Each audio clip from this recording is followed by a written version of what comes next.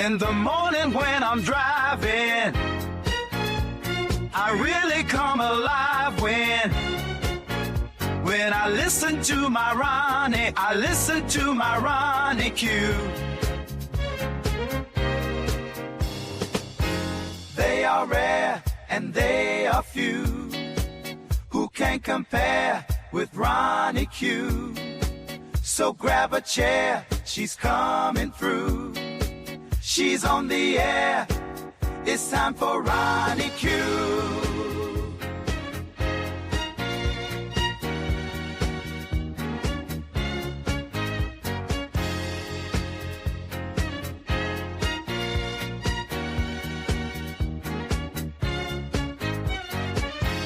They are rare and they are few who can compare with RonyiQ. So grab a chair, she's coming through. She's on the air, it's time for RonyiQ. RonyiQ. It's time for RonyiQ. RonyiQ. It's time for RonyiQ. In the morning while I'm driving, Ronnie, I really come alive when it's time for RonyiQ. I listen to my Ronnie, Ronnie. I listen to my Ronnie. It's time for RonyiQ.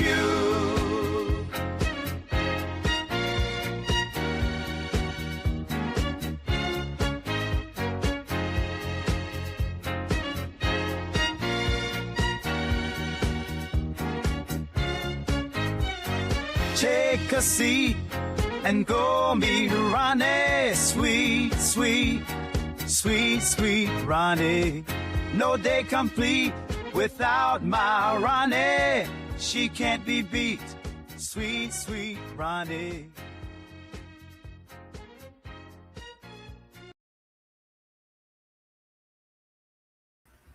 Well, Grand Rising, happy Thursday to you all. Thank you guys for being here. Um, Everything is always changing, ebbing, and flowing. So let's not forget, we're going to finish the hearing that we started on yesterday. That is the bulk of the show. There are a few notes that I want to talk about, some changes that have come about. As you see my thumbnail picture, it shows 5 guys handing over the stacks of cash to Tina Peters as she exit a Colorado state prison. Now, we have talked about the Trump slush fund. When I gave you the story about the Democrat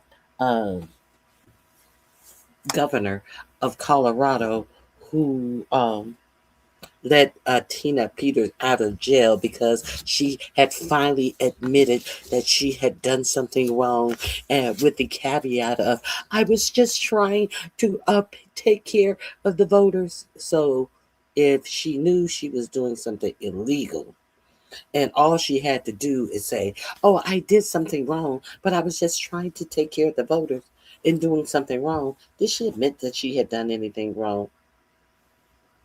We understand that there is a lot of money that comes into these campaigns.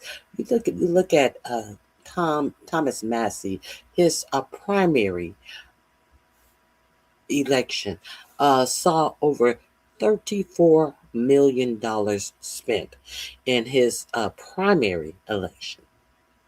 A record amount of money was spent in a primary to keep Thomas Massey from his seat. Thomas Massey, who opposed sending your tax dollars over to Israel. Where do you think a lot of this money came from? So, that's Thomas Massey. He's a Republican. But the governor of Colorado, he's a Democrat.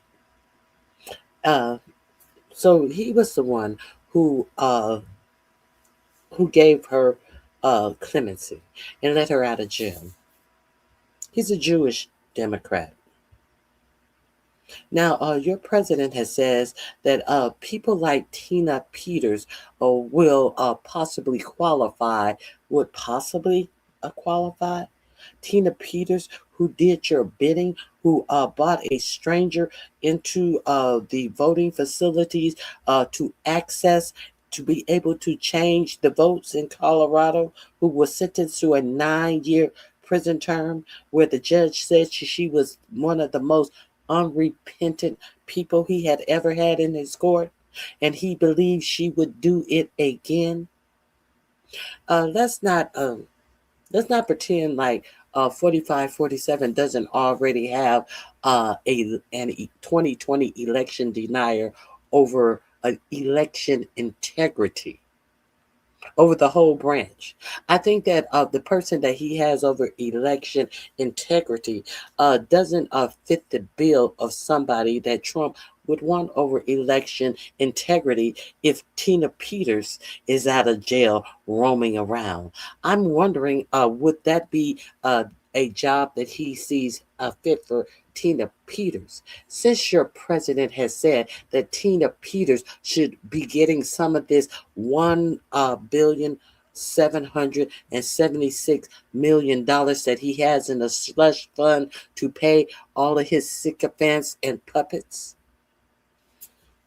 So Todd Blanche told you that he was going to put together a panel of 5, and he has no idea. He don't know if they're going to give it to people who smear their excrement on the congressional walls. He doesn't know if they're going to give that money to people who beat cops. When asked specifically if the January 6 people were going to get some of that money. Todd Blanche, who is going to choose the 5-member panel who decides who gets the money, said that, that's out of my purview. I'm just going to choose the people. I'm not going to have any guidelines or anything. Hey, I have nothing to do with whoever they choose. I'm going to pretend like I cannot choose people and give them the staunch direction that people who were involved in violence on January 6th are not able to get any money. People who have been convicted of crimes or have pled guilty to crimes on January 6th, no, they are not eligible for this money. But then it's a good question. Are the people who were traumatized by the January 6th rioters, are they eligible for any of this money? But what I do know, your president came out of his own mouth and said that money that they are strong holding your tax dollars to pay to January 6ers and all of these Trump puppets and sycophants. Your president said Tina Peters should be allowed to sue for Biden era's what is it uh, uh, penalizing and going after her. What is it called? The whatever. They try to pretend like they have been persecuted for being found guilty of the crimes that they are committing. So there is that. So the thing about this Democrat governor of Colorado, and the thing about all of this AIPAC money going into our elections, the thing about your president not being able to give you a reason why we're spending blood and treasure over in Iran, a whole lot, billions and billions of dollars are being spent in Iran, and he cannot even tell you why we are over in Iran. The biggest thing they want to tell you about a nuclear weapon is that they can destroy Israel, as if we don't know Israel has their own nuclear weapons, as if we don't know what Israel is doing to their neighbors. So why is this America's problem? Why does America have to pay to protect Israel, who can surely protect themselves the way they go around and take over all of their neighboring countries? Maybe if they spent some of the ammunition and the munitions that they are using to take over, say, South Lebanon, maybe they could use that to protect themselves. But no, no, no, no, no, no, no. They tell Donald Trump what they want him to do, and he does it. He does exactly that. Why the American citizens suffer in the United States of America. And he tells you he doesn't care. He don't even think about your finances when he's over there doing Benjamin Netanyahu's bidding in Iran. He told you. You heard it. You heard it come out of his own mouth. He doesn't care about your financial situation because he's over there protecting Israel. The Israelis who have a far better life than most Americans. The Israelis who have universal health care, as American people are being shut out of and kicked off of their health care plans because they decide to give billionaires permanent tax cuts. And we don't have money for things. We heard his Easter address. Your president Easter address said we don't have money for things like daycare. The states are going to have to take care of that. And we'll give them a little tax break, but we don't have money for that. We're fighting wars.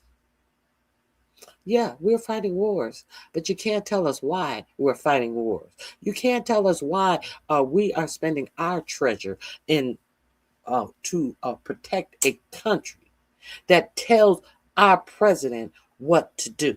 You can't tell us why we have a foreign country that tells your president what to do and your president does it. We can't explain any of this.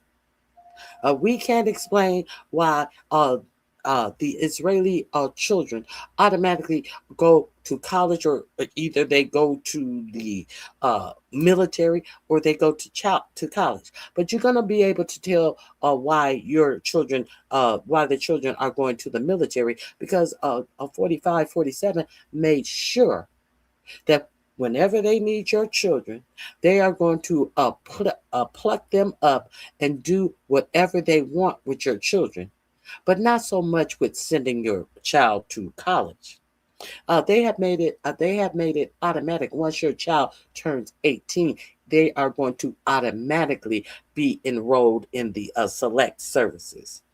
And they have not ruled out a draft. Yes, the draft dodging president has not ruled out drafting your kid, who they will automatically enroll on the Bing 18th birthday date into the selected services, so they can send your child off to fight these wars that other nations are telling your president what he must do. Hey, how you guys are doing? I hope you hit the like button on your way in. Thank you for being here. Let me see what you guys are talking about.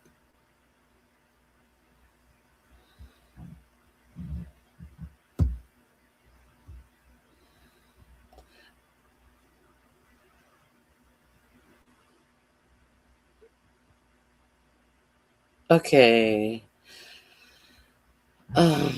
Let's show the ignorance. The ignorance want attention. The ignorance wants some attention. You got your attention? That's all you got? No, fuck you, bitch. No, not fuck BLM. No, fuck you. Fuck you. Fuck you and your slow dumb ass. How about that?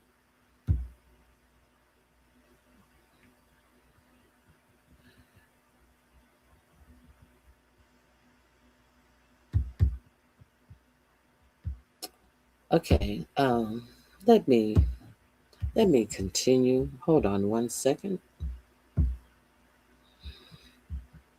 Are we trying to derail the commentary? Can anybody who wants to talk about what Democrats did and who Democrats made slave, can you catch up to today's commentary?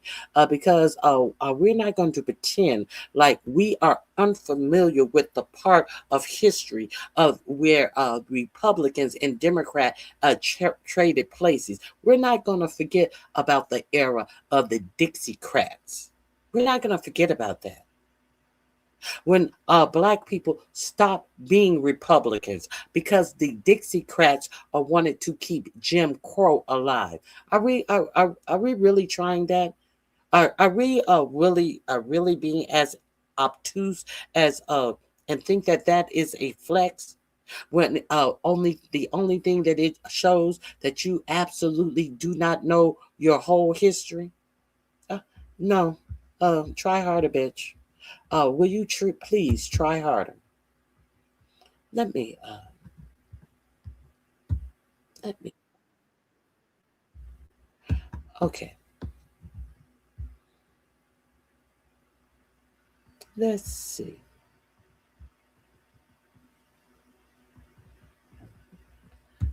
Let me. Hold on one second.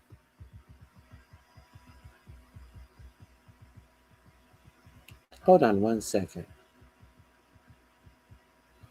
One second. Pablo. I know what I'm saying, Pablo. Pablo, tread lightly, or I may have to call ice on you. Tread lightly. And when you talk about what I don't know, in that same sentence, please explain what I have said that was wrong, Pablo. Pablo, can you please tell me when you want to assert that I have something wrong, correct me.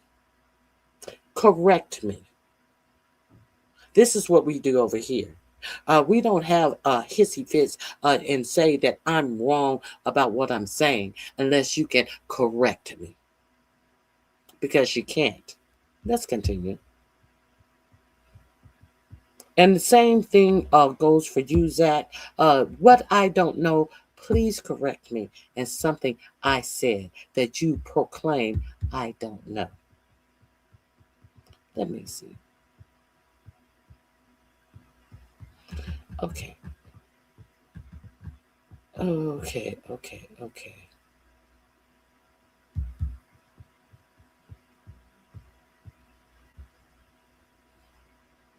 uh Kenneth, who gives a fuck about Israel being attacked first? Israel, what does that have to do with Americans and how Americans live their lives? Israel was attacked first. Oh, so everything that Israel did to Palestine before they were attacked on October 7th should be X'd out. We shouldn't remember any of the things that Israel did to Palestine prior to them being attacked on October 7th. Is that what you're saying?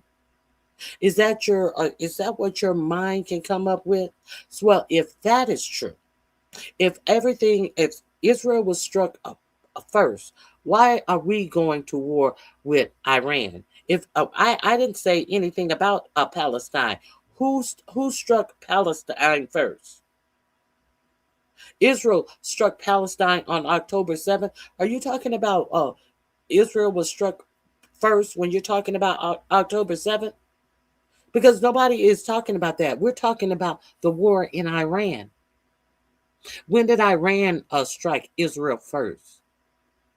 See, you want to mix together all of these alternative facts, all of these talking points, which makes no sense. So, if it is true that we should forget everything that Israel has done to Palestine, making them a whole outdoor prison. And we're supposed to forget all of that and be victims to the Palestinian attack on October 7th after all of the children who were throwing rocks off over the border lost their lives for throwing rocks, as if that is something that was warrant them losing their lives. We're going to ignore all of that. and say they had the right to defend themselves. Sure, every country has the right to defend themselves, but you're not going to wipe your crimes clean and act as if you did nothing to these people that they were getting their lick back. So they can't get their lick back.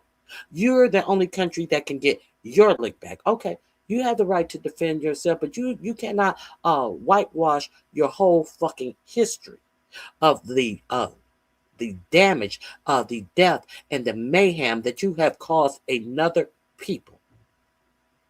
Okay, so it's if we want to go with that position, why is America in Iran then? It has gone to Marco Rubio telling the truth that Israel told us that they were going to strike Iran, and we knew if they struck Iran that Iran was going to strike back at some of our Saudi interests. So therefore, we knew we were going to be attacked in by way of our military bases over in the Middle East would be attacked. So we had no choice but to go on along with Israel and attack Iran. So we had no choice to go along with the country that we give all of our billions and billions of dollars for them to have ammunition or for them to have things that they need to attack other countries. So the only choice we had was, hey, we give you all of this money to buy everything that you use in these wars. Do not attack Iran, because if you attack Iran, you are going to put American military bases in the Middle East in harm's way. Marco Rubio never figured out, as the Secretary of State, that he couldn't tell someone who sucks off the America tit that no, you cannot strike them. He there he is beholden to somebody who we give our American welfare dollar to. The welfare recipient is ordering around the purse strings. Is that what you're telling me? Is that what you're telling me? Okay, okay. Maybe Marco Rubio was wrong. Maybe it's the other excuse. Well, for 47 years, Iran has been striking the U.S. and causing mayhem, and screaming death to America. That we're doing something that no president had the balls to do in 47 years. Oh, this isn't about any, this is about 47 years worth of what Iran has done. So that's going to justify America going to war with Iran. It's not about one specific thing. We're talking about 47 years worth of shit. Is a good enough reason for America to go to war with Iran. However, 47 years of uh, what Israel has done to Palestine. That wasn't good enough for Palestine to go to war on October 7th. You cannot have it both ways. It's either one thing or it's a other. We want to proclaim that we are going to war for 47 years of the United States not being struck in any way, shape, or form by America, by Iran. We want to go to a war about the things that have happened in the Middle East in war zones. Okay, so the Palestinians don't get that same type of understanding why they went to war on October 7th.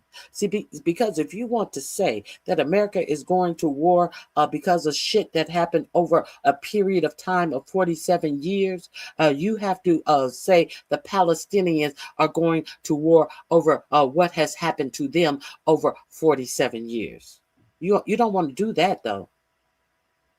You want to be irrational while pretending that you have rational reasons for the shit that you're covering for.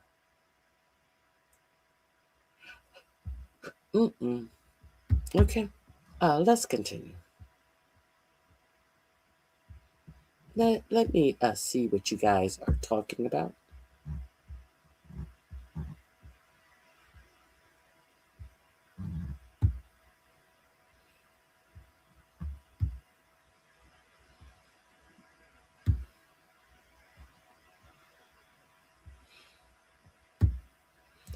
Oh, you guys are talking, talking, talking. Thank you guys for being here. Please hit the like button, double tap if you're watching on your phone.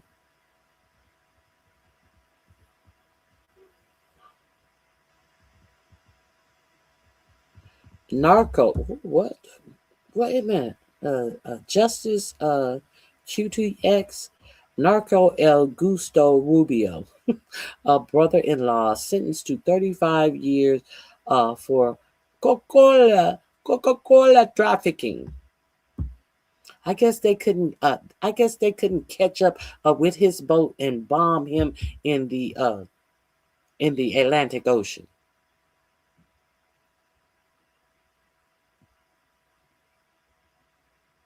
Black people were in America way before the Europeans, but they don't know that. They don't know that because they were still living in their caves. The black people hadn't taught them how to eat with utensils at that period of time when people from Africa were selling the world. They don't know nothing about that. If they do know anything about that, they feel insecure about it. So therefore, they want to call black people all types of animals when they were the ones who had to be taught to stand upright and eat with utensils instead of their fingers. We all know that, girl.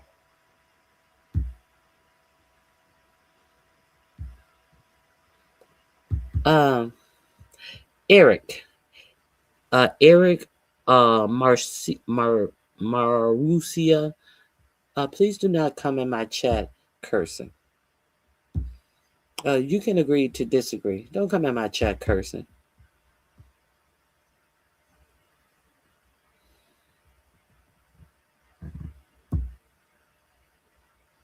European Americans are the original illegal aliens.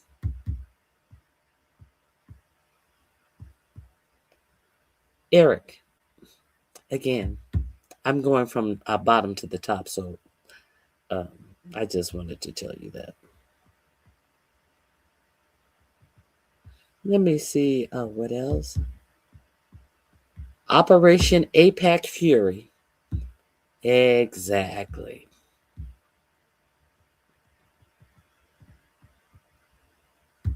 Okay, now let's get into the things that I wanted to present to you on today. I want to talk about the governor of Colorado first and foremost, since I covered the story. So let me share this with you.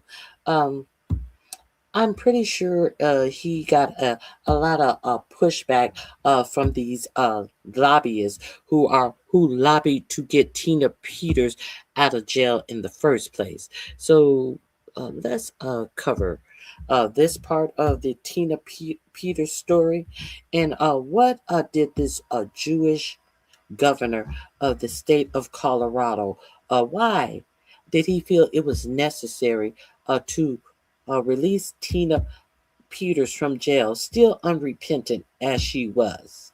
Uh, with the president of the United States signaling that she should be out of jail, he would pardon her if he could. He couldn't because even though she was found guilty on federal charges, she was tried in a state court, which he could not pardon her sentences.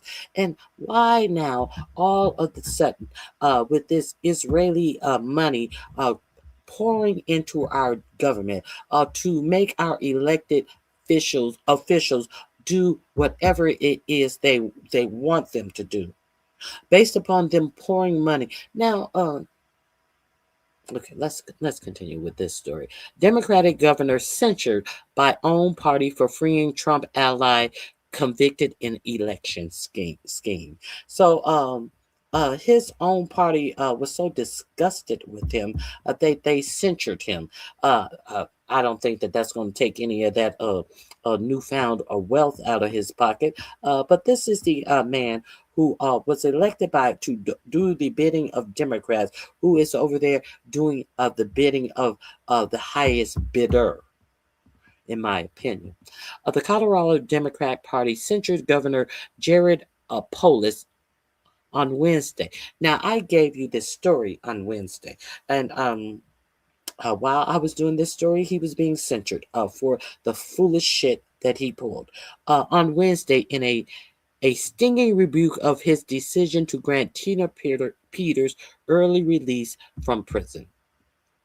Peters, a former Mesa County clerk, was convicted in Colorado State Court in 2024 on 7 counts, including 4 felony charges, after she conspired to breach her county's voting systems in 2021. She was sentenced to 9 years in prison. This is a quote from the judge. I'm convinced you would do it all over again if you could, the judge told her at sentencing. You're as defiant as a defendant as this court has ever seen. And that is a quote from the judge who sentenced her. If you go to my video on Wednesday, I let you hear everything that the judge said in her sentencing. I let you hear her get a chance to uh, uh, ask the judge for a lighter sentence. That bitch sit up there and retried her case with a bunch of lies and the things that the judge didn't allow in the court and all of this. She remitigated her case and tried to feign herself as a sweet. I'm just a sweet little Christian. All of that. Go visit my page on Wednesday. I got all the dirty details. I gave you the sentencing of when she was sentenced because I had been following this case. This woman hired a new IT person with ID and the ability to open the Dominion voting machines. You know, those same Dominion voting machines that Tucker Carlson stood up and told you that was changing votes and all of that. So she bought into drinking some of that Kool-Aid and said, well, I'm going to show that the voting machines were inaccurate. So what she did was this new IT guy, brand new to the job, and had access to open these machines while he was at a children's birthday party for his with his grandchild. Tina Peters asked him, hey, can I use your key? I need to get in, and I left my key at home. She went over there and got his access to the voting machines. And then what did she do? She met up with some surfer bum that the Mike Lindell, the My Pillow guy, knew, and then she gave him the key and gave him access to the voting machines, and that's why she was sentenced to 9 years in jail. And your president says that she is languishing in jail, and Biden Justice Department was wrong, and they put this poor old woman in jail. And this poor woman is nothing of the sort. This poor old woman, I showed you her getting arrested as she wanted to portray herself as such. I'm just a sweet little Christian woman. I showed you her getting arrested. Okay, so all of this is mute because it is expected that this woman is going to get money out of this $1 trillion slush fund that your president decided to make the price as some type of a patriotic symbol, the 1776. That's how $1,776,000,000, trying to cloak everything in some type of white nationalist patriotism. Let's be real clear. That 1776 that they always want to flaunt around, that is a ode to white nationalists. That's not about patriotism. It's bullshit. Let's continue. Last week, Poli granted Peters clemency and says she will be released on June 1st after President 4547 repeatedly demanded she be freed. Peters was convicted after the jury found she conspired with associates of election conspiracy theorist Mike Lindell in a harebrained attempt to prove the 2020 election was rigged against Trump. In justifying granting her clemency, the governor had made several misleading claims about Peter's conviction, prompting a lengthy fact check from CNN. Let's see this fact check. Can we see this fact check? Let me see. Let's see this fact check. The governor let's see. Okay. The governor had made several misleading claims about Peter's conviction, prompting a lengthy fact check from CNN. Let's see. Okay, I'm sharing that. Let's see the fact check. CNN, his Democrat governor, with a damning fact check after freeing convicted MAGA election official. A fact check. Fact check this fat motherfucker.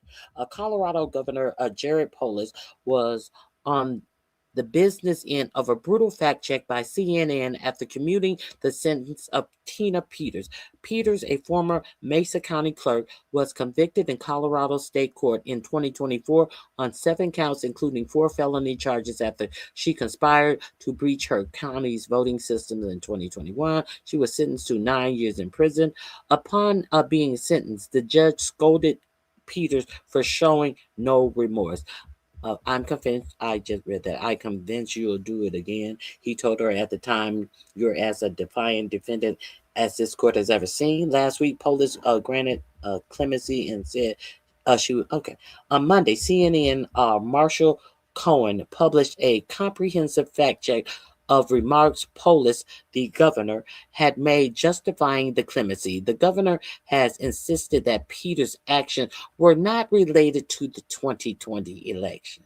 So, this is why it is important that you know exactly who you are voting for, Democrat or Republican. This man should be thrown out of office if he is trying to say that what she did had nothing to do with the 2020 election. Okay, this was after the 2020. This was after the 2020. What? This was after the 2021. It was a small municipal election in the town. Polis said on Friday. On the Friday edition of The Source on CNN, the results were counted. No ballots were compromised, but she went in and illegally tried to copy software before an update came. So nothing to do with the President Trump's election. So he's saying that they had a small county election, and so she went in. See, that's the first part. That's so she committed a crime and she tried to copy the software. That's the crime. But he's trying to say, oh no, this had nothing to do with the 2020 election. When in fact she has admitted as much in the court documents that were shown in the trial that convicted her, the text messages and all of the other things that she did. He's trying to paint her white. This AIPAC fellow. Okay, Polis even went as far as saying Peter's case had nothing to do with the 2020 election. Cohen calling the governor claim highly misleading. This is highly misleading and misses the big picture about her case. Polis is correct that Peter's specific crimes were not about the 2020 election. She was never accused of manipulating 2020 votes or trying to directly overturn the results. Her crimes, official misconduct, failing to comply with election rules, and more, all occurred long after Trump's left office in 2021.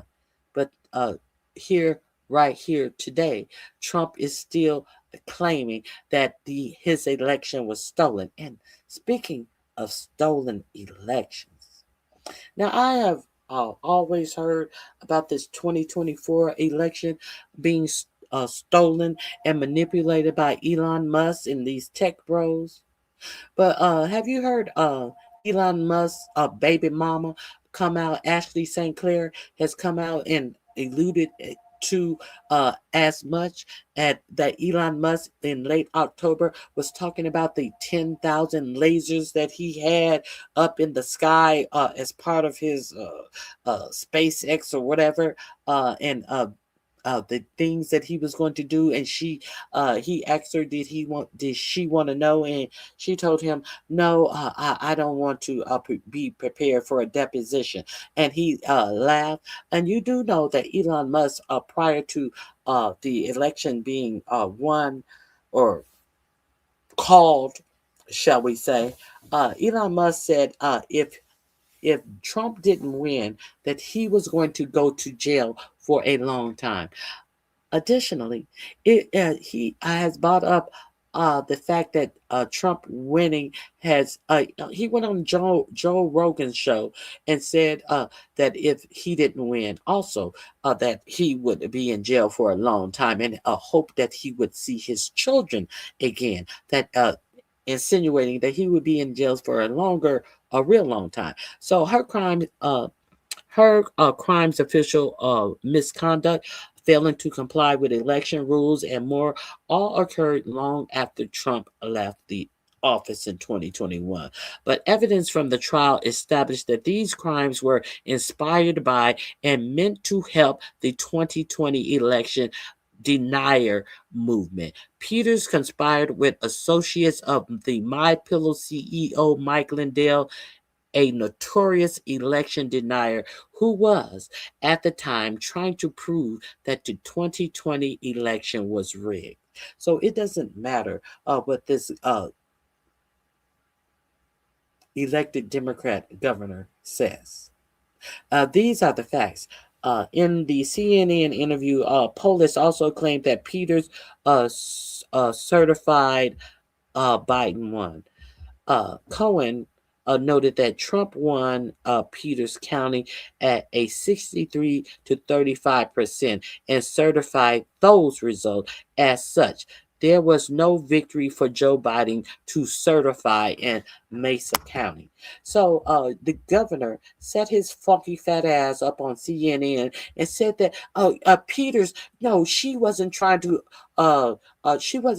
steal the election. She even certified the Biden win, when in fact Biden didn't win in Peters County. Peters certified the actual win going to Trump because that's what the vote showed in her county. But this Democrat is up there on CNN trying to absolve and whitewash Tina Peters as being so holy and just and tried for things that she didn't do. And he's saying that she did something that she didn't do in certifying the election win of Biden when Biden didn't even win in her district. He's a fat, funky liar.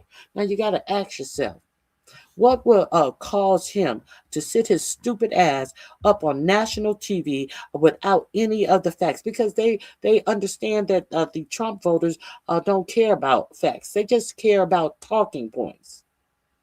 They are uncurious and unserious people. They are the low IQ people of the United States that continue to vote for a convicted felon. Okay. So he is trying to act as if he's above par for commuting her sentence. But that makes you wonder. That should make you wonder. What would compel him to commute her sentence? If none of this shit is, she didn't have to certify a Biden win. She never certified a Biden win because Biden didn't win in her county. So, what would stir this governor to let her out of jail?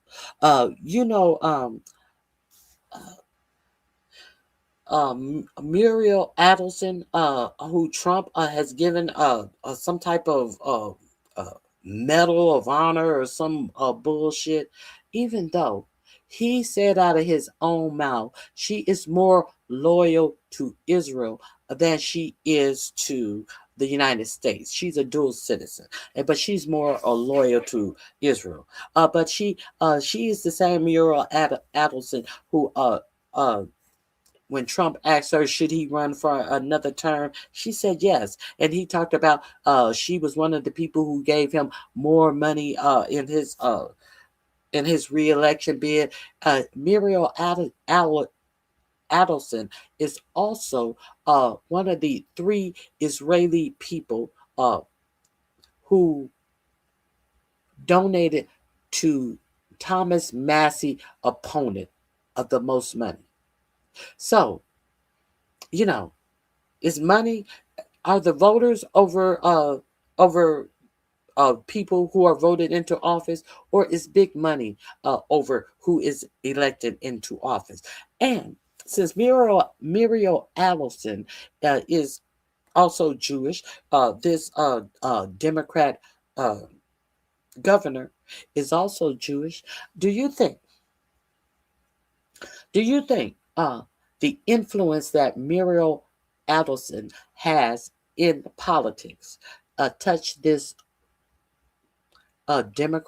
Jewish Democrat governor to let him sit up and lie about the reasons why he has released this woman from prison who was a Trump 2020 voter denier? Do you think it makes you think if he has not been paid off, period, point blank.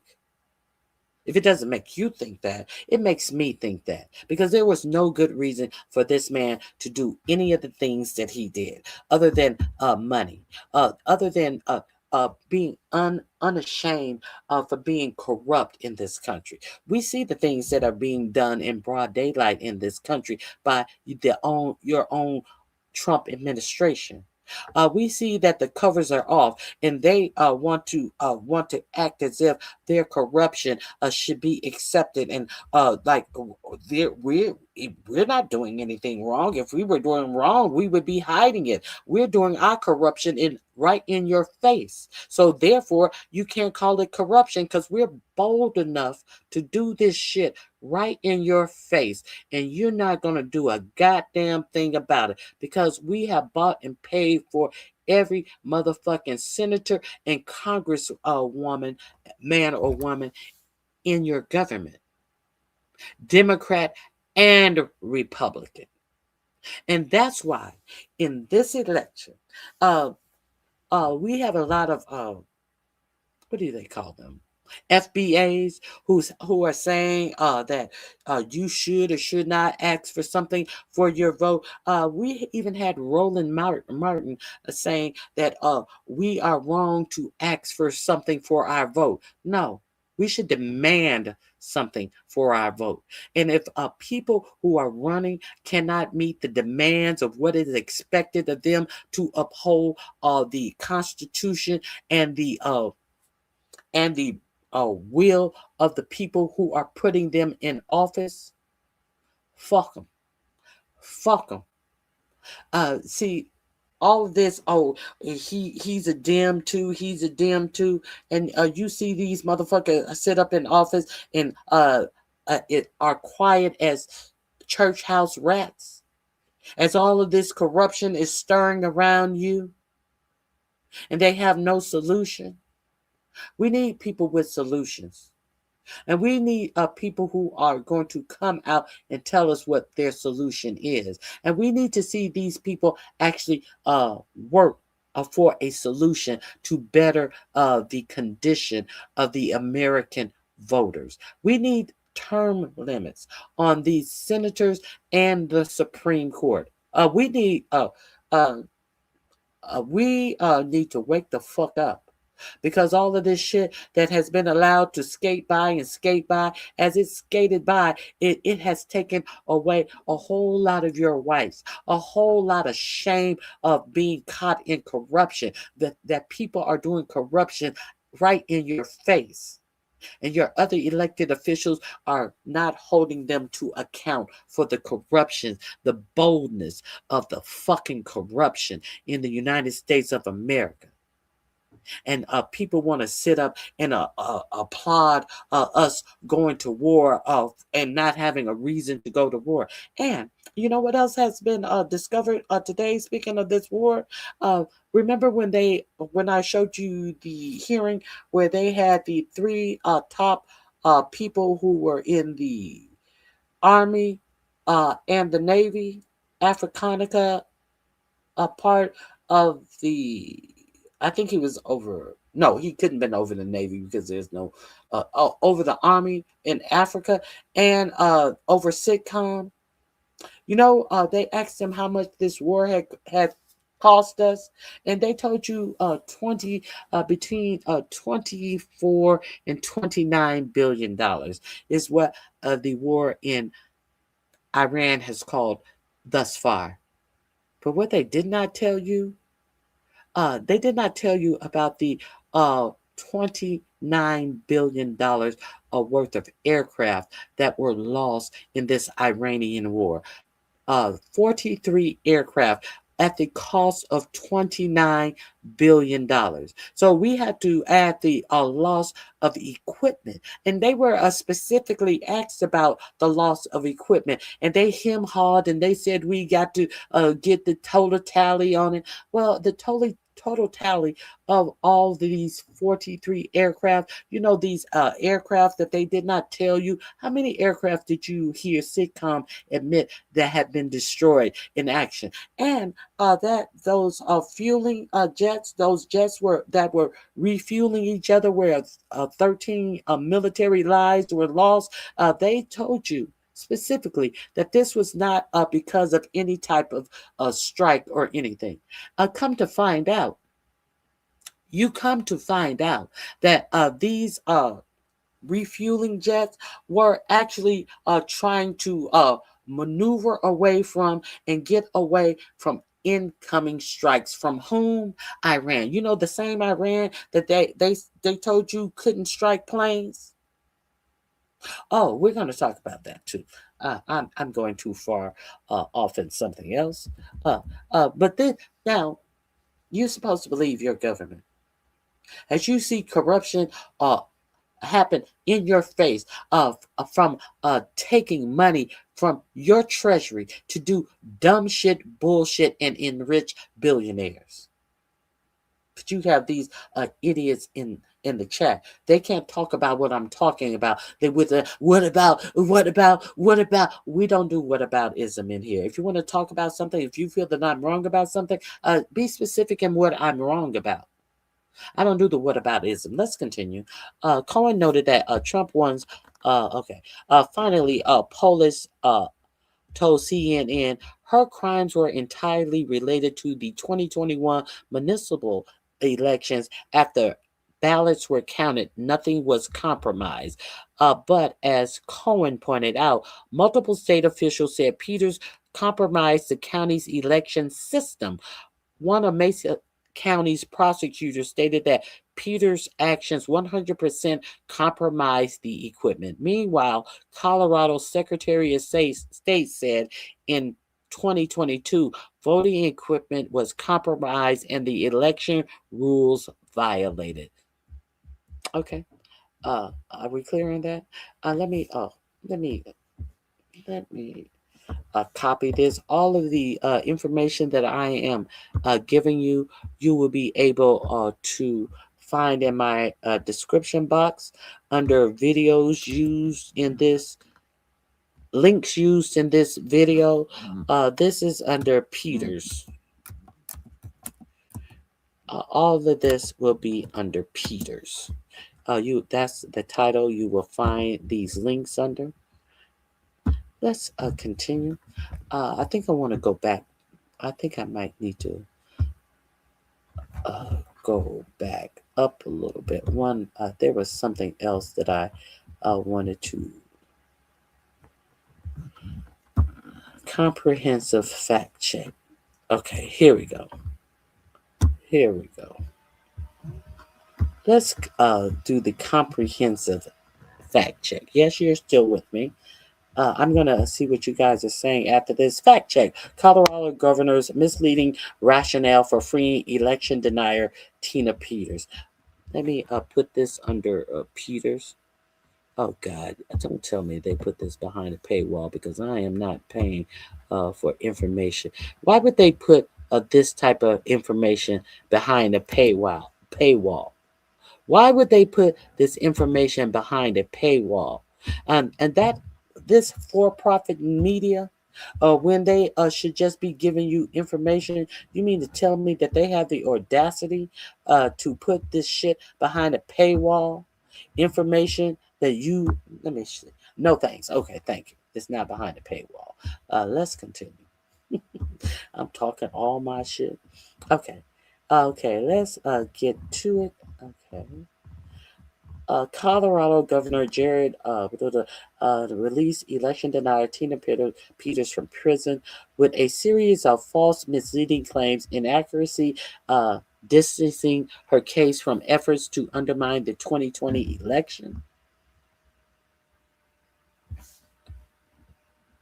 Let me make sure I put this in my description box as well. Okay. The former Mesa County clerk is set to be freed from state prison in 2 weeks. A police commutation of her sentence in half. A jury, let me see, hold on.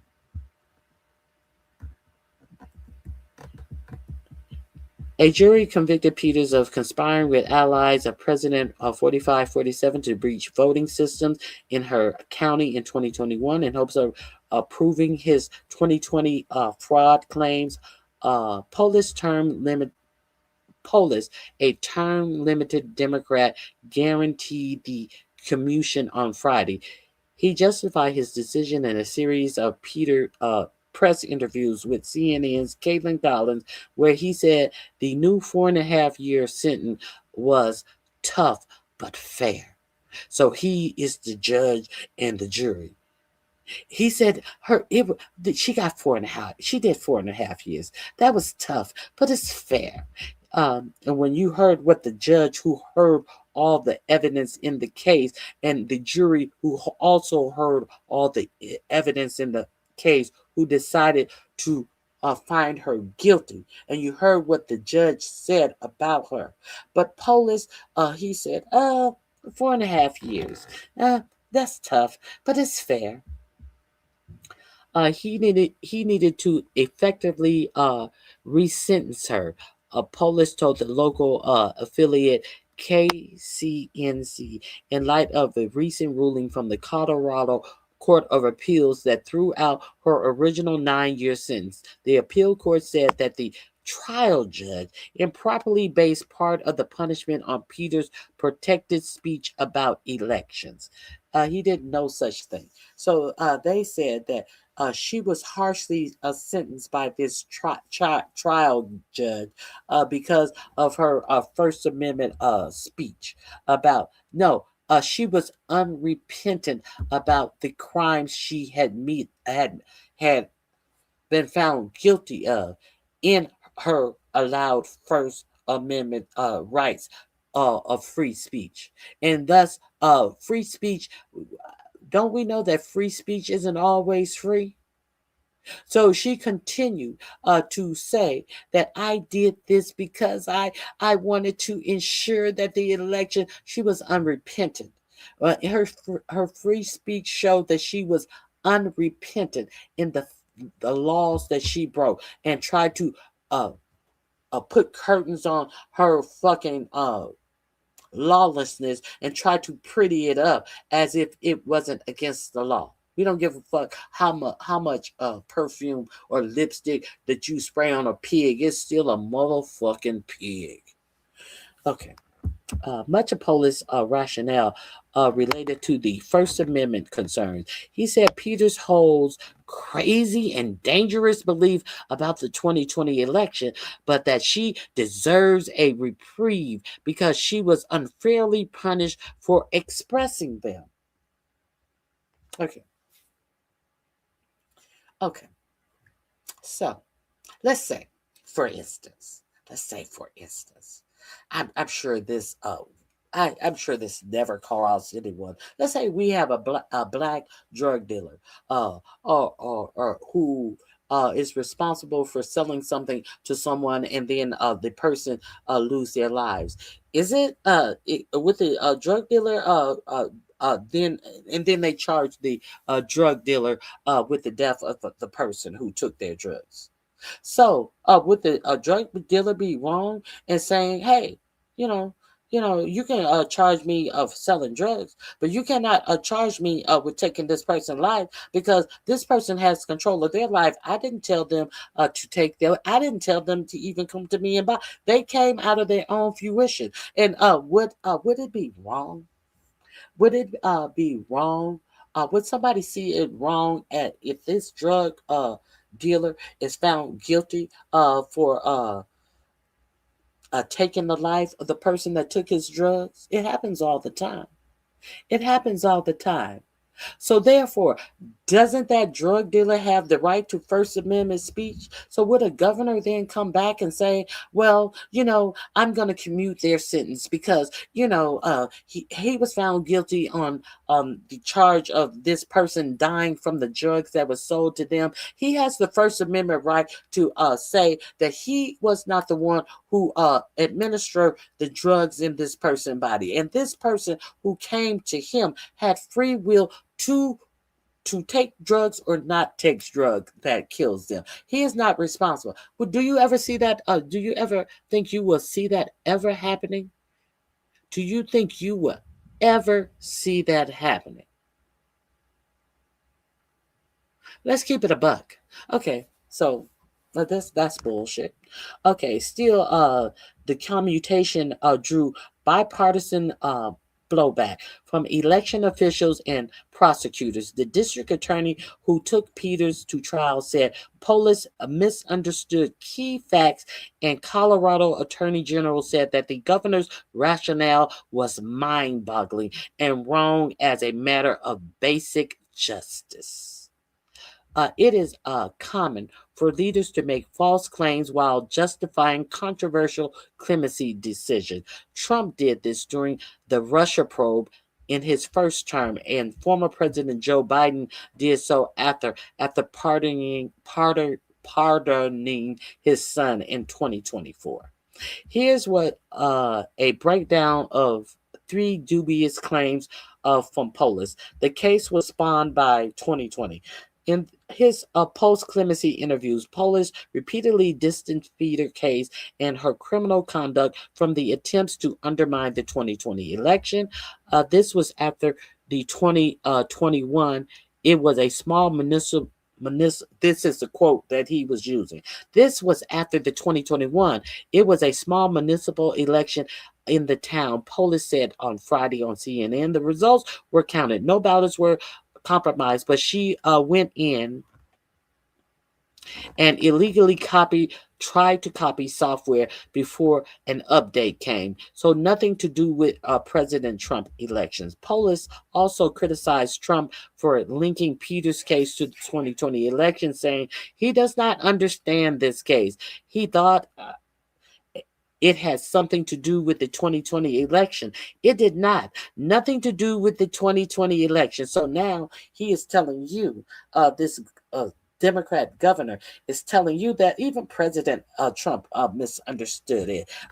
So let's be clear. President Trump was championing her to be pardoned because he thought that she had done nothing wrong in going in the voting machines, trying to change votes about the 2020 election. Let's be real clear. This is Trump's position. But for Polis to pretend like, oh no, this had something to do about this small municipal election, and they were wrong for even taking her to court, acting as if this has something to do with denying the results of the 2020 election. See, he's going that far to make an excuse of why he is doing something that is unconscionable. Everybody misunderstands it. but him. The prosecutors, the state attorneys, everyone misunderstands this but him. Okay. Are we clear? Okay. This is highly misleading and misses a big picture about the case. Polis is correct that Peter's specific crimes were not about the 2020 election. She was never accused of manipulating 2020 votes or trying to directly overturn the results. Her crimes of official misconduct and failing to comply with election rules and more, all occurring long after Trump left office in 2021, but evidence from the trial established that these crimes were inspired by and meant to help the 2020 election denier movement. Peters conspired with associate of My Pillow guy Mike Lindell, a notorious election denier who was at the time trying to prove that the 2020 election was rigged. Now we do know that the My Pillow guy promised to pay somebody. I think it was $5 million if they could prove something about the Dominion voting machines, and then when the guy actually misproved whatever Mike Lindell was challenging and promising to give $5 million, is the guy had to sue to get the money from Mike Lindell. And if I'm not mistaken, I think that Mike Lindell has really lost all of his fortune. If I'm not mistaken, Mike Lindell even had to sell My Pillow. If I'm not mistaken, a friend of mine told me that they saw Mike Lindell on Skid Row smoking crack again. Did y'all know that Mike Lindell was a former Skid Row crackhead? If I'm not mistaken. I could be mistaken, though. I'm not mistaken that he was a former crackhead. Let me see. What is Mike Lindell up to? Let's look. Let's look at Mike Lindell.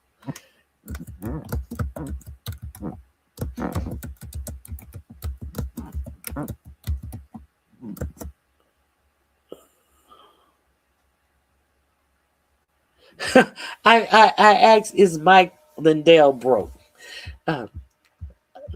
Okay, I put the link to that in my description box. I asked, was Mike Lindell broke? Let me show you. I just got to what I really wanted to know, what I was saying, but couldn't be certain of. So let's see. Let's see what is the answer I got when I asked the question right here. Is Mike Lindell broke? Here's the answer. Yes, Mike Lindell is currently broke with his net worth reportedly in the negative and facing substantial debts. Okay. Mike Lindell, once a billionaire thanks to his My Pillow enterprise, has experienced a dramatic financial collapse. His net worth has fallen from an estimated 100 to 300 million to a negative 70 million as of mid 2025. Well, 70 million, I guess that is broke for a billionaire. I don't see. They say he was a former billionaire, but they says that his net worth has fallen from an estimated 100 to 300 million. Now, that's far from a billion. As of mid 2025, likely due to legal battles, failed business ventures, and the loss of major retail partnerships. Lindell testified in court that he has no liquid assets, owes millions to the IRS, and earns only about $1,000 per week, a stark contrast to his previous millions in annual income. Factors contributing to his financial collapse is so if Trump says Tina Peters should get a part of this $1 billion, surely Mike Lindell should be eligible based on their logic or lack thereof? Shouldn't Mike Lindell be able to get in on that money? Uh, maybe Mike Lindell, a grifting hand, was shown too overtly and too soon. So, do you think that Mike Lindell is going to get back in with the grifting administration? I mean, it would only be right. Because he was the venue that Tina Peters used because he had the name recognition and the closeness to the first Trump administration and was trying to prove this 2020 fraud that he said that Trump had won the election. So he was Trump's biggest uh, he was Trump's biggest cheerleader.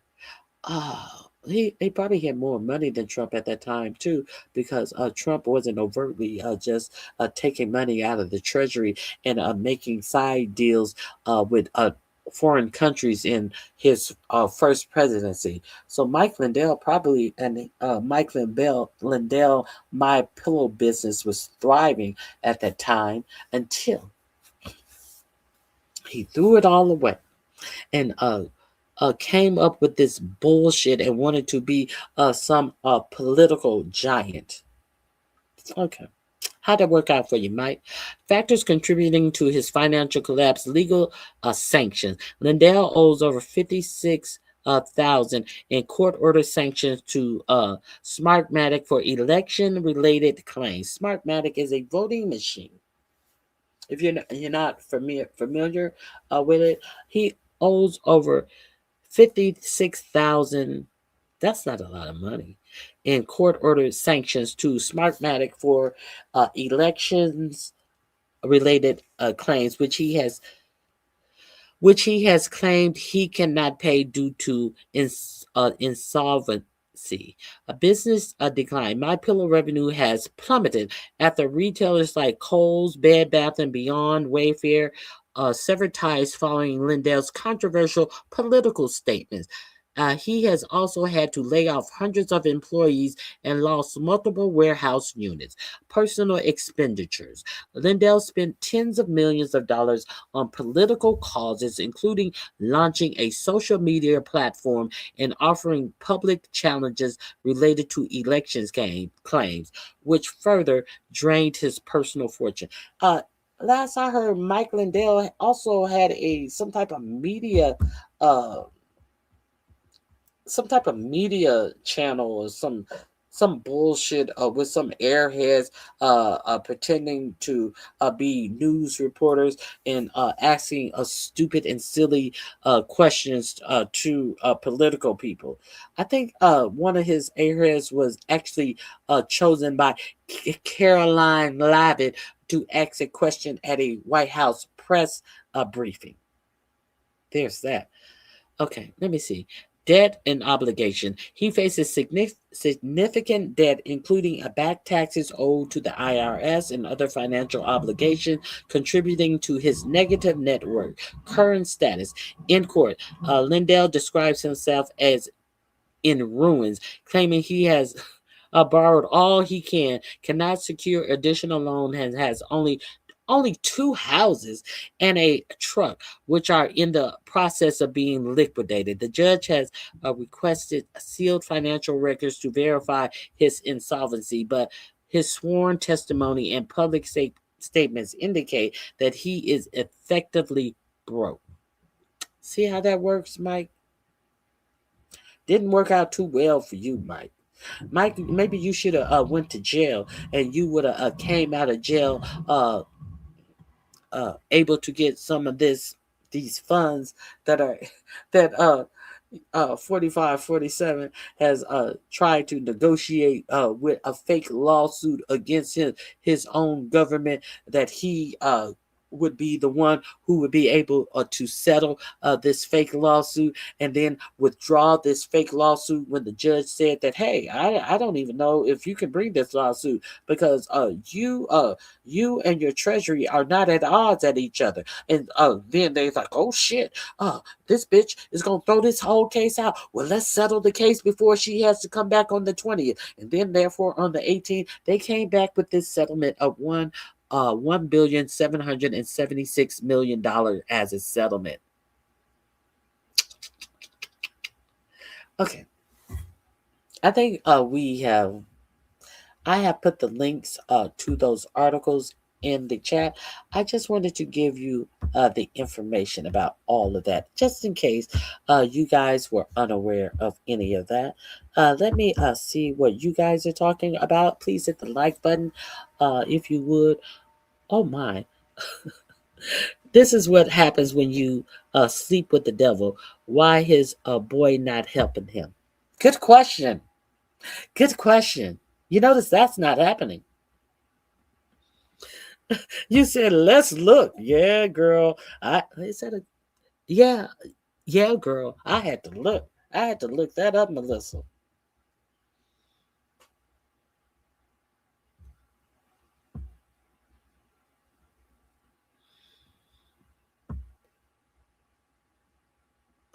Uh, uh, Jolenta, go to my video on Wednesday. I did added videos. I talked about this case in depth on Wednesday. This is just an update on what I told you Wednesday, because on Wednesday when I was doing the story about her being pardoned, he was being censured. So that's where you can check that out. Okay, is there anything else? Let me scam over the CNN article. Okay.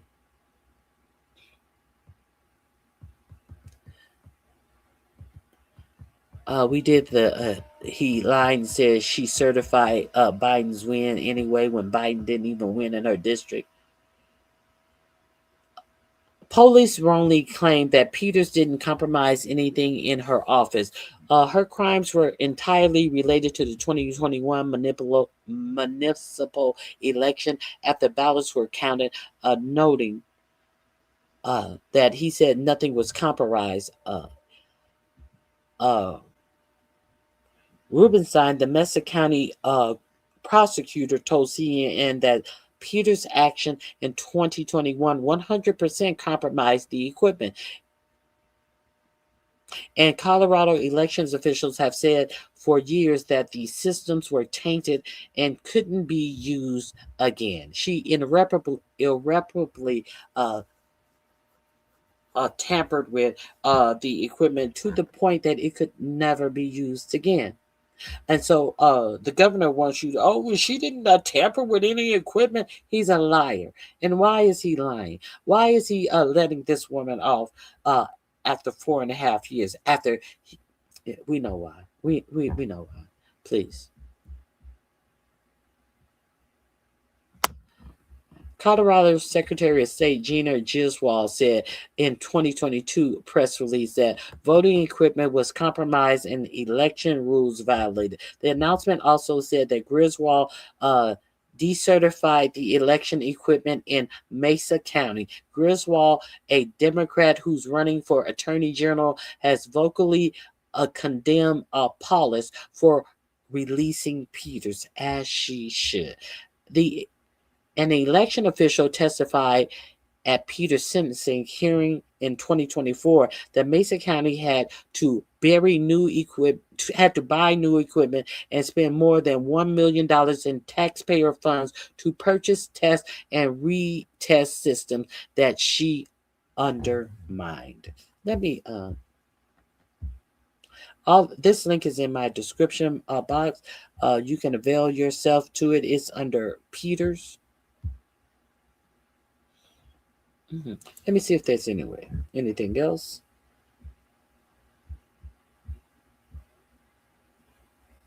Okay.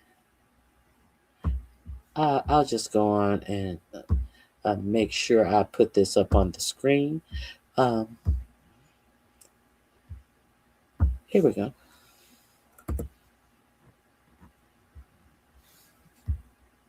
know? Yeah, here we go. Here's the article. This is the portion that I just read.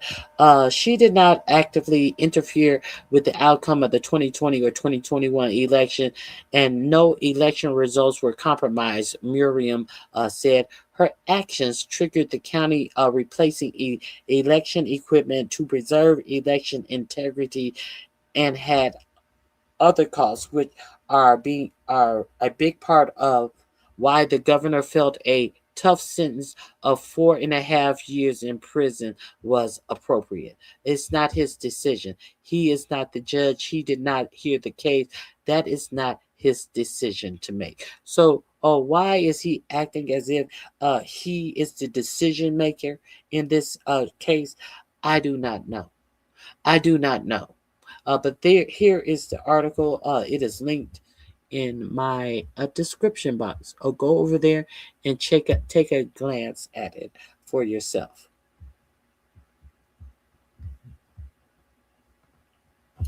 Now, there's something else that I want to share with you as well. Let me get to it. You remember, you may remember that there is a big backlash for the Department of Homeland Security buying these big abandoned warehouses. We've talked about it here on this channel, how the Trump administration is is ICE agency is purchasing all of these warehouses all across the United States to allegedly hold undocumented immigrants. And some of these warehouses, they're talking about they could hold up to 15,000, 25,000 people in warehouses. So let's talk about these warehouses. Trump administration overpaid for DHS warehouses owned by president's allies, a report says. Now, let's talk about these warehouses. We do know that a lot of these warehouses are sitting all across the United States, empty and unused.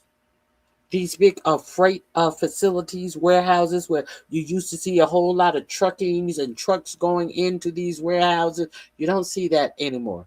These are just useless warehouses. Some of these warehouses are still being paid off by the owners of the warehouse that they can't even get business to come and use these warehouses. So when they sell these warehouses to DHS, do you think that they would take the best price that they can get on these warehouses, that they are still paying notes on some of them? No. The Department of Homeland Security is paying some of these people double of what the actual value of the warehouse is listed as. Your tax dollars. When they wanted more money for ICE, this is what ICE is doing with the money that they're getting. They are double paying Trump allies for these warehouses that they can't sell, that these warehouses that once they sell, it is taking pressure off them because they no longer have this debt of something useless on their books. But not only do you think that they are just okay with getting something useless off their books, that they had to continue to put good money out after bad? No. They're doubling the worth of these warehouses. So they're coming out like a rose. For whose tax dollar? Okay. If you didn't know about it, let's talk about it. Okay. Here we go. The Department of Homeland Security spent millions in taxpayer funds to purchase property for warehouses owned by investors with close ties to President Donald Trump, a new report claims. DHS spent $1 billion in 2026. Now, in 2026, that's this year. Or we are just in May, and they have already spent $1 billion to buy warehouses to house detained immigrants. In multiple cases, the department paid a price far higher than the warehouse market valuation, often on properties that had been up for sale for years. Data from the activist group Project Saltbox showed some of these properties were financed with bank debt, meaning that their purpose equated to those loans being paid off. So it wasn't just good enough to have the bank debt, the bank loan paid off. No, they doubled their profit. And in other words, some of these warehouse sales effectively acted as a vehicle for these institutions to sell off otherwise distressed assets and profit from taxpayer funded investment. A report on the data from More Perfect Union reads. You guys know I love me some More Perfect Union. The report gives multiple specific examples of instances where the Department of Homeland Security paid up to 1,000% markup on warehouses, including one Pennsylvania property bought at double the estimated market value, owned by Blue Owl Capital. The investment company gave large donations to Republican congressional groups, while one of its directors was previously on the board of one of Trump's companies. You see a problem there? Do you see a problem there? ICE didn't necessarily want to be using warehouses, said Saltbox Michael Riston. The plan came from folks very close to the White House who were sitting on properties that were causing them losses every year. And the decision was to buy them at the taxpayer expense. More Perfect Union cites at least 33 members of the president's administration who publicly reported investing in the funds under Blue Owl or the agency that brokers the purchasing deals, with the president himself owning around $5 billion in Blue Owl. Blue Owl did not respond to the organization's request for comment. Of course they didn't.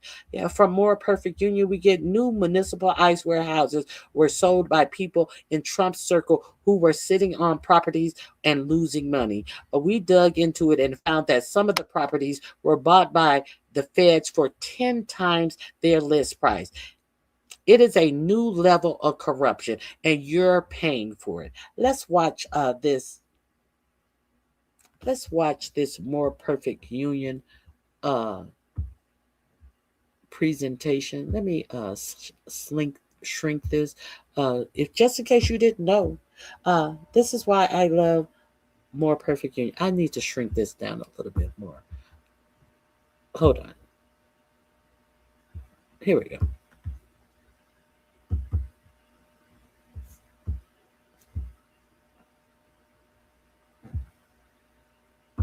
When DHS bought up warehouses to turn into ICE detention centers, I noticed something weird. Many of these warehouses had been sitting on the market for years, and now DHS was buying them at a massive markup. Like this warehouse in Socorro, Texas, that sold for 1,000% above its recent valuation. Kristi Noem once championed this program, but now that she's out, the DHS Inspector General just launched an investigation into these warehouses. To understand what was happening, I reached out to Michael Riston, a former military analyst who has been tracking ICE warehouses on his site, Project Saltbox. ICE doesn't necessarily want to be using warehouses. The plan came from folks very close to the White House who were sitting on properties that were causing them losses every year. And the decision was to buy them at taxpayer expense. So let's take a look at 3 ICE warehouse sales that have used your money to make people in Trump's orbit even richer. First up, Goldman Sachs. It was the majority owner of this warehouse in Roxbury, New Jersey, that ICE purchased for nearly $130 million. That's 137% over a previous valuation in 2025. For years, Goldman Sachs executives have had close ties to Trump, like Steven Mnuchin, who served as Trump's Treasury Secretary in his first term. Next up, Blue Owl. You may not know this private capital company, but honestly, you should. 35 members of Trump's administration reported investments in Blue Owl funds. Even Trump himself has over $5 million invested in Blue Owl, which has also been a major funder of data centers across the country. So maybe it's not a huge surprise that Blue Owl was paid about double the market valuation of a warehouse it owned in Tremont, Pennsylvania. And then there's Deutsche Bank. Through a series of subsidiaries, Deutsche Bank owned a warehouse in Salt Lake City that ICE is now planning to turn into a facility with about 10,000 beds. With their DHS markup, Deutsche Bank essentially pocketed nearly 50 million more taxpayer dollars than if they had sold at market value. Deutsche Bank has loaned Trump about $2.5 billion over the past 2 decades and had 40 different accounts with none other than Jeffrey Epstein. Even though these warehouses haven't been converted yet, Wall Street institutions have already cashed in. And the reality is that other Trump-connected contractors are already profiting off of ICE detention facilities with inhumane conditions. What we're seeing happen now, I never in a million years envisioned seeing this happen on U.S. soil. Never once. The nearly $1 billion spent on warehouse purchases is just a fraction of the $38 billion that DHS has to build out a mass detention system that could hold nearly 100,000 people. So it looks like there's a lot more of your taxpayer money to go around. The link is in my description box. I just thought you should know about this corruptions.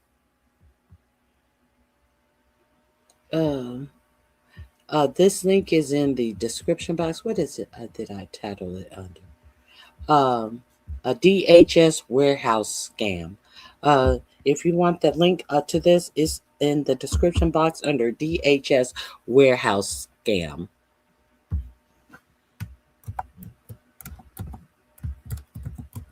Hold on 1 second.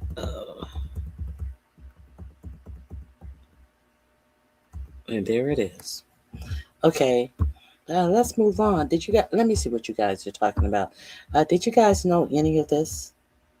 Do you care about any of this? I hope you care.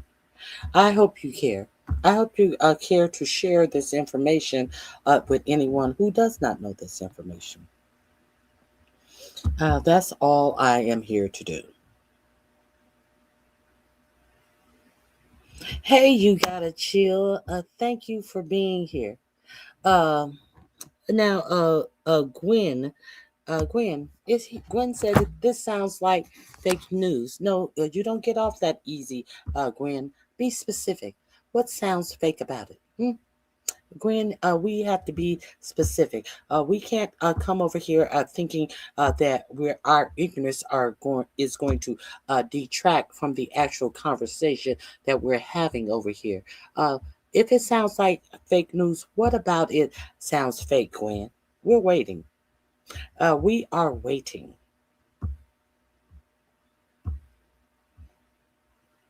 Got nothing? Oh, I know you don't. I know you don't.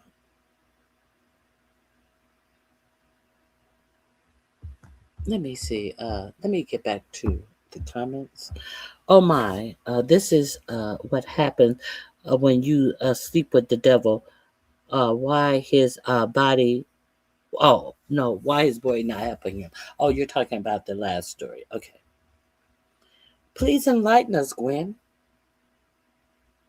She can't because she's not enlightened herself. Is one of the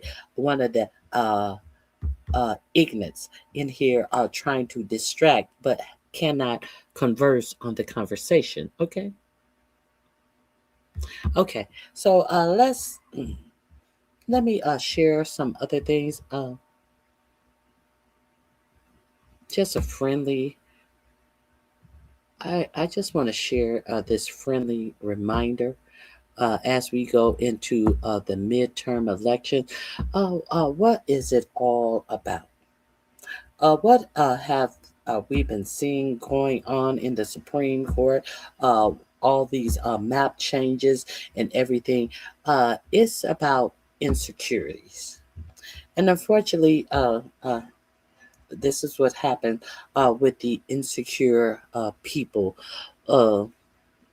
in the South. Always have. Seems like it always will. Let me get down to the sound. Here we go. I'm going to say it again. Anybody who got to cheat to win is a sucker. And you continue to do this because you don't have a better vision. You don't have a better plan. You are your ancestors' children and grandchildren. Thieves, robbers, liars, consistently. Because you'll go to church on Sunday, tell the Lord you love him. Pray, but you ain't praying out of the same Bible I'm praying out of. Can't be. Let's Isaiah 1 and 17. Are you directing this to us? I am. Okay. I'm asking that you don't directly. No. I'm asking that we don't be called names. I'm asking. I didn't call you a name. What did I call you? Liars. Do you lie? All men lie. The Bible says that. Senator Carter, briefly. Mr. Chairman, this is public comment. The First Amendment allows freedom of speech and expression 100% without limitation. Mr. Chambers, put on the record your full comments, and if you see thievery, I want you to call it out. If you see something else, I want you to call it out. As your First Amendment protection is going to be protected in this building. I'm not going to be called names. Speak. I'm not going to be called names. All right. And what we will do is stay on the four corners of these bills. The maps. Mr. Chambers. If you are taking something from black people, which means we have congressional representation, am I going to be allowed to speak? Yes. Your mic is on. Okay. If you are taking seats from black people, which we are entitled to by the Constitution of this country, then you are a thief, in my opinion. And I'm entitled to that opinion. I will not be and called any a thief. senator, if you're offended by it, that's on you, not me. Right. Now, if that triggered you, Senator, No, then you should go me. to bed tonight. And when you go to bed tonight, talk to your God and ask your God to change your heart. Okay. Because that's conviction right there. Conviction. That's what it was. It did something in your soul. It made you feel something. And that's what happened when black men show up. When black men with courage, conviction, and righteousness show up, it triggers something in you. And you feel a way about it. So you try to limit us, you try to steal from us, and you think that we don't understand it. Every one of the black men we put up before you stand head and shoulders above every one of you on this committee. And you know it. And it does something in you that makes you feel inferior. So then you come with these white supremacist tactics because you have the numbers, but you don't have the courage. Because if you were really visionary leaders, you'd run against these black men with fair maps and you get your asses whooped. Anybody who has to cheat to win is a sucker. I'm going to say it again. Anybody who got to cheat. Okay, that link is in my description box. I forgot to show you one more thing in regards to the warehouse story. Let's look at the people who are in the Trump administration who are a part of this Blue Owl organization, who are most definitely profiting off of the sales of these warehouses. Shall we? This link is also in the description box under where I speak about these DHS warehouse scam. Let's look at the people in the 33 people that they reported that are in the Blue Owl portion of this scam. Here we go. ProPublica, Trump Team Financials. Okay. 35 results for Blue Owl. We have Jared Taylor Isaacman, Administrator of National Aeronautics and Space Administration. Their assets is $314 million. Matthew Anderson, the deputy administrator of National Aeronautics Space Administration, his worth is $2.1 million. John Phelan, he recently quit. He was the Secretary of the Navy Department and in the Department of Defense. His net worth is worth $791 million. These are all of the people who are investing under Blue Owl into the warehouse scam. Okay, Sean Duffy, of Real World Road Rules. Oh, he had a brutal. They did a brutal hearing with Sean Duffy. He's over he's Secretary of the Department of Transportation, and he did this ruse where he took his family on a vacation. You know, things that most Americans will not be able to do with their own family as vacation season is coming up because they have to pay so much more for everything else. But in his confirmation. In his hearing, not the confirmation hearing, in the hearing that they did with the transportation secretary about the budget, come to find out this family vacation that he went on was funded by different agencies that he oversees as the Secretary of the Department of Transportation. He and his family and it was filmed as some type of reality show. This is what the Department of Transportation is doing. He's getting free paid vacations by groups that he would have to make some type of ruling over. And here is Sean Duffy, the reality star of Real World, sitting up in Congress, trying to just talking over the Congress people. And I may play this. Because this person of no merit whatsoever is sitting up there acting all cocky and just showing how ignorant and what a grifter he really is. Speaking of grifters, what would Charlie say? What would Charlie say? Charlie would say, well, what Charlie did say, remember, Erica Kirk is always talking about every time you see her face, and Charlie would say this, and Charlie told me, and I remember Charlie. What Charlie did say, Charlie wrote a whole book about how going to college was a scam. What Charlie did say that he would wonder if a black pilot had the same credentials as a white pilot because of DEI and people lowering standards to let black people join. Curiously, why is it then that Erica Kirk, knowing what Charlie would say, take a honorary, not a master's, a doctorate degree from a college? Why was Erica Kirk, who has no merit, to get a fucking AA degree? Why would she then have take a doctorate degree without merit from what Charlie would say was a scam going to these colleges? Okay, if you guys didn't know that, we're going to do the Sean Duffy. I don't know. It kind of melded together. Go with me. Go with me. Who did that? One of my favorites. Sabby Sabs did a whole workup on that. What Charlie would say. Okay. Hannah Mastic, Deputy Assistant Secretary for Congressional Affairs, Department of Transportation. She's worth $157 million. Now, this chick is worth more than the head of the Department of Transportation. He just pop $1 million, and she's worth $157 million. Go figure. David Eisner, counselor to the Secretary of the Department of Treasury, who is worth $12 million.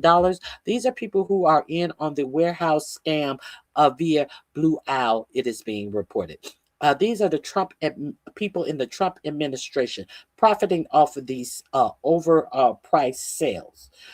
David Fitzgerald, senior official performing the duties under a Secretary of Army, Department of Defense. He's worth 530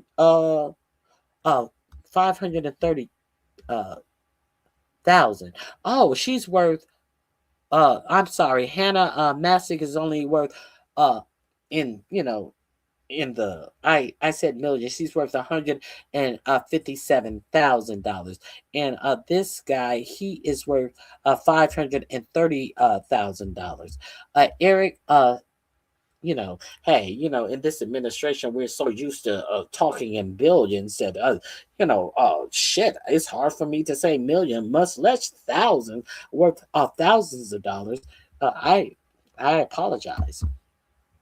Eric Seidel, Chief Information Officer, Department of Housing and Urban Development. He is worth $5.3 million. Now, I wonder if that jackass raccoon that is over hood, the former football player, that black guy in the administration, I wonder if he's worth $5.3 million. I don't know.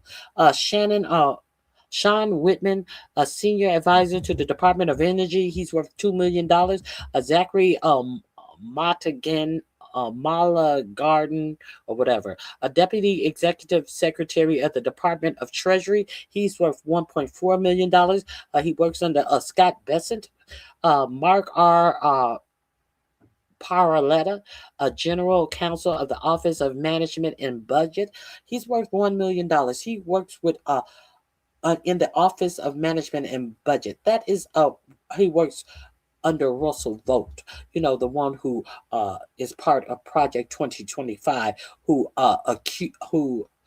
approves or claws back money from money that Congress has allowed it to go to certain agency, and then it has to go to Russell Vogt, who will take money out because of how he feels, not on what Congress or whose job it is to allow money to different agencies. Russell Vogt will claw back money and won't tell you where it is.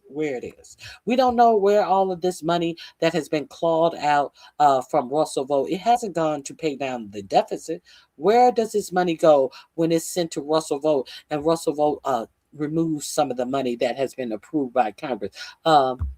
This guy, Mark Philip, let me see. Mark Palalotta works with Russell Vogt. Philip Weinberg, Associate Secretary of the Air Force for Financial Management and Comptroller of the Department of Defense. He's worth $1.5 million. William White is worth $6.4 million. He is the ambassador to Belgium. And he works under Marco Rubio at the Department of State. Arjan Moody.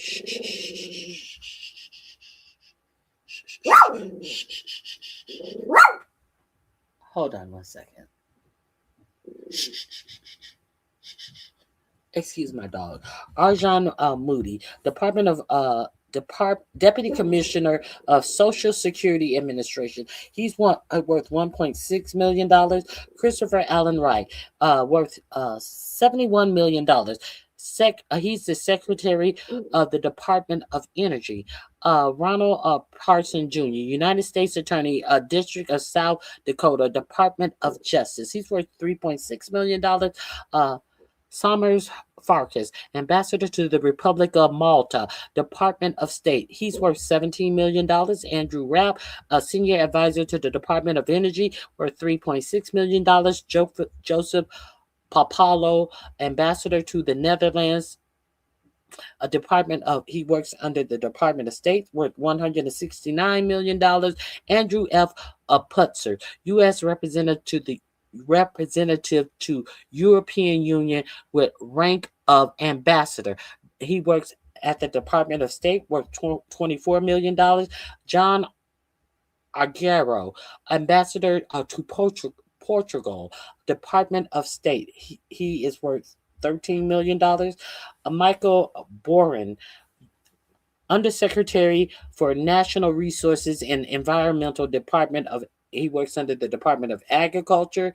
He's worth $222 million.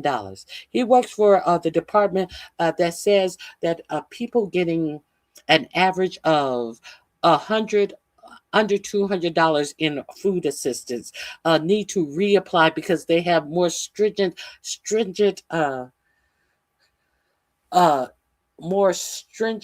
things that they want people on food stamps to have to abide by, to make sure that there is no more what they claim is an exorbitant amount of waste, fraud, and abuse in the food stamp program, with the average person getting under $200 a month for food. With the knowledge that food has gone up astronomically under this administration, but the old bunking over the Department of Agriculture, I forget her name again, whatever. She wants, we have found so much waste, Mr. Trump, and we are going to make people re-register everybody, all the millions of people who are on food stamps. They're going to have to re-register because we want to get all of this waste, fraud, and abuse out of the food stamp. So,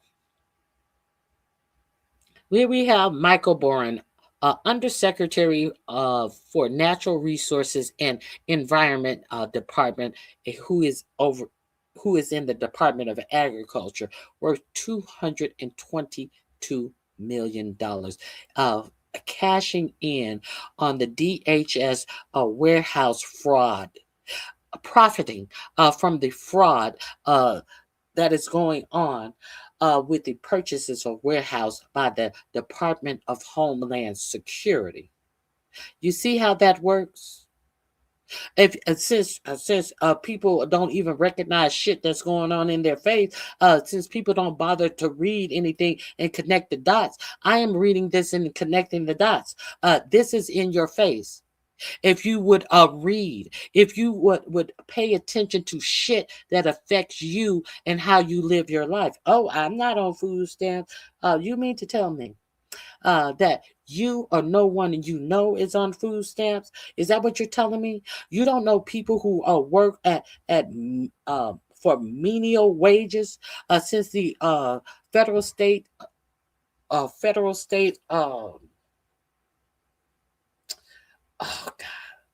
wages are $7.25 an hour. The menial federal minimum wage is $7.25 an hour.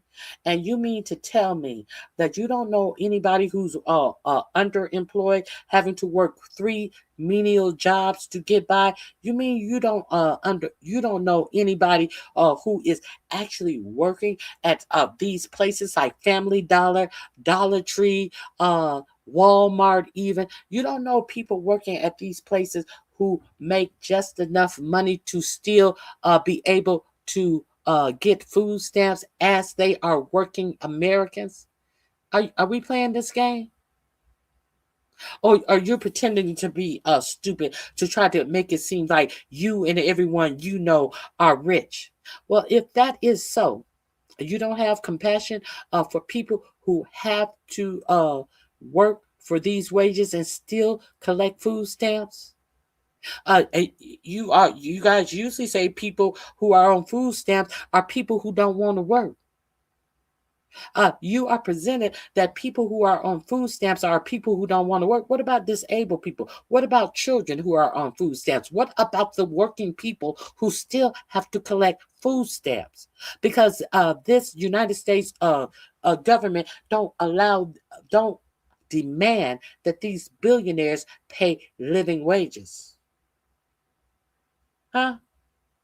You are the same ones who complain about the undocumented immigrants being over here taking all of your jobs. They wouldn't take they wouldn't take any jobs if billionaires weren't hiring them to not pay a living wage for the American worker. Are you fucking serious? Okay. The list is right here. Let me add this list. Let me see. Let me see if there's any other names of the 33 people who are in the Trump administration profiting off of the sales of these warehouses. Okay. There we go. I'm gonna put this in on the link as well, so you can see this. Okay. Oh, it's already there. It is in the description box under DHS warehouse fraud. Let's move forward.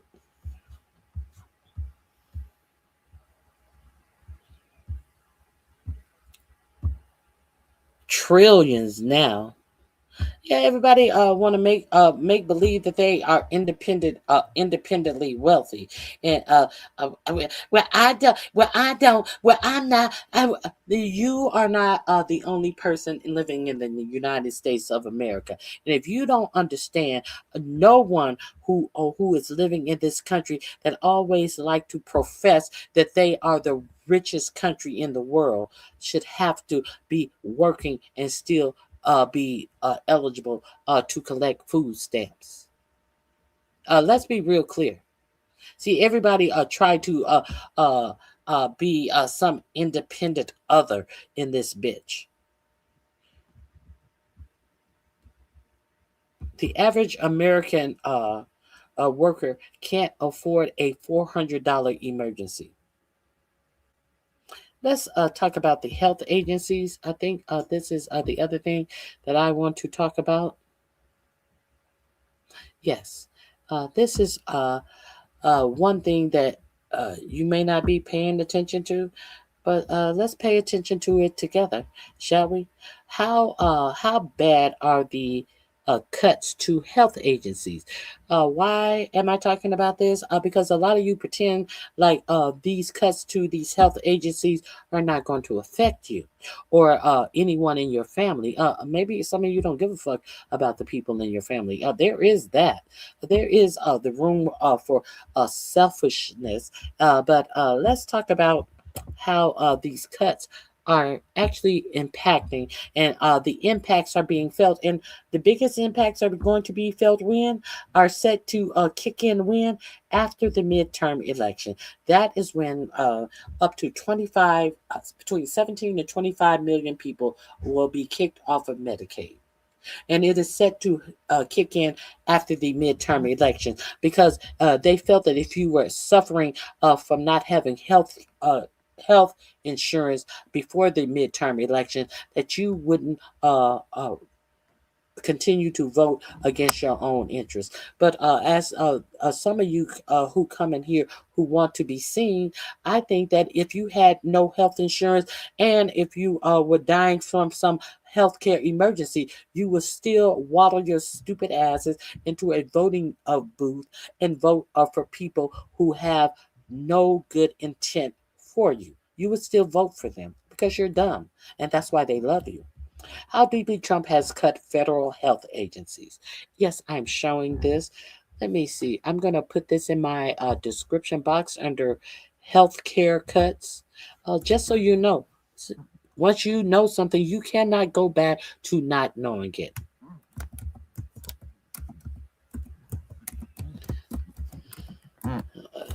You can pretend, you can play dumb, but once you know, you know. Once you know, you know. Everybody knows that. So this is why I'm here, to give you information you may not know. I don't think that I'm no better than you. I discover information. I try to share the discovery of facts and information. I notice there's not a whole lot of pecking in the chat on dumb shit. When the Trump administration announced massive cuts to federal health agencies earlier this year, Health and Human Services Secretary RFK Jr. said he was getting rid of excessive administrators who were larding the government with bureaucratic bloat. Who did he get rid of? Let me increase this a little bit. Okay, but groundbreaking data analysis by ProPublica shows that the administration has cut deeper than it has acknowledged. Though Kennedy said that he would add scientists to the workforce, agencies have lost thousands of them, along with colleagues who those scientists depend on to dispatch checks, fix computers, order lab supplies, enabling them to do their job. Done in the name of government efficiency. The reductions have left departments stretching to perform their basic functions. ProPublica found, according to interviews with more than 3 dozen former and current federal employees, over 20,500 workers lost as of August 16th. Food and drug facility inspectors are having to go to the store to buy supplies on their own dime so that they can swab samples to test for pathogens. Let that sink in. To test for pathogens. Pathogens as like the Ebola virus. Those type of pathogens that can kill you, pathogens that are already killing a whole lot of people all across the world, pathogens that are killing people across the world, as your RFK Jr. has not restricted people coming in from places that are having effects of the Ebola virus from coming into the United States. When you have people who don't merit the position that they are in. Now, the food and drug facility inspectors are having to go out and to the store and buy supplies on their own dime so they can take swabs and samples to test for pathogens.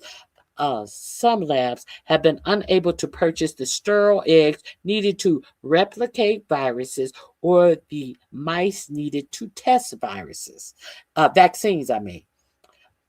Now,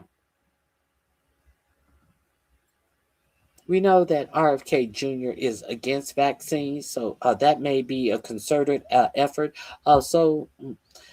Do you think that there's going to, we have the Hunter virus and we have Ebola wreaking havoc all across the world? And this is what's going on in your Health and Human Services Department as we speak, because of we're letting go of bureaucracy and all of this shit, all of this dumb shit.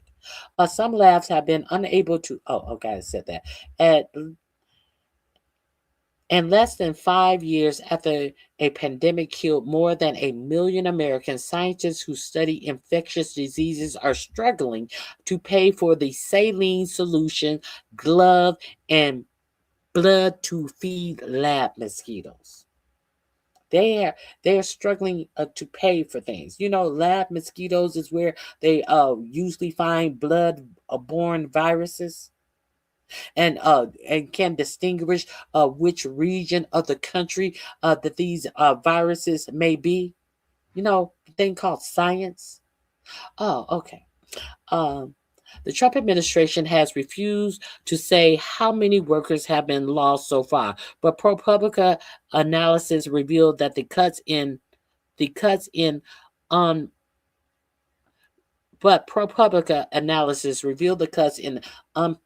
unprecedented details. One square represents 5 workers who have left the Department of Health and Human Services. This will show the number of people. Each dot means that someone has departed. No, each dot means that 5 people have departed the Department of Health and Human Services. And look how many dots are on this chart. So let's continue. of the dots. The brown dots are scientists. The lighter dots are regulators. The pink dots are techs, and the light pink dots are other staff. This is a breakdown of the people who have left the Department of Homeland,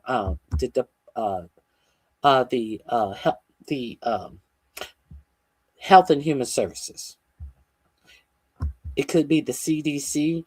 It could be any department that is a part of Health and Human Services. More than 3,000 scientists and public health specialists are gone. Who else is gone? Over 1,000 regulators and safety inspectors have also left. In total, more than 20,500 workers, or about 18% of the Department of Health and Human Services workforce, have left or been pushed out, according to ProPublica's analysis of federal worker departures using public information from the Health and Human Services Employee Directory. The analysis is an undercount. It doesn't include the hundreds or even thousands of workers who have received layoff notices but remain on administrative leave. No health agency has been spared, with some important divisions losing more than 1 in 5 workers. The Center for Disease Control and Prevention, in charge of public health, lost 15% of its staff. The National Institute of Health, the largest funder of biomedical research in the world, 16%, and the Food and Drug Administration, which ensures the safety of most of what goes into people's bodies, from baby formula to cancer drugs to hip implants, have lost 21% of their workers. Okay, thousands of these employees were laid off or had their contracts cut, while some took buyouts and retired earlier than anticipated. Divisions have experienced a brain drain of epic proportions. ProPublica found that losing senior leaders behind some of the biggest health initiatives of the modern era, like the rapid rollout of the COVID-19 vaccine, many of the cuts contradict what the administration had said about its priorities. The secretary, who has questioned the safety of vaccine, has pushed out scores of regulators who work to make vaccines safe. And while he has declared a new era in the fight against chronic disease, he has disseminated a center dedicated to that very same goal. Of course he has. He's a stupid. Division leaders and staff told ProPublica that the cuts will lead to their agencies to neglect their duties. Federal researchers will conduct fewer clinical trials and studies. Regulators will conduct fewer or less thorough inspections of egg farms and foreign drug factories. And public health, you should really be concerned about that. Less inspection of foreign drug factories. Why should you be concerned about that? They're not talking about illicit drug factories. They're talking about drug factories that make your prescription drugs. Now, it is already has been exposed that there is no safety check done in the United States for generic drugs. Do you think that your generic brand drugs that you are getting from a pharmacy has been tested? No, they're not being tested for safety. Did you know that? Did you know? Did you know? Did you know? Now you know. Okay, let's continue. Where was I? Where was I? Hold on. Researchers will conduct fewer clinical trials. I read that. Deadly viruses with exit of servants packages pending. Many former and current workers would only speak anonymously out of fear of retribution. Okay, I was at foreign drug factories. Okay. HHS did not dispute the findings of ProPublica's analysis and didn't directly respond to questions about the consequence of the cuts of thousands of scientists, public health specialists, and safety inspectors. HHS also did not respond to our questions about why it wouldn't share data on workforce reductions. A spokesman for the department said the idea that Kennedy is weakening public health is dishonest. Yes, we've made to yes, we made cuts to bloated bureaucracies that were long overdue for accountability. The spokesperson said in an email. At the same time, we were working to redirect resources to science that delivers measurable impact, rebuilds public trust, and helps make America healthy again. A whole fucking slogan with nothing to back it up. A bunch of words that means absolutely nothing. Former Health Secretary Xavier Barrica, who served under President Joe Biden until earlier this year, called the cuts reckless. Public health isn't a luxury, it's a core function of government, he said. This hollowing out of expertise could leave us dangerously exposed. It takes years to build a professional workforce with the technical knowledge and public trust these roles require. Once you lose that, it's not easy to get back. So, if they go into what regulators that were lost, 21% of the FDA workers have left. Food and Drug Administration. Okay. My dog is getting on my nerves. Many of the investigators who left had honed their skills over years of field visits and inspection, developing a sixth sense for the possible violation. I could walk into a plant and within 5 minutes could tell you if there was a rodent problem, said a former division director at the investigations office who left the FDA after inspecting countless facilities of over more than 2 decades. Once you've been in a hot warehouse, you will smell rodent urine. It's like fresh cut grass. You know exactly what it is the minute you smell it. Oh.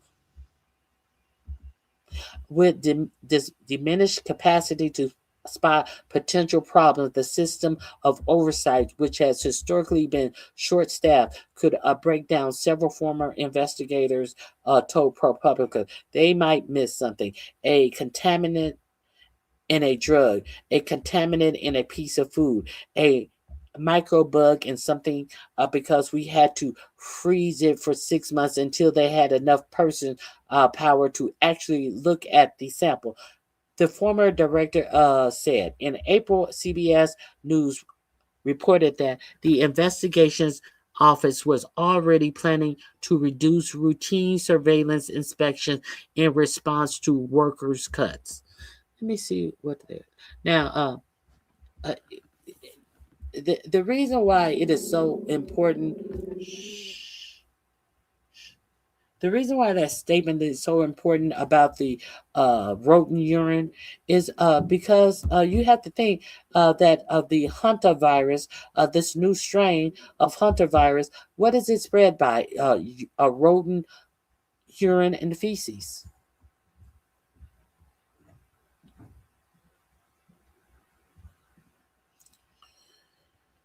Okay, however, ProPublica has found that the FDA has lost more than 400 workers who support inspections of everything from dairy farms to seafood processors to blood banks, and who ensure that companies follow federal regulations. More than a third of them worked at its Office of Inspections and Investigations, which serves as the eyes and ears of the agencies. More than 240 consumer safety specialists have left across the agency, including nearly 40 workers responsible for the safeguard of food, plus about 220 chemists, biologists, and toxicologists. Okay.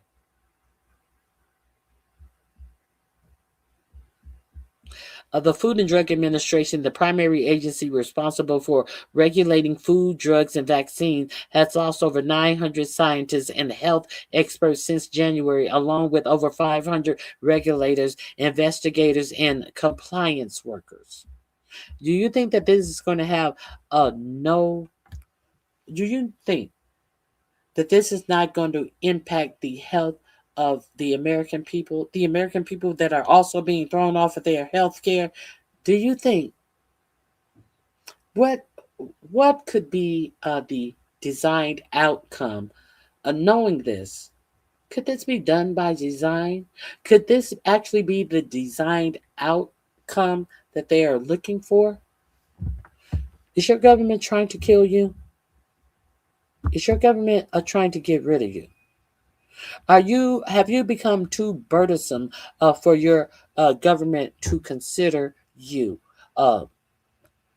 being a viable person? Now, it's interesting. Oh, I hope I'm able to find it. AI is going to be determining who is a viable person. Did you know that AI is going to be the one that determines that? Does your government believe that you're viable? That's all I'm asking. Obviously not. They're letting AI decide it. They don't give a fuck about you. They letting AI tell them, oh, well, AI said this. You know how many people have been arrested on this AI facial recognition that a lot of these companies are using, only to find out that AI is wrong, and then they don't question when AI tells them something. They're like, oh, AI said it, so therefore it must be right. And when the many instances where AI has been wrong, they be like, oh, well, nothing we can do. AI said it. RFK Jr. Wrote a report up and had a whole lot of citations and all of this stuff. Come to find out, he wrote the report up using AI, and AI was citing cases, was putting sites on them, but these links went to nowhere. They were just made up link and made up citations. Is your government trying to kill you? That's all I want to know. Okay, let me see. Is there anything else?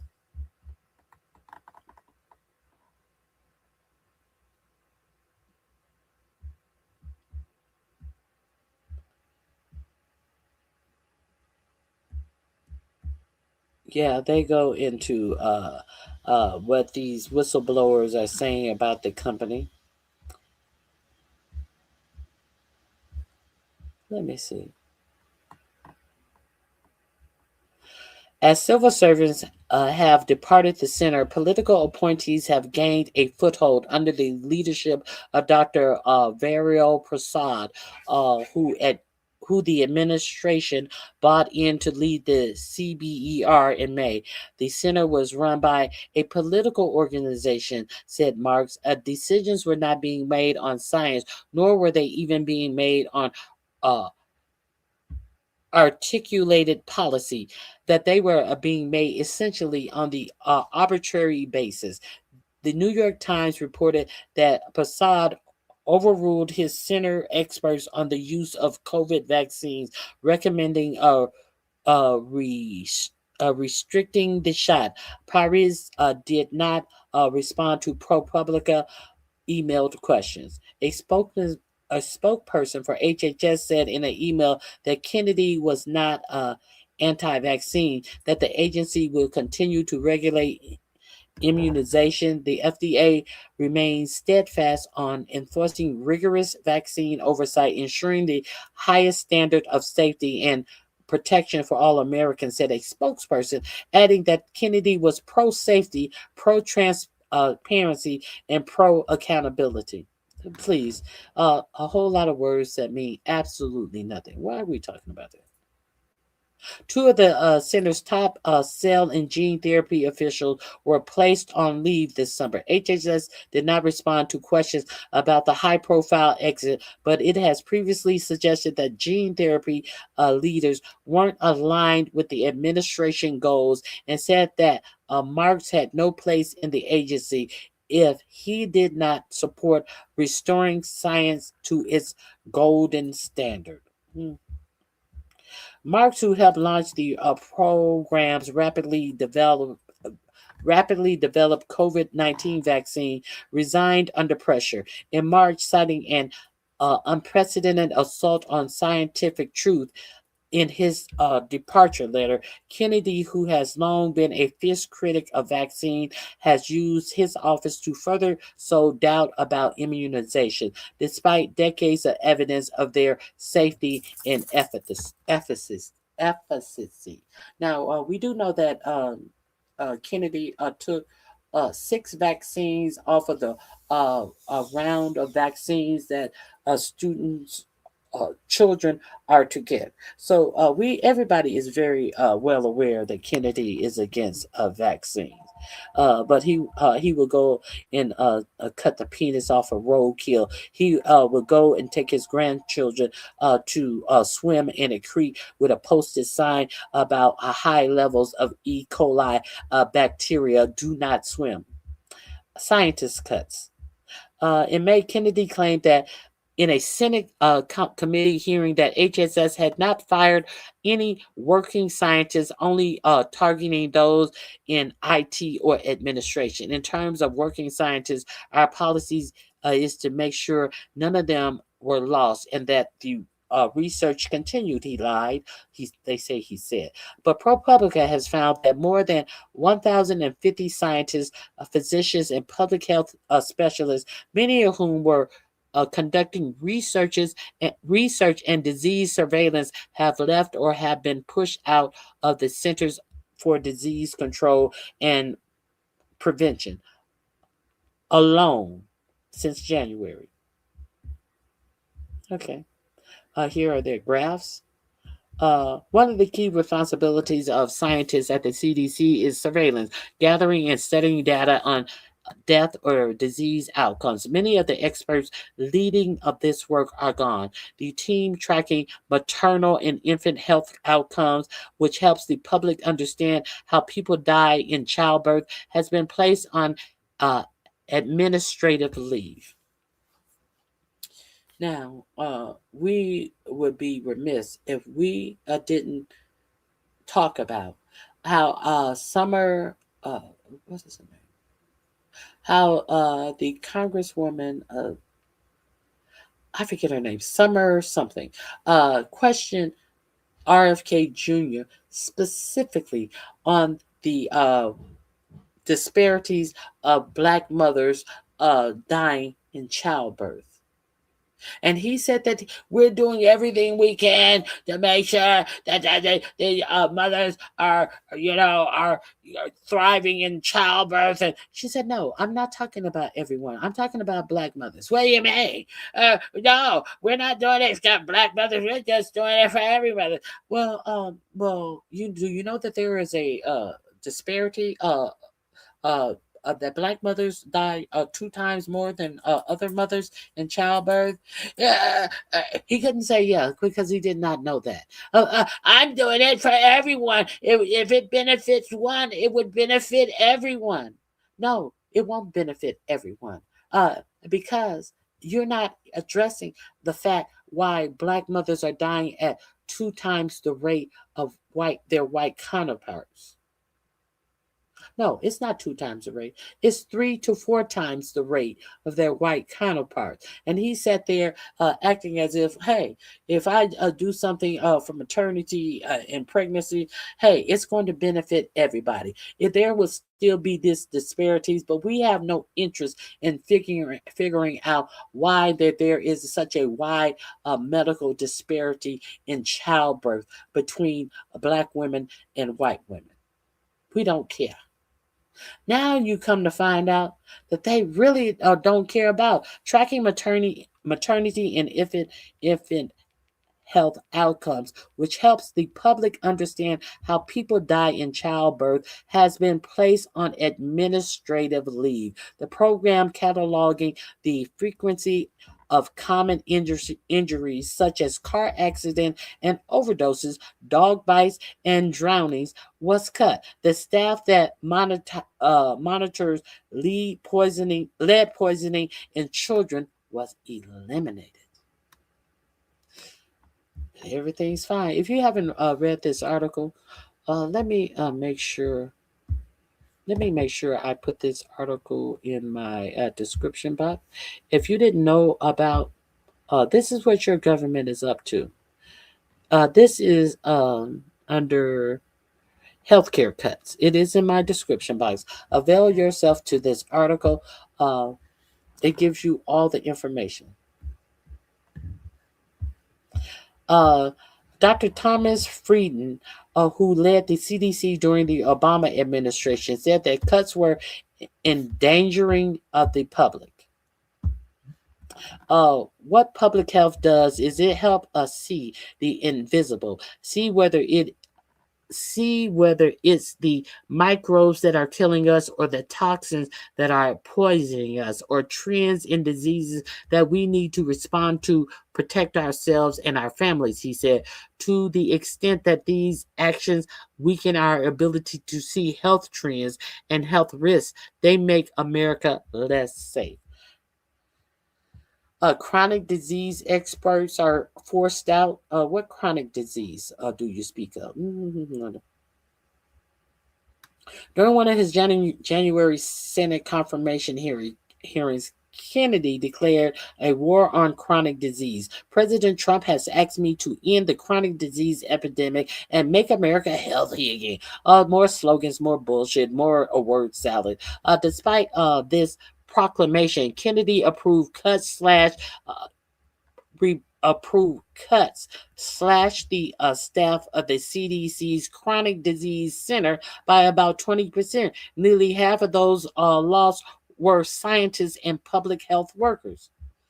Well, that's one way to cut chronic disease in the United States. Don't document it. Don't study it. Pretend like it doesn't exist. Oh, cured. Okay. Several divisions of the National Center for Chronic Disease Prevention and Health Promotions have also been radically diminished. 45%. Its oral health division, which protects the teeth of kids whose parents can't afford dentists, has been lost, along with more than 35% of the division that focuses on preventing heart disease and strokes.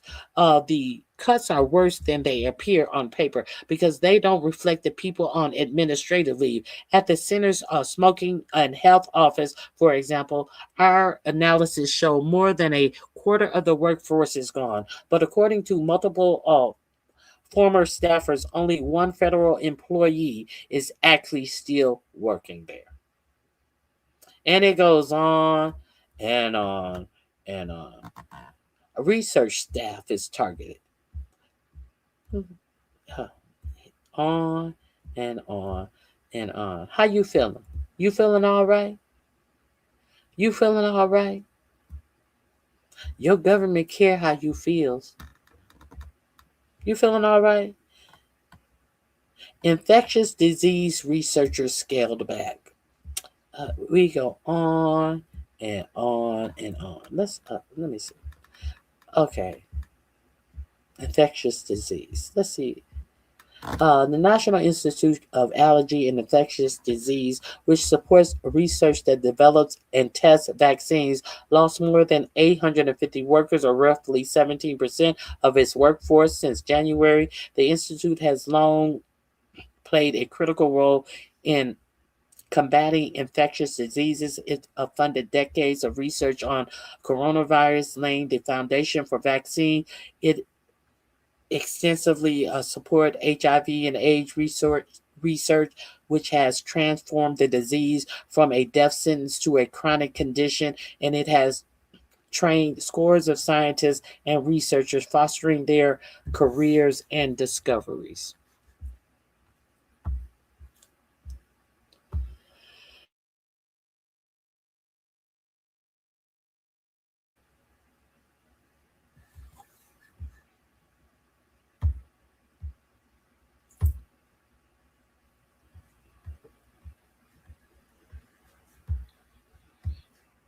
Thank you, Fred Shields. I had to remove an idiot. An idiot. Uh, thank you for your support. This link is in my description box. If anyone wants to read this article, it is available to you in the description box. So then, we were supposed to be watching the remainder of that hearing. Let's get into that hearing, shall we? Hold on 1 second.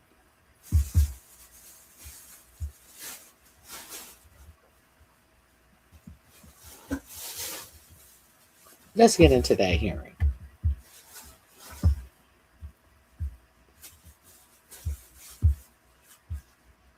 What hearing am I talking about? The hearing that they had yesterday. Here we go.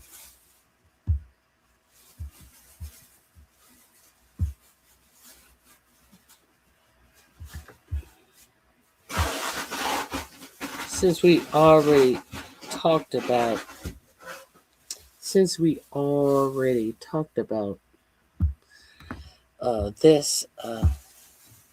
let's talk about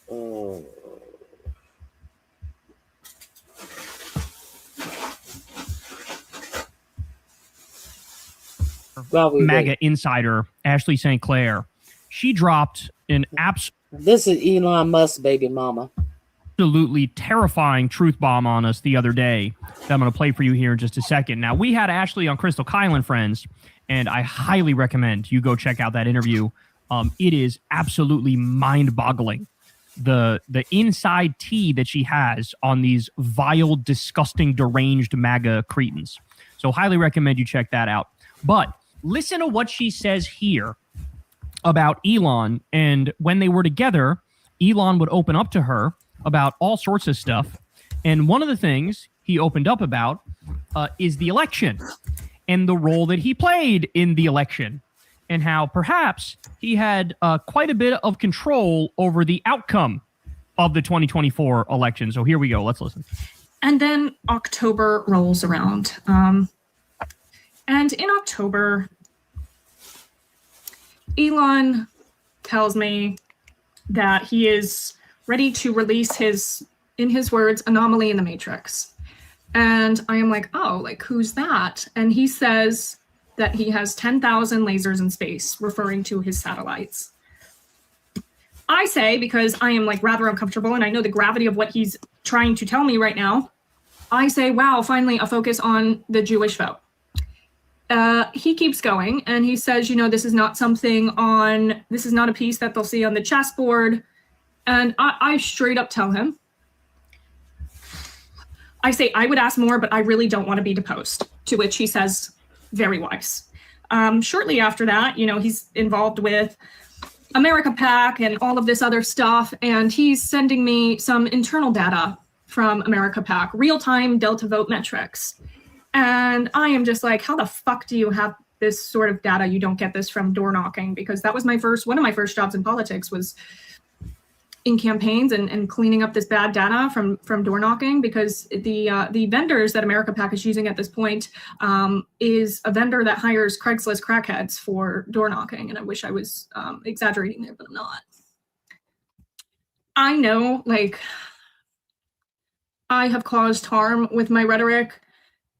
However, I never like sought out to cause harm. Like, there were parts of me that really wanted like the best for the country, for America, for democracy. And one thing is I have always hated big tech. So then to have arguably the most powerful man in the world who is sending me things about, you know, using his space technology in the election. I should also say that I have all of this backed up with many people with explicit instructions should anything happen to me, okay? But this was something that I was internally wrestling with while publicly not really showing that I was having any of these internal ethical conflicts with myself regarding this information. And then on election night itself, Elon, left Mar-a-Lago early. I was at Mar-a-Lago, and he told me over text. He's like, yeah, I knew hours ago that Trump won. My team has the best real-time data anywhere. First of all, how the fuck do you have real-time data on elections? How do you have real-time data? I could not understand that. I don't know that I ever will. I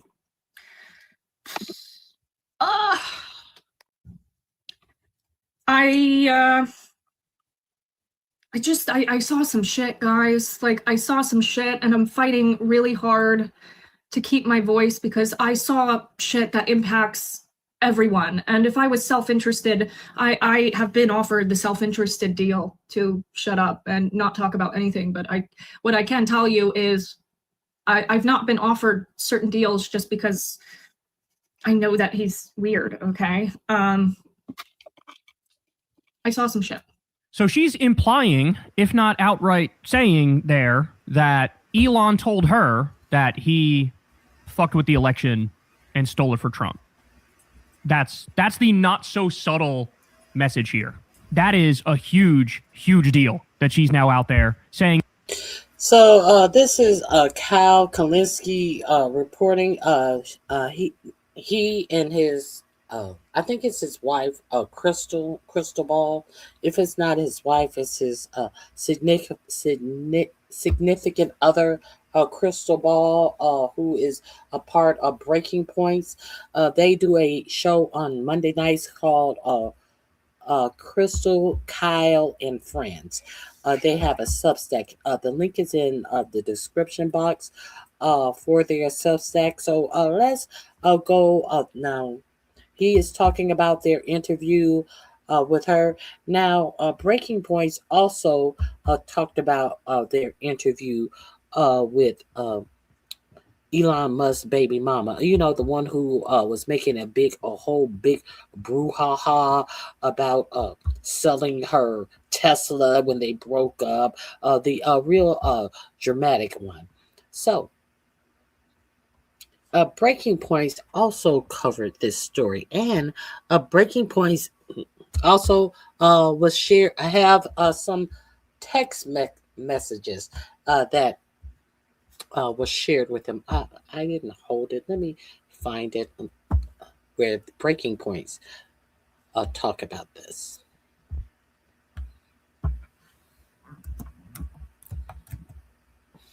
Let me share their story on this.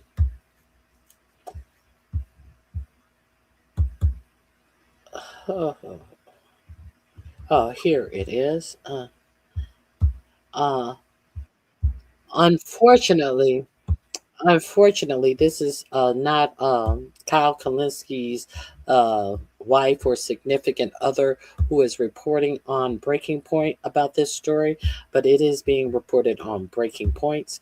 So let's get over there and see what Breaking Points and what screenshots of text messages will be shown. Shall we?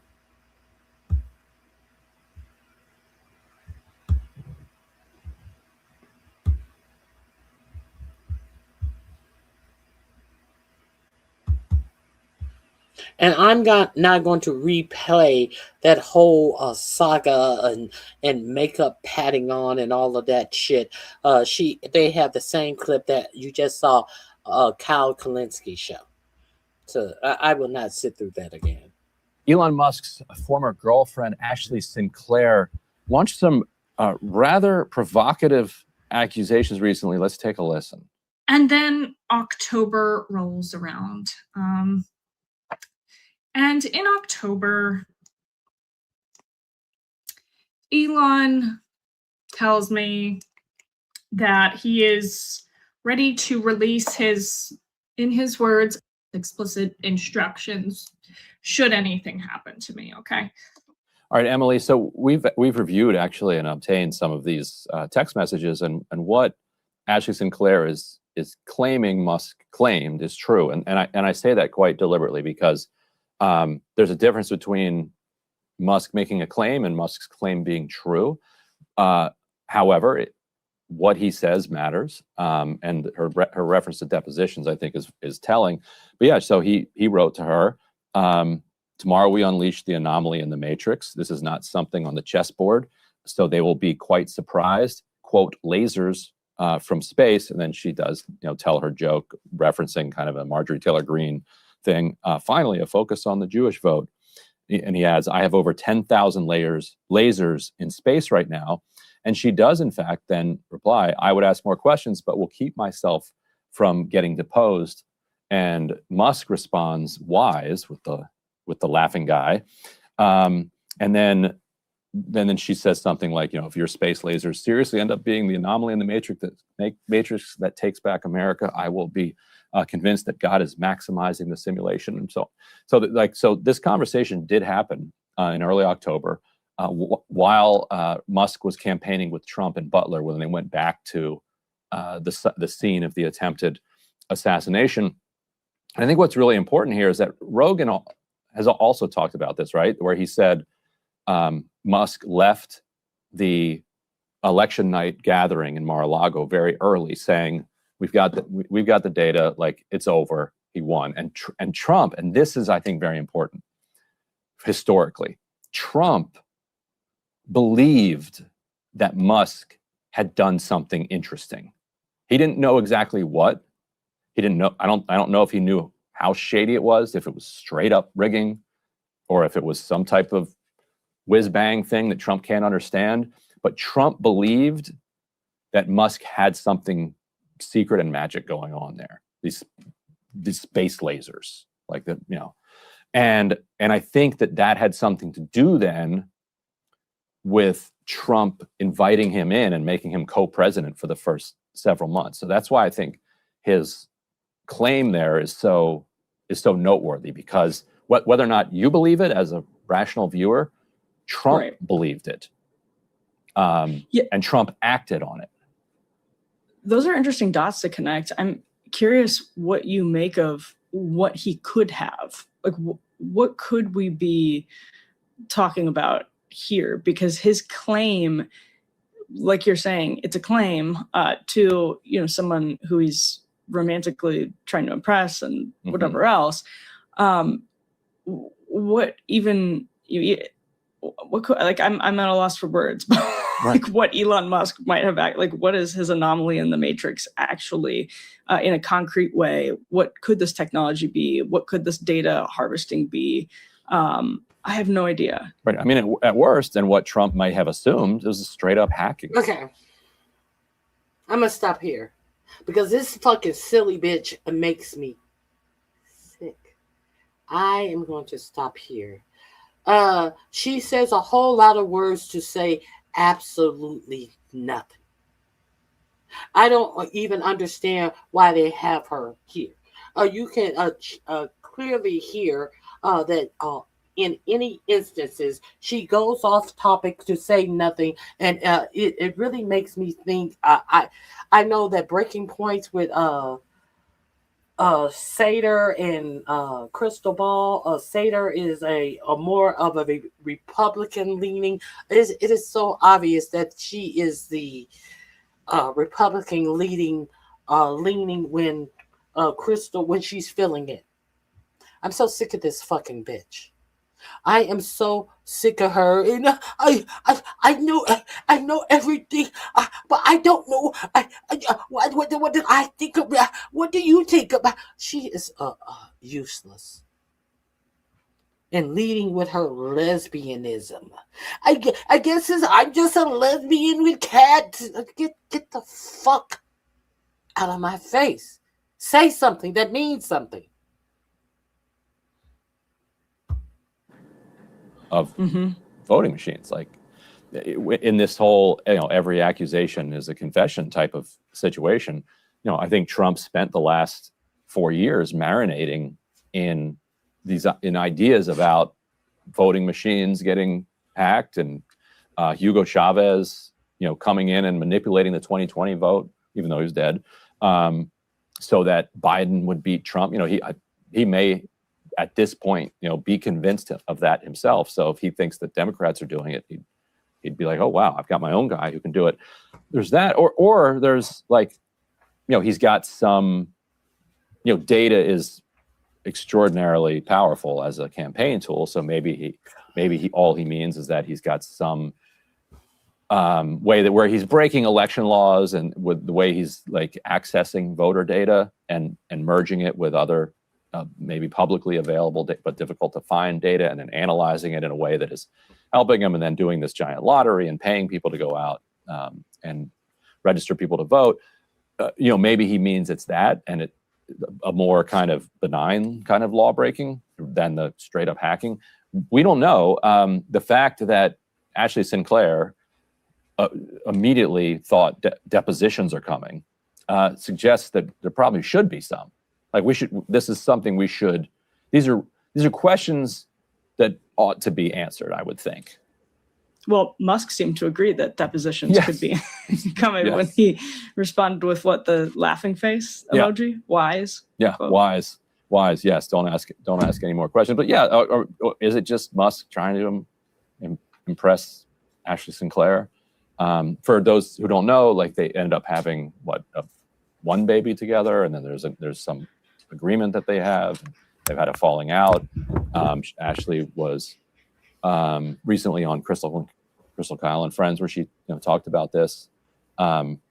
What is this new genre where people are like doing makeup and talking? The get ready with me genre. Get ready with me. It's like, should we like adopt that here? You think?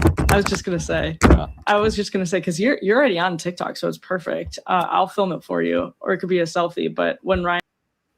Okay, so I just wanted to share that with you. I cannot take any more. I ain't gonna share that with you. Okay, what do you guys think about that? Baby mama told it. Yes, the baby mama is big bitter. I don't know if they have a new settlement. But when she left him, or when they broke up, or whatever happened, when they parted ways, there was a big brouhaha. She made a big production of her selling her Uber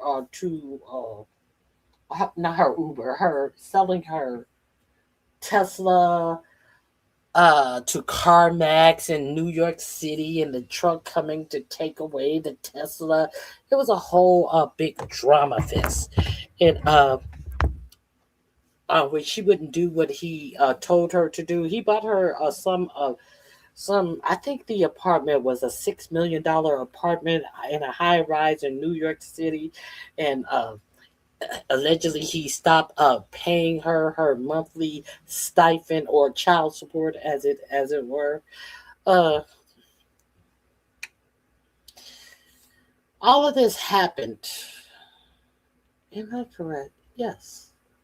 If I'm not mistaken, all of this happened before the election. And then I don't know when. I can't keep up with their relationship. But I thought that they were broken up, is my point. So why were they back together in October? Could I be wrong? I think they're a child. That would be October 2024, though. Okay. So, yeah. So that is Ashley, what she has to say about this. Baby mama told it. We all knew it was taken from Kamala, and they cheated. And she specifically says she didn't want to be deposed. And let's not forget the number of times that Elon Musk said that Trump must win or he'll be in jail. And on Joe Rogan saying, "Oh, I will be in jail. I will be arrested and put in jail if she doesn't win." Damn it, Ronnie! Pull your head out of your ass already. Okay. Pull your head out of my ass already. Okay? I'll pull your head out of my ass, because I'm not over on your channel. You're over on mine. Does that make sense to you? Aren't you over on my channel? Huh? Oh, no, you're not. Hit the like button on your way out. Thank you. Thank you.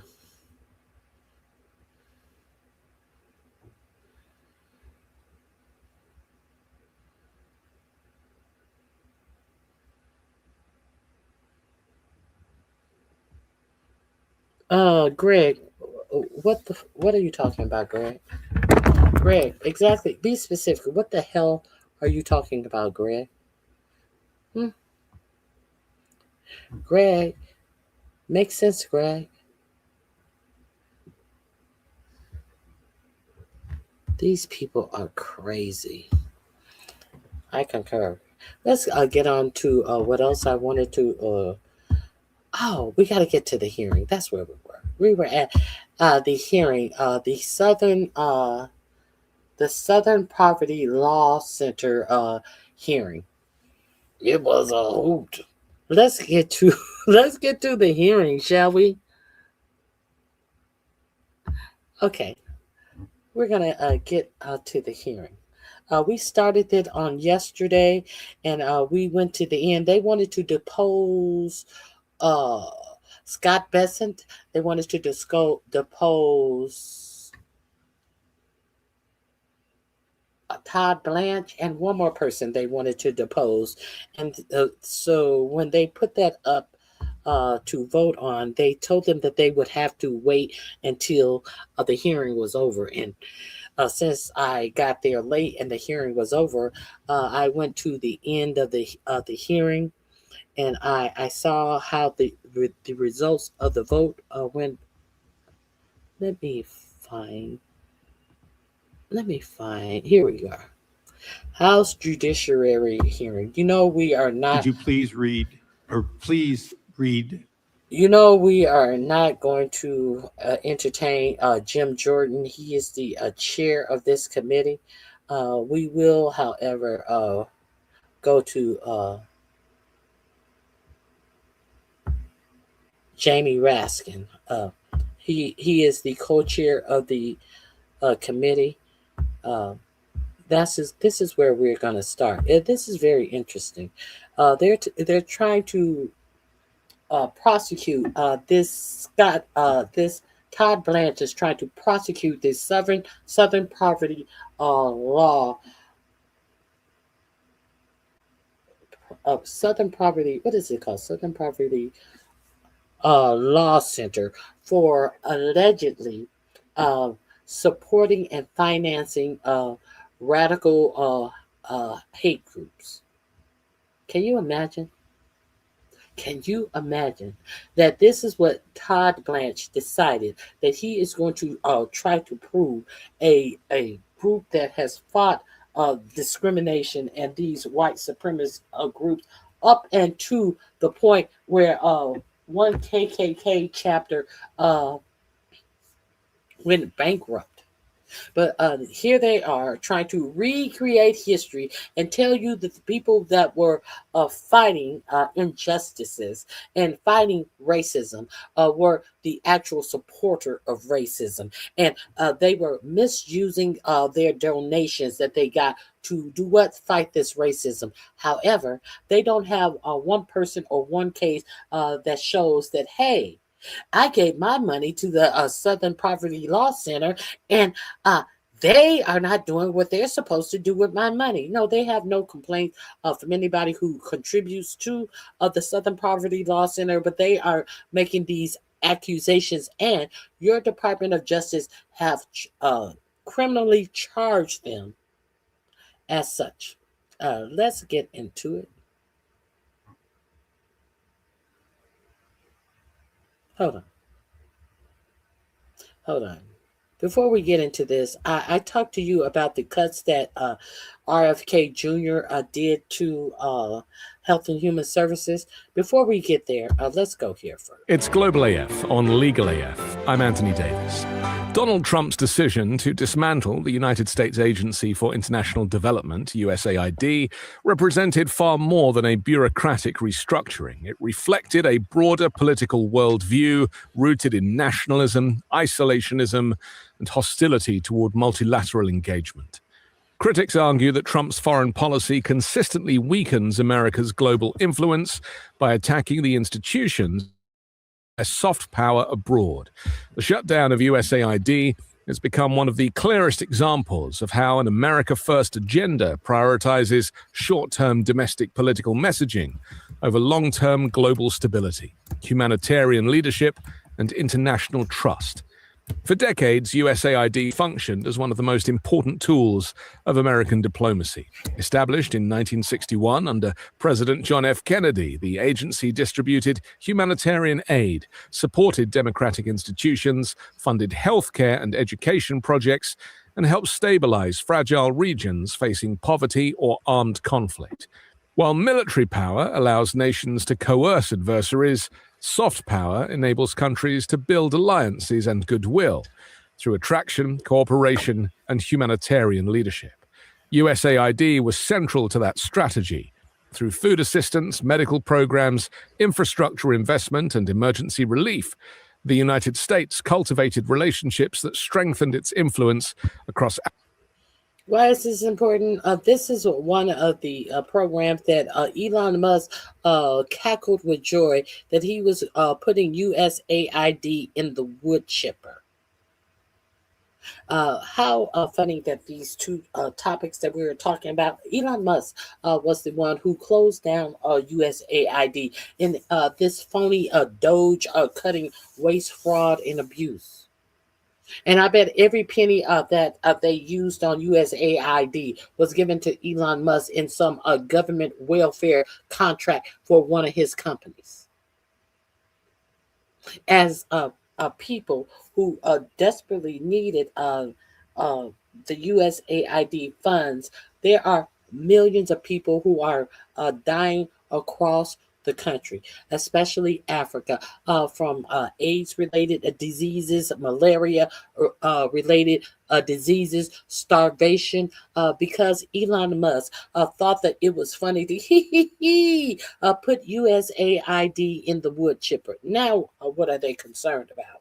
Now, what are they concerned about? Now they're all over in Africa, pretending like they give a fuck about what's going on in Africa with the Christians, and then striking the actual African nation, and then months later coming back and telling you that the same nation that they struck was helping them root out people who were killing Christians. Nobody gives a fuck about our country going to war because some far off land has a beef with Christianity, a Christianity that no one in this administration is actually adhering to, only professing what the Bible say, profess with your heart and not your tongue.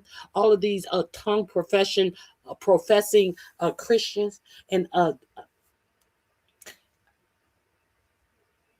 they struck Nigeria and said that Nigeria was not protecting Christians. So therefore they struck Nigeria. And when they struck Nigeria, they of course struck a mosque. But what they did not tell you that Muslims and Christians were being killed by rebels in rural parts of Nigeria. But they wanted to tell you that, hey, look at what we did to Nigeria, because they weren't protecting Christians. They couldn't. The Muslims were not the ones who were killing Christians. It was some group of ISIS that was coming in and striking both sects. But they wanted you to believe that it was about Christianity. Then last weekend, what did they come out and tell you? Oh, the Nigerians, they were so instrumental in helping us strike the ISIS fighters. But when you struck Nigerian, and you struck Muslims, and now you want us to believe that, oh, Nigeria, they're helping us fight, and they're helping us fight ISIS. This is a whole bunch of bullshit. And when you had the hearing of when the African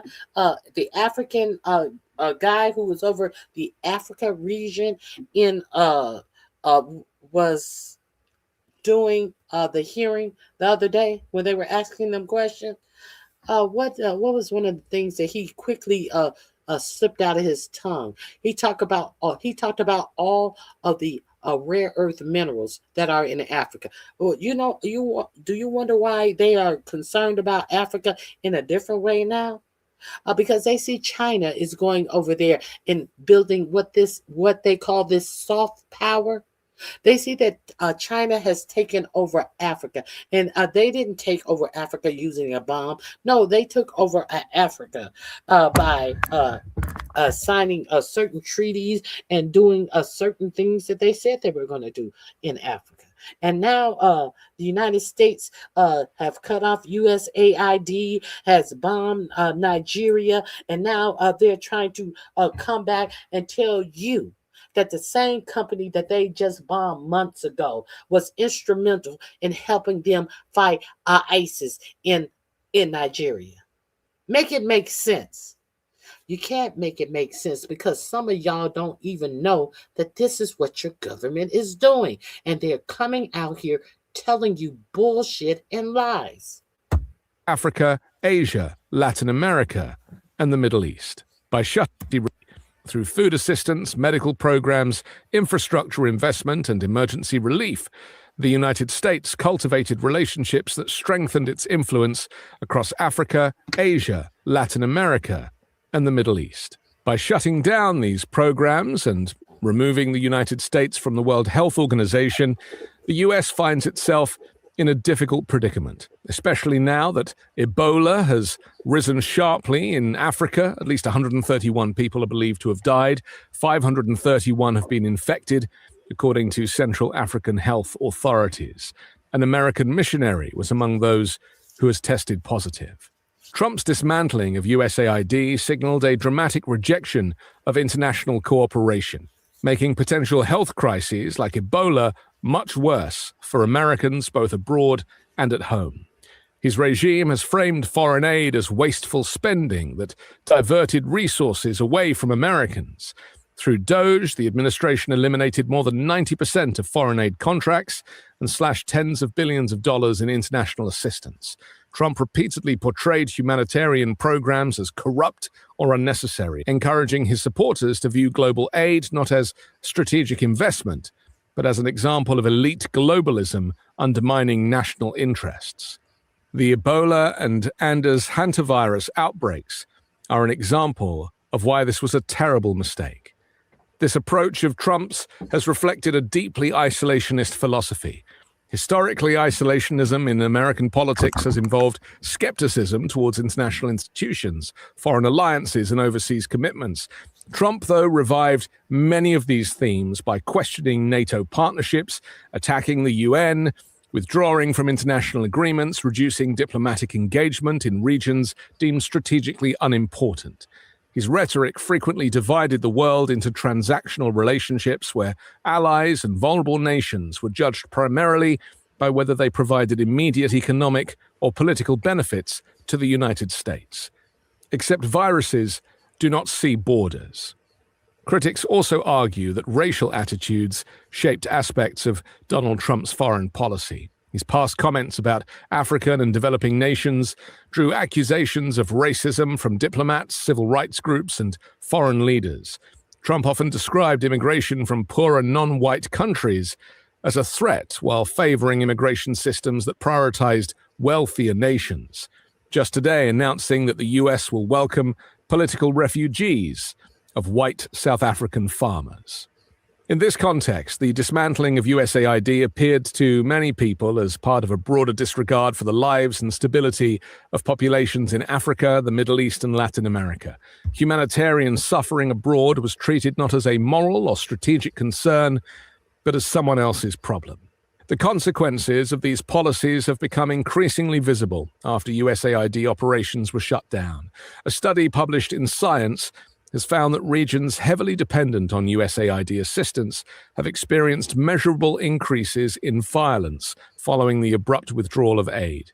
Researchers analyzed hundreds of aid-dependent communities and discovered significant rises in riots, armed conflict, and battle-related deaths.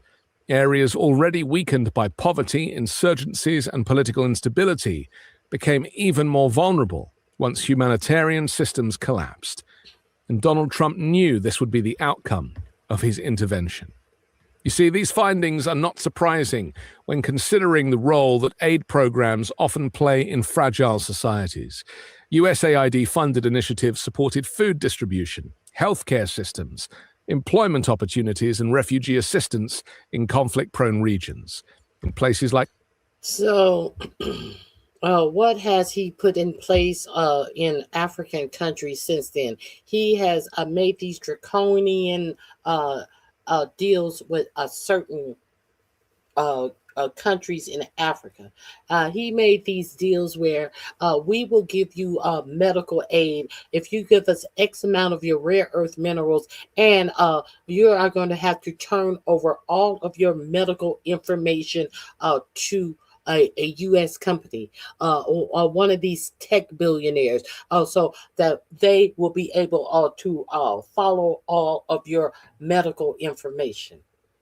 Do you think that this they want to? They're not going to offer them any healthcare services, but they want all of your medical information. Do you trust an American company to have the availability to have access to all of your medical information? And why do they want access to all of the medical information on African people? Could this be a way to track viruses that they are going to unleash in the populations in Africa? So Bill Gates can convince you to get a chip put under your skin for alleged convenience, that you can just wave your iPhone over a patch of skin and understand if people have been vaccinated or not. These tech billionaires who always want to implant some type of technology in your body, like they are doing over in Honduras in Peter Thiel's little no laws, no rules utopia in Honduras. No EPA approval planting shit in your body utopia that Peter Thiel has over there, where they have to the only law that governs them is the law on this Andrees's plot of land, that they are over there doing all types of God knows what human testing on each other. It's their free will to do it. But it is illegal to do it in any other place other than Andrees's, Peter Thiel's little secret, not so secret island. You know, the same Peter Thiel that said it's going to take too much time to get the general public to be with you on a scientific type of research, and we're going to have to figure out a way where we don't have to convince the mass public. Democracy is getting in our way. Okay, so these are the people who instead of giving U.S. aid, they have turned to the point where they are giving you don't have a determination as a woman what you want to do with your body, but tech bros do. Northeastern Nigeria, aid helped communities devastated by Boko Haram insurgencies. In Ethiopia's Tigray region, relief operations, employment opportunities and refugee assistance in conflict-prone regions. In places like northeastern Nigeria, aid helped communities devastated by Boko Haram insurgencies. In Ethiopia's Tigray... And you notice when they took that aid away, what happened? Then all of a sudden, this is what I was talking to you about earlier. They took the U.S. aid away that helped them fight the insurgencies. And then they are bombing Ethiopia. America was bombing, not Ethiopia, Nigeria themselves. Region, relief operations provided support after a brutal civil war. Removing these support structures suddenly created economic and political vacuums that militant organizations were able to exploit. Importantly, the researchers didn't claim that aid alone prevents war, but they did warn that abruptly dismantling support systems in unstable environments creates chaos that fuels violence. Economic desperation, unemployment, and weakened local institutions often become fertile ground for insurgent recruitment and social unrest. By removing assistance without a replacement strategy, the Trump regime contributed to conditions that increased insecurity in some of the world's most fragile regions. Remember, USAID spending only accounted for around 0.3 to 0.7% of the total US federal budget, which translates to about 0.1.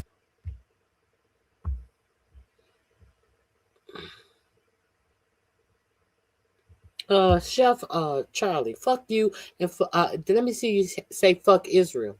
Let me see you say fuck Israel, because Africa is getting far less than what America is sending to Israel. Can I hear you say fuck Israel? I'm waiting. No, I can't hear you say that. I can't hear you say a motherfucking thing else in my chat. You stupid motherfucker. You fucking scared bitch. Get the fuck out of my chat. Let's continue. 5% of the US gross domestic product. The damage caused by these cuts extended beyond humanitarian concerns. USAID was also a strategic asset that advanced American geopolitical interests. Through aid programs, the US strengthened partnerships, improved its global reputation, and countered the influence of rival powers such as China or Russia. When the US withdrew from these commitments, competitors quickly filled the vacuum. China's Belt and Road Initiative expanded infrastructure projects and economic influence across Africa and Asia, allowing Beijing to present itself as a more reliable partner than Washington. Soft power depends heavily on credibility and trust.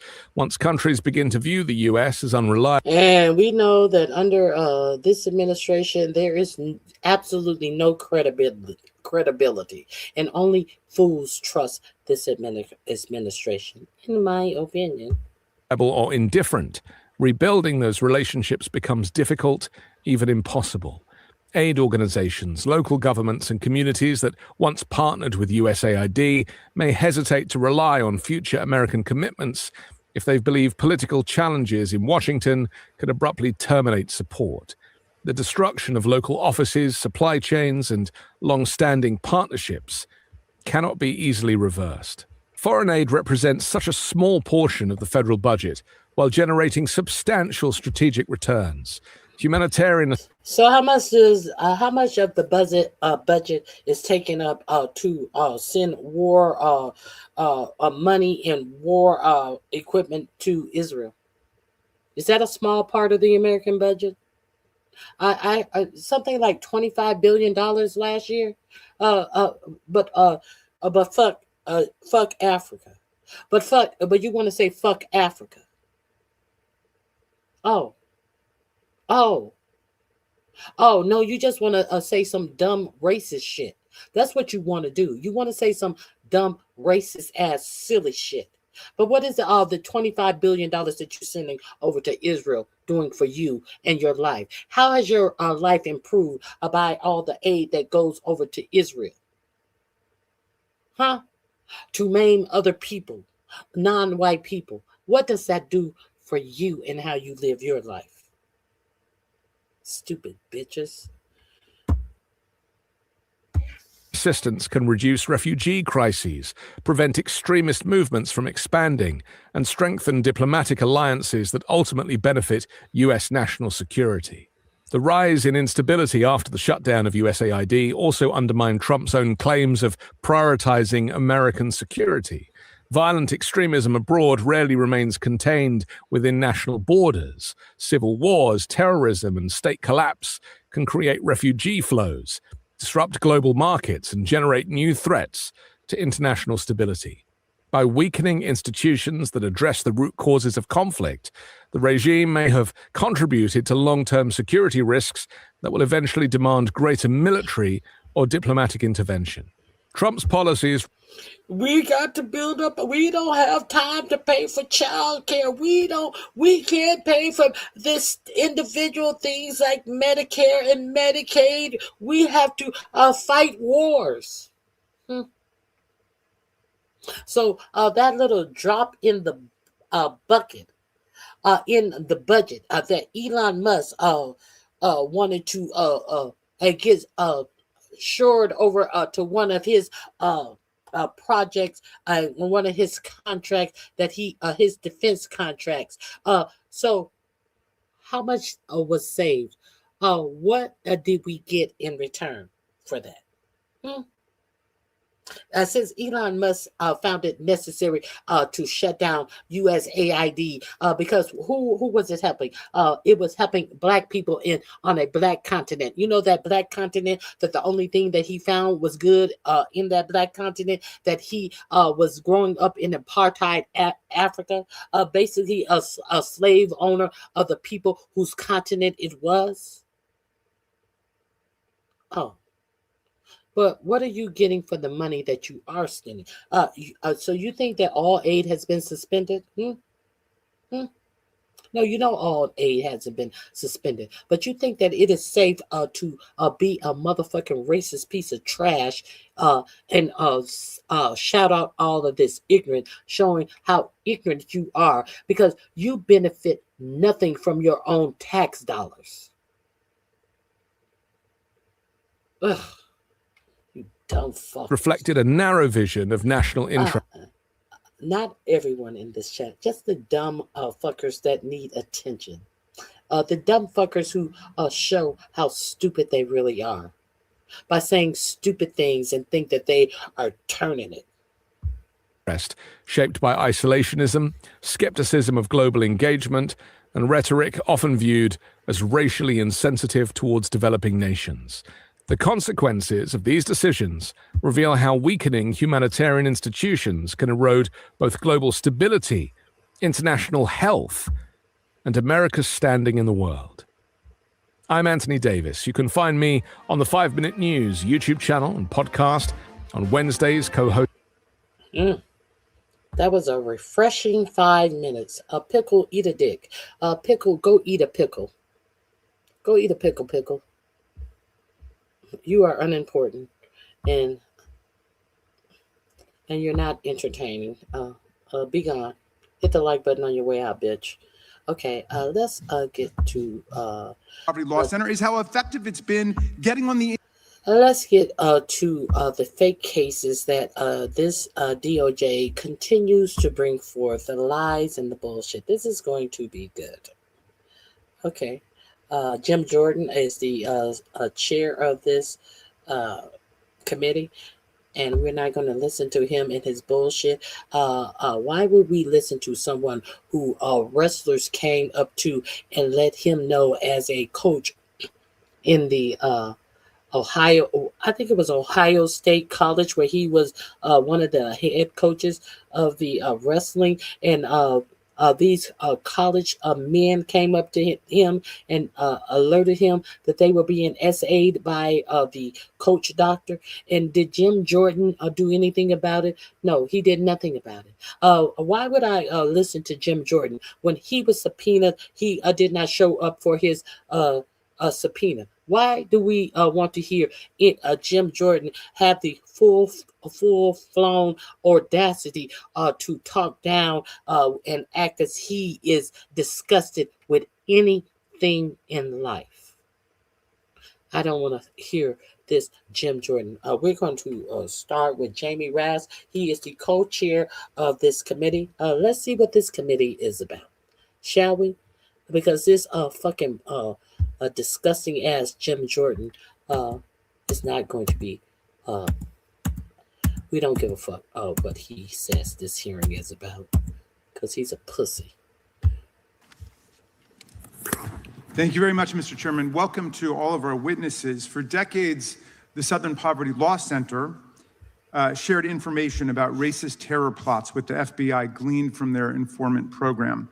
The FBI was happy to receive it, and this practice frequently led to the disruption of dangerous conspiracies by the KKK and neo-Nazi groups to commit violence against synagogues, churches, African Americans, Jews, and other targeted minorities. So why is the Department of Justice under Trump and Todd Blanche now prosecuting the Southern Poverty Law Center? The DOJ says that the SPLC defrauded its donors by paying undercover informants to infiltrate and collect intelligence on these racist groups. But where are all the donors complaining about having been defrauded? Where is the evidence of the fraud? Where are the civil lawsuits that always follow in the wake of a fraud, a scam, or a ripoff? DOJ has offered no evidence that anyone was actually deceived or defrauded by this perfectly lawful, well-known, and accepted practice that the FBI itself approved for many years. Using informants and undercover agents was indeed the basis for the FBI's own efforts to investigate racist extremist groups when that was a priority, before the targets of the FBI became instead the perceived political foes of Donald Trump. In fact, what its donors love about the Southern Poverty Law Center is how effective it's been getting on the inside of extremely dangerous racial terrorist groups to find out what's going on to try to stop the reign of terror of bombings, assaults, lynching, and arson, the violent price of white supremacy that goes back centuries in our country. Why are there no civil fraud lawsuits? Why has no one sued the Southern Poverty Law Center? From my experience, as a former state assistant attorney general and a congressman who deals with constituents who get defrauded frequently, and now I'm the co-chair of the bipartisan Stop the Scams caucus, I can assure you that victims of fraud are usually enraged after a period of being embarrassed, and they come forward to complain and to sue the fraudsters. What does a real fraud case look like? And how do the victims respond? Well, let's take this well-known, long-running fraud case called Trump University, which was shut down by the New York Attorney General's office when it determined that Trump University was systematically deceiving and ripping off its students and cheating them of a real education they paid for. Over 8,000 swindled students brought 3 different class action lawsuits that were certified by the courts against Trump. They tried for years to recover the lost tens or hundreds of thousands of dollars in tuition for a completely bogus education, and they finally won a massive settlement for $25 million. So that was more than 8,000 desperate young people who told their stories to the world. So far, to my knowledge, there's not a single donor to the Southern Poverty Law Center who's come forward to say that he or she was defrauded, much less thousands of them. And they have many thousands of donors. Everybody can see what's happening with this outrageous, scandalous prosecution in Alabama, an outrageous, scandalous persecution here on Capitol Hill. If anyone has flipped sides to join the racist extremists, it's not the SPLC, it is the FBI itself. And if a fraud is being perpetrated on the public right now, it's not an SPLC fraud. SPLC's been an enemy of the Klan and neo-Nazi groups for more than a half century. It's been unswerving and steadfast, which is why their offices were bombed and why they get an unending stream of violent death threats, something which makes this prosecution and persecution all the more appalling. No, what we're witnessing is a Trump administration fraud on a vast and shocking scale. President Trump has coddled and cultivated the extreme right for as long as he's been in politics. After the infamous Unite the Right rally in Charlottesville in August of 2017, when neo-Nazis marched on a synagogue in the University of Virginia, chanting, "Jews will not replace us," when a homicidal extremist drove his car into peaceful counter-protesters and killed Heather Heyer, Trump could only bring himself to say that there were some very fine people on both sides. In 2020, when he was directly asked in the nationally televised presidential debate to condemn white supremacists, he told the Proud Boys to stand back and stand by, which they immediately adopted as their official motto and emblazoned on their t-shirts. In office, the Trump administration has dismantled the anti-domestic terror infrastructure at the FBI, at DOJ, at the Department of Homeland Security, constantly shifting resources away from monitoring racially motivated violent extremism into immigration enforcement. He's gutted the Civil Rights Division, which is charged with prosecuting hate crimes, defunded the Center for Prevention Programs and Partnerships, which had helped prevent more than 1,000 violent terror plots since 2020, and installed a 22-year-old with zero national security experience, except for Model United Nations, his junior year of college, to run what remains of our terrorism prevention office. He's redirected the Civil Rights Division to focus on so-called anti-white discrimination instead of the actual hate crimes devastating communities across America. He fired the federal prosecutors and FBI agents who investigated and convicted the extremists who attacked the Capitol on January 6, 2021. And just this month, the Trump administration released a new national counterterror strategy that literally erases right-wing violent extremism from the record. The strategy identifies drug cartels, Islamist terror, and violent left-wing extremists as the nation's top threats, but makes no mention whatsoever of far-right extremism, white supremacist violence, or domestic neo-Nazi terror. This despite a decade of data from the Nonpartisan Center for Strategic and International Studies showing that right-wing extremists carried out 152 attacks in the United States and killed 112 Americans, compared with 35 attacks and 13 deaths attributed to left-wing extremists. Again, he just blames his enemies for what his side is doing. Trump's real relationship to the extreme right was on full display January 6, 2021, when the Proud Boys, Oath Keepers, and 3%ers, all in Roger Stone's sphere of influence, led the violent assault on the Capitol and our police force as Trump exhorted a crowd of thousands to go out and fight like hell, or you won't have a country anymore. That mob not only chanted, "Hang Mike Pence," referring to Donald Trump's then vice president, and tried to shut down the peaceful transfer of power for the first time in American history, but brutally assaulted our police, wounding, injuring, disfiguring, and disabling more than 150 officers, terminating many careers in the process. But what has President Trump done to support, praise, or even just thank the police officers who saved members of the House and Senate and his own vice president from the rampaging mob he had incited? Nothing. What's he done to help Sergeant Cannell, whose brutal injuries forced him to retire from the Capitol Force? Nothing. What's he done to help Officer Harry Dunn, who was taunted with racial slurs throughout the day on January 6th? Nothing. Officer Michael Fanone, who wasn't even on duty, but came down to join his brothers and sisters in the blue to defend our democracy and was nearly ripped to shreds by the mob and had a heart attack. What's he done for him and his family? Nothing. No, Trump praises the J6 criminals, calling them heroes, martyrs, patriots, even hostages. He pardoned and commuted the sentences of more than 1,500 of them on his first day in office. Both the violent felons who attacked our officers with Confederate battle flags, baseball bats, and steel pipes, and the organizers behind the scenes who were convicted of seditious conspiracy, the deliberate and coordinated effort to put down and overthrow the government of the United States.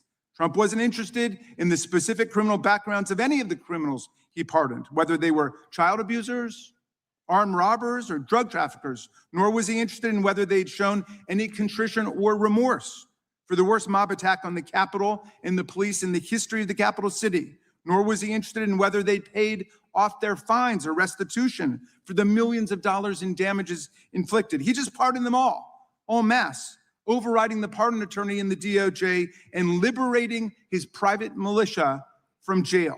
Many of these pardoned convicts have already gone out to commit more crimes since Trump let them out.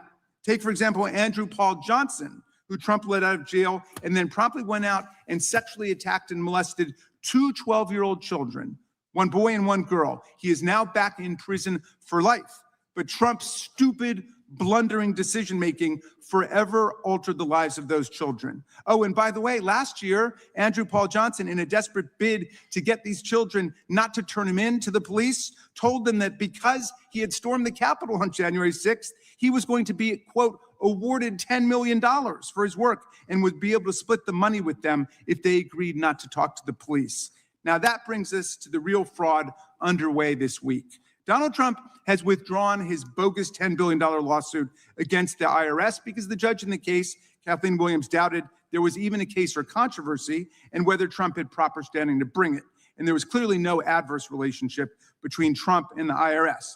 In any event, he withdrew it. He knew he was going to lose. Now, Trump is claiming that he and the IRS have a so-called settlement, which is not possible because the case was dismissed. This fraudulent settlement involves not only an agreement by the IRS and the DOJ not to investigate or prosecute him, his family, and his businesses forever for tax frauds that he may have committed in the past, but the establishment of a $1.776 billion political slush fund in the DOJ called the Anti-Weaponization Fund that will be used to reward his friends and foot soldiers. This is lawless. To begin with, Trump doesn't establish federal programs and appropriate money for them. We do that. That's the power of the purse, which belongs exclusively to Congress. We never set up this political slush fund to be run out of the DOJ, and we never would. We have a judicial system to hear authentic cases and controversies. Not a single J6er has had charges thrown out because of a false, malicious, or retaliatory prosecution. Not a single one has had their criminal conviction reversed on appeal because of a false, malicious, or retaliatory prosecution. The idea that they were falsely or maliciously prosecuted has not been found by a single judge, Republican, Democratic, or independent appointee. And this is a defamatory slur on law enforcement and the serious civil servants at the DOJ who've been under attack since this nightmare of MAGA weaponization began in January of last year. False, malicious, and retaliatory prosecutions are how Donald Trump and his DOJ operate, not real law enforcement, not real prosecutors. We would never set up a political slush fund to compensate the J6ers for their imaginary injuries because it's blatantly unconstitutional. Section 4 of the 14th Amendment, which I commend to all of my colleagues, it's in the Constitution, provides that the United States shall not assume or pay any debt or obligation incurred in aid of insurrection or rebellion against the United States. All such debts, obligations, and claims shall be held illegal and void. So everybody who thinks they're getting a big payoff this week, $1 million per J6er is the word on the street, should understand this. This payment is illegal and void, meaning that the money belongs only to the taxpayers of America, the people of the United States, and we will get that money back if any insurrectionist gets any. My friends, the Southern Poverty Law Center is not perpetuating a fraud. Today, the Trump administration is perpetuating a fraud against America by taking nearly $1.8 billion of our money from the U.S. Judgment Fund for the payment of actual court judgments and damages, and without any legal authorization from Congress, purporting to use it to pay off his once and future private militia. No one is fooled by all the counterfeit outrage about the SPLC and finger pointing at the people who've actually been combating violent racism in America. Mr. Chairman, the threat is not the SPLC. The real fraud is coming from the White House. Just yesterday, the New York Times reported that the career lawyers in the IRS Chief Counsel's office believe that Donald Trump's lawsuit is deeply flawed and could be easily defeated. And they drafted a memo advising the DOJ to dismiss it. Of course, instead, the DOJ entered into the $1.8 billion settlement instead. The general counsel for the Treasury Department, Brian Morrissey, the top lawyer, resigned on the same day this settlement was announced. We've got many questions for everybody involved in this brazen and corrupt transaction. Mr. Chair, pursuant to Clause 2K6 of Rule 11, I move that the committee now immediately subpoena those involved in the creation or execution of the nearly $1.8 billion slush fund: Acting Attorney General Todd Blanche, Associate Attorney General Stanley Woodward, Treasury Secretary Scott Bessent, IRS Chief Executive Officer Frank Bisognano, and Treasury Department General Counsel Brian Morrissey. Mr. Blanche orchestrated this outrageous slush fund as part of the settlement with Donald Trump, which was also signed by Mr. Woodward, and Mr. Bessent will oversee the payout of these funds.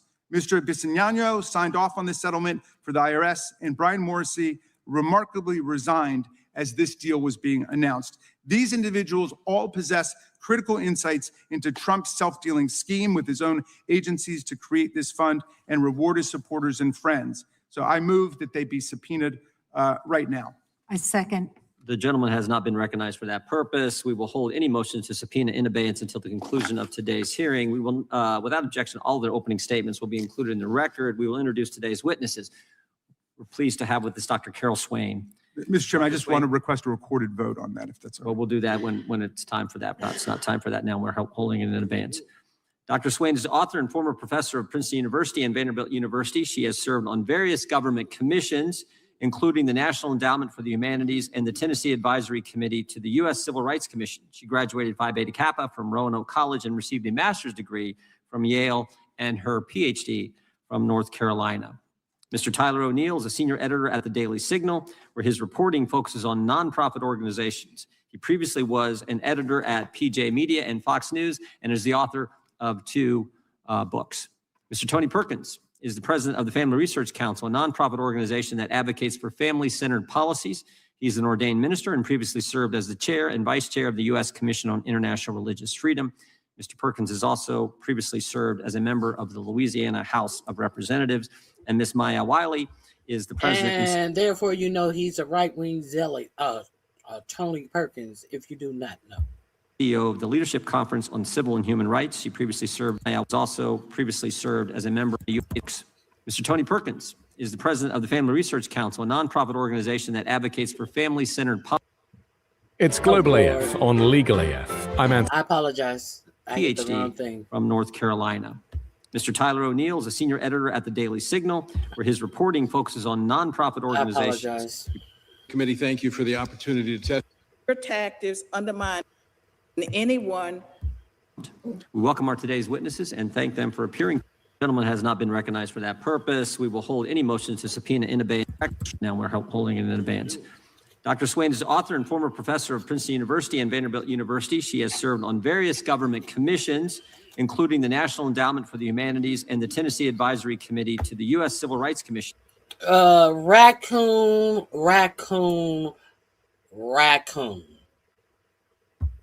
She graduated Phi Beta Kappa from Roanoke College and received a master's degree from Yale and her PhD from North Carolina. Mr. Tyler O'Neill is a senior editor at the Daily Signal, where his reporting focuses. You notice that they always get a raccoon when they want to pretend like racism and racial injustice isn't a true thing. This big mouth raccoon bitch right here. I'll let you see. You decide. Obviously, I've seen this. This is on nonprofit organizations. He previously was an editor at PJ Media and Fox News and is the author of 2 books. Mr. Tony Perkins is the president of the Family Research Council, a nonprofit organization that advocates for family-centered policies. He's an ordained minister and previously served as the chair and vice chair of the U.S. Commission on International Religious Freedom. Mr. Perkins has also previously served as a member of the Louisiana House of Representatives. And Ms. Maya Wiley is the president and CEO of the Leadership Conference on Civil and Human Rights. She previously served in the Civil Division of the U.S. Attorney's Office for the Southern District of New York and worked at the ACLU and the NAACP Legal Defense and Educational Fund. We welcome our today's witnesses and thank them for appearing today. And if you all please stand, we will begin by swearing you in. Raise your right hand. Do you swear or affirm under penalty of perjury that the testimony you're about to give is true and correct to the best of your knowledge, information, and belief, so help you God? Let the record reflect that the witnesses have answered in the affirmative. Thank you, and you can be seated. Please know that your written testimony will be entered into the record in its entirety. Accordingly, we ask that you summarize your testimony in 5 minutes, and we will start with Dr. Swain. Just make sure you hit the microphone there, hit that button, and try to stay as close to 5 as you can, although I won't cut you off right at 5. After all, we gave Mr. Raskin 15, so. Good morning, Chairman, Ranking Member, and distinguished members of the committee. Thank you for giving me the opportunity to testify today on this very important subject. I am Dr. Carol M. Swain, a former tenured professor of political science and law at Vanderbilt, and I was also tenured at Princeton. I am a woman who rose from rural poverty in Southwest Virginia, earned 5 degrees, and built a career as a scholar of race, politics, and representation. My 1993 book, Black Faces, Black Interests, won 3 national awards and was cited by the U.S. Supreme Court. Yet, starting in 2009, I became the target of a sustained smear campaign by the Southern Poverty Law Center, an organization once respected for fighting real hate, but which I believe has become a weapon against conservatives, Christians, and dissenting voices.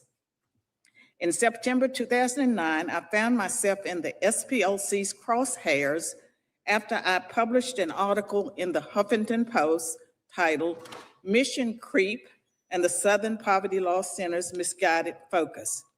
I argued that the SPLC had drifted from its original mission of monitoring genuine hate groups, such as the KKK and the neo-Nazis, towards targeting mainstream conservatives. Immigration reform. Okay, so you started with them, and now they targeted you, but they were responding to your article. Now you're the victim.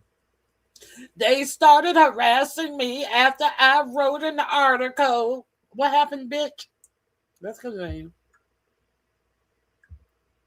And anyone such as the KKK and the neo-Nazis towards targeting mainstream conservatives, immigration reformers, and anyone challenging progressive ideas on race and immigration. So they started targeting mainstream Republicans.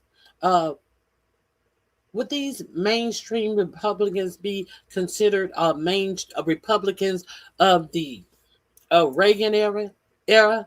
No, these are Trump Republicans. Let's keep it clear. These are not mainstream Republicans that they start targeting. They started targeting the Trump MAGA foolish Republicans. Let's be clear.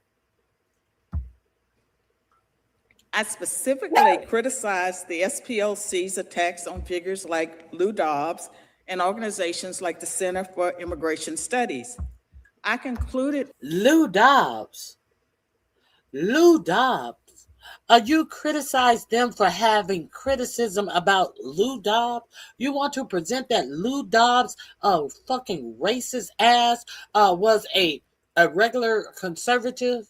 Bitch, if you don't, go sit the fuck down somewhere, you better. If you don't go sit your ass down somewhere. She is sitting up here in front of Congress defending the hatred of Lou Dobbs. Only a good raccoon. Sit, boo-boo, sit. Ugh. My article with the line, rather than monitoring hate groups, the Southern Poverty Law Center has become one. Within weeks of my article, the Southern Poverty Law Center retaliated. In October 2009, SPLC spokesman Mark Potok publicly labeled me as an apologist for white supremacists. And he was absolutely right. But now she's the victim. They targeted me. No, you targeted them, and you didn't like their response. Now all of a sudden you are a victim. What did you say about them? What did you say about them? How did this start again, bitch? And was cited by the U.S. Supreme Court. Yet, starting in 2009, I became the target of a sustained smear campaign by the Southern Poverty Law Center, an organization once respected for fighting real hate, but which I believe has become a weapon against conservatives, Christians, and dissenting voices. In September 2009, I found myself in the SPLC's crosshairs after I published an article in the Huffington Post titled Mission Creep and the Southern Poverty Law Center's Misguided Focus. I argued that the SPLC had drifted from its original mission of monitoring genuine hate groups, such as the KKK and the neo-Nazis, towards targeting mainstream conservatives, immigration reformers, and anyone challenging progressive ideas on race and immigration. I specifically criticized the SPLC's attacks on figures like Lou Dobbs and organizations like the Center for Immigration Studies. I concluded my article with the line, rather than monitoring hate groups, the Southern Poverty Law Center has become one. So, within weeks of my article, the Southern Poverty Law rather than monitoring hate groups, the Southern Poverty Law Center has become one. That's how you end your thesis. And now here come the victimhood. Here comes the victimhood. And within weeks of me saying that dumb shit, being an apologist for the white man, and then they targeted me. Center retaliated. In October 2009, did they retaliate or did they respond? And it made you feel stupid and uncomfortable. Was it a retaliation or was it a response to you coming after them, calling them a hate group? Which one is it, bitch? I'm not going to talk through all of this. This is the first time I heard this part.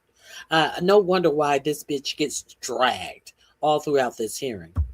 SPLC spokesman Mark Potok publicly labeled me as an apologist for white supremacists. He was right. This stemmed from my endorsement of a documentary film, A Conversation About Race, directed by Craig Bodecker, which I recommended for classroom use because it offered perspectives rarely heard on university campuses. This attack on me was not an isolated incident. The Southern Poverty Law Center has used guilt by association, cherry-picked quotes, and fabrications to damage and destroy reputations and organizations.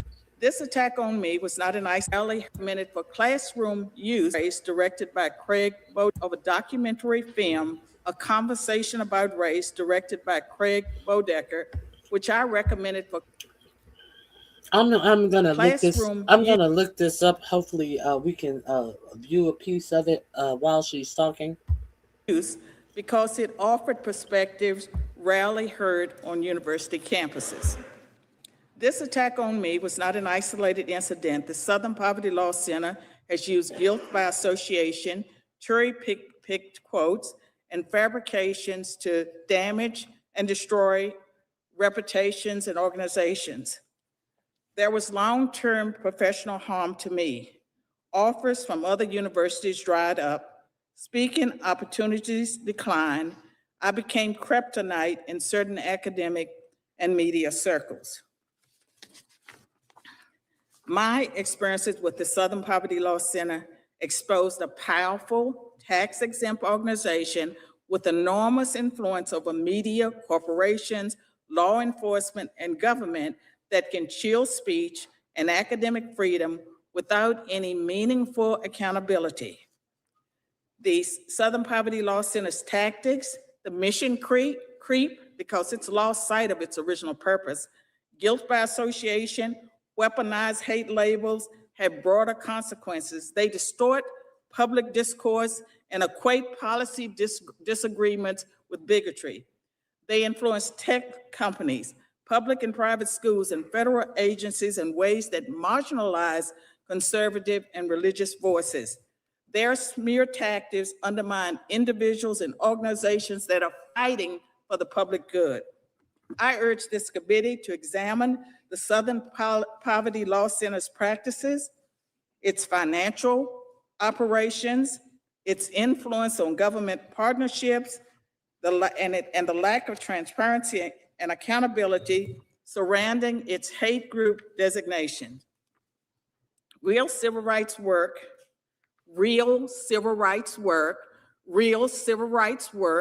requires truth-telling, not retaliation against scholars who challenge orthodoxies, and certainly not the alleged financing of the hate the organization claims to fight. I hope Congress will deal with the Southern Poverty Law Center appropriately. Both political parties need to address this. This is a bipartisan issue. They should use all available means to hold this organization accountable, as you do, or as you proclaim to do with other organizations. Let's hold everyone to the same standard. Thank you for your time, and I will be ready to answer questions at the appropriate time. Thank you, Doctor. Mr. Perkins, you are now recognized for 5 minutes. Chairman Jordan, Ranking Member Raskin, members of the committee, thank you for the opportunity to testify. I'm Tony Perkins. I've served as the president of the Family Research Council here in Washington since 2003. Americans once associated Southern Poverty Law Center with fighting the Ku Klux Klan during the civil rights era. And that reputation gave the SPLC enormous moral credibility.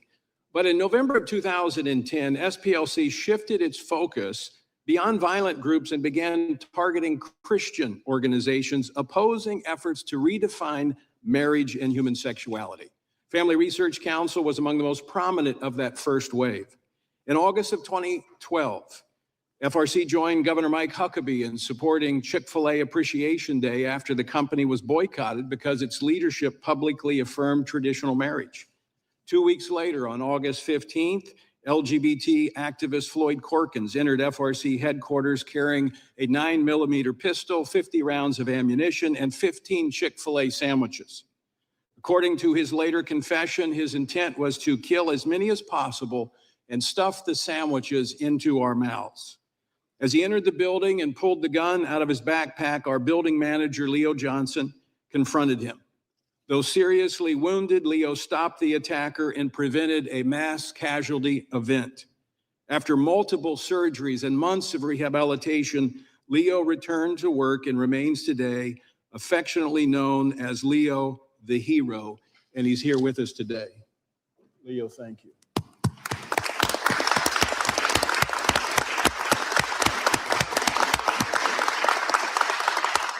The following day, investigators confirmed Corkins confessed to selecting FRC because of SPLC's website and hate map.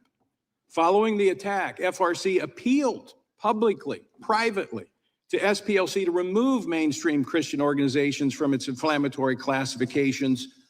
Those requests were rejected. The attack has cost FRC more than $6 million in security-related costs. But the costs extend way beyond one act of violence.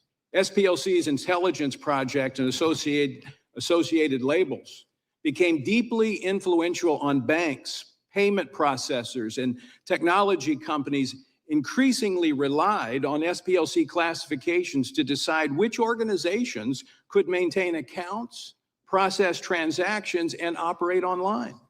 Around 2016, the SPLC began pressuring financial corporations and technology companies to deplatform and defund organizations that it labeled extremist. Then came Charlottesville. According to the recent federal indictment, a member of the online leadership that planned Unite the Right rally at the direction of the SPLC and helped coordinate transportation for attendees was bankrolled by SPLC.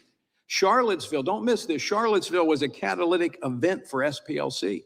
As major corporations like Apple, JP Morgan Chase aligned with SPLC, contributing millions of dollars. Shortly afterwards, the coalition known as Change the Terms was formed, led by SPLC and the Center for American Progress, establishing standards that would encourage companies to deny digital access and financial infrastructure to organizations that SPLC labeled. The timeline of Change the Terms closely parallels the acceleration of the efforts to debank and deplatform conservatives. FRC experienced this from Truist Financial, BB&T, Fidelity Investments, GuideStar, Mobile Calls, and other technology-related companies. And SPLC officials openly acknowledged this strategy before Congress. In January of 2020, SPLC official Lakeisha Brooks stated this, quote, "We have lobbied internet companies one by one. A key part of this strategy has been to target these organizations' funding." Brooks continued to describe the coordinated effort to pressure technology companies and financial institutions to restrict access for organizations SPLC opposed. This committee, the issue before this committee, is larger than SPLC fraud. SPLC was the hub, but there are many spokes that made up this wheel designed to crush Christians and conservatives. The congressional inquiry should not stop with SPLC. In America, citizens should not lose banking services, digital platforms, public credibility, and a sense of safety because they believe in biblical marriage and sexuality. When government-related or regulated institutions can apply ideological labels in a coordinated fashion to silence, isolate, and financially cripple opponents, we have political targeting by proxy, and freedom is at risk. Thank you, Mr. Perkins, for that testimony. Leo, the hero, thank you for your courage. We'll now go to Mr. O'Neill. Chairman Jordan, Ranking Member Raskin, members of the committee, I'm honored to testify before you today. I will argue that the Southern Poverty Law Center does not merely track hate, it systematically inflates it, profits from it, and, according to a federal indictment, may even have helped create it. The first thing to know about the SPLC is that it has nothing to do with poverty. The Poverty Palace has an endowment, has assets of $822 million. That's more than 3 times the assets of the National YMCA and almost twice the sum of Planned Parenthood. That's why former employees have suggested mocking mottos for the SPLC, such as making hate pay. How did the SPLC become so wealthy? Co-founder Morris Dees set up a lucrative fundraising engine by suing the Ku Klux Klan into bankruptcy. When the SPLC ran out of grand dragons to slay, the center needed to find more hate to justify the fundraising. It has a financial incentive to juice the numbers. The SPLC began to publish a hate map that plots mainstream conservative and Christian groups alongside Klan chapters. The map includes Moms for Liberty, PragerU, Turning Point USA, and even Focus on the Family. The SPLC says the map reveals the infrastructure upholding white supremacy. This hate map kills 2 birds with 1 stone. It silences conservative dissent from the left's and the SPLC's agenda, and it exaggerates hate to keep the money flowing. The map also includes groups that barely exist, like a Confederate memorabilia shop and a convent. In 2023, I analyzed the map and found that it exaggerated hate by at least 267%. By including mainstream conservatives, double counting groups, and mentioning defunct organizations. Given this track record, is it really so far-fetched to think the SPLC might be propping up some of the very white supremacist groups it claims it exists to oppose? A federal grand jury indicted the SPLC on fraud charges because it had funneled $3 million to members of the Klan. The SPLC didn't deny the payments, but said it was funding informants who had tipped the center off to violent threats before they happened. But that's not what allegedly happened in Charlottesville in 2017. According to the indictment, the SPLC paid an organizer and directed this person's racist postings. The indictment suggests the SPLC's involvement made Charlottesville larger than it otherwise would have been. After Charlottesville, the SPLC's annual fundraising doubled.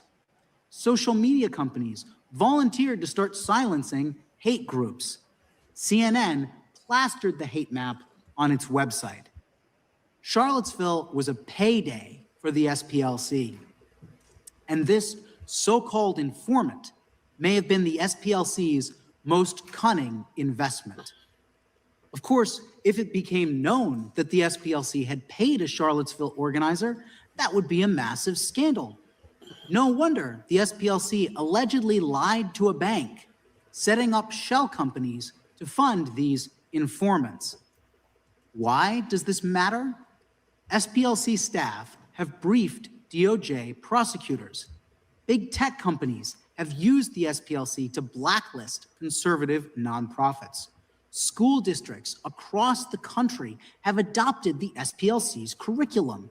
Hundreds of companies systematically exclude conservatives from their charity programs because of the SPLC.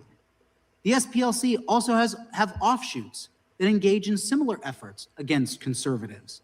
The Change the Terms Coalition banded together to pressure big tech to deplatform conservatives, and former SPLC staff have founded the Global Project Against Hate and Extremism. If an organization can inflate threats, influence federal policy, and conceal its role in allegedly fueling the very extremism it condemns, then Congress has a duty to investigate it and its offshoots. Thank you, Mr. O'Neill. Ms. Wiley, you're recognized for 5 minutes. Thank you, Chairman Jordan and Ranking Member Raskin, Come and on, to the Ms. entire Wiley. committee for having me here today. I'd like to get right to the point. The attack on SPLC is nothing more than part of a larger, broader, coordinated attack on civil rights organizations, not-for-profits, ones that work to ensure voters can vote, that children can learn, and people can live without fear. Multiracial democracy is something Americans value, but as the administration has gutted civil rights enforcement and the Supreme Court has gutted the Voting Rights Act, it is in danger. Civil rights organizations like the Southern Poverty Law Center are fighting to protect all of our rights. It has done so for more than 5 decades. It helped bankrupt the violent white supremacist organizations, including the United Klans of America. It has brought major voting rights cases, including to secure fair representation for Black voters in Alabama. And it educates the public on threats from extremist movements before those threats turn to violence. Sadly, this work is critical. A San Diego mosque and the families of 3 brave fathers are mourning the apparently hate-motivated killings from just Monday. No one should fear violence in a place of worship or anywhere else.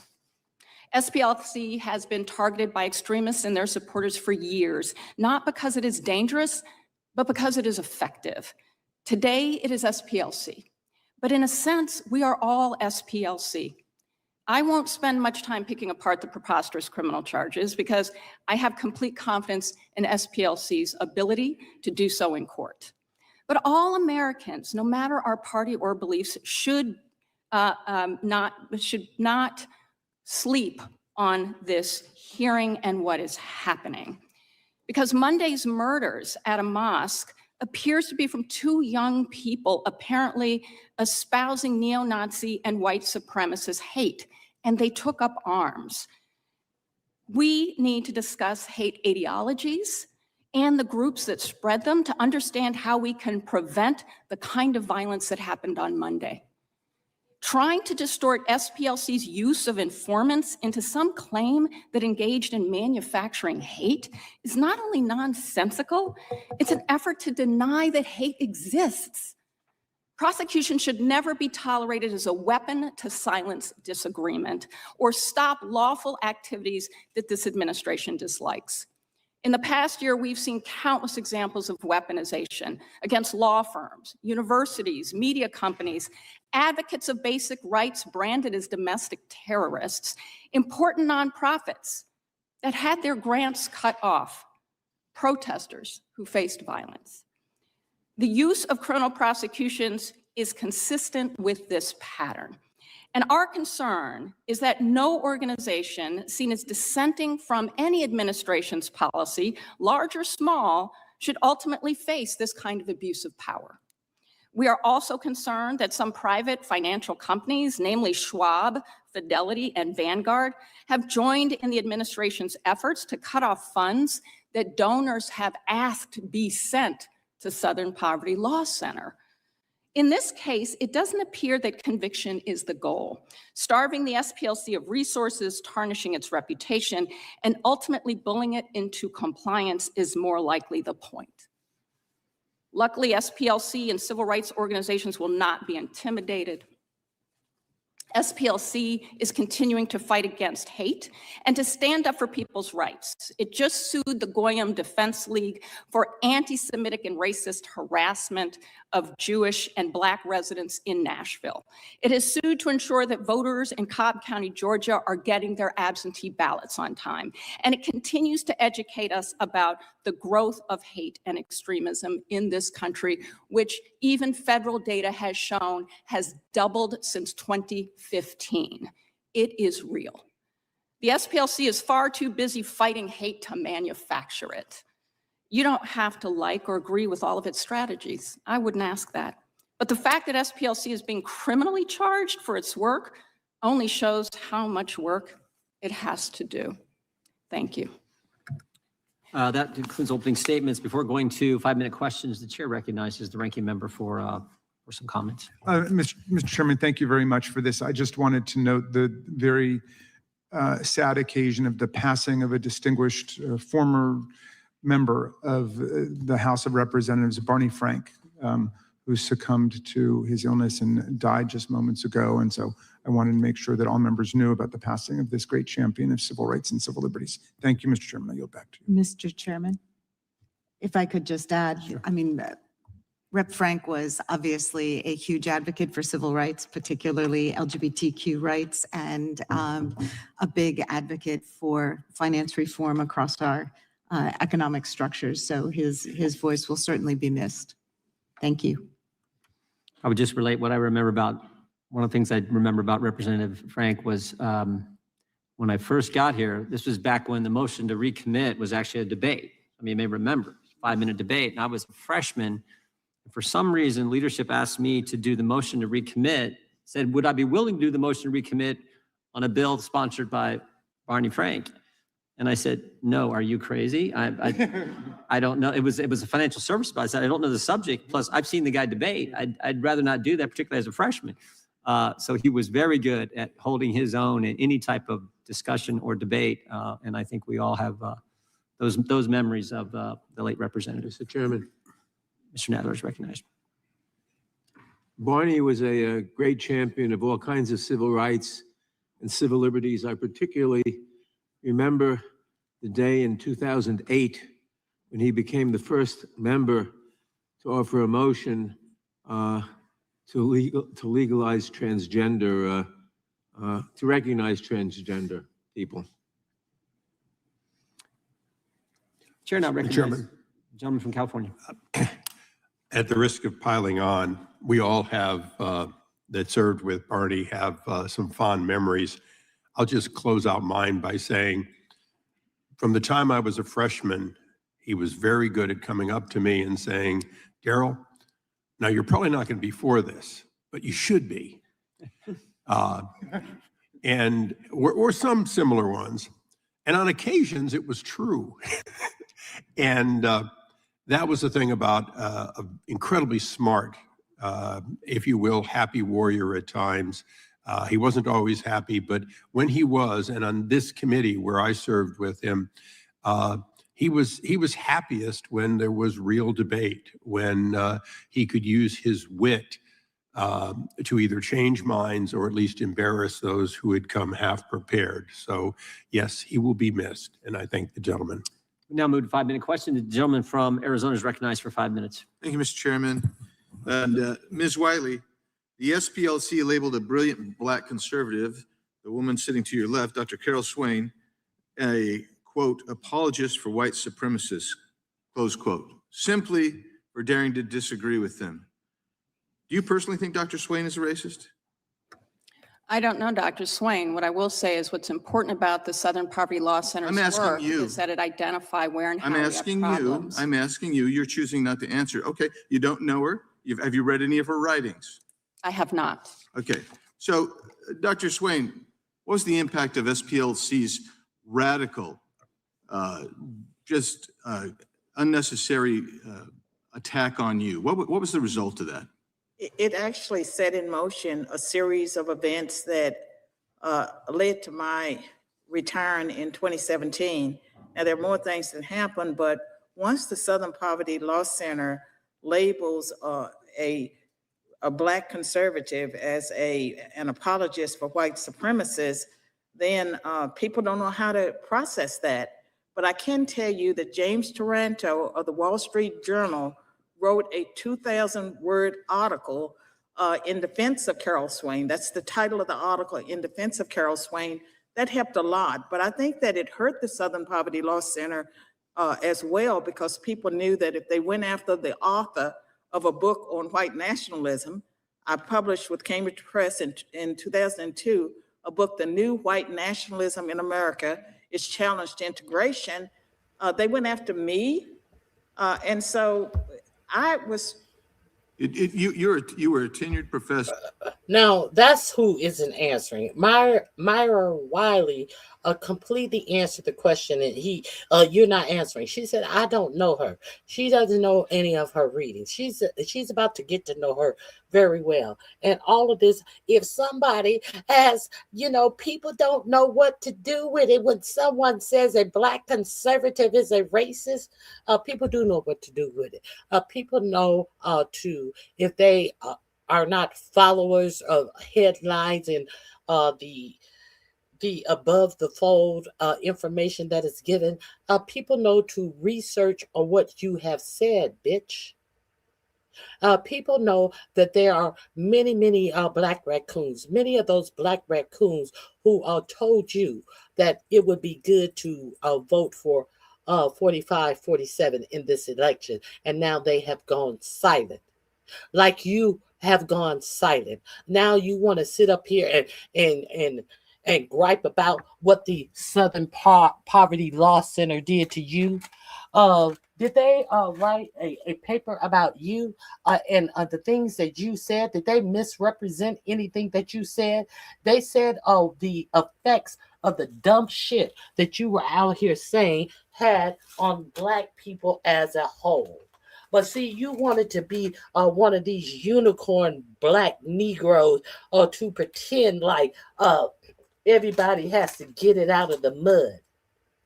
And you are separate from the other Black people. And this is what's wrong with other Black people. Let's continue. Sir, Yes. Vanderbilt and Princeton, Yes. and it impacted your career. It definitely impacted my career. Thank you for that information. So let's just cut to the chase here. SPLC is closing in an $800 million nest egg. I'm happy. It impacted her career how? She said she wasn't getting any more speaking engagement. Is that your career, or was your career a professor in political science at Vanderbilt and Princeton?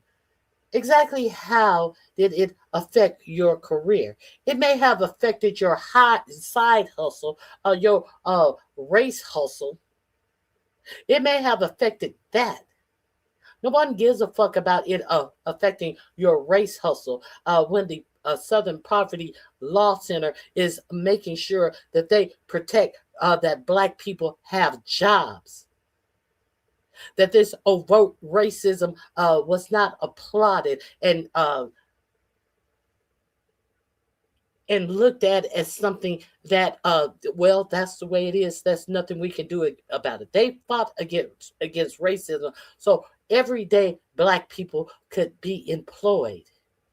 But you want to talk about your unicorn Negro ways and how it was affected. No, they affected your fucking getting ahead with a fucking Black bitch doing some race hustling for the man hole.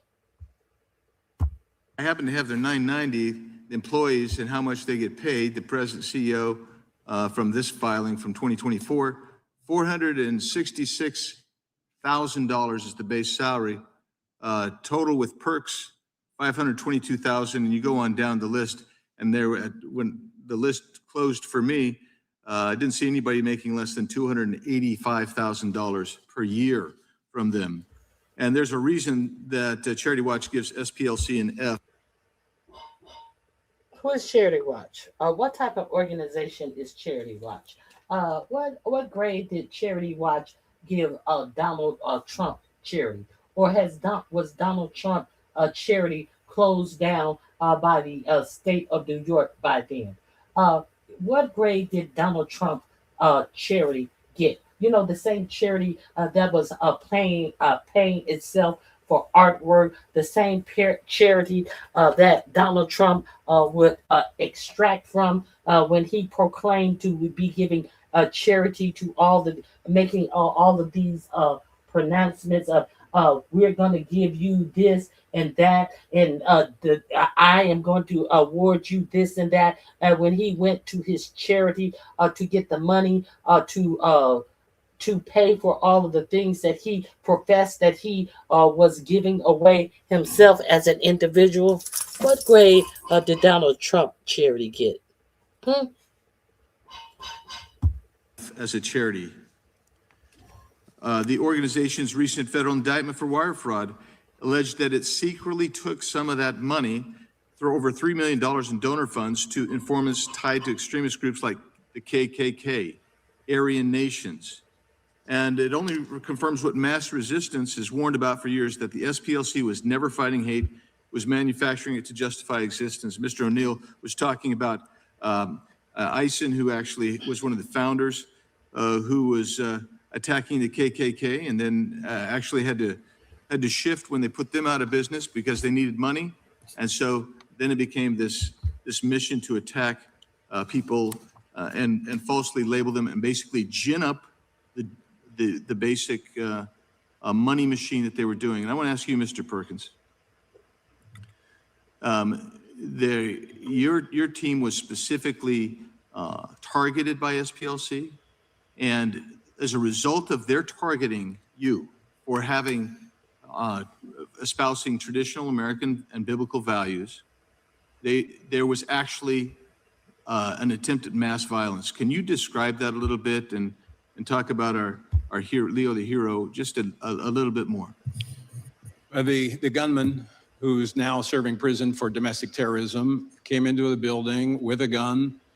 Leo, who is the building manager, was actually standing at the front, asking what he needed. He pulled pulled the semi-automatic pistol out of the backpack. He began shooting. The first round hit Leo in the arm, shattering his arm. He was still able to take him down. More shots were fired. The bullet holes remained in the walls of our building. Leo was able to disarm him and take him down and even recover the weapon. And in following that, watching the footage with the FBI agents who were surveilling it, said, why did he not, he was bleeding out, why didn't he fire the round into Corkins to make sure that he could not come back at him? Hold on 1 second. Hold on 1 second. People pretend like they don't understand why that 17 and 18-year-old shot up a mosque in California. People pretend like they don't understand it. You, bitch, are the reason your right-wing hate of brown people and of Muslims is the very reason why we had the violence that we had in San Diego. Bitches like you stupid ass cunt. You believe in the destruction of all Muslims. So what makes you different from what you say Muslims are? What makes you different from what you say Muslims are? What Muslims do you know that have gone into a country and killed as many people as Benjamin Netanyahu regime has? Bitch, get the fuck out of my chat, you stupid, dumb bitch. Don't come back. And you don't see any talk about what was done in San Diego. There's no outcry about right-wing violence. There's we don't understand. We understand that this is being investigated as a hate crime. The police officer, the spokesman for San Diego police, told you that. They saw the evidence, and not only did these two people who shot up that mosque in San Diego trying to get to children, you know how I guess they were inspired by Pete Kegbreath, who hit that school and killed over 260 school-aged children. Maybe this is what inspired them. But I noticed that none of you are even sitting up here talking about what Muslims want to do to Jews. These white nationalists, they want to do the same thing to Jews. Understand that these are two white children that they want to call children at the age of 17 and 18, while they try black and brown children at the age of 13 and 14 as an adult. These fucking white children, they also had a whole lot of hate speech towards Jews. Not only did they hate Muslims, they hated Jews too. So while you sit your stupid ass up in my chat thinking you're making a point, bitch, know what you're fucking talking about, ho. Don't come up in my chat with no dumb shit. You are the problem.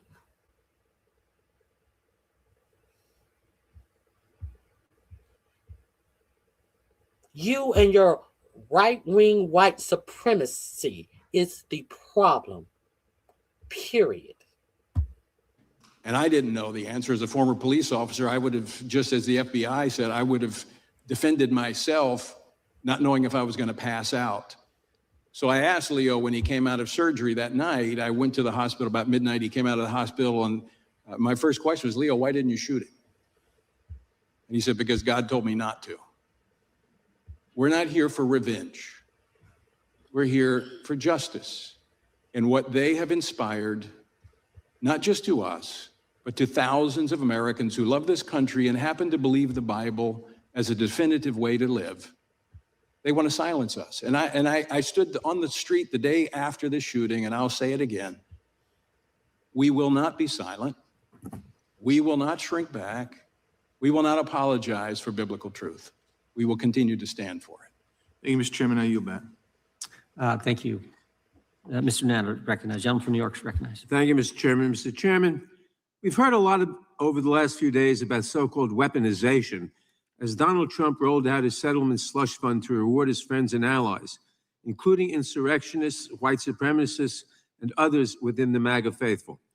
But this hearing is among the worst kinds of weaponization, using the power of the Judiciary Committee to further Donald Trump's personal vendetta against those who seek to hold him and his allies accountable.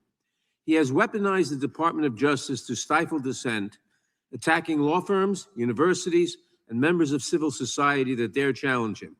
And now this committee is being pressed into service to join in his petty campaign of retribution. That is because that is beneath the dignity of this committee, on which I have been proud to serve my entire career in Congress. But since we have been called here, I want to talk about the important work that the Southern Poverty Law Center does to take on one of the most malign forces in our society, and that is anti-Semitism. Unfortunately, anti-Semitism in America is not a relic of the past. It is a present and growing threat. The FBI has consistently documented Jewish Americans as the most targeted religious group for hate crimes year after year. We have seen it erupt into mass violence, from the massacre at the Tree of Life Synagogue in Pittsburgh to the attack on Poway, California. We have seen it spread through online spaces, and we have seen it increasingly seep into mainstream right-wing politics, in conspiracy theories about Jewish financiers, in Holocaust analogies deployed as political weapons, and in figures with well-documented ties to white supremacists ascending to positions of influence. The Southern Poverty Law Center is on the front lines fighting anti-Semitism.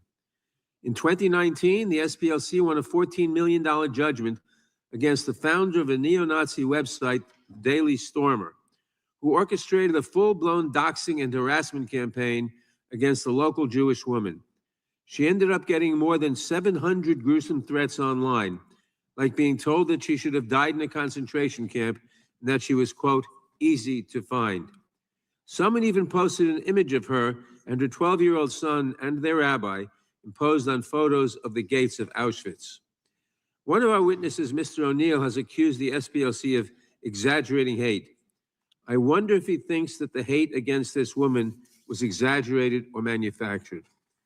Last year, the Southern Poverty Law Center filed suit against the white supremacist extremist group Goyim Defense League, an openly anti-Semitic group that calls for the return of the Nazi Party. SPLC sued because in 2024, the GDL launched a coordinated campaign against Black and Jewish communities during a July 2024 hate tour, in quotes, in Nashville. These neo-Nazis were marching across the city, assaulting people they believed to be Jewish, harassing groups of young Black children, and waving swastika flags. Another one of our witnesses, Mr. Perkins, has called the SPLC, quote, a partisan smear machine. I certainly hope he does not believe that it is a partisan smear to call out neo-Nazis and to make them pay for assaulting Jews and harassing Black children. Fighting against neo-Nazis, neo-fascists, and white supremacists is not a partisan issue. It should be very simple to reject these tenets. So why is it so hard for Republicans to call out the anti-Semitism we see within the current administration? President Trump has not only hosted, but also refused to condemn Nick Fuentes, a Holocaust denier and white nationalist. Meanwhile, Republicans have remained silent as the administration attempted to implement political litmus tests in order for synagogues to be deemed eligible to receive security grants, hired known anti-Semites like Kingsley Wilson, Ed Martin, and Sebastian Gorka, and gutted the agencies charged with preventing domestic terrorism. Lip service about fighting anti-Semitism rings hollow when you staff your government with people who embrace it, no matter how many task forces or advisory committees you form. And now they are coming after an organization on the front lines of fighting anti-Semitism.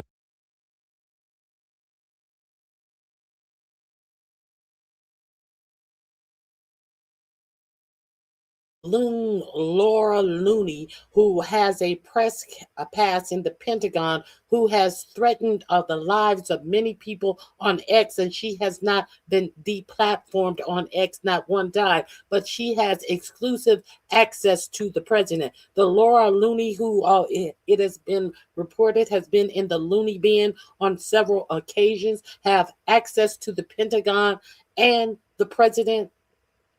Let's not forget that it has been reported that these two, what they want to call children at the age of 17 and 18 years old that went to a mosque and shot up the mosque, it has been reported that they were followers of who else? Laura Looney. Let that sink in. Let that sink in as you want to talk about Muslim people.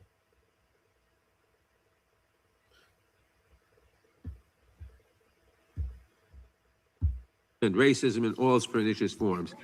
Ms. Wiley, the time we have left, I want to turn to you.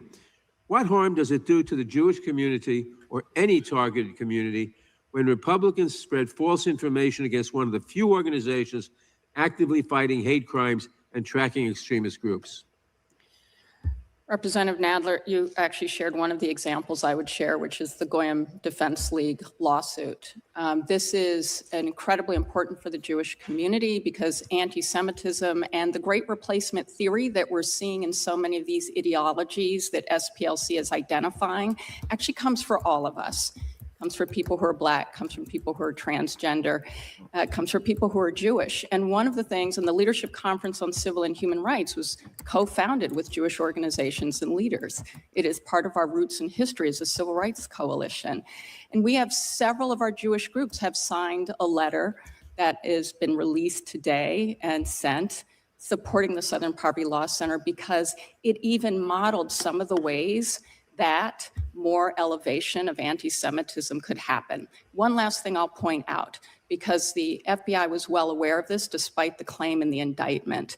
The Southern Poverty Law Center gave a 45-page event threat memo to the FBI before the Unite the Right rally because of the program we're talking about today and identifying that there would be people there who were armed. And as we saw in what turned out in that rally, it was critically important. Thank you, and I yield back. Gentleman yields back. Mr. O'Neill, they had an extremist file webpage, didn't they? Yes. And they would, on this webpage, they would pick out some crazy hate guy and they would, some bad guy, and he was like the extremist of the month. They'd highlight him and they would say, send us money to stop so-and-so. Is that right? Exactly. And F42 was one of the field sources, number 42, chair of some crazy hate group. The Southern Poverty Law Center highlighted him on their webpage. He's bad. He's evil. Send us money. Is that right? Yes. Isn't that the same thing that 45, 47 do every time something happened in the government?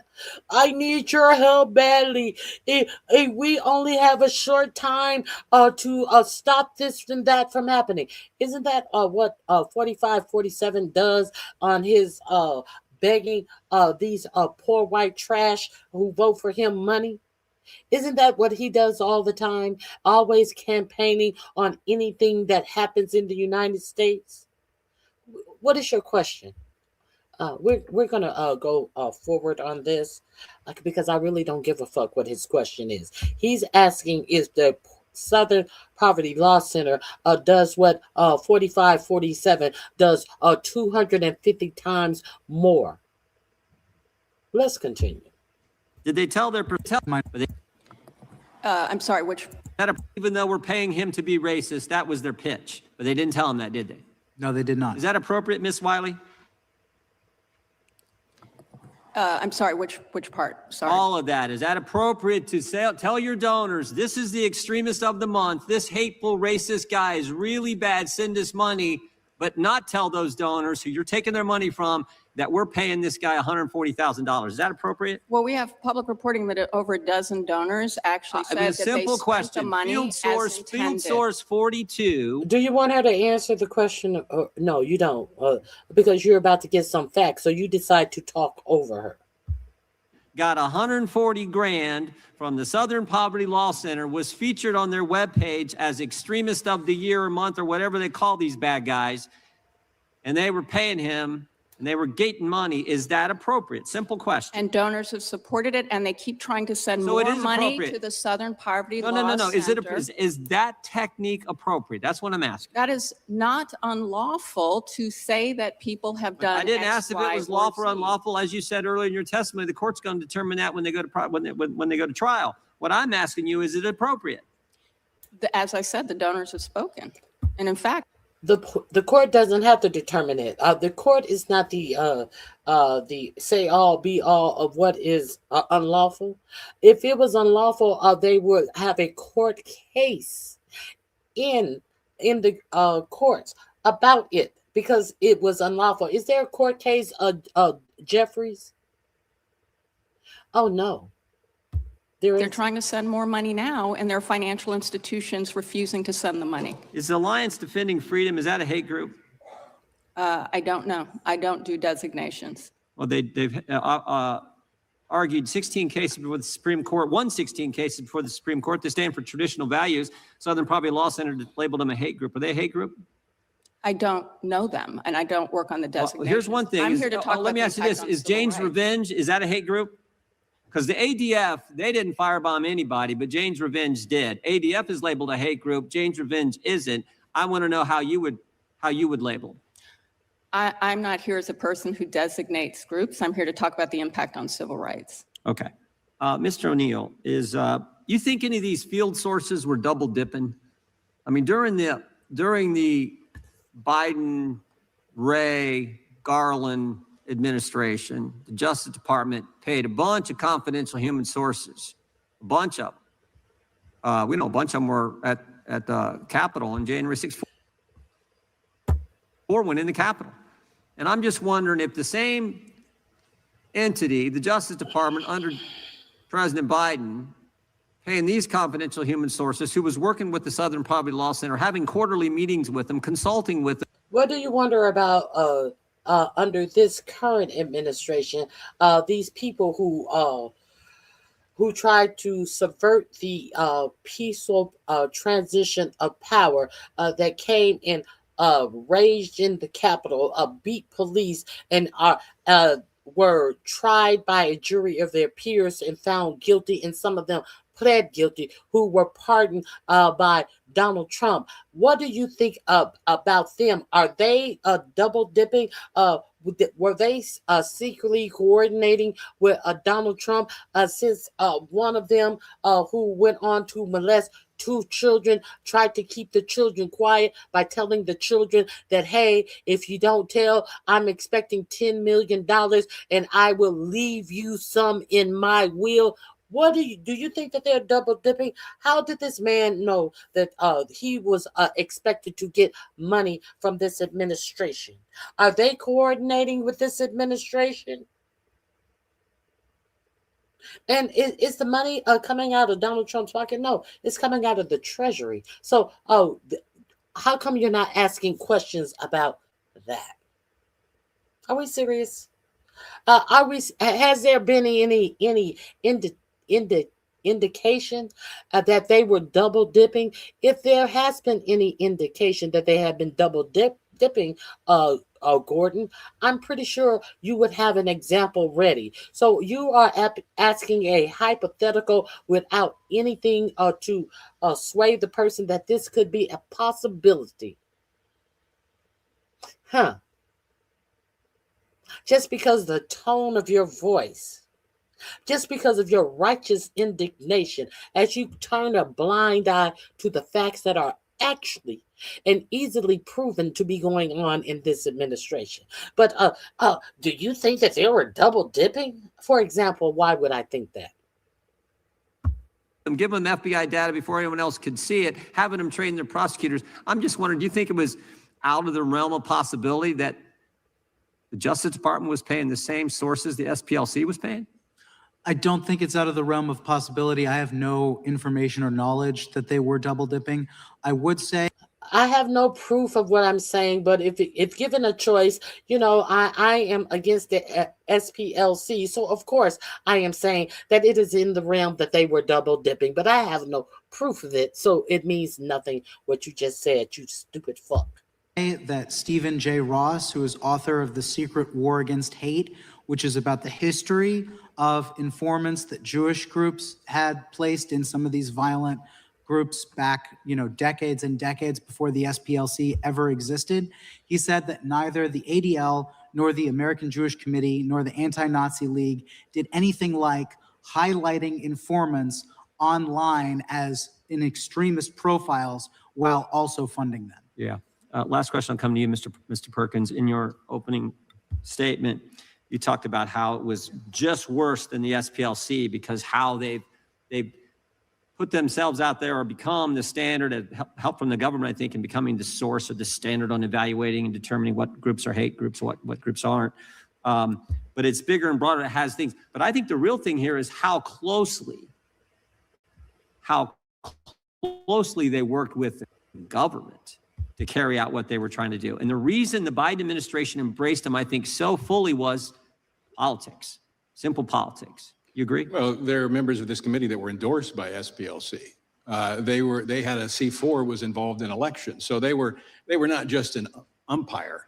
They were a player on the field as well. So how can they be objective in determining who is a purveyor of hate and who is not? I mean, they had a stake in this. But to your point about their engagement with government, it goes much further than the federal government and the FBI and the Department of Justice and the Department of Defense, which their material was in briefing to the members of the military. But they also continue to have their Learning for Justice, which is about 500,000 educators across America, and bulletins to local law enforcement. And I happen to know because the agency I was with, the sheriff called me and said, "Hey, we got a bulletin that says you're a part of a hate group." Yep. And he was laughing. Yep. But that is the reach that they've had. This is the hub. They're the hub, but they're spokes that go out. And no, I think that's an appropriate metaphor. My time has expired. With that, I recognize the gentleman from Georgia. Thank you, Mr. Chairman. Mr. O'Neill, have you ever heard the name Michael Donald? I have, yes. I'm very familiar with the case. How about you, Mr. Perkins? I love him. Very quiet and unassuming, and he will get in your ass. You don't know? Never heard of him? How about you, Dr. Swain? You've never heard of Michael Donald before? Now, this is the black bitch who is sitting up here saying how black conservatives are attacked. She is the one who wants to explain what racist terms mean. She wants to explain to you that people are using the word racism in the wrong way. And I love how you are a professional. You are prolific in everything racism, and you don't know who this is. You don't know? You've never heard of him? How about you, Dr. Swain? You've never heard of Michael Donald before? She's never heard of Michael Donald before.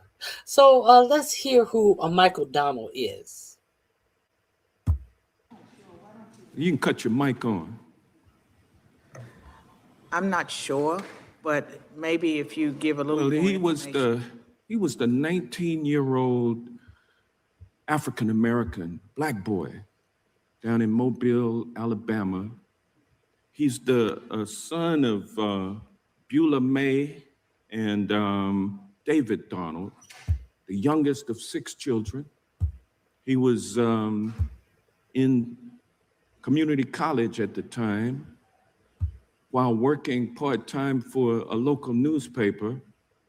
And on March 21st of 1981, he was lynched. What year? 1981. But this black bitch who professed to know everything and how people are misconstruing racism don't even know who he is. Why further should she know who he is? Let's continue. You've never heard of that before? No, I have not. Well, then you I did don't not recall know that. then that the SPLC was responsible for filing a lawsuit against the United Klans of America, whose members were responsible for lynching Michael Donald. You did not know that the SPLC had sued along with Beulah May Donald I have published. and received or obtained a judgment. Now I have problem.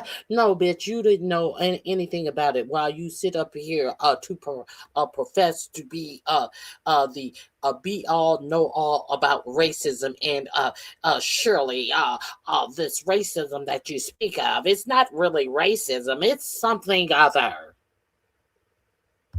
That ran the United Klans of America along with Beulah May Donald. I have published. And received or obtained a judgment that ran the United Klans of America out of business. You weren't aware of that? I was totally aware of it. In fact, I used Okay, well, let me data ask you this from then. Let me ask you this. If you were aware of that, Now she was totally aware of it. I was totally aware of it. What were you, bitch? It didn't seem like you had any clue of what he was speaking of. Now, all of a sudden, I was totally aware of it. I'm glad you cut this lying hoe off. know that they have been effective. You weren't aware of that? I was totally aware of it. In fact, I used Okay, well, let me data ask you this from then. Let me ask you this. If you were aware of that, you know that they have been effective since then in running a number of Ku Klux Klan organizations out of business through lawsuits, correct? In my You're aware of it, Mr. O'Neill, aren't you? Yes, I'm actually very aware of that case because the SPLC edged out Beulah May Donald, who wanted to make a video about it. Well, I didn't get to respond. Hold on now. You said that Charlottesville was a catalytic moment or a fundraising moment, both of you all have said, for the Southern Poverty Law Center. You're aware of the fact that the Southern Poverty Law Center actually forwarded to the FBI information about Charlottesville before it even happened, before Donald Trump said that the Ku Klux Klansmen down there and the anti-Jewish folks, anti-Semites, were good people. You were aware of the fact that SPLC provided information to the FBI about that. Isn't that correct, Ms. Wiley? That is correct. And they have been very effective at suing organizations, anti-Semitism, anti-racism. they have been a thorn in the side of the racist, who I'm sure sat up in their graves. Robert E. Lee, Nathan Bedford Forrest, the former Confederate general, founder of the Ku Klux Klan, and others, Stonewall Jackson. I'm sure that they stood up in their graves and saluted when Trump was elected and when he took office, because on the first day, he eliminated all federal efforts to remedy the impact of slavery and racism in America. They call it DEI, diversity, equity, and inclusion. Trump has tried to stop that, and the United States Supreme Court has gone along with him in ending enforcement of or the ability to enforce the Voting Rights Act, which is one of the ways that you, Dr. Swain, were able to get the right to vote. I don't understand it, May I Ms. Wiley. respond? Can you tell me why it is that folks today are claiming that we have no racism in America and the only extremism we have is through left-wing groups like the SPLC, and they're targeting the SPLC? Can you tell us why? We've just seen an outright attack on all the gains of the civil rights movement for the past 60 years. And I can only say that I will never be able to explain it, but at a time when hate crimes have doubled in this country, gone up one. Oh, wait a minute. But I thought Miss Sweeney was biting at the bit to answer that. Can I answer that? And now she sits there quiet with not a word to say. 100% since 2015. And I can only say that I will never be able to explain it, but at a time when hate crimes have doubled in this country, gone up 100% since 2015, where the rise in anti-Semitism, the rise in hate against transgender people, Black people still remain the #1 largest racial group subject to hate crimes, that we have to talk about racism, transphobia, all of the violence that too many of our communities are experiencing, and no one, including any of the groups here, should experience violence. And Trump, I think the gentleman's time has expired. With that, we go to the gentleman from California, Mr. McClintock. I thank the gentleman. Thank you, Mr. Chairman. Eric Hoffer famously observed that every great cause becomes a movement, that becomes a business, that becomes a racket. And I think that sums up precisely the matter before us today. SPLC is a private organization. They have a right to speak and influence the public policy discussion. No one questions that. What they do to malign innocent groups like Turning Point USA and Family Research Council and others is despicable and hateful, but that's freedom of speech. But freedom of speech does not include the right to defraud donors. It does not include the right to commit bank fraud. Those are the allegations in the grand jury indictment. We've got a legal system that I trust will sort those charges out. And it also doesn't include the right to slander. And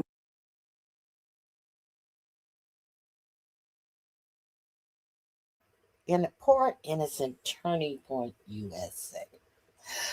They don't have the right to deride Turning Point USA. However, a Turning Point USA at every stop has the right to deride Black people. Is that what you're saying? Oh, they are not supposed to, you're not supposed to respond back to our racism. Y'all need to know, you niggers need to know when to stay in your place. How dare these niggers respond to our racism? Is that what you're saying? We're going to move on because this is a bunch of bullshit right here. To the next question. What the ranking member knows but chose to leave out. What the ranking member knows but chose to leave. Read, or please. So it's only, Mr. Chairman, the second. No, it does not. Hold on. Moment then, please. That Donald Trump praised. He's having it reread. Okay, take just as something loud as out you could, of the please. record. We, Oh God.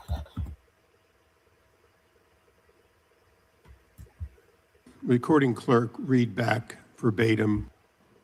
Said that I don't think it's out of the realm of possibility. I have no information or knowledge that they were double dipping. hold on now. You've said that But chose to leave out is that Trump then said, of concerns. First is this, the civil rights movement, of which SPLC was once a part, had made great progress in uniting our country and marginalizing racist ideology and dramatically reducing racial strife between the 1950s and the 1990s. But over the past several decades, that progress seems to have reversed. In recent years, we've watched our country torn apart by growing racial. So it reversed because of the SPLC. Is that what you're saying? Is that what you're saying? Or it had the white racists got comfortable with being able to verbalize their racism. And is it the fault of the people who are being prejudiced against, or is it the fault of the racists that racism has flourished in this country? Is it the one at the receiving end of the racism? It's their fault? You're complaining about the SPLC and racism, and after acknowledging that is a big reason why racism was scattered between 1950 and 1990, and you want to blame the same group because the increase in racism. Make that make sense.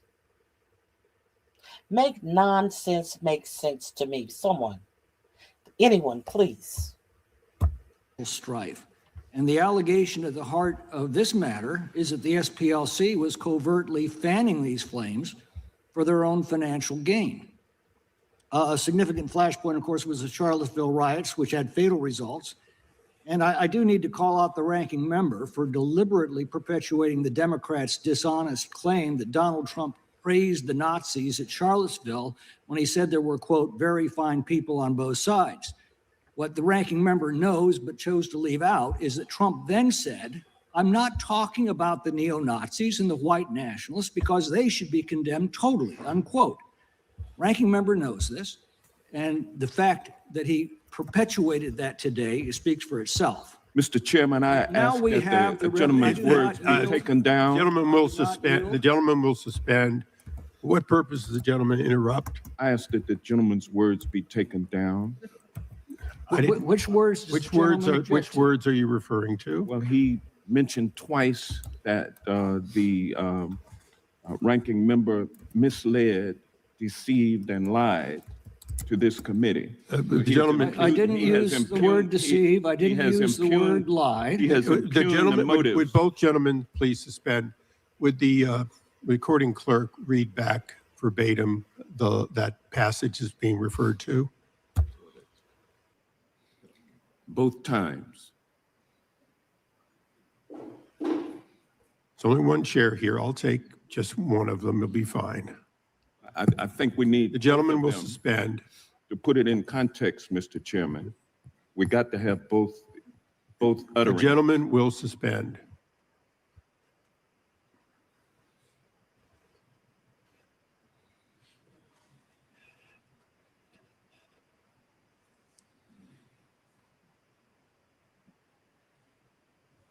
I do need to call out the ranking member for. We can't hear you. Sorry. Okay, just as loud as you could, please.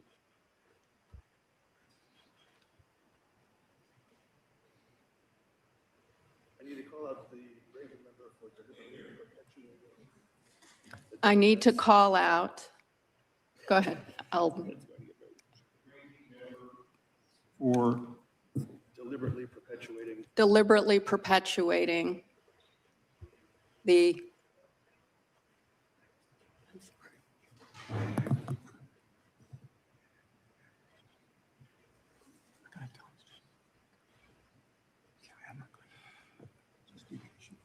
deliberately perpetuating the Democrats' dishonest claim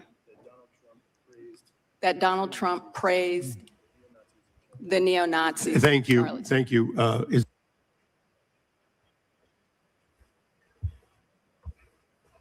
Okay. Okay, we saw that whole argument. We saw the whole argument. Let's see exactly where this motherfucker did in fact lie. He said that Trump excluded the white nationalists. Shall we hear that again? Him lie and say that the Democrats were lying when in fact he was the one who was lying? Let's continue. And the allegation at the heart of this matter is that the SPLC was covertly fanning these flames for their own financial gain. A significant flashpoint, of course, was the Charlottesville riots, which had fatal results. And I do need to call out the ranking member for deliberately perpetuating the Democrats' dishonest claim that Donald Trump praised the Nazis at Charlottesville when he said there were, quote, very fine people on both sides. What the ranking member knows but chose to leave out is that Trump then said, I'm not talking about the neo-Nazis and the white nationalists because they should be condemned totally, unquote. Okay, let's see if we can find that quote. Let's see if we can find that quote. Shall we? Let's see who's lying. Let me share my screen with you. This is something that's easy to do. This is something very easy to do.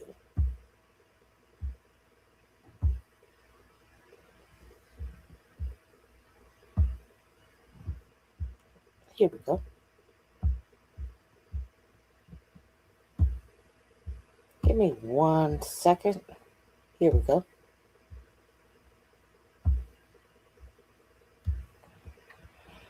Let's revisit the dreadful moment.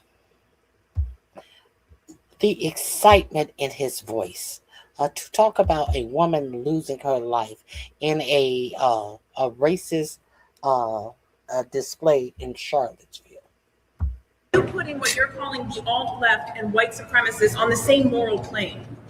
I'm not putting anybody on a moral plane. What I'm saying is this. You had a group on one side and you had a group on the other, and they came at each other with clubs, and it was vicious, and it was horrible, and it was a horrible thing to watch. But there is another side. There was a group on this side, you can call them the left, you've just called them the left, that came violently attacking the other group. So you can say what you want, but that's the way it is. It's on both sides, sir. You said there was hatred, there was violence on both sides. Well, I do think there's blame. Yes, I think there's blame on both sides. You look at both sides. I think there's blame on both sides, and I have no doubt about it, and you don't have any doubt about it either. And if you reported it accurately, you would say. Kill the person. Heather hired Charlottesville. They showed up in Charlottesville to protest. They didn't put themselves down as you, and you had some very bad people in that group. But you also had people that were very fine people on both sides. You had people in that group, excuse me, I saw the same pictures as you did. You had people in that group that were there to protest the taking down of, to them, a very, very important statue and the renaming of a park from Robert E. Lee to another name. George Washington was a slave owner. Was George Washington a slave owner? So will George Washington now lose his status? Are we going to take down, are we going to take down statues to George Washington? How about Thomas Jefferson? What do you think of Thomas Jefferson? You like him? Okay, good. Are we going to take down the statue? Because he was a major slave owner. Now we're going to take down his statue. So you know what? It's fine. You're changing history. You're changing culture. And you had people, and I'm not talking about the neo-Nazis and the white nationalists, because they should be condemned totally. But you had many people in that group other than neo-Nazis and white nationalists, okay? And the press has treated them absolutely unfairly. Now, in the other group also, you had some fine people, but you also had troublemakers, and you see them come with the... Well, it took a minute, but he got around to it when pressed by the press. It's not like he organically said anything about these neo-Nazis, a need to be condemned. He initially came out with there are very fine people on both sides. And then it took a moment, but he got around to it.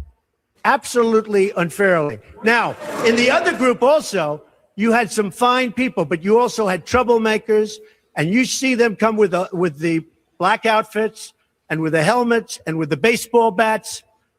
You had a lot of bad people in the other group too. Treated unfairly, sir. I'm sorry. I just didn't understand. See how quickly he just brushed over the white nationalists, and he was very descriptive about people on the other side who had the nerves to come up and counter these white nationalists. You notice that?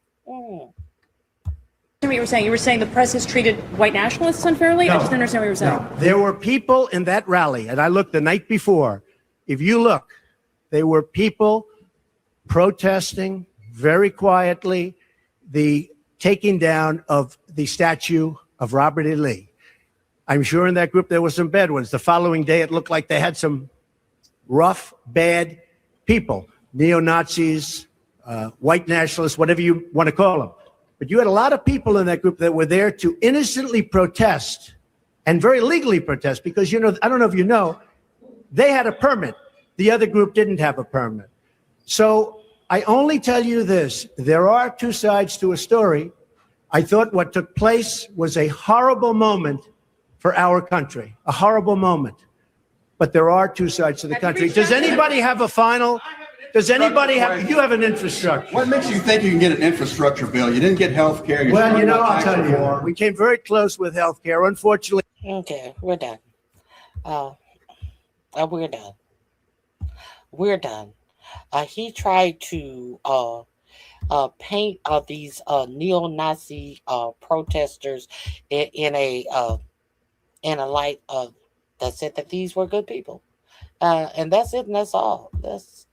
Let's get back to the hearing. Ranking member knows this. Both of these. Okay. Frankly, those on the other side of the aisle in the way endorsements that no highly. Well, the SPLC is not the only source of funds going to these extremist groups. Is it possible they're financed by other NGOs or even foreign governments? What reforms would you recommend? It is possible, but I have no knowledge of that. What I know are the allegations claimed in the indictment, but I would highly encourage Congress to consider adding to any rider of financial disbursements that no taxpayer funds be directed to an organization that systematically slanders and defames mainstream conservatives and Christians, or frankly, those on the other side of the aisle in the way that the SPLC does. Thank you. May I answer the question about why I haven't sued the Southern Poverty Law Center? If that's question. I didn't even hear nobody ask that big sad question. When they asked this bitch this question? 20 minutes ago?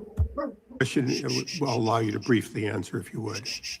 Because I didn't have the financial resources. There's no way I could go up against an organization that had the types of resources as the Southern Poverty Law Center. Bitches, you had a good case. Somebody would have took that case pro bono. Bitch, you had no case. That's why. If you had a case, a lawyer would have snapped that case up and took their percentage out of what they perceived would be an easy win. You dumb bitch. Girl, bye. And you are a college professor at Princeton and Vanderbilt. And you don't have any connections of someone who would taken that case pro bono. That means you had no case. The gentleman yields back. We now go to the ranking member of the full committee, the gentleman from Maryland, Mr. Raskin, for his questions. Thank you very much, Mr. Chairman. Just a footnote to that recent contretemps. I was not remotely offended by what the gentleman from California said because I'm used to having all of my points misstated by him regularly. It was interesting. He said that I had accused the president of praising the Ku Klux Klan and the neo-Nazis. I never said that. I said he just made himself perfectly clear when he said there were very fine people on both sides. The fact that you can find him contradicting himself immediately thereafter and in other subsequent statements is just a reflection of how Donald Trump speaks. Sometimes China is his biggest enemy in the world, and when he was over in China, then he loved President Xi and he adored him and they're great friends and so on. So that's Donald Trump. But I can't imagine any other president in American history finding very fine people on both sides of an anti-Semitic race attack like the one that led to the death of Heather Heyer. So I stand completely by what I said before, and I reject completely your insinuation that I've misrepresented the reality. All I did was quote Donald Trump's own words. Ms. Wiley. And I'll say one other thing.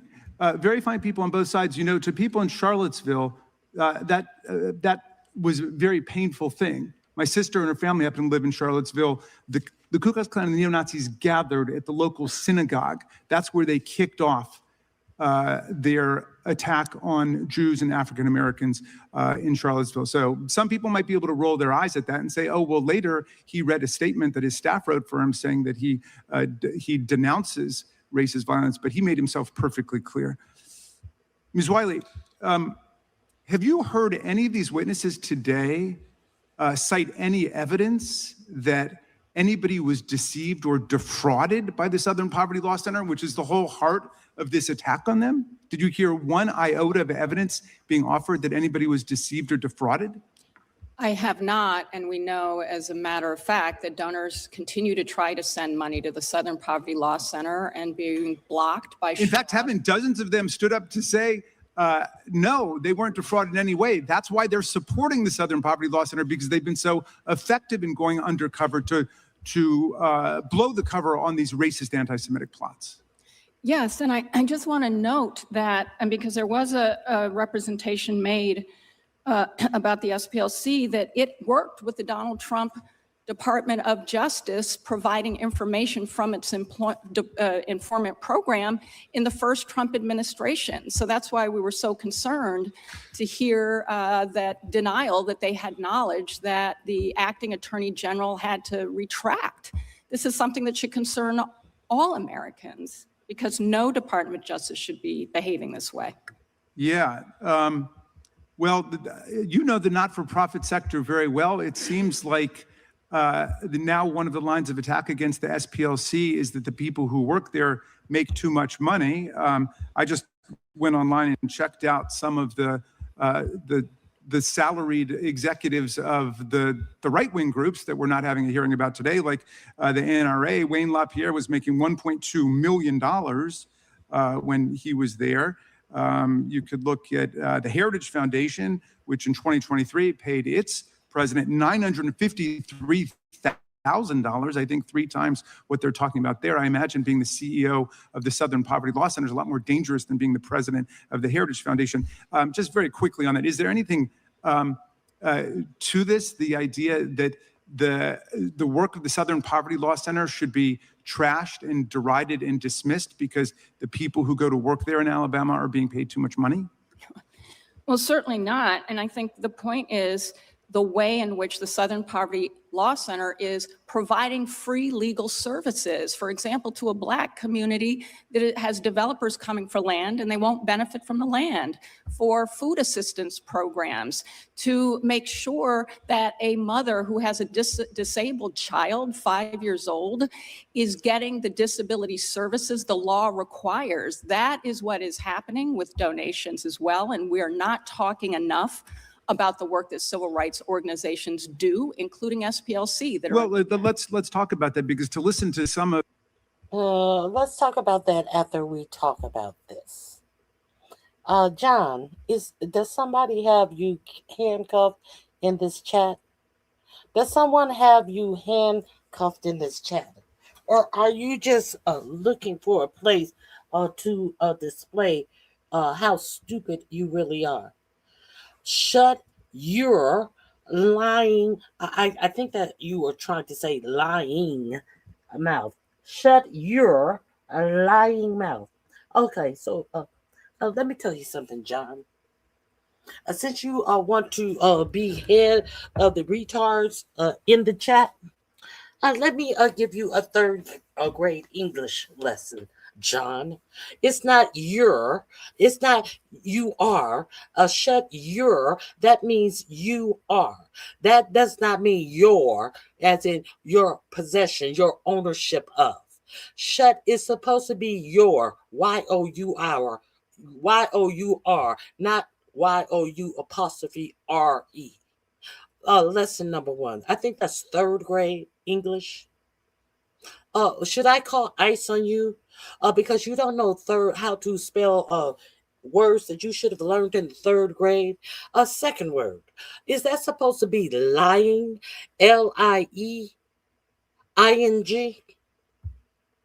What West Virginia shack did you grow up in? L-I-E-I-N-G? What word is that supposed to be, John? Since you are so hot and bothered about being in some place that you don't have to be, so you decide that you think that you're gonna pop off on somebody, and you don't even know how to spell third grade words. It's L-Y-I-N-G. It's no L-I-E-I-N-G. Learn to spell. And learn on your own time. Hit the like button as you leave the premises, John. The audacity. The fucking audacity of these motherfucking meth addicted po white trash in here thinking that they are doing the most. They won't be satisfied till we are paying $20 a gallon.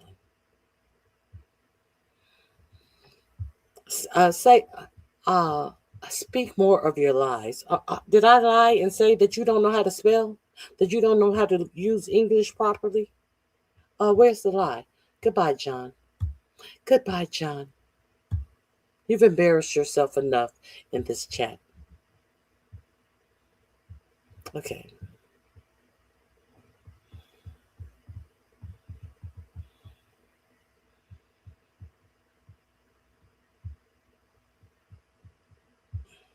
Now, here's another one. Here's another one. Here's another one. If they lose the midterms, the Democrats will take our country down the toilet, period. Make America great again. Based upon your use of the English language and spelling, America is not great at all. Based upon how you spell and your use of the English language, America needs to get greater.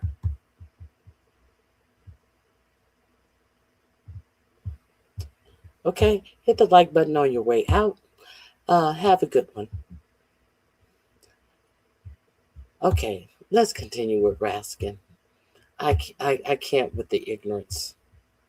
Of your co-panelists there, Yes, not talking enough about the work that civil rights organizations do, including SPLC. Let's talk about that, because to listen to some of your co-panelists there, you'd think that there is no extremist hate violence taking place. What about the AME Church in Charleston, South Carolina, where Dylan Roof, who was charged up on white supremacy, went out and killed 9 people? How about the Tree of Life Synagogue, the worst anti-Semitic attack in American history, where Robert Bowers, who was consumed with white genocide replacement theory, which we hear from even more mainstream conservative groups, killed 11 people. Is racist violence, in fact, some kind of myth made up by the Southern Poverty Law Center? No, and the government's own data demonstrates that. But also, if you look at... The gentlelady can answer the question, but not go on beyond that. The gentleman's time has expired. Thank you. Thank you. We now go to the gentleman from Virginia, Mr. Klein. Thank you, Mr. Chairman. I appreciate you holding this hearing. The information that has come out in this indictment is truly disturbing. My district is adjacent to the district that includes Charlottesville. Many of my constituents have family in Charlottesville. Many of my constituents work in Charlottesville. And to see that Let me ask you, Mr. O'Neill. The SPLC explicitly stated that they sought donations under the auspices that donor money would be used to help dismantle violent extremist groups by funding F37, who was a member of the online leadership chat group that planned the 2017 Unite the Right event in Charlottesville and attended the event at the direction of the SPLC. Is that helping to dismantle these organizations? No. I would say the SPLC in subsequent filings did mention 2 cases where they claim information from these informants, these field sources, led to federal prosecutions. So I think that is important context to add. Thank you. I want to continue to inquire about this funding. Given the SPLC's track record of partisanship and its direct link to real-world violence, why did the FBI and DOJ during the Biden and Harris administration maintain a close relationship with the SPLC? Yeah, my understanding is that the SPLC's bias and targeting of mainstream conservative and Christian groups aligned very strongly with the Biden DOJ and the Biden White House's preferences. And that's why in my second book, The Woktopus, I go through all of the ways in which the Biden administration solicited information on the domestic terror threat from the Southern Poverty Law Center, how we have this alignment with demonizing concerned moms and dads that happened consistently. And of course, when the SPLC released the hate map that included chapters of Moms for Liberty for the very first time, putting moms and dads who are concerned about their kids' education on a map with the Klan, they first gave an embargoed copy to their allies at the Civil Rights Division in the DOJ. So the SPLC got special treatment, direct access to high-ranking officials in the Civil Rights Division, early access to FBI hate crime data, and invitations to exclusive events with DOJ leadership during the Biden and Harris administration. Correct. In fact, they had one of their staffers by the name of R.G. Cravens who spoke before DOJ prosecutors. This is the same man who, when the Southern Poverty Law Center put Focus on the Family on the hate map last year, he defended putting Focus on the Family on the hate map by saying that it is both false and dangerous for conservative Christians to hold to biblical morality against the claims of the LGBTQ movement. And in October of this year, FBI Director Patel terminated the FBI's relationship with the SPLC. What was the nature of the relationship prior to the termination? You discussed that. Isn't it true that the FBI relied on the SPLC's hate group designation when determining which extremist groups to monitor? Yes, specifically in the notorious memo from the FBI's Richmond office, which was coordinated with other FBI offices. They cited the SPLC's list of radical traditional Catholic hate groups. Interestingly, that's where my anecdote about a convent comes from. And one of those organizations on that list no longer existed and didn't exist at the time. Can you talk a little bit more about that FBI memo related to the Catholics in Richmond? Yes. So this memo was released by whistleblowers. It was not meant to be publicly disseminated. And only after a whistleblower released the memo did the FBI, the national office, publicly come out and say that it didn't meet the FBI's standards. I'd say that's an understatement. It just took the SPLC's list of radical traditional Catholic hate groups verbatim and put it into the FBI's language in the memo. For background, this is a list of radical traditional Catholic groups that is extremely outdated, according to my sources, and that was developed by Heidi Beirich, who now is leading the Global Project Against Hate and Extremism. She's no longer even at the SPLC. It's really shocking. Thank you for being here. I yield back. Gentleman yields back. The chair now recognizes the gentlelady from California. Thank you, Mr. Chairman. I know there's a talk of the Department of Justice's vindictive prosecutions of SPLC. I just want to remind us all of something else that the Trump DOJ just did. On April 14th this year, exactly a week before it targeted SPLC, DOJ asked a federal court to vacate the convictions of dozens of leaders of the Proud Boys and Oath Keepers. Now, who are the Proud Boys and Oath Keepers?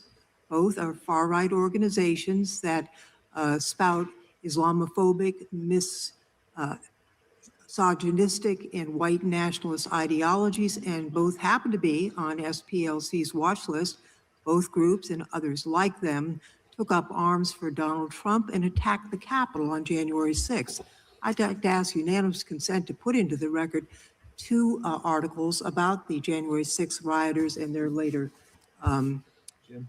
crimes. People forget what happened in the weeks before January 6th. In December of 2020, at yet another pro-Trump rally, they rioted in the streets of DC, vandalized historically Black churches, white nationalists supporting Donald Trump, vandalizing African-American places of worship right here in the Capitol.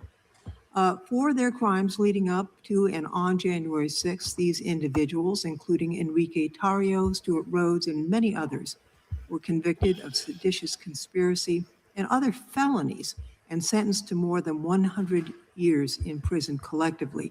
Now, Donald Trump unleashed over 1,500 criminals on our streets, some of who have gone on to commit kidnapping, sexual assault, burglary, death threats against elected officials.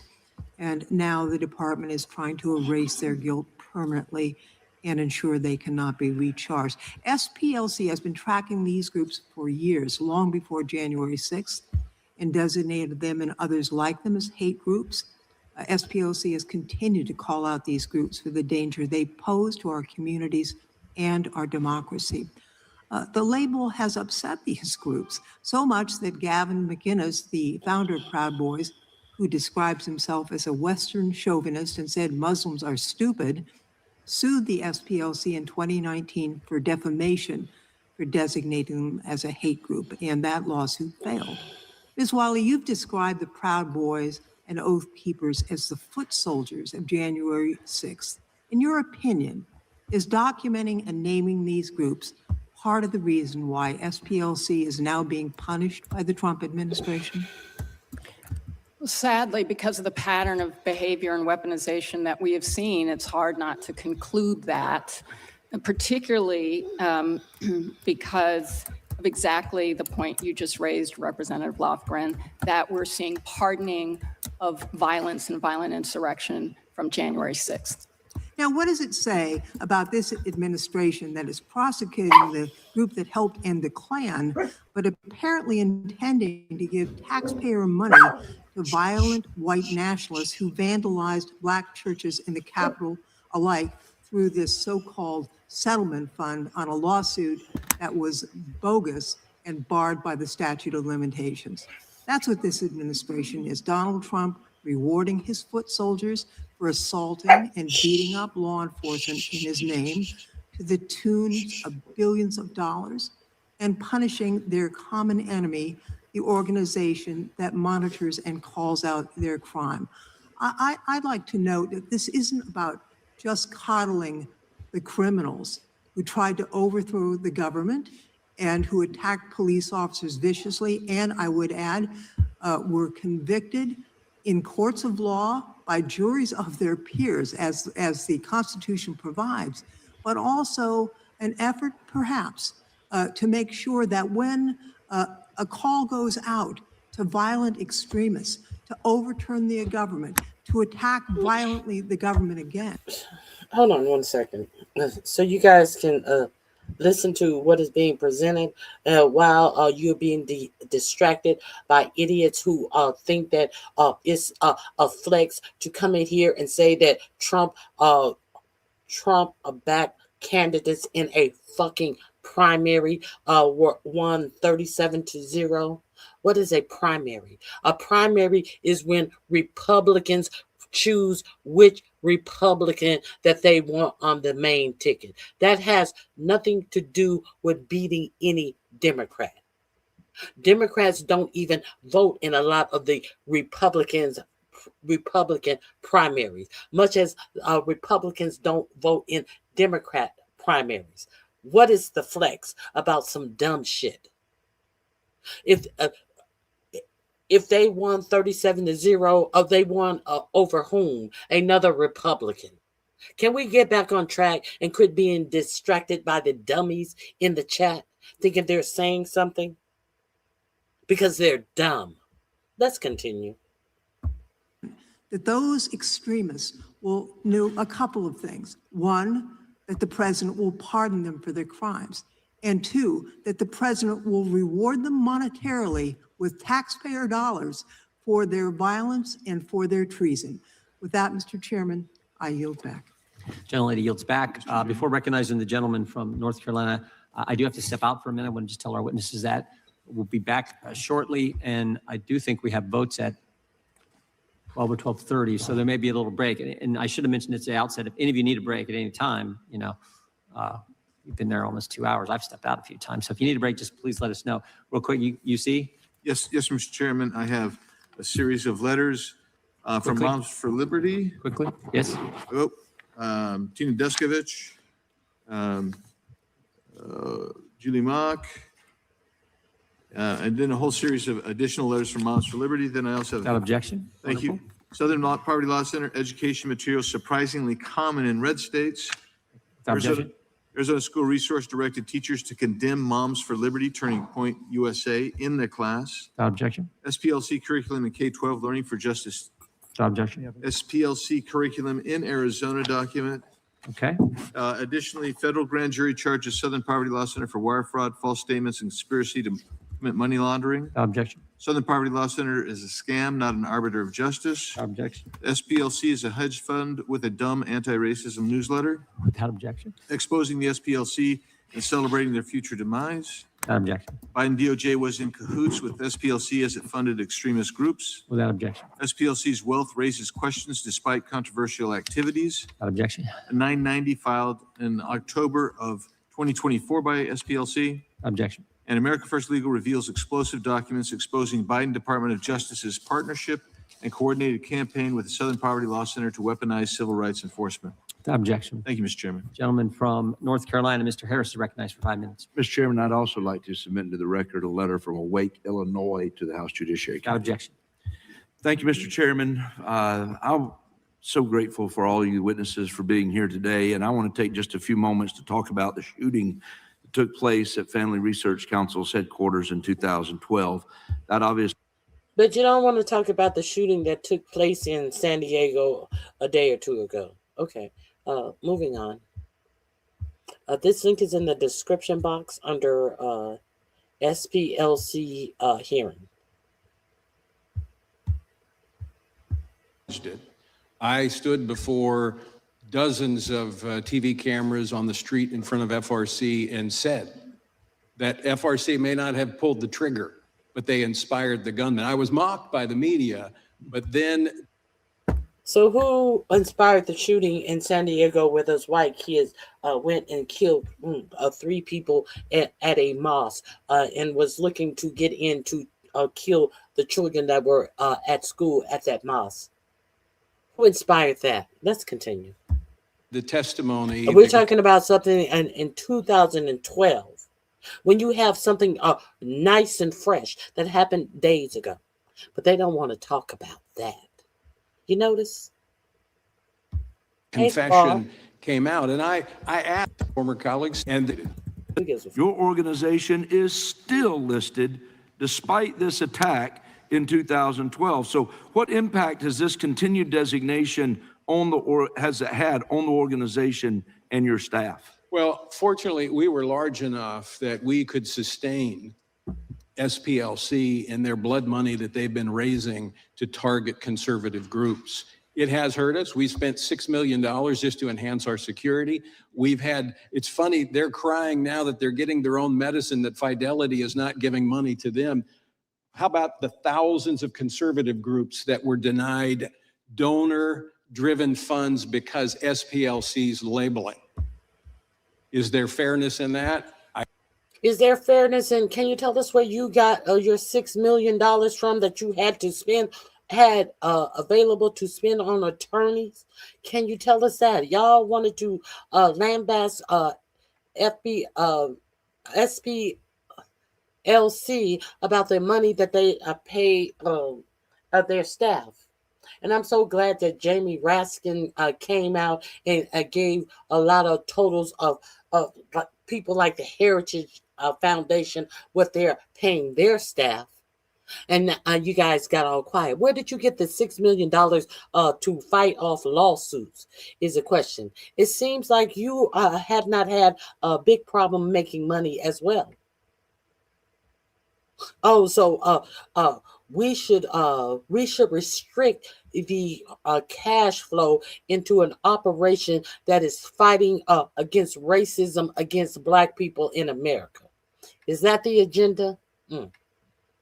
I'm glad they're getting with it. No, you're glad that they will be unable to fight cases for Black people. That's the only thing you're glad about. Let's be real clear about it. I think not. And I will say, this may seem like a silly question, but following the 2012 attack on your headquarters, did SPLC ever reach out to apologize? No. Well, I think it's disgraceful that FRC has put such a hate map to begin with in place. SPLC does not need to agree with everything that FRC says, does, or stands for. However, their actions of placing this organization on a hate map is clearly an attempt to cripple and socially ostracize a conservative organization, and it cannot be allowed again and again. With that, Mr. Chairman, I yield back. The gentleman yields back. We now go to the gentlelady from Pennsylvania. I see next? Okay. Then the gentlelady from Washington. I'm looking and seeing you came back. So we're thrilled to have you with us. The gentlelady is recognized for 5 minutes. Thank you so much, Mr. Chairman. It is really a rich irony that Republicans want to argue that Donald Trump or this DOJ care about stopping hate. And that's why they're going after the Southern Poverty Law Center. Donald Trump just set up an illegal $1.8 billion slush fund of U.S. taxpayer dollars to pardon convicted insurrectionists who are tied to white supremacists from the Proud Boys, the Oath Keepers, Nazi supremacists. Oh, yes, and prohibit any action against his own violations or his family's violations of tax law. You want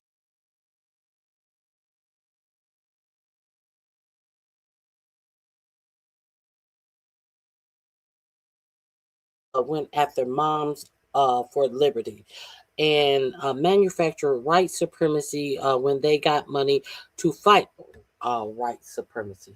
All of that is a lie. You want to talk about Moms for Liberties? Is that the same Moms for Liberty that were taking books out of Florida schools and libraries? Isn't that the same one who the woman who was over the head chapter of Moms for Liberty, taking books out of schools, saying that these books were too provocative? Isn't that the same mom who was taking any books out of schools that she said that had some type of a homosexual, gay, bi agenda? Isn't that the same head of Moms for Liberty in Florida who got pissed off at her husband one day, and then they got into a big brouhaha in the midst of them having a threesome? Isn't that same Moms for Liberty? Did you really want to talk about Moms for Liberty in this chat? Are you sure that's what you want to do?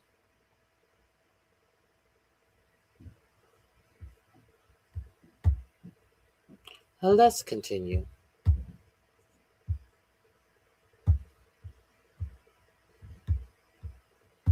to argue that Trump's DOJ is trying to stop hate? Give me a break. Trump ran his campaigns and these administrations on stoking fear and racism against communities of color and promoting hate, enacted Muslim bans, kidnapped and disappeared immigrants of all immigration statuses, including U.S. citizens, forced universities to roll back their diversity, equity, inclusion efforts, stripped voting rights from Black and brown voters, disenfranchising women and rural voters with the SAVE Act that he wants to pass. It's all a shameless plan to return America to single party control by a Republican Party who, unable to win on any sort of policy merits, turns to an old racist playbook that restricts the power of Black, brown, and working class voters and goes after any political foes just to hold on to power. That's what's happening. For decades, the Southern Poverty Law Center has sued and won jury verdicts against hate groups who conspire and facilitate violence against Black and brown people. The center secured a verdict against the planners of the 2017 Charlottesville rally, the same rally that drew participants whom Donald Trump called very fine people on both sides. And yes, I know what he said after that to try and defend it, but the entire rally was organized by white nationalists. And even after images and videos revealed that these participants put up their arms in Nazi salutes and violently injured counter-protesters and cheered on the former Grand Wizard of the Ku Klux Klan, he stuck by that. SPLC has been winning. That's why Donald Trump wants to target them. That's the problem. Stephen Miller, angry that SPLC called him out back in 2016 for promoting white nationalism and right-wing extremist ideas, has decided to take revenge with an outrageous indictment that is replete with mistakes of fact and law. It is a complete fabrication that any crime has been committed at all. In the words of one former prosecutor, DOJ falls, quote, egregiously short on alleging a crime. So, Ms. Wiley, the indictment and this entire hearing is premised on the theory that SPLC somehow manufactured hate by paying confidential informants. So I want to set the record straight about these informants. Based on what we know from public reporting, did one of the center's informants produce information that successfully prevented a white supremacist group's planned terrorist attacks against a synagogue and gay bar in Las Vegas? Yes, Atawaffen Division is the name of the extremist group. And I should say that in addition to the work that SPLC did that prevented the violence, in fact, it was in 2019, so it was information it turned on to the Department of Justice during the Trump administration. So the suggestion that somehow SPLC only works with an administration based on the party is undermined by this very important fact. And what the FBI found was that this person had already bought the supplies for the attack on a synagogue and a bar where a lot of LGBTQ people frequented. Thank you. I'm going to go through a series of these, so just a yes or no would be great. Did another informant produce information that led to the arrest of a neo-Nazi individual who sought a national security clearance in Philadelphia Navy Yard? Yes. Did an informant produce information that the center used to tip off the FBI about the 2017 Charlottesville rally? Yes. So the center was using informants to root out hate and help the FBI prosecute that hate, not manufacture hate. Is that correct? Yes.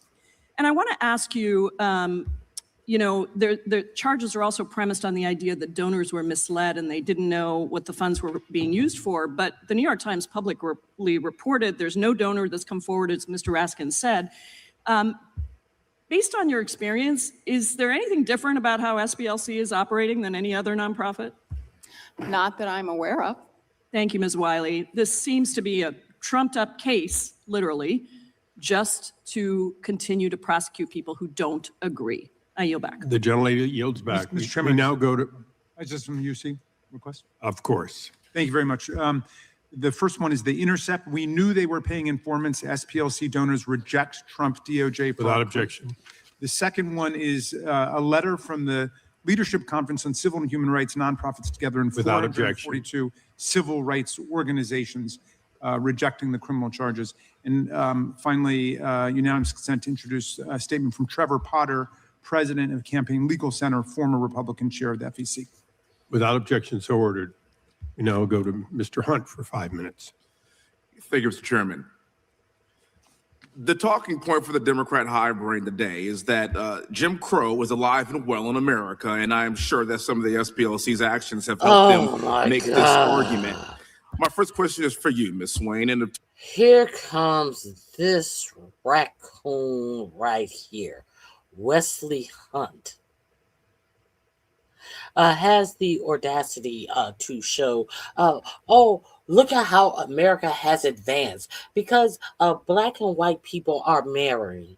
Listen, white men have wanted to procreate with black women, and they were procreating with black women all throughout slavery. So, do you think that this picture behind you is making some point about there is no more racism in the United States of America?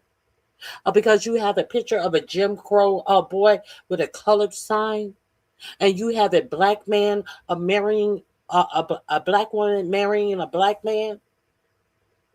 How many children did Thomas Jefferson have by Sally Heming, who was a child when he started procreating with her? What is your point, raccoon?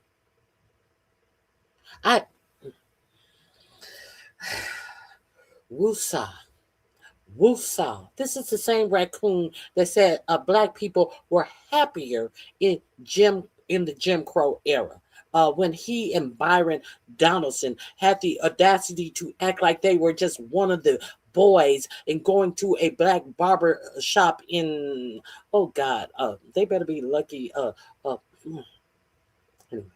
They better be lucky that a certain type of black men, not these hoodlums, I mean men, real black men, their ages, weren't there to school them.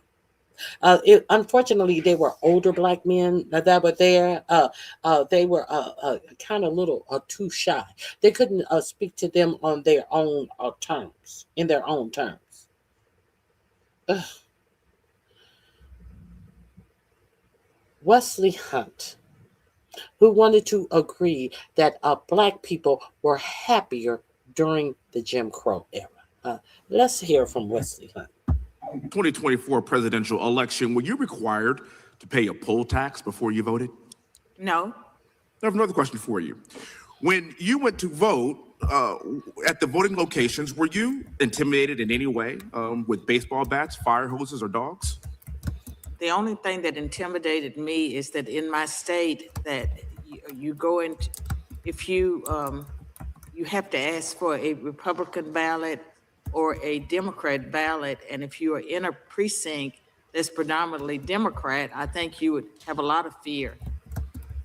Thank you for answering that question, ma'am. For my Democrat colleagues and everyone on the left screaming Jim Crow. So she's a Republican.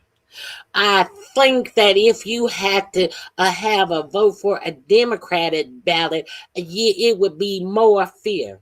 So what you just said there is that you have no evidence to prove anything that you're espousing. Anything that you just said, you have no proof of. But you want it to be, why would it be more intimidating to ask for a Democrat ballot? Would you be intimidated that your ballot would be thrown away in the state of Tennessee that you obviously live in? Since they said that you teach at Vanderbilt. Would it be intimidating that you were scared of some of the poll workers would tear up your ballot? Is that the intimidation that you speak of, that it might be, I would assume, but you have no facts to back up? And he takes it, okay, then you said the right answer. Oh, did you have to do a poll tax? Well, are you going to have to do a poll tax when you go to the ballot in November of 2026 is the question. Is your poll tax having to go get your birth certificate from whatever state? You have to get a copy of your birth certificate. Are they going to send that to you for free, or are you going to have to pay for that? Is that called a tax? Is that taxing you to register to vote, having to pay for your birth certificate? Are you going to have your name changed on your voting ID, on your voter registration form, because you have gotten married since you filled out your voter's registration form? Are you going to have to pay for that? Yes, you're going to have to pay for that. So is that a poll tax? Are you going to have to show your passport? Did you pay for your passport? Did you pay for your passport so you can use it to register to vote. So no, the fee that you paid for your passport, now your voter registration, if you don't have to get a new passport, you already have a passport, but you didn't get your passport for it to be identification that you are a citizen to vote. So therefore, the cost of having the passport and having to have a passport as a proof of citizenship, you add the fee of having to get a passport. You add that into the fee of why you're paying for a passport, since you have to use your passport to register to vote. Yeah, you're gonna pay a poll tax in 2026 if this administration has anything to say about it. Let's continue. 2.0, like I hear a Democrat ballot, and if you are in a... Horses or dogs? The only thing that intimidated me is that in my state that you go in, if you you have to ask for a Republican ballot or a Democrat ballot, and if you are in a precinct that's predominantly Democrat, I think you would have a lot of fear. Thank you for answering that question, ma'am. Well, Miss Thang, you won't have to worry about that this year because Tennessee is rewriting the map. So all of the precincts, there will be no Black representation. So there will be no majority Black precincts. So your fears have been subdued. People have saw your fears. The only fear I have, what fear do you have that people know you are a Republican when you are writing books about being a Republican? We are to believe that you have fear that people in your polling place may discover you are a Republican. Bitch, are you serious? When you writing books about it? This bitch is unserious. This is an unserious lying ass bitch. For my Democrat colleagues and everyone on the left screaming Jim Crow 2.0, like I hear ad infinitum, let's take a moment to revisit what actual Jim Crow was. Jim Crow was a time when Black Americans could not sit in classrooms with white Americans. It was colored only water fountains. It was beatings in the streets. It was lynchings. It was fear. It was public humiliation.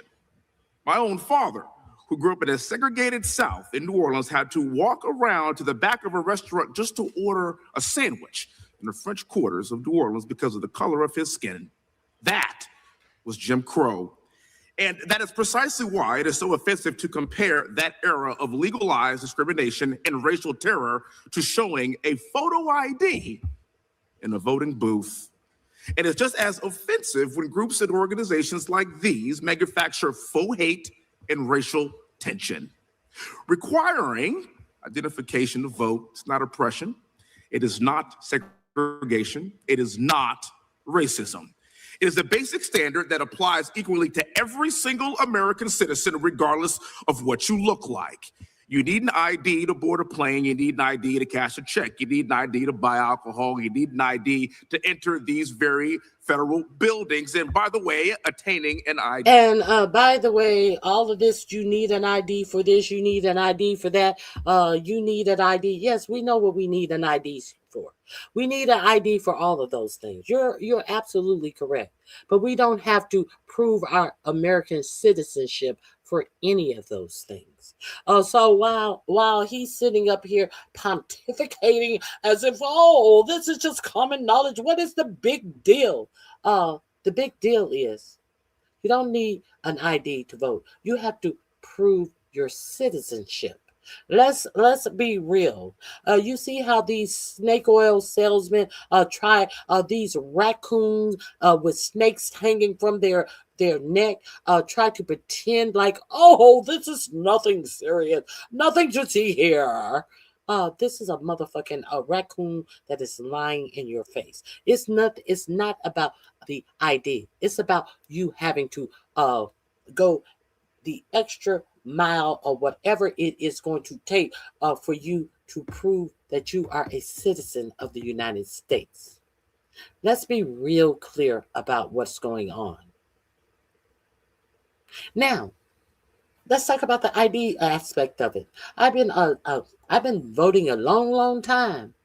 I would go up to my polling station, give them my name and my address, and they will pull my ballot up for me. If it has been that easy for decades to go vote, where there should be so much data. I grew up in California, full of Mexicans, full of undocumented Mexicans.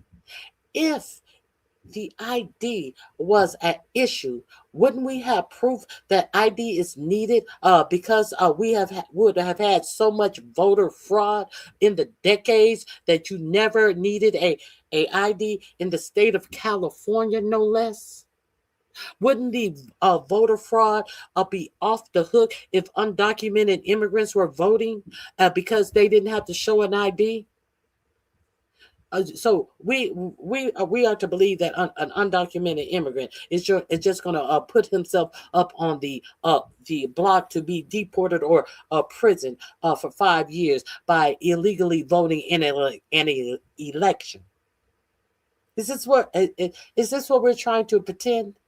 So let's get to the ID. So if it is important for us to show that we are the person that we are when we vote, so therefore we just simply need an ID, can you show me the decades and decades of people who have been caught lying about who they are to affect in the attempt to get a ballot to vote?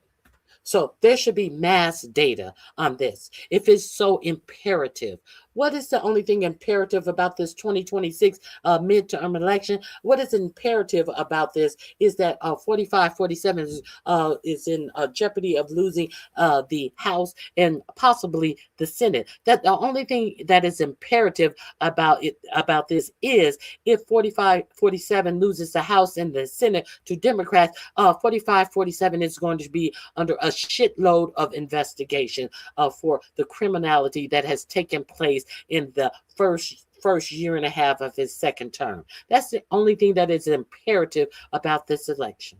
And all of this, don't you have to have an ID to do this? Don't you? No, the only thing is imperative is the fact that this motherfucker don't want to go to jail. You know, the same thing that Elon Musk said, that Trump must win the election because if he don't win, he's going to jail. Do you think they're kidding about that?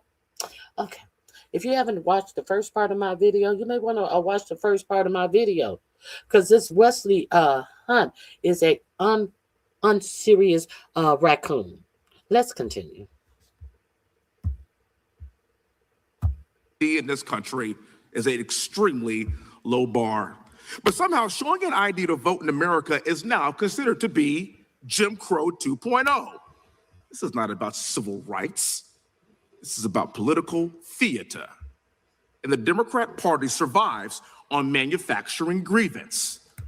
Democrats invoke the pain of the past because they have nothing to offer for the present.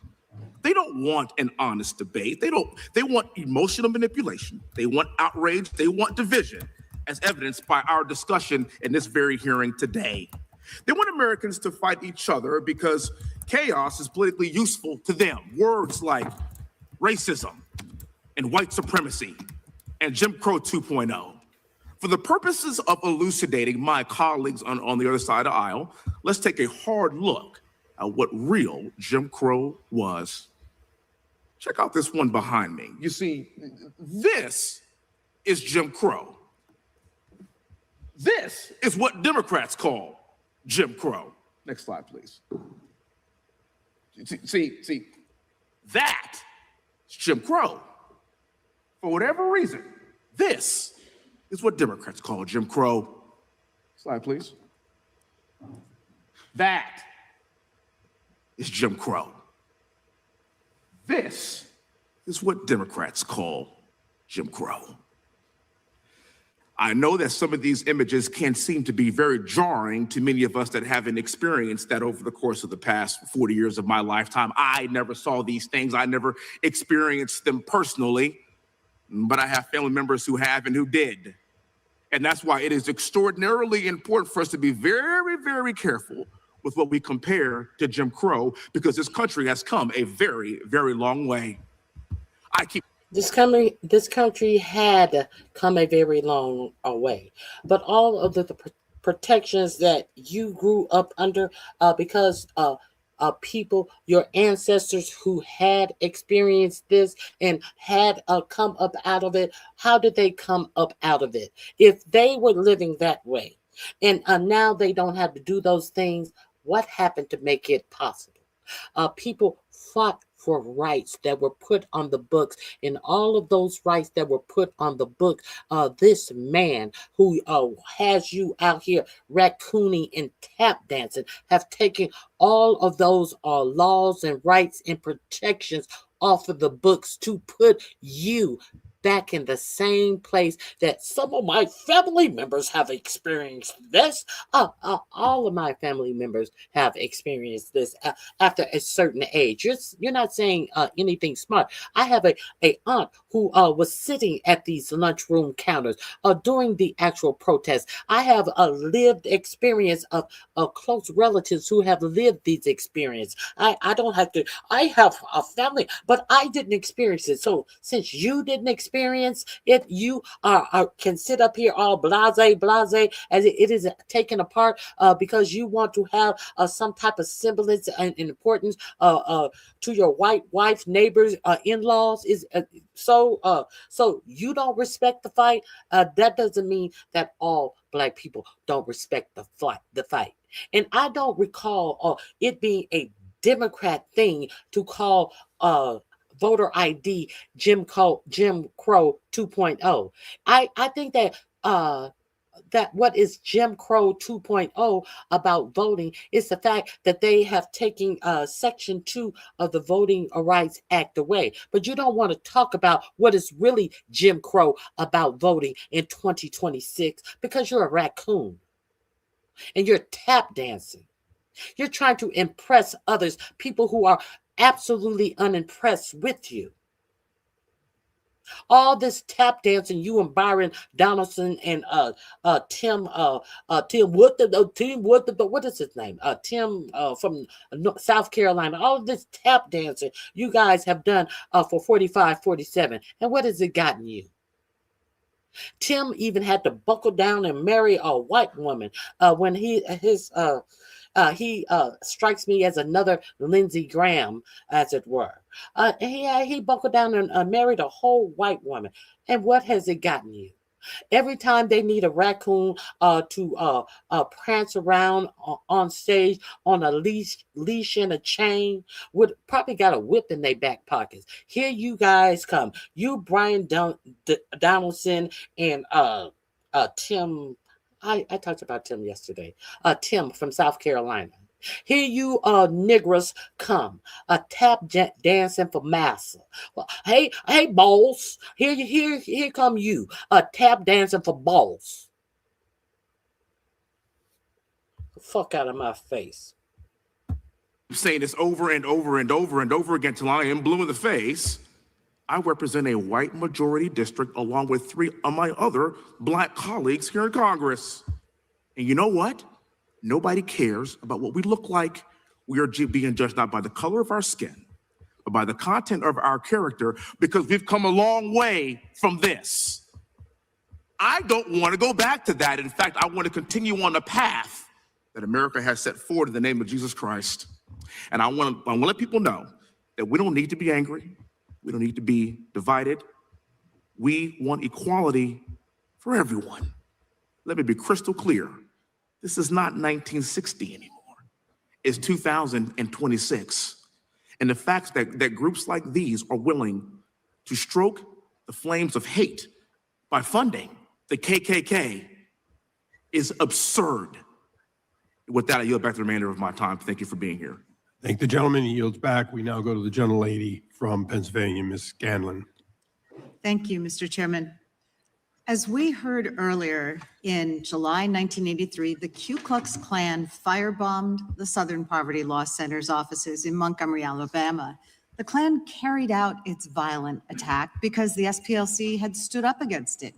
and has continued to stand up against hate in the following decades, whether it's racial and religious hate, hatred of immigrants, or the LGBTQ community. This melted clock, which was frozen in time by the KKK firebombing, still hangs in SPLC's headquarters as a reminder of the very real dangers of defending American civil liberties from hate. So how grotesque is it, given that history, that the majority has chosen to frame this hearing as an accusation that the Southern Poverty Law Center itself is in the business of manufacturing hate? But with the increasing shamelessness of the Trump administration and its congressional allies, none of us should be surprised that they are desperately trying to manufacture a reason to attack one of the organizations standing up to their assault on American civil rights. They're trying to turn back the clock and drag America backwards into some of the darkest days of our past. What has changed is not the Southern Poverty Law Center, but the way that this administration, with its embrace of white nationalist rhetoric and groups, has decided to rewrite facts and history. In the past year, we've seen pardons of Proud Boys and Oath Keepers who orchestrated the violent January 6th attack. The DOJ hiding from the public government research confirming that right-wing extremism poses the biggest domestic terrorism threat to our nation. The White House issuing NSPM 7 a directive that the Department of Justice and IRS target left-leaning groups that the White House has declared without evidence are a threat to our national security, and members of the administration making repeated statements that they intend to destroy nonprofit groups like the Southern Poverty Law Center that are a threat to their extremist agenda. This White House has engaged in a concerted attack on the pillars of civil society that would ordinarily hold it accountable, going after law firms, the courts, legacy media, universities, organized religion, and even the Pope. We can all see a corrupt DOJ leveraging its power to attack the president's perceived enemies and protect his allies, prosecuting those who've tried to hold the administration accountable, stealing taxpayer dollars to create a $1.8 billion slush fund to make payoffs to Trump loyalists who've been convicted of serious crimes, and giving Trump and his family a gold-plated get-out-of-jail-free card with the settlement agreement that the president's lawyer just signed. The Department of Justice's blatantly political prosecution and this committee's attacks against the Southern Poverty Law Center signaled the revival of an old authoritarian playbook to vilify and discredit those working to combat hate and protect people from oppression. And it's part of this administration's whole of government attempt to shut down opposition to its lawless behavior. This administration and its MAGA allies are trying to rewrite facts and history, just as they've tried to whitewash the violent January 6th assault on our Capitol and our Constitution. But facts have a way of being sticky. They get in the way of lies. Americans have always sought to bend the arc of history towards justice, to hold those in power accountable, and to spur our country towards a more inclusive and perfect union. And we're not going to stop now. We are not going to allow extremists and charlatans to turn back the clock and take our civil rights and repression and put them asunder with hate. So, Ms. Wiley, the DOJ's indictment targets SPLC itself rather than individuals. Is the administration's goal to take out the organization, and why? Well, I certainly can't speak for the administration. I think that what is so concerning to us as a civil rights community is that the Southern Poverty Law Center has been attacked because it does work to ensure that Black voters can vote, because it does work to show and ensure that fair maps are drawn for places like Alabama and Louisiana, where yes, because we still have racial segregation in this country, Black people have to be packed or cracked to take away the opportunity for them to decide who can represent them that will actually be accountable to them. These are incredibly important for civil rights, but it's also incredibly important for people's ability to have voice and power, including to dissent and disagree with the policies of this administration. Do you think that The gentlelady's SPLC time might has have been expired. targeted because it published emails by Stephen Miller that were expressing white nationalist sentiments? The gentlelady may answer briefly. Possibly, yes. Thank you. I yield back. Thank you. I now recognize myself. Ms. Wiley, would you agree with the statement that Charlie Kirk was a dangerous extremist? I can't answer the question that way. I can certainly say that statements that I am aware of that Mr. Kirk made were ones that I would consider to be dangerous. And would those be the ones that he took directly from the Bible repeatedly? I'm referring to the ones that he made about Black women and Black communities, the stereotyping that stereotyped whole group of people. So you would put him on a list of dangerous people that should, as the Southern Poverty Center did. I don't designate groups. I'm just. Well, you've had answering your opinions on question. everything the Democrats asked for. I just thought you might have an opinion on that. I shared my opinion about some of the things I heard he said, yes. Okay. Would you agree that a group could be good, have a great mission, do a lot of good things, but also commit crimes? Well, I mean, anything is possible. I think No, what we're well, no, talking no, about it's- today is a that was kind of a specific yes or no, but, organization. It's a specific organization we're talking about, though, which is Southern Poverty Law Center. And I So think the point is- your opinion is they can't commit crimes because they do good? My opinion is that we see a prosecution where we know that the Southern Poverty Law Center offered evidence and is asking for accountability about whether that exculpatory evidence was shown to a grand jury. That should concern all Americans. Okay, Mr. O'Neill, I'll ask you essentially the same question. Would you say that Southern Poverty Law Center does some good work, at least historically? Yes. And having looked at the evidence, would you say that it appears to be overwhelmingly evidence of criminal activity? I would direct audiences to page 10 of the indictment, where there's a direct quote from an employee saying, "I certify that I am the sole owner of the above named proprietorship." This is a statement to a bank in December of 2016. And then the statement from then Chief Executive Officer of the SPLC, Margaret Long, who said that the accounts below listed were open for the benefit of the Southern Poverty Law Center operations and operated under the center's authority. Okay, so what you have is actual evidence of bank fraud. I'd say it's black and white. Okay. So long as the quotes from the indictment are accurate, I have not seen. Well, people will go to jail if those, if it turns out that, that in fact it was true, but they've indicted them. So, both sides. Okay, and so if it's not true, and they've been indicted, and it's not true, and he is sitting up here representing that they have committed bank fraud, what is going to happen with him? Sides are playing high risk, but it appears as though the evidence is overwhelming. Ms. Wiley, did you ever hear of the Jewish Defense League? Are you familiar with them? I'm not familiar with them. Okay. Anyone else familiar with them? You are. Mr. O'Neill, you're familiar with them. They go back to the days of New York City and going after basically white supremacist groups, anti-Semitic groups. Yes. Would it surprise you to know that Irv Rubin and Earl Kruger both went to prison for attempting to blow up my office in 2001? I was not aware of this, but it wouldn't surprise me.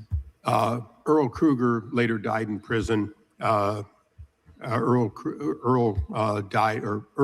died before being tried, but the other was convicted and eventually actually confessed.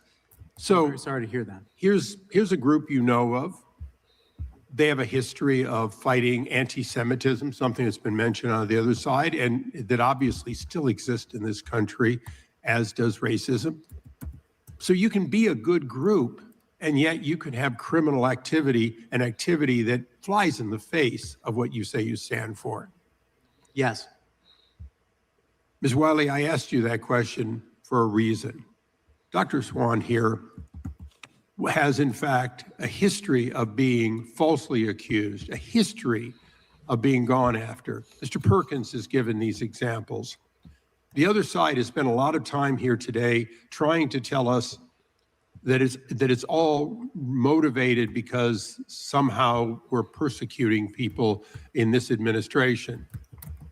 Do you have any evidence, not anecdotally that, oh, they picked them? Do you have any evidence that, in fact, Southern Poverty did not, in fact, commit these crimes? Do you have any firsthand evidence of that? Yes or no, please? Well, the Southern Poverty Law Center has a motion before the court right now, which actually says that the Department of Justice admitted that they knew that the banks knew Southern Poverty Law Center owned the accounts. That is evidence in the public record that will be tried in court. I will look forward to that in trial. And I want to thank all the witnesses today for bringing out the fact that we should, in fact, this committee should be looking at these not-for-profits and whether, in fact, they have deviated from their mission. And with that, we have, oh, you have another? Just a couple, you see, yeah. The gentleman's recognized. Thank you kindly, Mr. Chairman. The Guardian, U.S. lawmakers say DOJ rushed Southern Poverty Law Center indictment citing whistleblowers. Without objection. With objection. House Judiciary Democrats letter read the targeting of Southern Poverty Law Center to Deputy Attorney General Akash Singh. Without objection. And that's it for now. Thank you. We now go to gentlelady from Georgia for 5 minutes. Thank you, Mr. Chairman. Thank you for our witnesses being here today. My father was the president of the Illinois chapter of the NAACP for many, many years. As a child, I learned how to fight for my rights before I even learned how to walk. I marched in protests, sat in meetings, and helped to organize. I want everyone in this room to understand what is happening right now. The Republican Party has launched an all-out assault against civil rights organizations founded to ensure the end of Jim Crow. But that's just one part of this strategy. 3 weeks ago, the Supreme Court gutted Section 2 of the Voting Rights Act in Louisiana versus Calais, saying that, and I'm going to quote, race-neutral considerations, that it could employ race-neutral considerations, end quote, in redistricting. And within days, Southern legislatures, they rushed to wipe out Black representation in Congress. Tennessee called an emergency session to repeal its own law against mid-decade redistricting. It then splintered Memphis, a city that is 60% Black, into 3 districts to dilute the voices of the Black voters there. The state's Black legislators protested, and in response, the speaker stripped every single one of them of their committee assignments. Tennessee is not alone in silencing Black voices. Alabama moved to reinstate maps a court previously struck down for intentional racial discrimination. Florida passed new racially gerrymandered maps, and we're waiting in my home state of Georgia to see what happens with us on June 17th. Ms. Wiley, and you can just answer yes or no, have you ever seen 5 states move simultaneously to dismantle Black representation in Congress in such a very rapid, short time? No.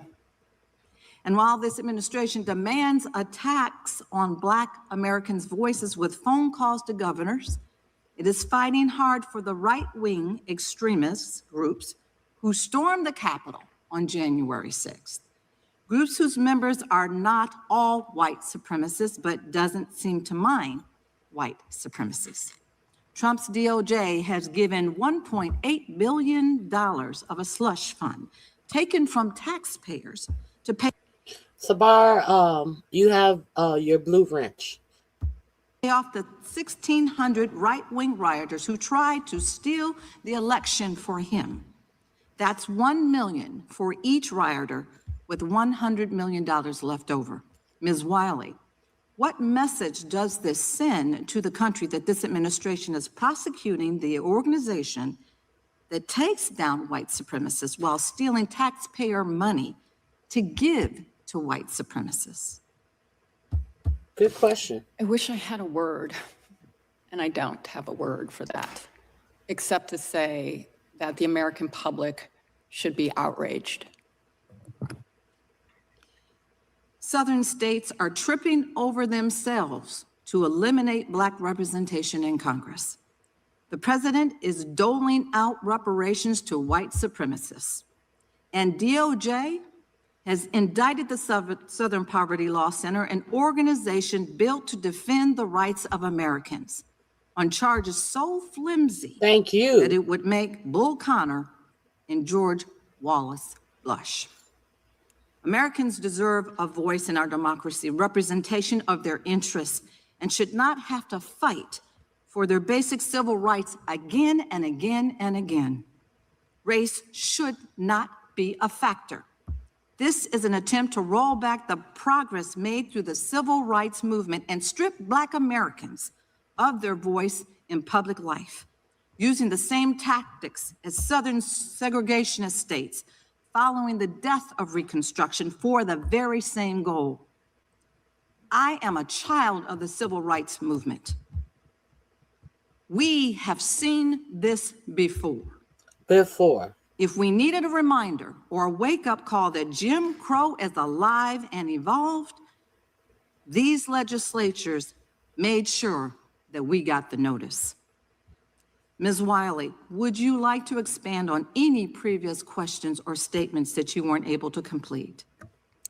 I just want to remind us that the federal agencies, FBI, DEA, AFT, spent over $548 million on informants for a reason, because they thought it was going to help them keep people safe. We're talking about this attack on SPLC at a time when we are facing an administration that cut funds to prevent gun violence, that cut funds to track where and how we might have violent white supremacist neo-Nazi attacks, that cut funds that was going to support public safety, all at a time when we've seen a White House directing Department of Justice about who it wants to prosecute. And as someone who used to work for the Department of Justice, that is unheard of.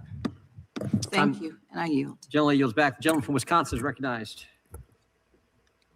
Yeah, just a couple of comments later off. First of all, I'd like to thank Congressman Hunt for his pictures up here, showing what it was like in the days in which the Democrat Party just rode roughshod over the South.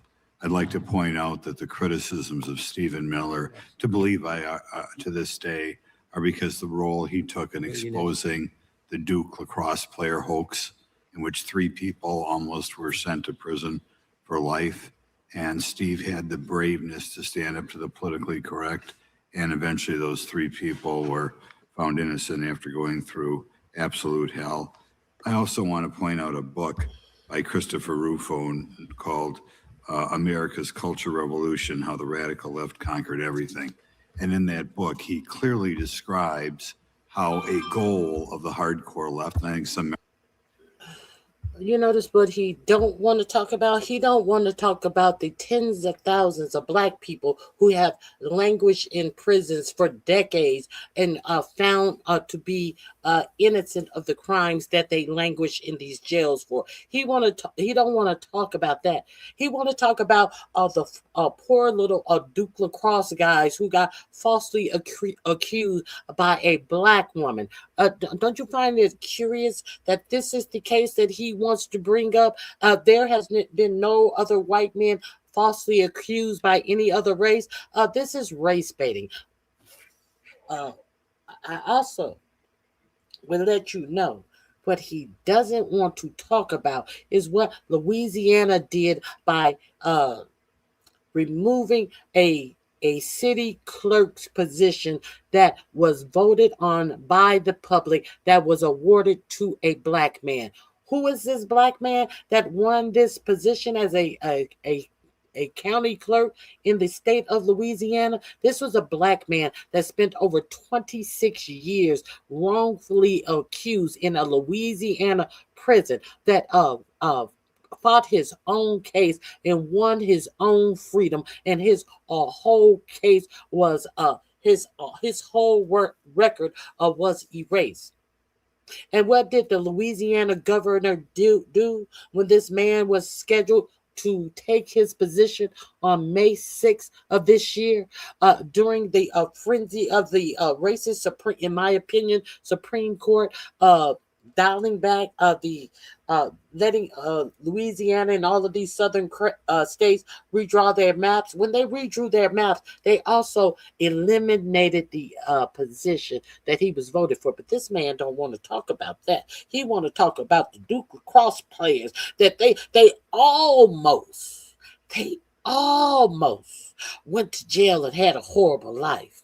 But he don't want to talk about this black man that actually did go to prison, was accused of a crime that he didn't commit, and was in jail almost 30 fucking years. And when he get out of jail and he is voted for position in Louisiana, they take the position away and say, oh, well, we don't need two clerks. Well, you've had two clerks all this time. But strangely enough, when this black man wins the clerk's job, oh well, we really don't need two clerks. You actually you needed three. But the reason why he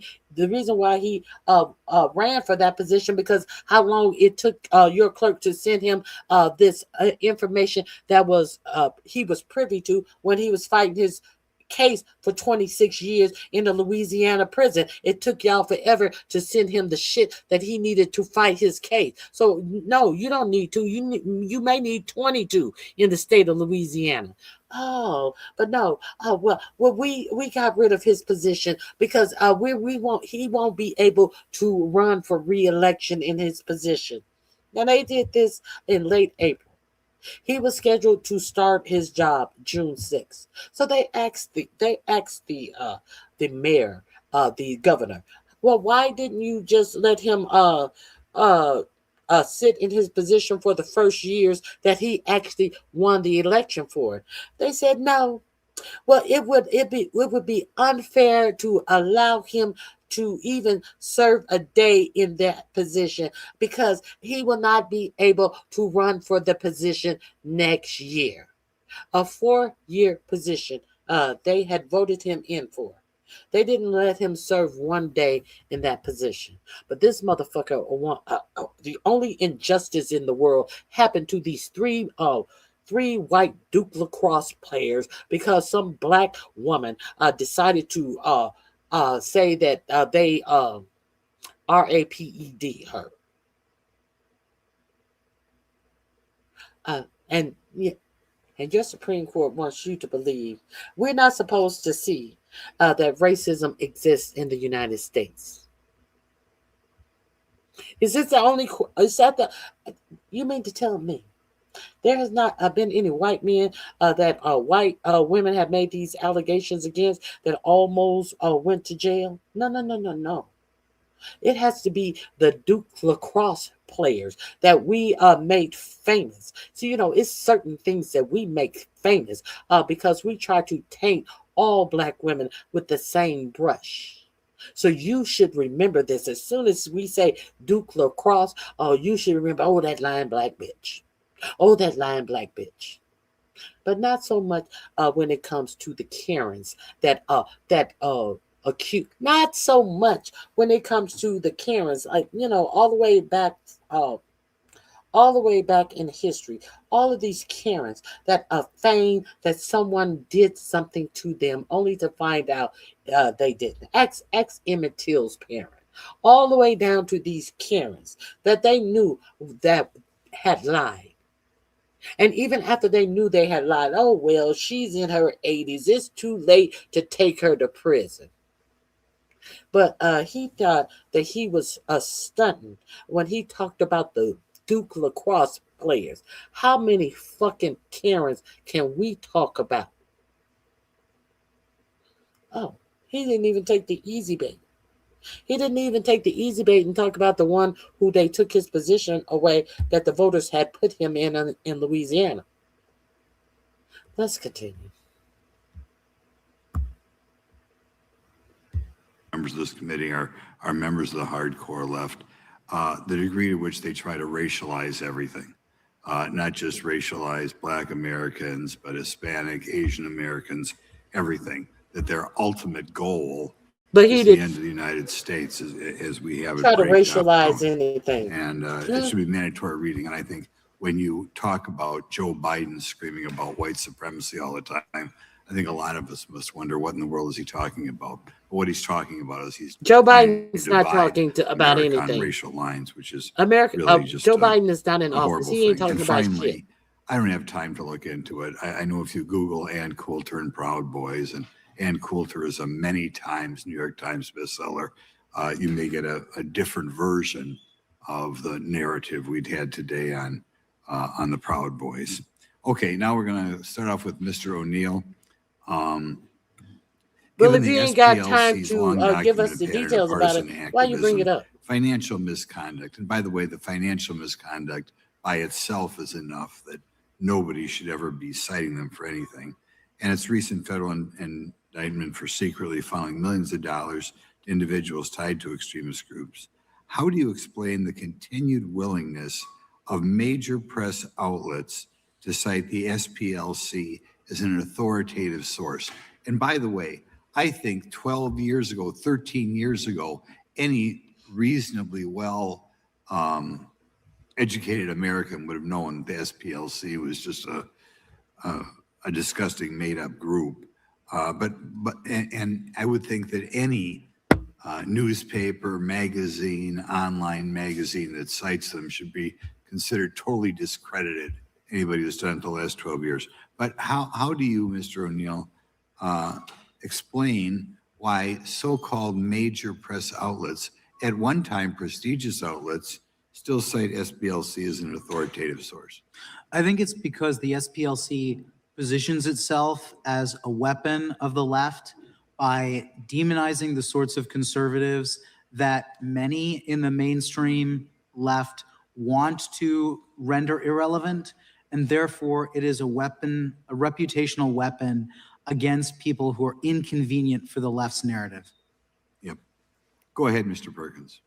Well, they leverage their relationship with government to be able to do that with the media. And then they leverage the relationship with the government with the corporations. And that's how they were able to get the corporations to debank and de-platform conservatives because of that relationship. I go back to the illustration of the hub. They're at the center of it, but they're not alone. Right. Yes? I would also say that they leverage their relationship with universities, especially law schools, because a lot of their the law students will go and intern with the Southern Poverty Law Center. Okay. Very good. It just still bugs me that they go after Stephen Miller for finding those 3 lacrosse guys innocent. Doesn't just bug you, and you know that. No, it doesn't bug us, bug us at all. It just we'll go to bugs Tony you. Perkins. Would do, and we know from some 1979 green-rated countless As a weapon of the left by demonizing the sorts of conservatives to render against people. Well, then they leverage the relation, the corporate, go back to the, especially with the. It's just your organization by pro-lifers. How do you? We warned, have been labeled here, and that they. Right. The chair now recognizes the gentlelady from Carolina, North Carolina. Thank you so much, Mr. Chairman. Just reminding people that many of the roots of anti-racism and civil rights in the South came from the churches, very Christian people. I suppose I need to remind some members of this committee of the long and blood-soaked history of the Ku Klux Klan in North Carolina, maybe even some of our witnesses. During Reconstruction, the Klan lynched and assassinated countless Black and white leaders who opposed them. In the 60s, the Klan grew to more than 10,000 members in North Carolina, more than any other Southern state combined, and they earned the nickname, and North Carolina earned the nickname Klansville, USA. Klan members in North Carolina carried out coordinated terror campaigns culminating in the 1979 Greensboro Massacre, where the Klan and their neo-Nazi allies shot and killed 5 people who were protesting against them. But the story doesn't end there. Only because of the bravery of those who fought back against the Klan, like so many of our Christian ministers, and the Southern Poverty Law Center, did we see some change. In the 1980s, the Southern Poverty Law Center launched Klan Watch to monitor, track, and expose the activities of the Klan. In 1987, the Southern Poverty Law Center won a groundbreaking lawsuit securing $7 million in a judgment against the United Klans of America after their members lynched 19-year-old student Michael Donald in Mobile 6 years earlier. And I know that Mr. Johnson talked about that. Mercifully, the judgment bankrupted the United Klan of America. This verdict greatly weakened the Klan and sent them scurrying underground, though of course we're seeing many of them today. But it didn't stamp out the last rotten remnants of the Klan throughout the South. And those remnants have been planting seeds that have been cultivated by this president. That's why the continued work of the Southern Poverty Law Center and its allies is so essential. Now, Ms. Wiley, is paying for informants to disrupt a violent white supremacist organization like the Klan the same thing as supporting these groups? No, and that's why I was citing the FBI's own use of informants. And actually, was there a book written about an undercover agent by an undercover agent who infiltrated the Klan, like maybe called Black Klansman? Could you tell us about that? I haven't read the book, but it's a great movie. It's a great movie. So given that the SPLC's incredibly successful history of fighting the Klan and other extremist groups, do you think that the people who have been consistently donating to the SPLC were surprised that the SPLC was paying informants to monitor, report, and expose the violent activities?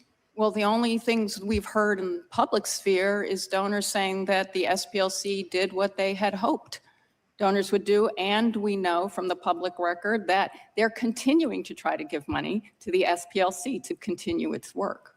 I kind of hope this lawsuit, this specious lawsuit, results in more contributions to the SPLC. Might be a silver lining to the lawsuit and this ridiculous hearing. Even the amateur hour Trump lackeys at DOJ know that this is a specious lawsuit. They don't believe these cynical charges. They know it's wrong. The SPLC is not funding the KKK or far-right groups. The SPLC is taking them down. But at the same time, the President of the United States is trying to use taxpayer money to fund people who have assaulted police officers and tried to disrupt the peaceful transfer of power. We have to speak truth. We have got to tell the American people what is going on. And that might be the only good thing that comes out of this ridiculous hearing. Thank you, and I yield back. I'm not sure Leo thinks the hearing's ridiculous, but actually, I'm pretty sure he thinks it doesn't. Gentlelady from Georgia is recognized. Thank you so much, Mr. Chair. I have unanimous consent request. I request unanimous consent to enter into the record an article from April 15, 2026, titled Justice Department Moves to Toss Seditious Conspiracy Convictions of Oath Keepers and Proud Boys. Objection. And the second one I have is several Tennessee House Democrats stripped from committees after last week's special session. Objection. Thank you. Gentleman from New Jersey is recognized.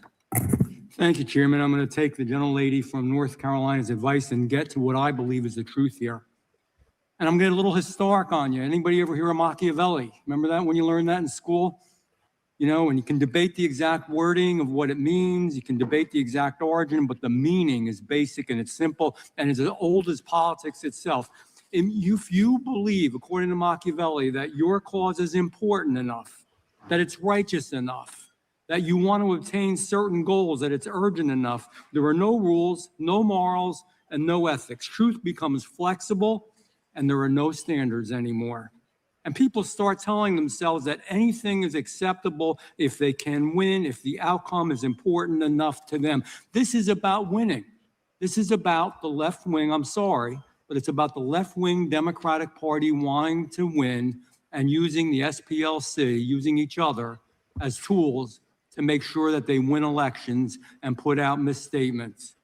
And we have to ask, when it become part of the philosophy? Well, in the last administration, we saw a lot of things, an FBI of lies, an FBI of untruths, an FBI of injustice, an FBI that Joe Biden was willing to rely on politically tainted information, some of which came from the SPLC. Bad information. We know now that it was wrong, that it wasn't true at multiple levels. The AG told us that the greatest threat facing the entire country was domestic violent extremists. But the real threat, a great threat to freedom, was his own Department of Justice and his own FBI back then. It was scary. If you had a different opinion, guess what, folks? Propaganda, bullshit and propaganda. Let's move on. I'm getting weary of all of this propaganda. Do you see them? Mr. Chairman, point of order, just so we're clear, that was 1 minute over as we move into Ms. Balance We've time. been very lenient with the time. I just ordered. Original mission, I have a Perkins? few UCs. Okay. Do you see them? I think Mr. Chairman, point of order, just so we're clear, that was 1 minute over as we move into Ms. Balance we've time. been very lenient with the time. I just want to make sure we're doing it equally, Hang on, that's all. remember, so- Equal rights, that's all. Moving to UCs from Mr. Van Drew, UCs from the I have a gentlelady from UC, Pennsylvania, April and then we're 20 actually going to go vote, and then we'll come back once votes are completed. Gentleman from New Jersey, UC. I have a UC from Moms for Liberty, Poverty, Democrats. Request to introduce an article from the Hill dated September 17th, 2025. DOJ quietly removes studies showing right-wing attacks outpace those by the left. Objection. An article from the Washington Post, November 13, 2019, leaked Stephen Miller emails showed Trump's point man on immigration promoted white nationalism, SPLC reports. Without objection. White House issued the National Security Presidential Memorandum 7 in September 2025. Without objection. MSP M7. If you have not read that, I've been telling you guys about that, telling you guys about that. Your national news media is mute on that. Okay. And an article from the New Republic, April 2026, the Justice Department sides with the Ku Klux Klan. Without objection. And I have two here. Massacre at Pittsburgh Synagogue tied to anti-refugee sentiment, and Objection. Buffalo Shooters Manifesto promotes great replacement theory anti-Semitism. Without objection. Can I go? The committee will be in recess for a short period of time. The reason we have to leave now is I do know that there's one 15-minute vote, and then the next 5 votes I think are 2-minute votes. I don't want to miss that. So we're gonna recess. There's some lunch for you in the back, and then we'll be back as quick as we can. Committee stands in recess.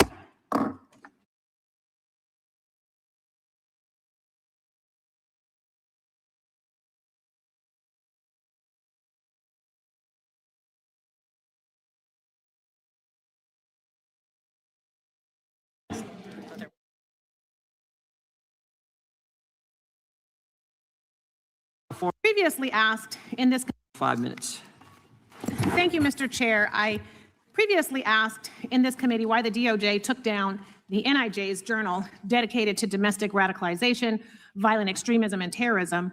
In that journal, the DOJ research found that since 1990, far-right extremists have committed far more ideologically motivated homicides than far-left or radical Islamist extremists. And in spite of those facts, we held 2 hearings in this committee committed to Islamophobia, and not a week later, yet another act of deadly violence from the right occurred at a mosque in my home state. So before I begin, I'd like to respectfully ask our chairman, Mr. Chairman, will you commit to holding a hearing on the white nationalists who violently shot at the mosque this week in San Diego? We will take that under consideration. We have a number of hearings scheduled and markup scheduled coming up here in the next week. We're looking to do something on Act Blue. We're looking to get the CEO of Mr. Southern Chairman, Poverty I'm Law gonna- Center. That's a no. We're not gonna hold a hearing. That had been a Muslim person that shot up a synagogue. Do you think that they would be rushing to have hearings on that? Do you think that it would even have to be requested? No, it wouldn't have to be requested. Nobody gives a fuck what you're doing. The answer is yes or no. In the next week, we're looking to do something on Act Blue. We're looking to get the CEO of Mr. Southern Chairman, Poverty I'm Law going to Center. reclaim my Come, time. but he wouldn't agree to come yet. so we're Reclaim my working on that. time from you and hope that long thing turns into a yes. But now I would like to talk about an organization which is and has been historically dedicated to stopping violence, the Southern Poverty Law Center, whose informant program has helped stop real acts of violence in this country. SPLC shared intelligence gathered from informants directly with law enforcement agencies, including the FBI and DOJ. That information helped stop a neo-Nazi from obtaining a security clearance and helped thwart a planned terrorist attack targeting a synagogue and an LGBTQ bar in Las Vegas. So, Mr. Tyler, if an organization helps stop a bomb attack, is that good or bad? Well, of course it's good. Okay, thank you. No, because I don't have a lot of time. Mr. Tyler, do you believe that law enforcement should ignore credible intelligence about violent extremist threats? Yes or no? Okay, thank you. And the witness's name is Mr. O'Neill. Oh, I apologize. Thank you. Because from where I sit, those answers sound like public safety work. Yet Republicans applauded when Kash Patel severed the FBI's information sharing relationship with SPLC. And I cannot find a single instance where SPLC's cooperation with law enforcement made Americans less safe. Maybe the real issue is simply SPLC has been effective at exposing white supremacist and extremist organizations for decades, organizations that Republicans either condone or deny exist at all. SPLC was founded during the Civil Rights Movement to fight racial terror and organized hate in the South, and for over 50 years, it has sued violent white supremacist organizations, monitored extremist groups, protected voting rights, and defended vulnerable communities. SPLC bankrupted factions of the KKK and fought racial intimidation campaigns. And recently, they exposed abusive living conditions in juvenile detention centers and filed suit against school districts that failed to provide individualized services and reasonable accommodations for disabled students. How is that bad? And let's talk about transparency for a moment. Republicans are accusing SPLC of wrongdoing because it did not publicly disclose donor-by-donor payout maps tied to confidential informants. But nonprofits do not operate that way. Are Turning Point USA or Moms for Liberty publishing donor-by-donor payout audits? Because I can't seem to find them. And somehow Republicans want a completely different standard applied here. And the hypocrisy becomes even more obvious when you look at Acting Attorney General Todd Blanche. Mr. Blanche publicly attacked SPLC over its confidential informant program while refusing to rule out taxpayer-funded payouts to January 6 rioters, including individuals convicted of assaulting police officers. So why is secrecy suddenly unacceptable? And children. Isn't that peculiar? Let's continue. When a civil rights organization uses confidential informants to stop violent extremism, but perfectly acceptable when this administration creates a $1.8 billion taxpayer-funded white reparations slush fund. Why are Republicans attacking SPLC while refusing to provide transparency about who could receive taxpayer-funded payouts tied to January 6 insurrectionists? This hearing has nothing to do with oversight and nothing to do with public safety. It is about intimidating organizations that challenge white supremacy, defend civil rights, and refuse to bend the knee to this administration. And Mr. Chair, as you know me, I have some Here we go, my friend. The gentlelady is recognized for unanimous consent request. Thank you. The first one is the acting attorney general is facing bipartisan criticism about the DOJ's so-called anti-weaponization fund, 51926 Politico. I ask unanimous consent. Without objection. What we know about the San Diego mosque shooting victims, suspects, possible motive, and more. Without objection. We covered that here on yesterday. Multiple Republicans in Congress post openly anti-Muslim statements. Without objection. The second wave, return of the militias. Without objection. Pentagon tightens ban on supremacist activity after years of denying problem. Without objection. SPLC, DOJ lawsuit, a wake-up call to end Mississippi's school-to-prison pipeline. Without objection. SPLC report reveals the high price of Florida's incarceration of Black children. Without objection. Fifth Circuit rules against unlawful debt collections targeting Hurricane Katrina survivors. Without objection. SPLC report overcoming the unprecedented Southern voters' battle against voter suppression, intimidation, and a virus. Without objection. SPLC announces new campaign, Poverty is Not a Line, during Poverty Awareness Month. Okay. Without objection. How the threat of political violence is transforming America. Okay. Without objection. And the last one, right-wing extremist violence is more frequent and deadly than left-wing violence. Without objection. Thank you, Mr. Chair, and I am looking forward to getting additional information on when that possible hearing And is. just for the record, Republicans aren't upset when the Southern Poverty Law Center labels racist organizations racist. We're upset when they label. We don't need you to answer to what is being presented to the record. If you want to argue it with the writer of the piece, you stupid numbnuts. Non-racist. money laundering states that between 2014 and 2023, the SPLC God. covertly funneled. We are not going to listen to her. We are almost over. What do they call her? What do they call her? They call her, oh, what was the guy's name? Oh, God. The guy who went to jail from New Jersey. The senator who was stealing money, buying Louis Vuitton scarves and all of that stuff. What is that name? And Trump gave him a pardon. Oh, my God. What is that guy's name? And disagree with what she was alleging over there. Somebody in the chat, please tell me. Let me pull up his name. Oh my God! Once somebody compared her to him.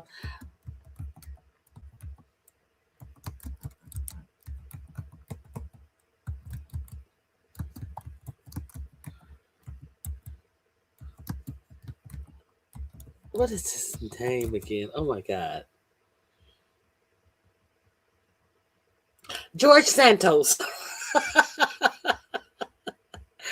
Oh my God, I was watching something and they said that George Santos, he has questions in the hearing. I was like, how George Santos have questions in the hearing? They are calling her George Santos. The right and left have long recognized that the SPLC is no longer the group that it was founded to be. Mr. O'Neill, shouldn't we be concerned that our government and law enforcement are accepting information from knowingly biased sources?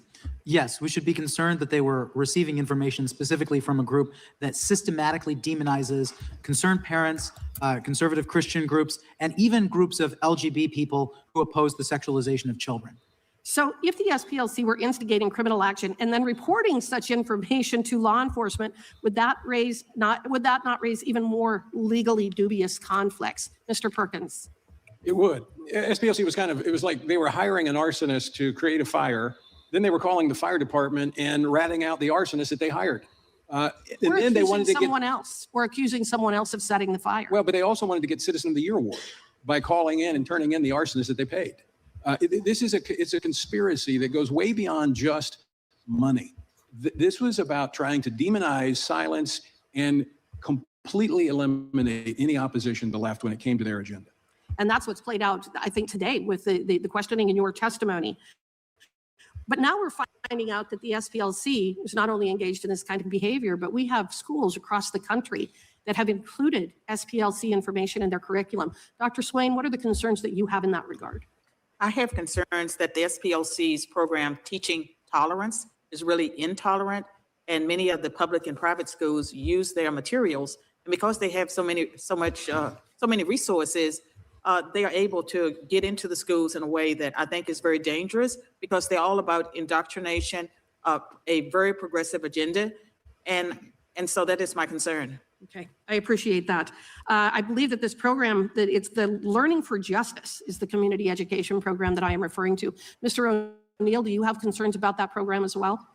Yes, so it's very telling in my mind that the program that was long known as Teaching Tolerance, apparently the SPLC has become too woke for tolerance. So they changed the name to nix the tolerance and just go with Learning for Justice. Okay. All right. Interesting. Well, I'm just about out of time. I also have a unanimous consent. This is an article from April 30th, 2026 from LiveSet News. The both sides political violence narrative completely debunked. They cooked the books. An example being that all claims of anti-Semitism, they claim are right-wing or conservative attacks when we know that is absolutely not the case. They do not count what happened on 9/11. And there are many other examples in this particular article where they have absolutely cooked the books, that they claimed left-wing violence is right-wing when we know that that isn't true. So they're even lying about that as well. So thank you, and I yield back. Objection. The gentlelady also yields back. The chair now recognizes gentlelady from Vermont. Thank you, Mr. Chair. We're very clear. Nobody cooked any books.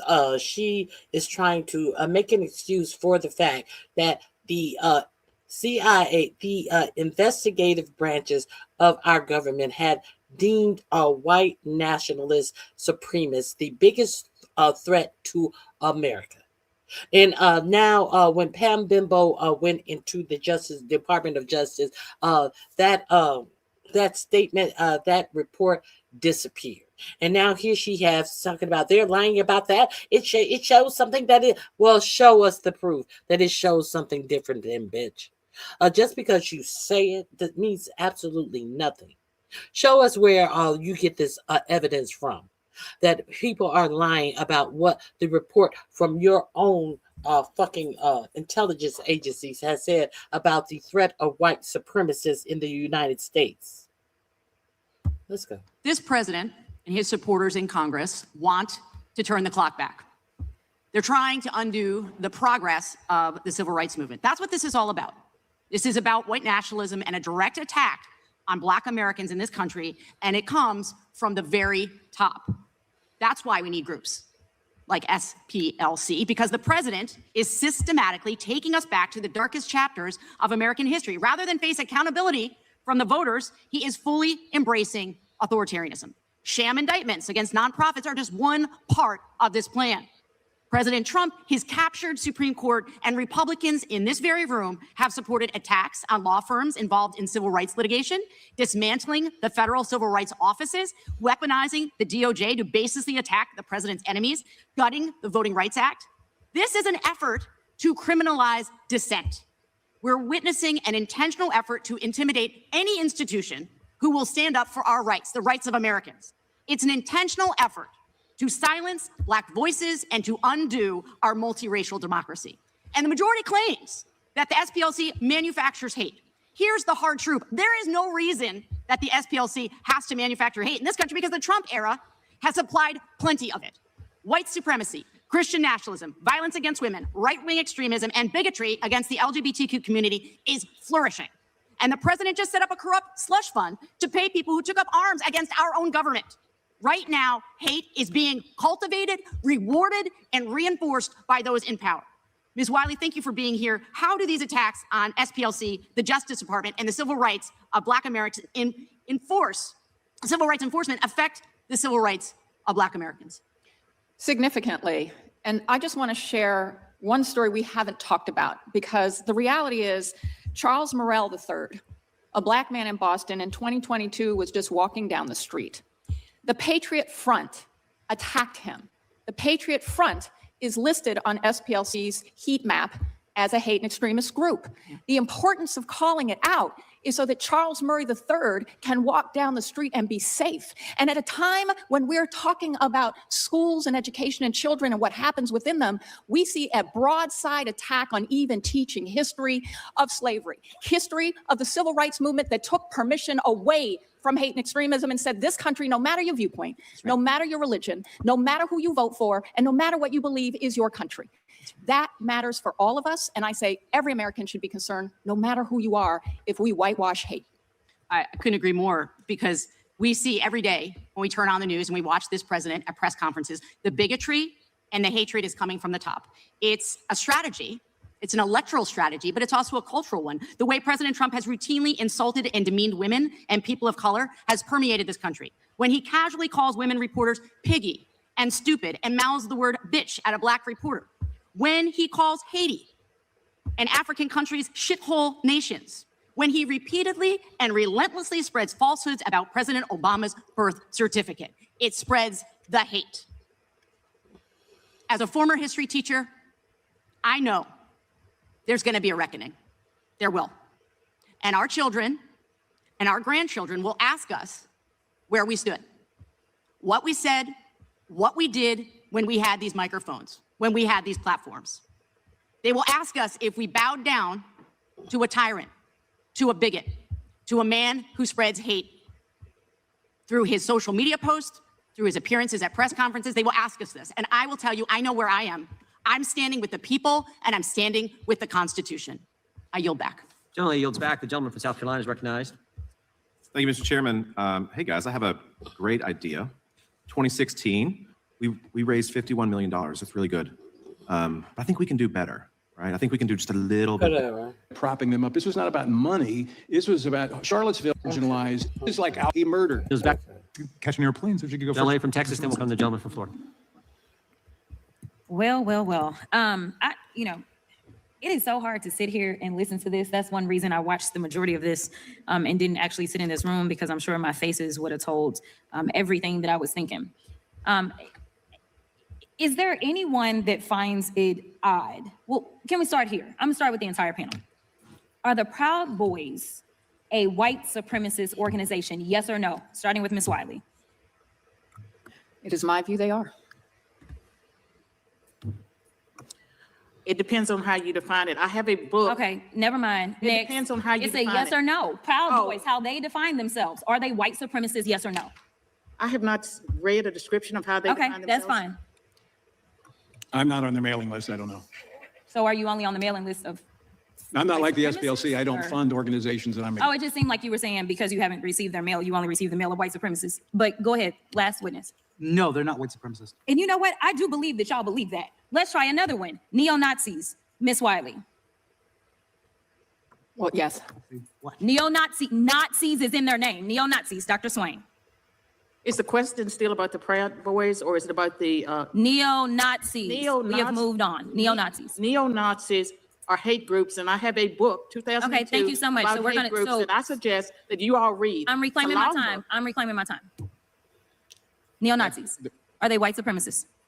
Neo-Nazis, are they white supremacists? Yes or no? What's that?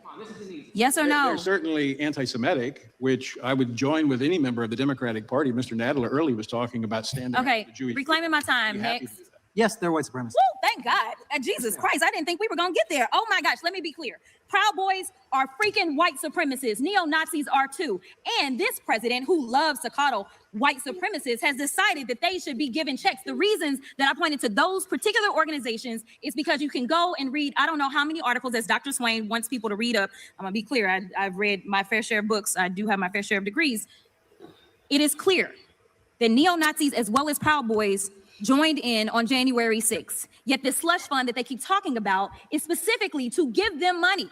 So how dare this majority sit here and try to lecture this organization about money? Now, we're not talking about tax-paying dollars as we are in that slush fund. But you're telling me that $2 billion in the same country that I'm sure some of y'all would struggle with whether or not the enslavement of Black people was good or bad. I'm not even gonna go there and ask y'all the question because y'all struggle with defining that these people were white supremacists. But this country still hasn't thought that reparations made sense for Black folk in this country. But at the same time, they've decided that people that are in organizations that are absolutely white supremacy organizations should get our tax dollars because they decided to tear apart or attempt to tear apart our democracy. They are being rewarded. These are people that went through our criminal justice system. When people on that side of the aisle claim that they love law and order, they went through it. They either entered pleas of guilty or they were found guilty. And this president on day one, his priority was not around racism. It was around doing things like letting them go and now putting money in their pockets. We haven't had one hearing on white supremacy. Yet when we look at things like the killing of Ahmaud Arbery, George Floyd, Breonna Taylor, the 9 worshipers who were murdered at the Mother Emanuel AME Church, the 23 people murdered in 2019 during the shooting at Walmart in El Paso, the 10 people murdered during the 2022 shooting at a grocery store in Buffalo, New York, all of these were murdered by white supremacists who were empowered by the Republican Party's racist. Including the 3 people that were murdered in San Diego, was it Monday or Tuesday of this week? They're Muslims by the people who identified as white nationalists. Rhetoric and policies. This is the same party that wants to. Oh, does that count? Because they want to call these 17 and 18-year-old white nationalist children. Drag us back to the Jim Crow era. Some say that there aren't poll taxes, and I guess it's because they're not listing the amount of money. But when you tell somebody that they've got to go and pay for something, say like a passport that costs over $100 in order to be able to vote, that looks like a poll tax to me. Some of y'all need to read up on your history books, the very same ones that the Republicans have decided that people should not hear about because you don't want real history taught in our schools because you're afraid that it's going to hurt people's feelings to know that their ancestors were so savage that they would enslave Black folk. You don't want them to understand why the 14th Amendment mattered then and it matters today. You don't want them to understand that when they draw these racist lines and tell Black folk that they shouldn't have representation in this country, that it is against the Constitution. You want them to be ignorant so that they can sit up here and be your token for your has mission. expired. Well, you can't yield because you've done run out of time. but it looks like the ranking member wants to make a unanimous consent request. Mr. Chairman, thank you. Walmart gunman attacked El Paso because that's what his president was telling him his defense attorney says. I'd like to introduce that for the record. Without objection. Democrats were talking about a slush fund. I would just point out, was it a slush fund when Peter Strzok got $1.2 million from the Garland Justice Department? Was it a slush fund when Lisa Page got $800,000? You know, Peter Strzok's the guy that said, I'm in the Northern Virginia Walmart. I can smell the Trump supporters. And the Biden Justice Department gave him $1.2 million. Gentleman from North Carolina is recognized. Thank you, Mr. Chairman. Ms. Wiley, I want to talk to you about the Charles Morrell case that you mentioned earlier. You said it happened where? Boston. In Boston? Massachusetts. Yes, sir. And he was attacked by whom? The Patriot Front. The Patriot Front. The SPLC did not give the Patriot Front any money. Is that correct? I don't know. You don't know? No. And how was he attacked? And pardon me, I'm just not familiar with this case. The Patriot Front was had a march that they were engaged in without a permit, and he was attacked on the street. Was he killed or just assaulted? Or I don't know that it matters if we're talking about a hate crime, which is what we're talking about. I'm just trying to get the details, ma'am, and I'm leading up to this. Would you be willing to condemn the local leaders' efforts to defund the police? Because I agree with you. We should have safe streets. I'm sorry, I'm not quite. Will you condemn Boston's local leaders from trying to defund the police? They did that in their recent budget proposal. I don't live in Boston. What I will say is this was a hate crime. You think that defunding the police helps or hurts public safety? The question I think that I was asked to come speak to was the rise of hate and the critical importance of us addressing and protecting civil rights. Well, you said earlier that you respect Mr. Murrell's right to a free street. So I'm asking you, will you condemn the local leaders' efforts to defund the police? I will not make any comment about local decisions. What about Mayor Wu's policy of offering sanctuary to people here illegally, regardless of their criminal history? Will you condemn that? No. So it seems like your qualification on public safety is very limited, correct? No, I think it is. I think it is. I'm just here on a hate crime. Well, let's talk about the hate crimes. In terms of the neo-Nazis, I actually agree with just about every word that Jerry Nadler said. I'm working on a bill to promote safe places of worship, increase penalties for attacks on worshipers. And neo-Nazism is certainly on the rise. You would agree with that? I would. Anti-Semitism, attacks against Jews, Christians, members of other faiths is on the rise. It is. Do you know why it's on the rise? Well, I think that's why we've been so concerned about the cuts to grants and programs that are helping us understand the rise and exactly why we have young men like we saw in San Diego murder 3 men at a mosque. Are you concerned and at while all? we're concerned about the attacks on the Southern Poverty Law Center, which is also seeking to help us better understand. Do you find it at all problematic that one of the leading candidates for United States Senate proudly commissioned and displayed a Nazi tattoo on his chest for almost 20 years? Does that concern you? I don't know who you're referring to. I would only say that anti-Semitism, neo-Nazism, hate always concerns me. Would you condemn that in that candidate? Did you condemn Pete Kegbreath with that what is it called? That white nationalist tattoo on his chest. Do you condemn that? The reference to who were those people that conquered the Muslim? I had it on the tip of my tongue because I don't often try to study up on the crusade, the Christian crusades. Do you want to talk about tattoos? No, you don't want to talk about tattoos because you guys try to act as if all of those Christian crusade tattoos in that Dolce Vita or whatever a tattoo on Kegbreath are some innocent tattoos. The man who it has been reported got drunk at a bar and said kill all Muslims. But you want to talk about tattoos, is it? I hope she started asking you questions about tattoos. The reason why you're talking about this man with the tattoos, that he has Susan Collins so concerned that he's about to snatch her seat with her I'm so concerned as, but voting against everything that she say she is so concerned about. Is that why you are bringing up what's his name, Pratner? Okay. United States Senate candidate who proudly wore a Nazi tattoo right on his chest. Well, certainly I don't agree with any support of neo-Nazism. Now, I'm detecting a little bit of, it seems like viewpoint and partisan bias from the SPLC. Mr. Perkins, I want to talk to you a little bit about this. Do you know why there is such fervent resistance, or I would say fervent hatred for traditional viewpoints, for Christians, for people like yourself? I do, because we have a fixed view of marriage, of human sexuality, and that stands in the way of the left's ideological push to transgender our children and to redefine marriage. And so in order to shut us up, knock us off the media, defund us, they have to label us alongside of these racist groups. Right. Ms. Wiley, do you think that biblical values are extreme?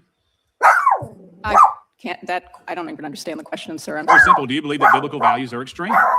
I believe that people have the right Sure. to have their beliefs, including their interpretations of religion. That's what Kegbreath said his tattoos represent. So talk to him about it. We're moving on.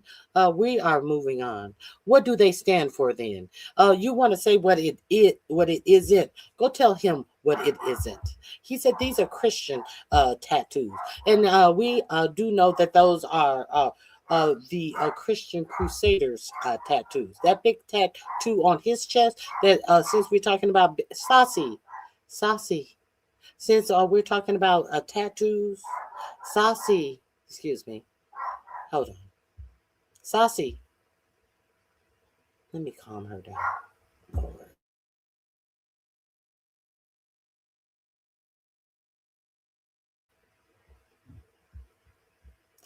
Why is there a dog barking? Because that's what dogs do. They bark. You never heard a dog bark, and you need to ask why are dogs barking?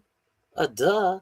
Because it's a dog. That's why it's barking. Yeah, he's Saucy is cursing out that one who says that's what Kegbreath tattoo stands for. Hey, Very Carey, it is good to see you.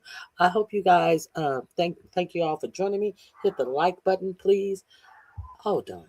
Lord have mercy.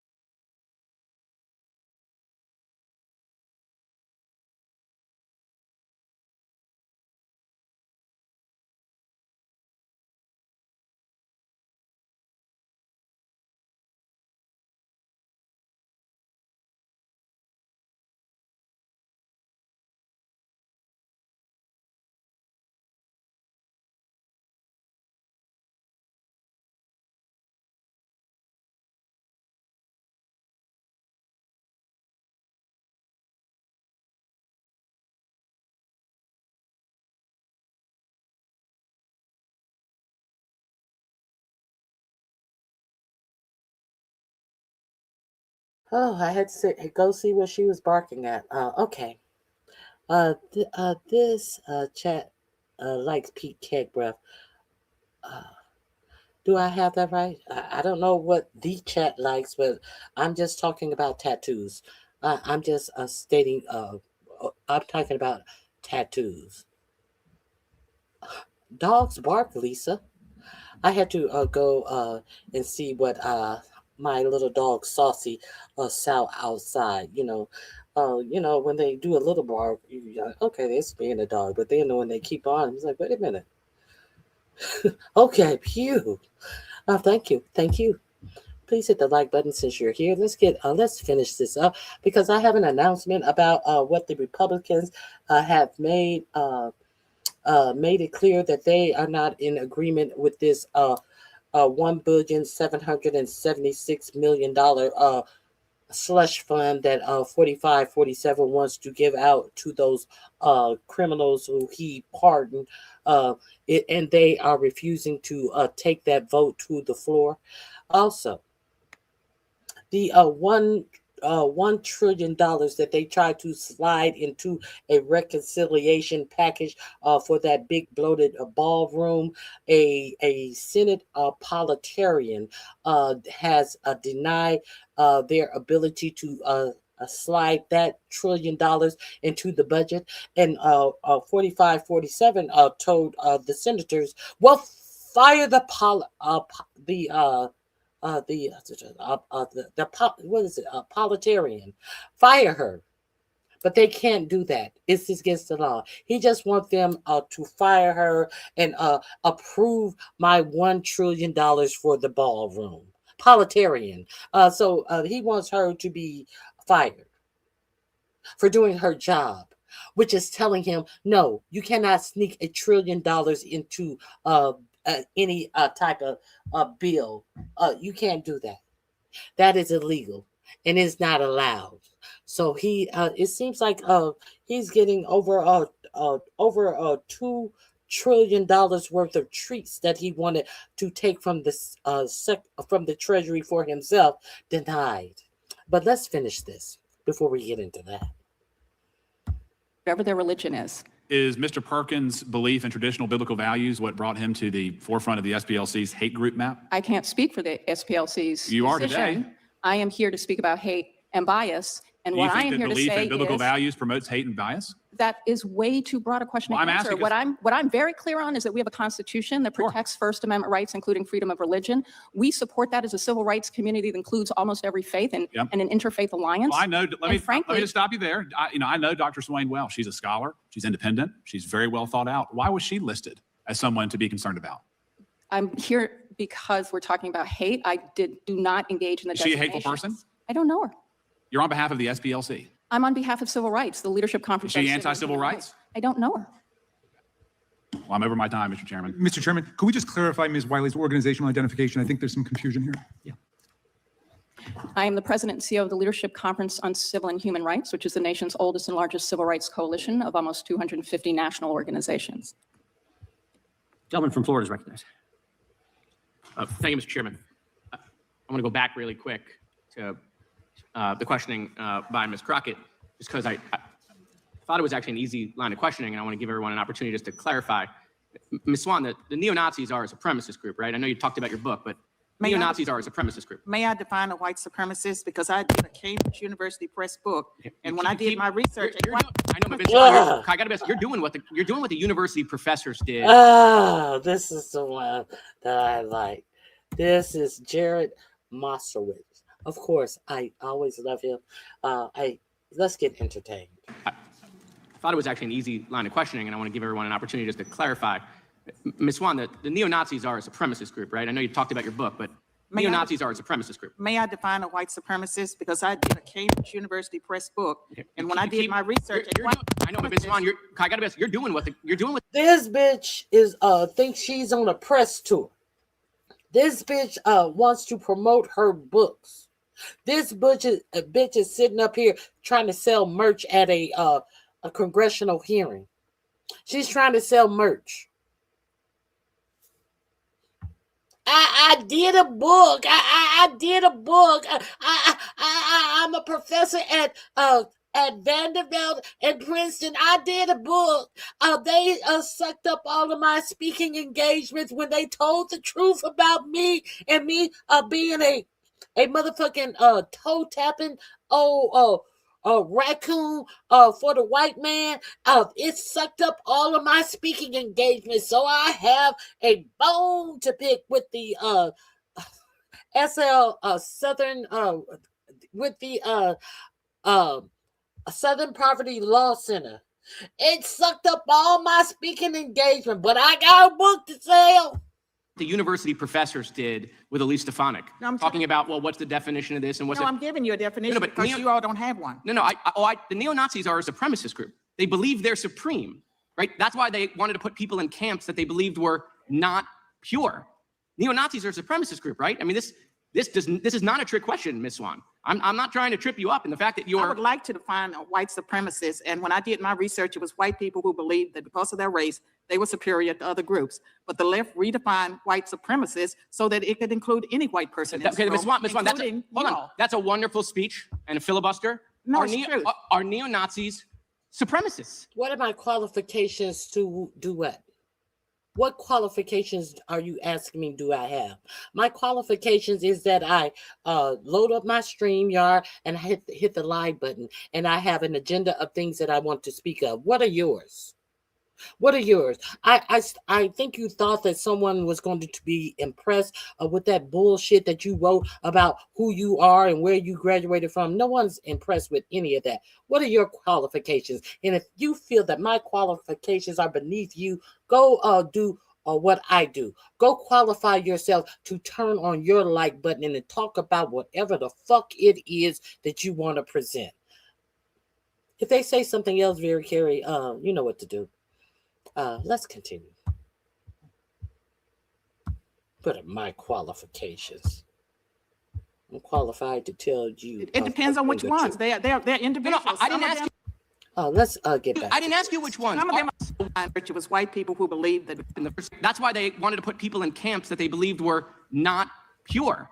Neo-Nazis are a supremacist group, right? I mean, this is not a trick question, Ms. Swan. I'm not trying to trip you up in the fact that you're. I would like to define a white supremacist, and when I did my research, it was white people who believed that because of their race, they were superior to other groups. But the left redefined white supremacists so that it could include any white person. Okay, Ms. Swan, hold on. That's a wonderful speech and a filibuster. No, it's true. Are neo-Nazis supremacists? It depends on which ones. They're individuals. No, I didn't ask you which ones. Some of them are plain old neo-Nazi. Ms. Swan, listen, I'm not reading your book if you literally can't answer this question. Are neo-Nazis supremacists? They're individuals. Some are, and some may be just plain old anti-Semites. No, neo-Nazis are anti-Semites, okay? We're going to agree there. Right, okay. But they're also supremacists, Ms. Swan. Okay, if you agree. No. You don't have to take my word for it, right? Like, they are. That's the whole reason they exist. But you all don't believe they are supreme. You all don't seem to understand that a white. Who's they all? I'm not a neo-Nazi. Who's they all? I'm a regular person asking another regular person if we can agree that neo-Nazis are supremacists. I will agree with you. Okay, I don't want you to be forced into it. I would agree with you, but I suggest you all take the time and read my Cambridge University Press book. Listen, that was nominated Ms. for a Swan, Pulitzer Prize. Listen, Dr. Swan, I can promise you there's no freaking way I'm buying your book. When it took 2 minutes for you to look at me and had to convince you that neo-Nazis, listen. Because I don't like the talking points. Nobody has to know. They ask you about a term. There was no talking point about it. I don't like it. Well, why don't you like it? Because you understand that represents your side of the ticket. Why wouldn't you like it? You're a black woman. And the simple fact that he asked you, were neo-Nazis a supremacist group? What about that is there for you to not like or to like? That's a question of fact. No, because I don't like it. Why don't you like it? Because you know it identifies with Republicans that you say that you are. That's why you don't like it, bitch. I suggest you all take the time and read my Cambridge University Press book. Listen, that was nominated for a Pulitzer Prize. Dr. Swan, I can promise you there's no freaking way I'm buying your book. When it took 2 minutes for you to look at me and had to convince you that neo-Nazis, listen. Because I don't like the talking points. This is not a talking point. This is 100 years of history. Watch this. I'm going to show you how easy it is. Mr. Perkins, are neo-Nazis supremacists? They are supremacists. Thank you, sir. Mr. O'Neill? Yes. Okay. Dr. Swan, that wasn't a trick question for them. I wasn't trying to trip them up. I wasn't using DNC talking points. This is part of the problem. And I didn't even want to do this, quite frankly, because I'm not interested in making this stuff political, right? I got Democratic candidates in Texas coming out yesterday and saying that Jews belong in concentration camps again. Okay. Terrible. Like we're in real bad times. I agree. And so if we put these hateful conversations in our political box and we do the whataboutism, this is just going to continue to spread hate. I agree with 100%. We agree in right, right. And that's why we got to be able to at least agree to a simple set of facts that neo-Nazis are supremacists, right? Okay, we've moved on.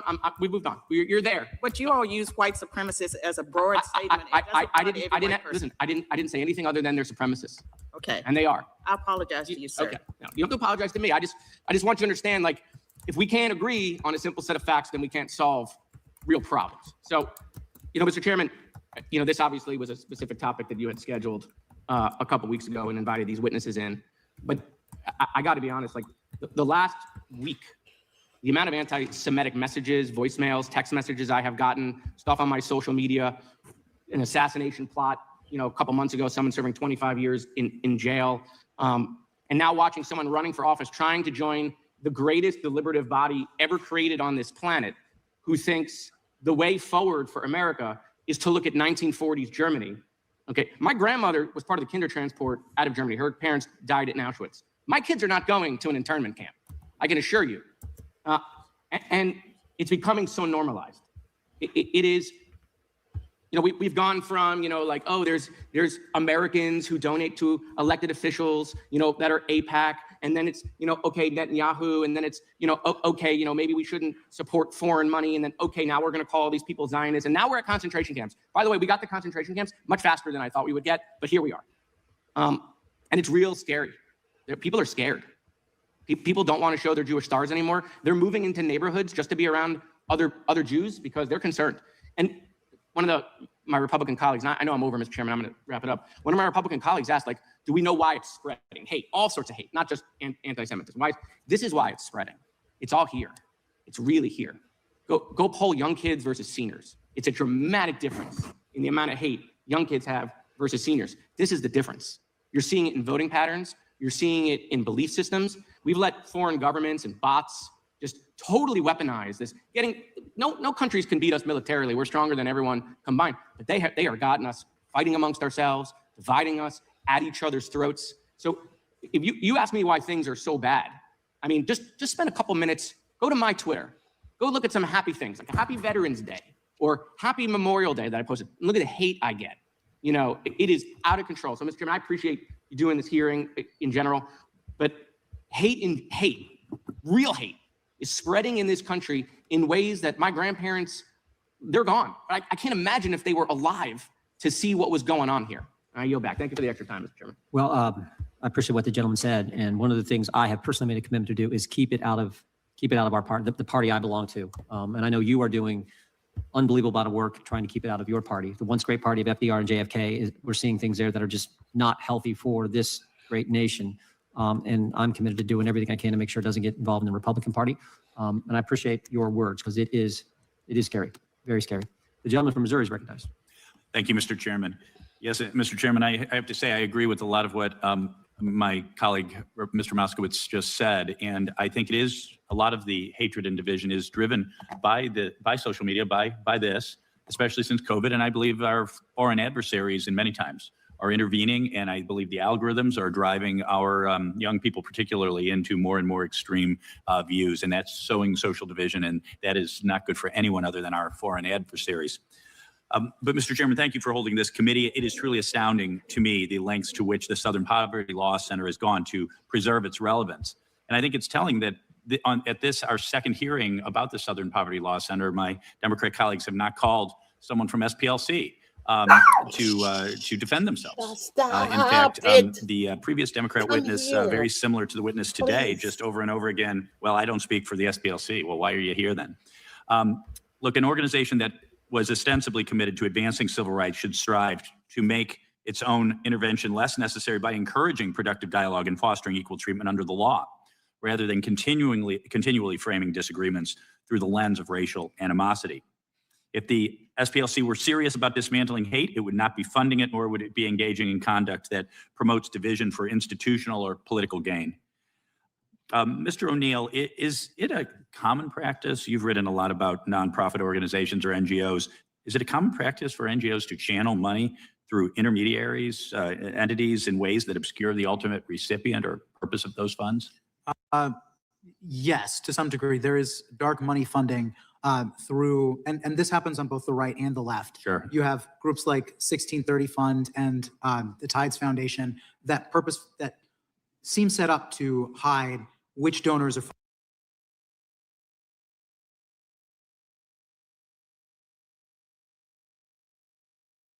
I see someone in the chat wants to know the professor's name, not Myra Wiley, the other black woman.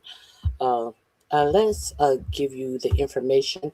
Someone said that they would like to look up her book. I don't want to stop you from it. Is this the, let me see. Here it is. Here's the information that I was able to find on her. Her name is Carol Wayne. Carol Swain, not Swain, Swain, is a American political scientist, legal scholar, author, and let me get my glasses.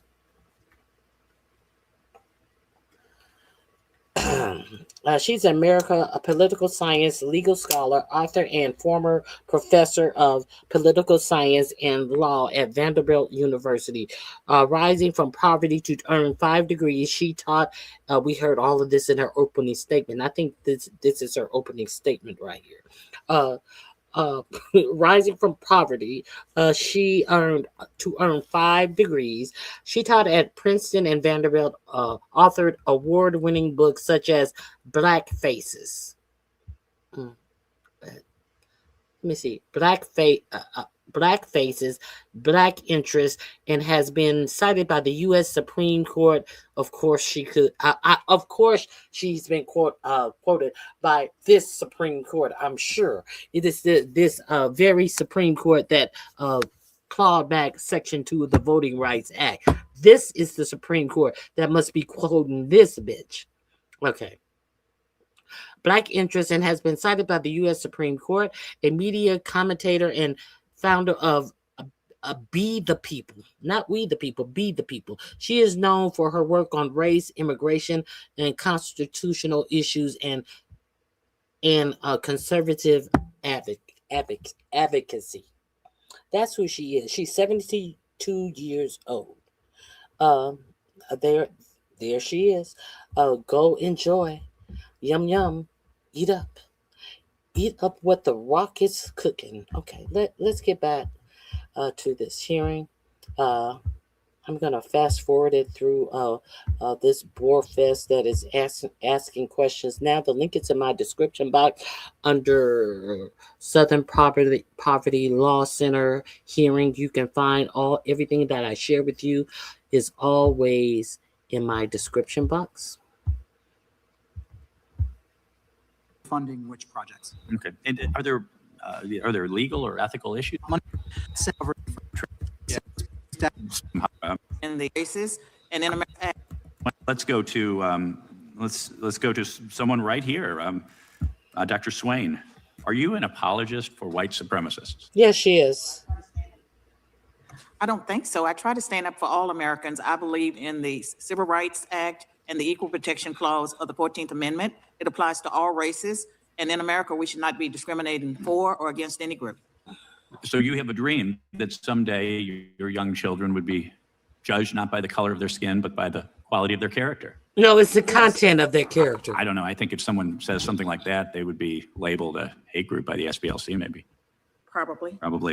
I think you said it very, very well. Dr. Swain. He said if somebody thinks that they want their children to be judged by the not by the color of their skin, but he said the something of their character. It's the content of their character. And then he goes on to say, "Oh, well, I think somebody who thinks like that would be labeled a racist under the SPLC." So he bastardized Dr. King's words and tried to say that somebody who thought like Dr. King, when he couldn't even get the quote right, would probably be seen as a racist under the Southern Poverty Law Center. Did you get that? Let's if you didn't get it, let me let you get this. Their skin, but by the quality of their character. By the quality of their character. It's the content of their character. Equal Protection Clause of the 14th Amendment. It applies to all races. And in America, we should not be discriminating for or against any group. So you have a dream that someday your young children would be judged not by the color of their skin, but by the quality of their character. Yes. I don't know. I think if someone says something like that, they would be labeled a hate group by the SPLC, maybe. Probably. And she agrees. I think she agrees with it. She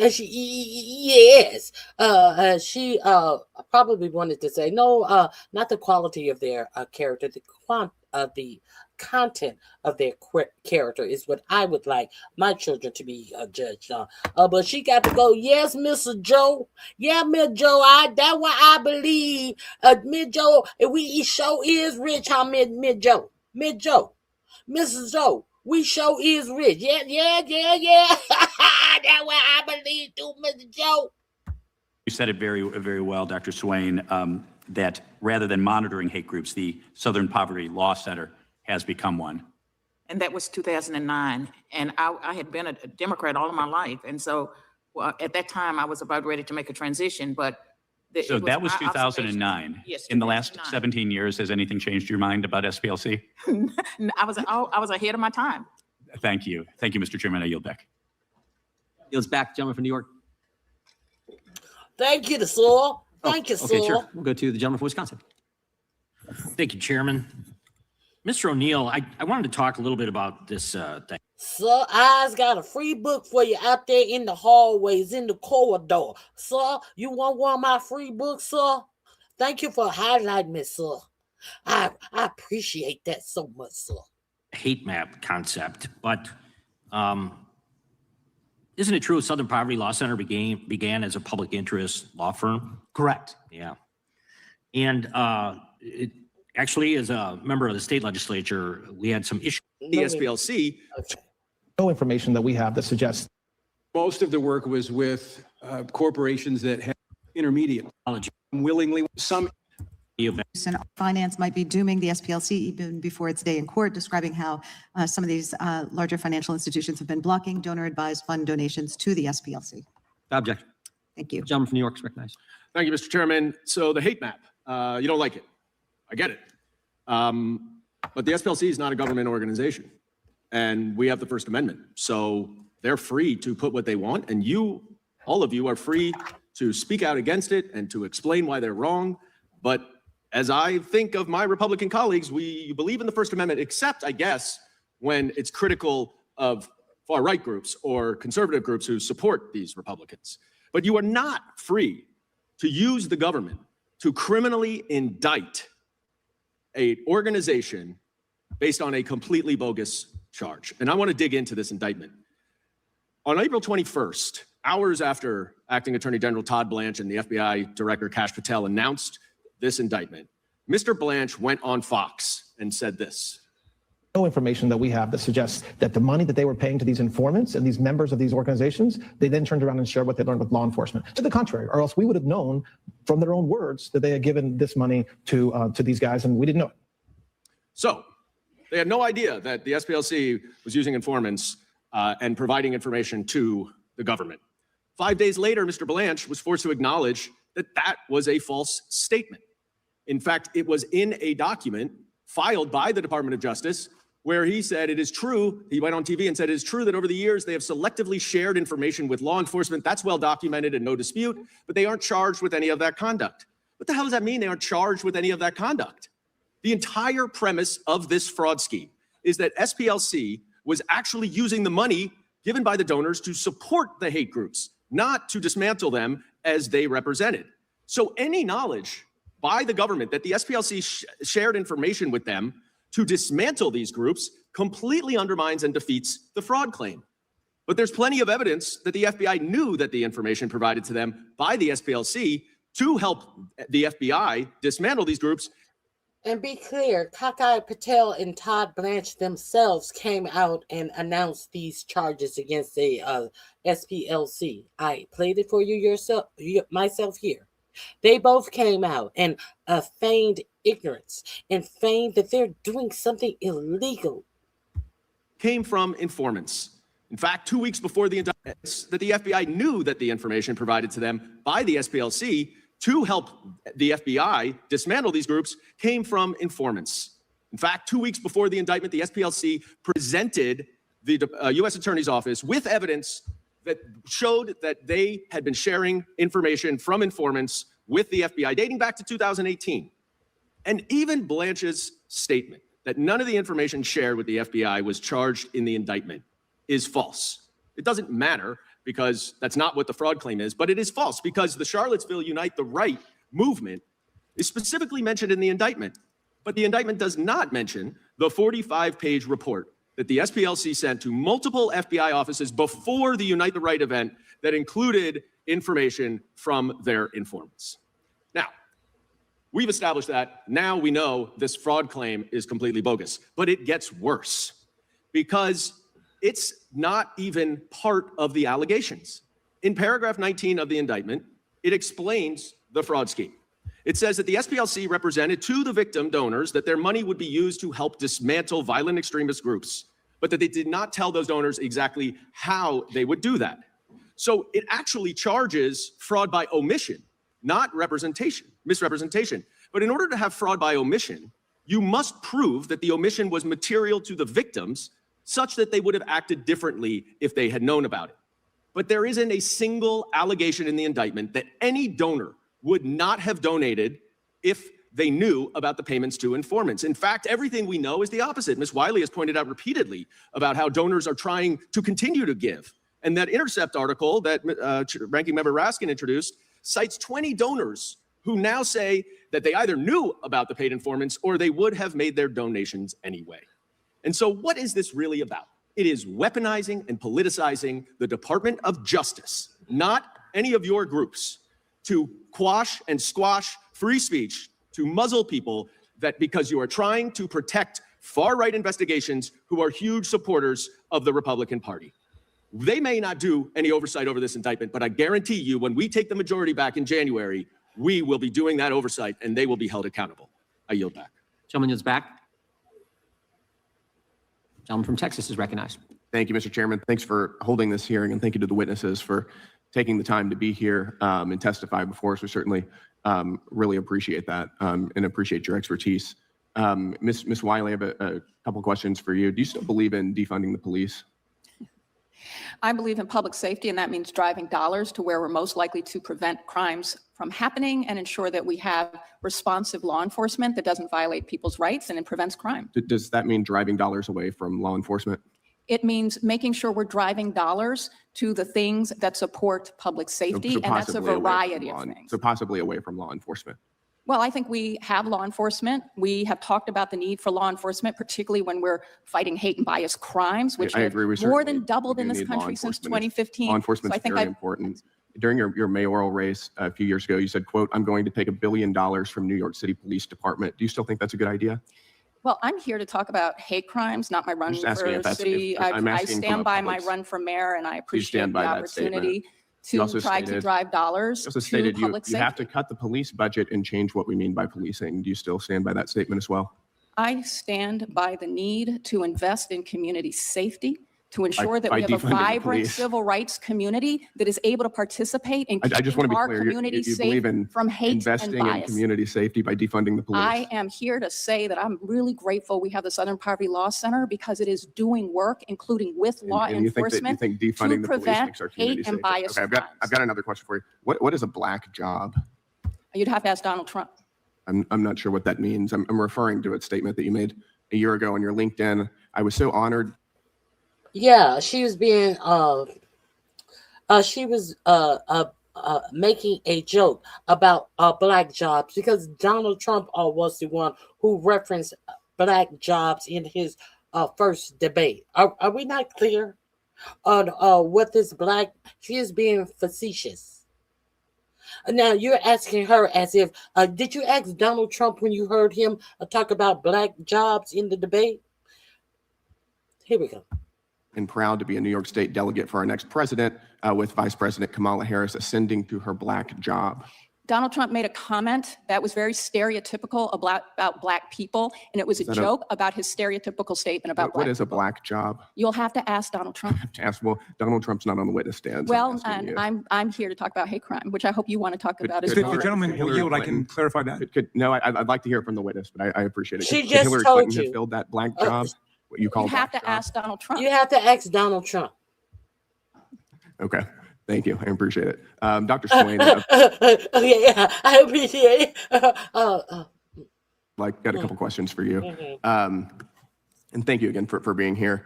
In your book, The New White Nationalism, which is excellent, you wrote that in 2002, there were approximately 2,000 KKK members in the entire nation. Sounds like you believe a large portion of them were paid informants. Do you think that the SPLC was involved back in 2002? You can turn the mic on, please. There was a scholar named Larry Wilcox that I referenced, and he did research, and he was very critical of the Southern Poverty Law Center. And he said at one point that there were more paid informants than actually KKK members.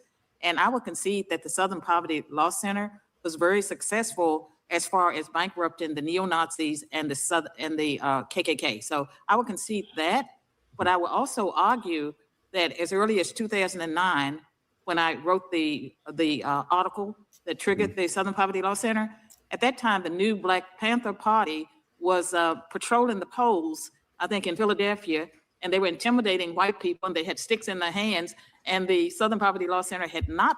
In 2009, what election was going on in 2009? I'm very curious.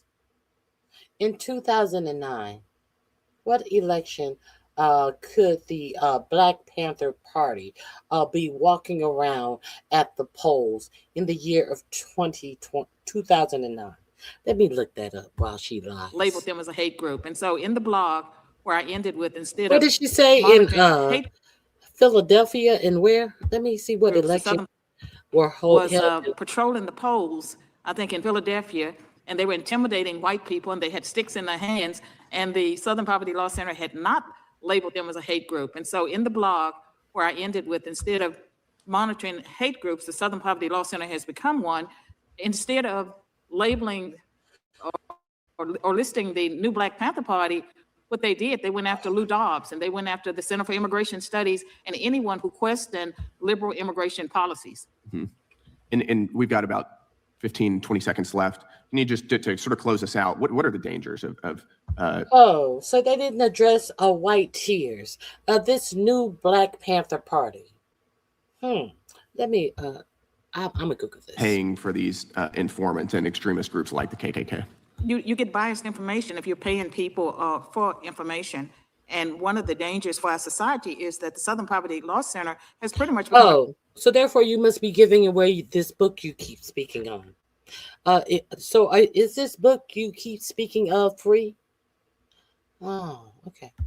Arm of the Democratic Party. They are very partisan. They should not have that 501c3 status if they're going to take a side in if they're going to be biased in how they monitor groups and how they destroy individuals like me. If they're going to take a side, but isn't it their job to take a side? Isn't it their job to take a side against racism? They should lose their 501c3 because they don't take your side. Because they take the side of people who are fighting racism. And since you are a raccoon. Thank you, Dr. Swain. Tap dancing York, for the man, they don't take your side. So therefore they should lose their 501c3. You ain't taking my side. You ain't buying my book. I'm gonna put you on the hook. This fucking raccoon ass bitch. Let's continue. Mr. RonyiQ. I think they both want. Okay, Oh, go ahead. so sorry. This is in direct answer to the gentleman from Texas question.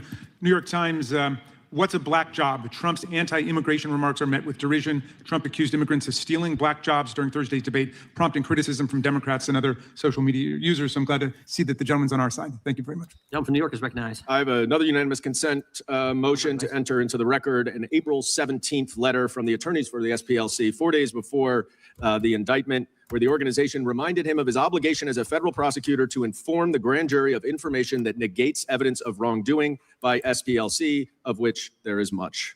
Without objection. Chair now recognizes gentleman from Washington. Well, thank you, Mr. Chair, and our distinguished panelists. I don't know what happened to the Southern Poverty Law Center. I know growing up in the Inland Northwest in Eastern Washington, I had some these favorable memories toward the Southern Poverty Law Center when we had an Aryan Nations compound in the Coeur d'Alene area, and it resonated with me that the SPLC had played a role in getting those folks out of our communities, and it was generally viewed upon favorably. So I don't know how it went from that organization to what I think today could be accurately described is an almost militant, weaponized arm of a progressive Marxist political project here in the United States. So I guess, Mr. O'Neill, I'm sure you're familiar with the phrase "jump the shark" and Happy Days when Fonzie jumped over the shark, and certainly the show went downhill from there. Yeah. And you spoke about the quest to start to focus on raising money from SPLC, but how did this organization again go from doing some good work against real racists like the Aryan nations to suddenly targeting people trying to exercise their First Amendment rights and care about kids like Moms for Liberty? Where's that process? Yeah, the answer to that question is long and complicated, and that's what my book was trying to do. But so first, there was Morstees, who was a consummate fundraiser, and he decided to take the SPLC in that suing the Klan direction. And the lawyers said it was like shooting fish in a barrel. But I think the real answer to your question, the substantive answer, is that we've seen on the left this ideological drift where it used to be that they would stand for your right to disagree and speak openly. And now it is as though if you disagree with anything that the left says, you must be a vile racist hater. Like this has always been a little bit of the rhetoric, but it got supercharged after 2020. And one of the reasons why Moms for Liberty is on the hate map is because many people on the left seem to work themselves into a lather and think that America is still systemically racist. And critical race theory is so deeply their idea of critical race theory is that white supremacy is so deeply embedded in our institutions that you have to have a fundamental revolution on a systemic basis. Otherwise, you are supporting white supremacy. And that's the main reason, I think, why the SPLC justifies calling conservatives the infrastructure upholding white supremacy. Do you think the SPLC is interested in racism being solved? I don't have expertise on that particularly. I think I wish I could say that I do believe that, but I don't know. You know, our colleague from Florida, I think, spoke very passionately, Congressman Moskowitz, about really concerning rise on anti-Semitism. And, you know, when we see these issues of hate that can manifest themselves online and the social media sphere, often with foreign actors, the area that I'm really concerned about is the conspiracy theory mindset and this kind of derangement in the fever swamps of the internet that can play upon these things. And that's one of the reasons why what's happening to SPLC is so concerning, because not only does their own activities of funding these informants, so-called informants using donations to fund racism itself, but just this whole project, it certainly is laden with fervor for conspiracy theories. And we really do need some good think tank work, NGO work, and other work to focus on this issue across the board of fighting conspiracy theory. And so, you know, however it did happen, this jumping of the shark for SPLC really did, some part of your loss there, I think, really was a detriment to society as a whole. I'll just close by saying thank you to all the panelists, but for all the good work you do, Ms. Swain, Mr. Perkins, Mr. Neal, and Ms. Wiley. And with that, Mr. Chairman, I'll yield back. Gentleman yields back. I want to thank our witnesses for being here today for their great testimony. And I want to thank those members of the audience who were here with us for the entire hearing, particularly Leo. Thank you. But we appreciate you all being here and what the committee was able to gather from your fine testimony. And the witnesses are excused. Mr. Chair, I'd like to offer an unanimous consent. Okay, that's it. Now, let's get to this Black Panther Party prowling and making people feel afraid at polling places in 2009 that she spoke of.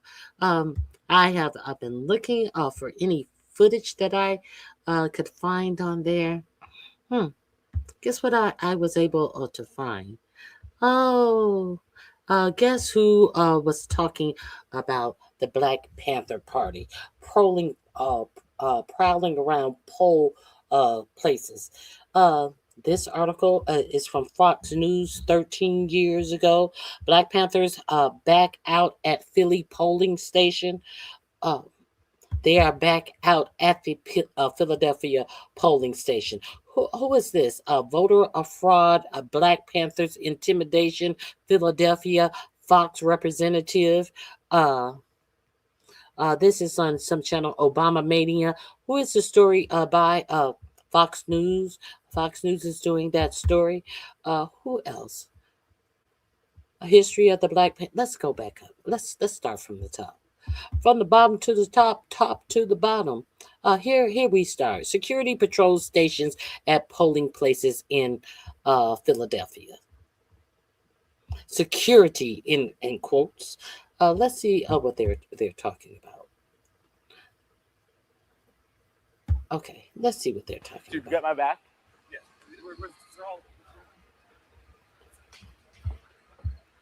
Hi, I'm here at 1221 Fairmount in Philadelphia, and there's a guy with a billy club right here. So, do we have any problems here? What's going on? Everything okay? Everything's fine. I'm just making sure. Why y'all taking 1220 Fairmount? I'm here. I'm just a media guy, and that's all I'm doing. I'm with University of Pennsylvania. No, who are you with? Sorry. Security. Yeah. Okay. I mean, I think they know about it already. I mean, I have a poll watcher certificate, so I can go inside. I'm just wondering why you come up taking pictures. I mean, what? I'm just wondering why everybody's taking pictures. That's all. Okay. I mean, No. I think it might be a little bit intimidating that you have a stick in your hand. That's why, you know? Yes. Does he sound scared and intimidated? Does he really sound scared and intimidated? What are you? You have a poll. Did somebody try to stop you from going inside? Since you know what you have, you're a poll watcher. Go inside. Isn't that what you want to do? But no, you want to create a story that you were being intimidated by two men standing outside of the polling station. But we are not supposed to be intimidated by ICE wearing face masks and having actual pow-pows at the polling station and in the midterms. This is what this woman is speaking of. No, I'm an attorney. I mean, that's a weapon, so that's why I'm a little worried. I mean, I am a concerned citizen, and I'm just worried that you might be. So are we. Okay. That's why we're here. Okay, but you have a nightstick in your hand. So what? I mean, You got a camera phone. I have a camera phone, which is not a weapon. Listen. Never mind. I think I'm gonna call the police. Never mind. I think I'm gonna call the police. I'm very intimidated.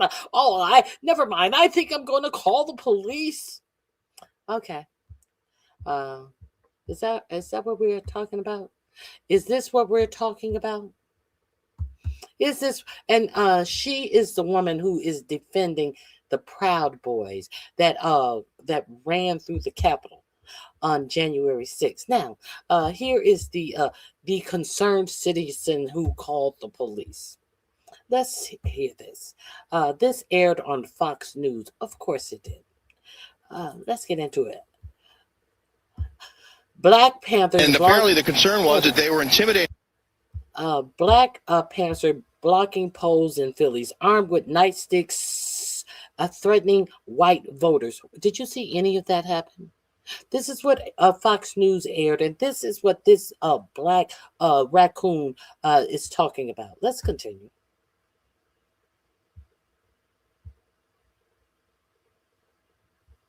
And apparently the concern was that they were intimidating people who were trying to go inside to vote. A Republican poll. Apparently, the concern was they were intimidating people who were trying to go inside and vote. You heard the person say, I'm going to call the police. Did you hear anybody being intimidated, being questioned, being approached in any way by these men? But now we have a whole big story. They were intimidating voters. Observer actually called. Who called they were the police? a observer to go inside to vote. And apparently the concern was that they were intimidating people who were trying to go inside to vote. A Republican poll observer actually called the police. The police were here. We missed them. Who called the police? A Republican poll observer.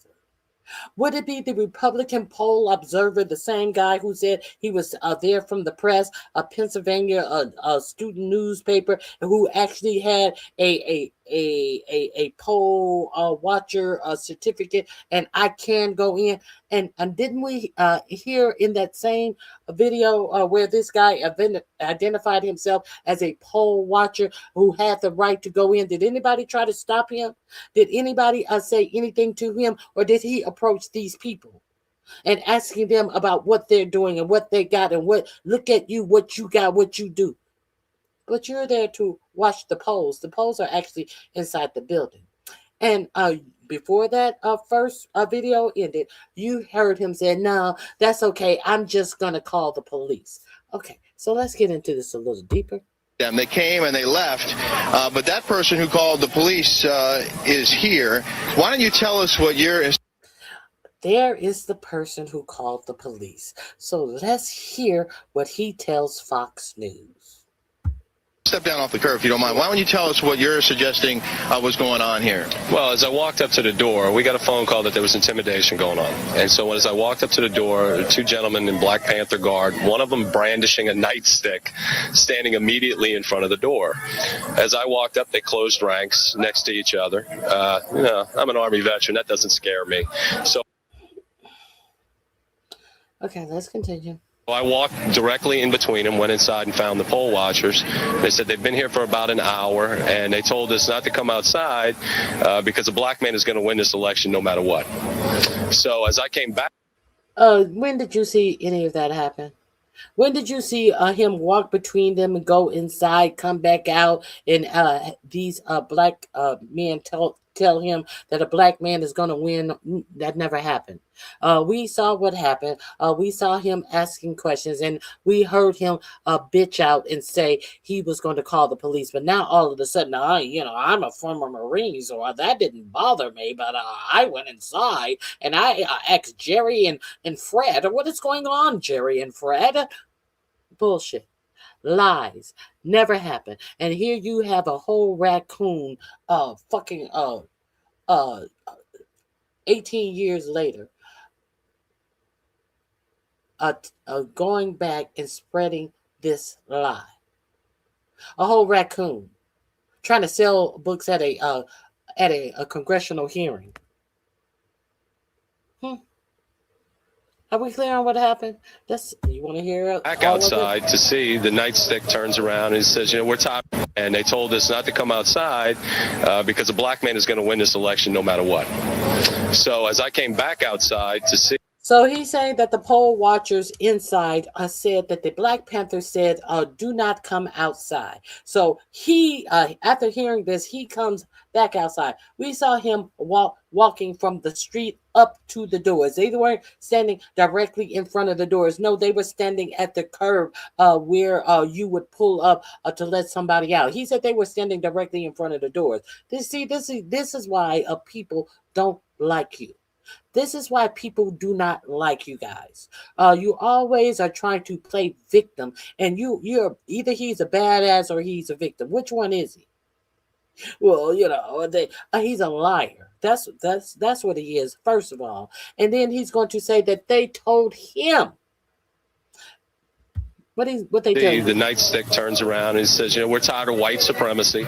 And he starts tapping the nightstick in his hand, at which point I said, okay, we're not going to get in a fist fight here. And I called the police. The police came and they removed the guy with the nightstick. The person with the nightstick. When did you hear him say any of that? When did you see that black man say any of that? And the police came and they got rid of the guy. They got rid of the guy. Isn't that a cube I have? If you say this guy was doing what you say he was doing, you would have said the police came and they arrested the guy. Why weren't you able to say the police came and arrested the guy? Because that man was not doing anything to be arrested. Now here it is.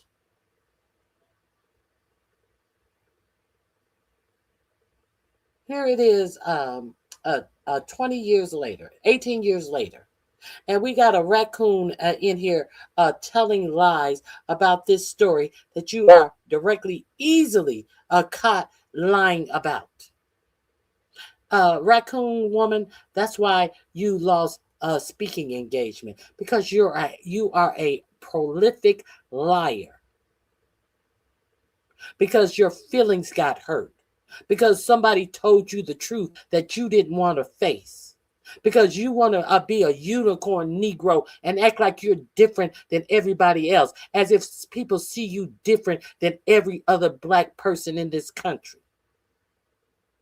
So you'll put on your tap dancing shoes and bow and wink at Massa. Hey, Massa. Ugh. Stick was asked to leave, or they escorted him away from the polling place, which is what someone else just confirmed. They escorted him away from the polling place. He was not arrested. All of that menacing and threatening and menacing voters.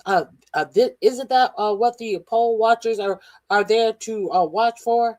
And the police didn't arrest this man. They didn't believe you either, huh? With me here inside, but the implication is you're telling me that the Black Panthers were there to intimidate white voters from coming to this polling location, or anyone who's not voting their way. You know, I don't know. Just a guy standing in front of a polling place with. Or anyone that's not voting their way. I don't know.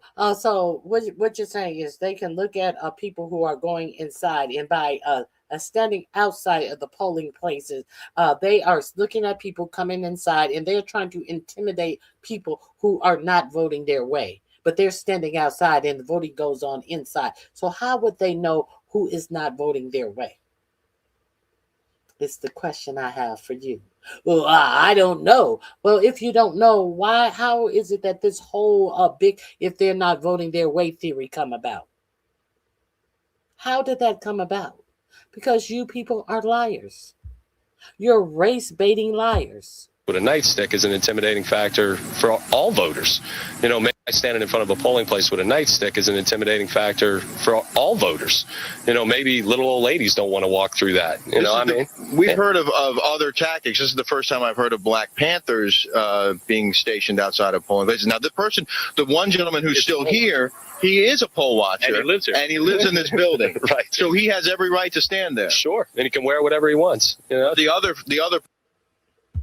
person, the other Black Panther, was not and is not allowed to be standing here with a nightstick in his hand. Right. Well, you can't stand with a nightstick anywhere. A nightstick is a weapon, and you know, obviously, you can't stand with a weapon tapping it menacingly in your hand under any circumstances. All right. Well, that's the situation as far as we know it, Jane. We've heard of other incidents across the city, including voting machines breaking down and not having paper ballots to back those up. We just visited a location not far from here where they had all three machines go down this morning for about an hour and 15 minutes, I'm told, but people did wait, most of them, and they are now voting there, and the lines have dissipated. I haven't. Story over.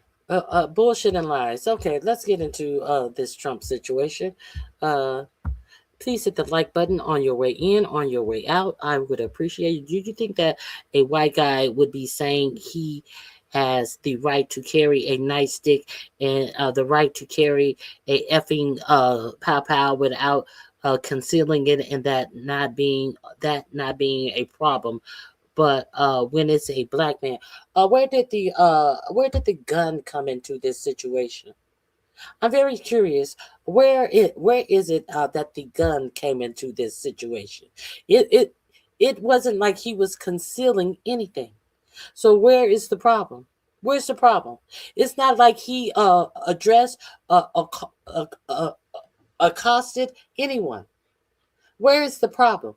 Like white men always usually do. They always walk up to people and put their fucking noses in people's business when they could keep on walking. Like people have to answer to them. Maybe that is the problem. Maybe the problem is that you motherfuckers always want to walk up to people and act as if people have to give you an answer about their existence in a space. Maybe that's the motherfucking problem.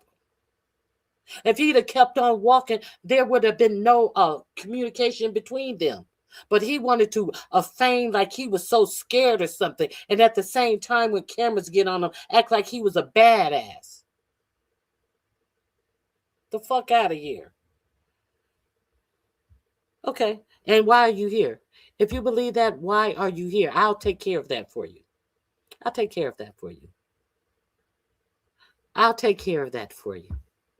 Okay, please make sure you hit the like button on your way out.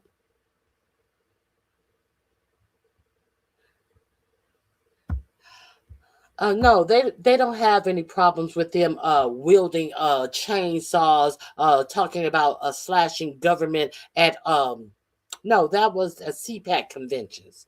Oh no, that is perfectly well. Child, ain't nobody worrying about these motherfuckers. When you tell them they should shut the fuck up and mind their motherfucking business and quit acting as black people are obliged to tell them anything, to have to answer for their existence in a space anywhere, then they get offended. Now you're racist. No, I'm not racist. I told you the truth and you are mad about it.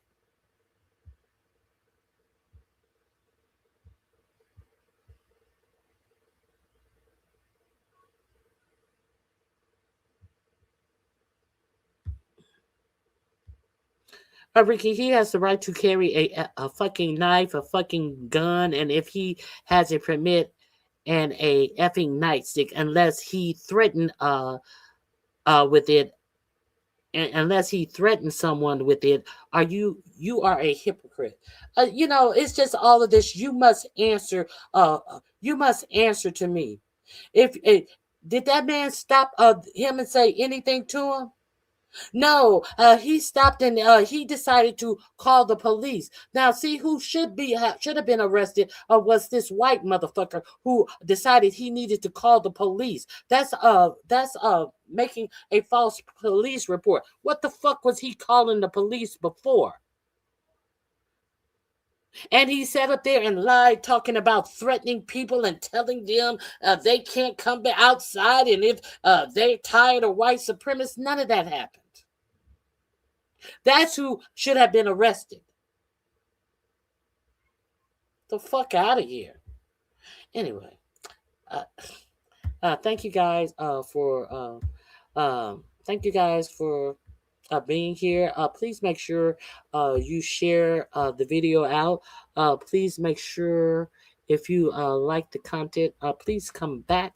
I may not be here tomorrow. If I am here tomorrow, you will see me rise and shine between 8 and 8:30 on my channel. You're more than welcome to be here.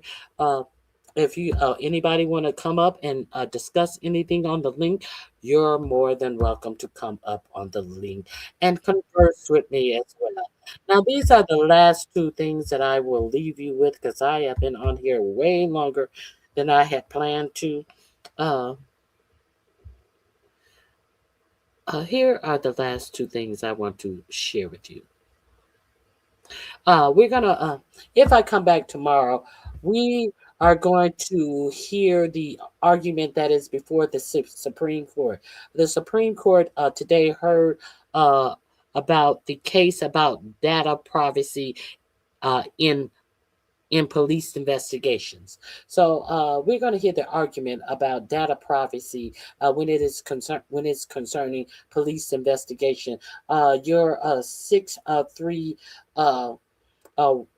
Supreme Court, who's always voting for things that does not protect your rights, is hearing that right now. Now this is what I want to share with you. Todd Blanche. We heard Todd Blanche. Todd Blanche actually came out and said that he doesn't care if if January 6 people. At first, he pretended as if he has no standing, and if this 5-person committee who was handing out the slush fund money to these January 6ers, they asked him, could you put a stipulation in that the January 6ers couldn't get that money, and he hemmed and hawed, and he finally came out and said, I don't see the problem with the January 6ers getting this money. Now, I told you earlier when I first came on that there are Republicans who are speaking out and saying that they do not believe that this fund should even exist. So let me share this with you. It seemed like there has been some movement in this situation, and I wanted to share this with you. They are refusing to put it on the floor for a vote. The Republicans. Man, oh man, what would Trump do? This will be in my description box under what would I put this under? I'm gonna put it under denied, cash denied. Major breaking news update regarding the ongoing, escalating, and quite frankly, shocking Republican rebellion that Donald Trump is now facing. Not just about the Iran war and his ballroom, but now also the $1.8 billion taxpayer-funded slush fund that Trump has created for himself to dole out to his MAGA cultist supporters. The breaking news update is this. Earlier today, Senate Republicans met with Acting Attorney General and Trump henchman Todd Blanche, who's basically the facilitator for Trump's slush fund. And the meeting got incredibly heated, with dozens of Republicans voicing opposition to the slush fund, ultimately resulting, believe it or not, in Senate Republicans refusing to hold a vote on a Trump-backed reconciliation bill that Trump needs in order to fund government priorities for Trump. They are withholding the votes. So this MAGA rebellion is truly intensifying. It's not just public statements, although we have plenty of those that we need to talk about. It's actually resulting in a tangible rebellion. But before we unpack all that, if you end up liking this video and you want to support the channel, please be sure to hit the like, subscribe, and alert bells before you go. All right, folks, I'm not going to lie. I'm shocked by this. We've seen moments in time occasionally where Republicans will, bark at Trump a little bit, but it seems that they're going from barking to biting. For example, Mediaite, quote, shit show. Todd Blanche's meeting with Senate Republicans did not go well. And it resulted in this. Senate GOP delays vote on reconciliation bill amid opposition to DOJ fund, the slush fund, and the White House ballroom. Again, it's resulting in meaningful action by Senate Republican rebels. And again, we also have clips to play as well. But let's dive into the reporting. Mediaite says Capitol Hill reporters agree. Acting Attorney General Todd Blanche's meeting with Senate Republicans on Thursday did not go well. Blanche sat down with the GOP caucus in the upper chamber to discuss the nearly $1.8 billion anti-weaponization fund his Department of Justice will operate as part of a settlement Trump reached with the IRS. The cash will be doled out to those whom commissioners appointed by Blanche deem victims of their unfair treatment by the government. And remember, Blanche is not only a Trump sycophant, a Trump partisan actor, he literally used to be Donald Trump's personal attorney. So he has the biggest conflict of interest out of anybody here. The settlement also shields Trump, his family, and the Trump organization from further action by the IRS. In other words, it gives them blanket tax liability shield, a blanket tax liability immunity from audits, investigations, or prosecutions. Okay, we talked about all of this yesterday. That's why I have little to say. I want to get into the statements that have come out since we were live today. Between the fund itself and the liability shield, it is staggering, blatant corruption. A number of Republican lawmakers have expressed concern over the agreement writ large and the fund in particular, as administration officials refuse to promise that the cash will be withheld from violent rioters who assaulted law enforcement officers on January 6th. And it doesn't sound like Blanche assuaged their concern on Thursday. Quote, this is from Manu Raju of CNN. Acting Attorney General Todd Blanche is facing stiff resistance over the $1.8 billion intense Senate Republican meeting, I'm told. Republicans also warned that a major immigration enforcement / reconciliation bill they want to pass could be derailed with the issue hovering. Chad Pergam of Fox News says Senate GOP meeting with Blanche appears to not be going well. Multiple GOP sources wondering if they may pull the reconciliation bill. Again, this is stunning. It's not just words. It's resulting in meaningful vote delays and maybe the scuttling of an entire crucial bill for the Trump administration and the Trump cultists in Congress. Semaphores Burgess Everett reported, quote, Senator Tom Tillis confronted Acting Attorney General Todd Blanche about the weaponization fund at the Senate GOP meeting today. Meeting being described as, quote, shit show per multiple people familiar with it. Tillis hates the fund, called it, quote, stupid on stilts earlier today. And I will play that clip for you. Again, it's not just, this is, folks, the evidence is mounting. I'm genuinely stunned by this and hope, I don't want to look a gift horse in the mouth, but I hope it lasts. Punchbowl News, Andrew Desiderio painted a particularly vivid picture of the sit down. This is, I'll pull up the tweet here. Nearly 2-hour meeting with Acting Attorney General Todd Blanche and Senate Republicans was incredibly hostile for multiple attendees. As many as 25 Republican senators spoke, this is very, very rare for those meetings, all in opposition to the weaponization fund. So damn near half. You mean to tell me that Reverend Mike Johnson didn't send them on vacation? Oh, this is the Senate. He couldn't send them on vacation. I'm sure if Mike Johnson had his way, he would gaggle the Senate closed and sent them on a 2-week vacation like he has been doing all year. Near half of the Republican caucus privately all spoke in opposition, saying this isn't good. Republicans pitched specific ideas such as dictating how the 5 commissioners are chosen and not allowing people convicted of violence against cops to be eligible for a payout. We're talking about hundreds of violent January 6th insurrectionists and cultists who beat the shit out of cops right now are eligible to receive those funds. As a matter of fact, Enrique Tarrio, one of the masterminds of the January 6th insurrection, a guy who was convicted of seditious conspiracy and had his sentence commuted by Trump, he says he will apply for that fund. Enrique Tarrio. The Proud Boys or Oath Keepers there. I can't. He is the Proud Boys. He got either 20 or 22 years, and the head of the Oath Keeper, the fat one-eye guy, they got convicted of sedition. They respectively got 20 and 22 years apiece. And he that is the one who was stalking Fatone as he was in Washington D.C. For some appearance, and he was heckling him in a building and all of this type of dumb shit. Terrio. Now a dummy says something in the chat. I love it when you dummies ask for attention to be the dummies that you are. If you think Trump will lose midterm, oh, never mind. Oh, you should never mind. Do you even have a mind? Who thinks that Trump is on a ballot in the midterm? Is it you? Are you the only one who thinks that Trump is on a ballot in the midterms? No, I don't think Trump will win or lose, because I know Trump is not on a ballot in the midterms. Let's continue. Remember which militia he was leader of, Proud Boys or the Oath Keepers, one of the two. Desiderio also reports, Republican senators tell me they have no official guidance yet. Thune didn't provide, and that's John Thune, the Senate Majority Leader, the chief Republican in the Senate.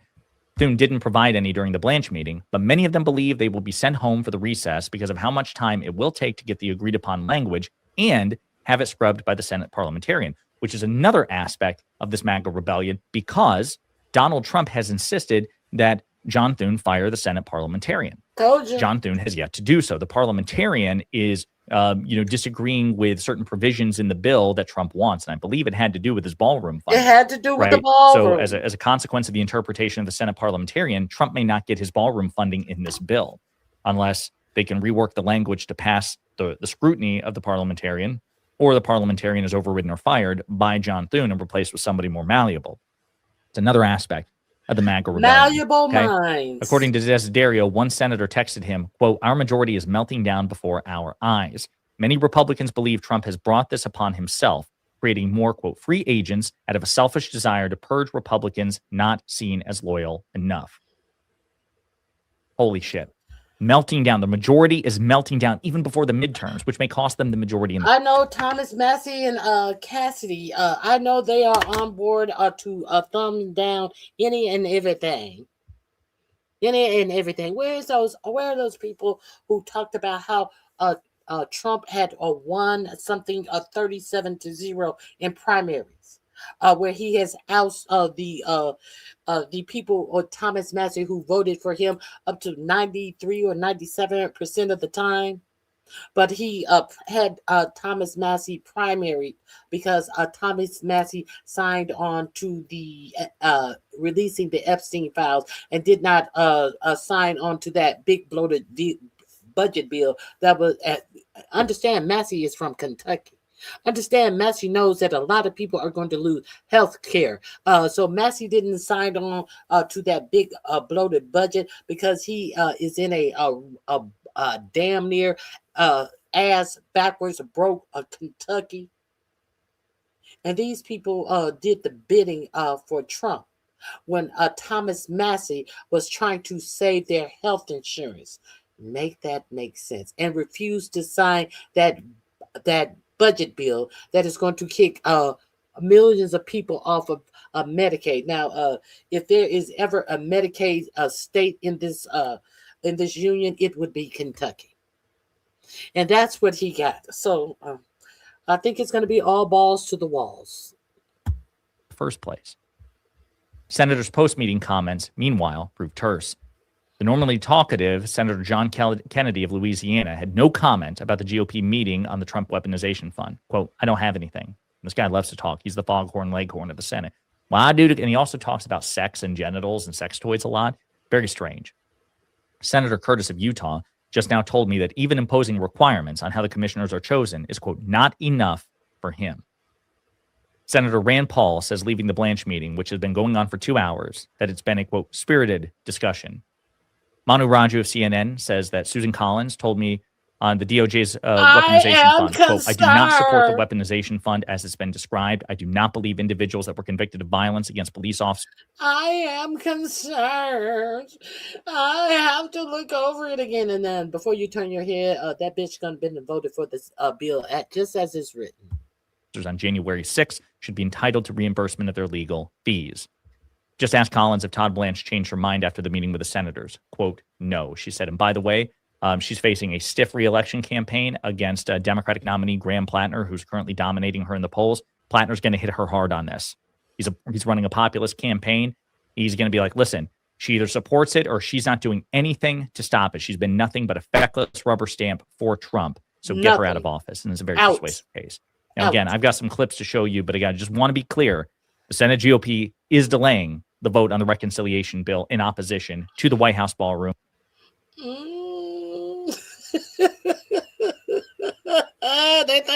They thought that they were going to put it on the floor today. Did y'all know they thought that they were going to put it on the floor today? And then they slid it off the desk, slid it off the lectern and said, oh, never mind. Maybe tomorrow. Maybe tomorrow. Come on now. Maybe tomorrow we see who will sign.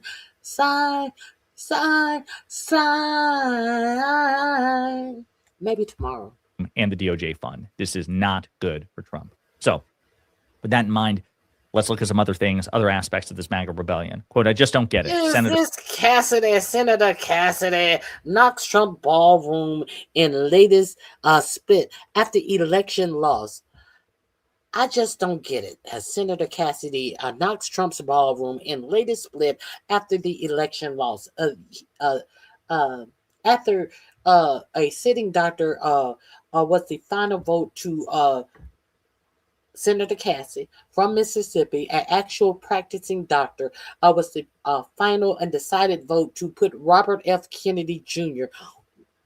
over Health and Human Service when he knew that it would be a fucking disaster. And then he got primaried by some chick. Trump had him primaried. All of that ass licking, and all you got was a dirty tongue. Bill Cassidy knocks Trump's ballroom in latest split after election loss. This is the Republican incumbent senator from Louisiana, a former physician who voted to convict Donald Trump in his second impeachment for inciting an insurrection. That was the right thing to do. But since then, Cassidy has wavered on his principles, including his medical ethics, and he's tried to kiss Trump's ass in order to earn his support. It didn't work. Trump backed a primary challenger this past weekend. That worked, and Bill Cassidy lost his primary race. He came in a distant third. And that means after January 2027, he will no longer be a member of the United States Senate. But that means he basically has like 6 months, 7 months to do whatever the fuck he wants, and Trump has no leverage over him. This is what he had to say. There's no architectural plans. There is no environmentals. There's no engineering. There's no sense of, when we ask, how did it happen to cost exactly $1 billion? In my mind, that is, they could cost a lot less. It could cost a lot more. I just don't get it. So that's Bill Cassidy on the ballroom. Again, remember, we're talking about the slush fund, the ballroom, the Iran war. We'll get to that in a moment. Bill Cassidy, by the way, voted with a handful of Republicans and every Democrat except John Fetterman, of course, to basically end Trump's Iran war. It passed the Senate. It'll probably die in the House, but it passed the Senate. And I think Trump is, think that's a provision that Trump can veto if I'm not mistaken. So it's possible it's dead on arrival. But this is the first sign of things actually gaining momentum. And the only reason. However, there is always a veto-proof bill that comes through. I think they have to have 60 votes. What the fuck are they waiting on? Don't they see what is going on in this country? No, they don't care about this country. They care about being close to power. They like the way it feels on them. Ooh, they feel special. They feel special. And the only one that give them that special feeling is 45-47. But 45-47 isn't the one that put them in these positions. They don't care about their constituents. So make them feel it. If they don't do a veto-proof signing of this bill that says that the president must come to Congress to get a authorization for this Iranian war. It passes because Trump drove Cassidy effectively out of orbit. Let's see what Bill Cassidy also has this. Again, I am happy that Bill Cassidy is speaking out against this. I am happy to use it, and he's in a position of leverage. But I want to be clear. Bill Cassidy is no hero. A true hero would have stood on principle and said, hey, listen, I'm part of your.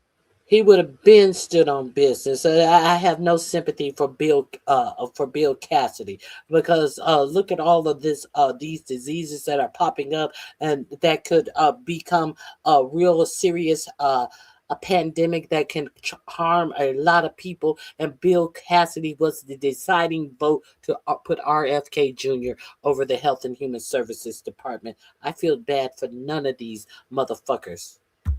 Party. I understand you're the leader, but you're not my boss. And when I disagree, we will have that out, and you need to try to persuade me. And if you don't, I'm going to use the power I have against you, which is what he's doing now. Now, different Republican in a different chamber. This is Brian Fitzpatrick, a member of the House of Representatives. He's a moderate Republican congressman. He's engaged to Fox News reporter Jackie Heinrich, by the way, and Trump attacked her over Fitzpatrick because he believes Fitzpatrick is not loyal enough. And by the way, he threatened Fitzpatrick's career after Thomas Massie was ousted. He goes, you should tell your fiance these things don't work out for people who are disloyal to Trump, right? Just flagrantly threatening him. But to his credit, Fitzpatrick seems to be doubling down. And I want to play these clips of an exchange he had with CNN's Caitlin Collins about these Trump priorities that he intends to stop. Congressman, do you agree with the acting attorney general there that this is how Americans want their taxpayer dollars to be spent? I don't know where his every single House and Senate in both the House and the Senate. He can't afford. What did he say? Court case. I mean, there's videos of the people. It's him. An answer. I don't know why they're having such difficulty answering it. I can't answer it. There's videos of the people who. The Senate. He can't afford much by way of a defection.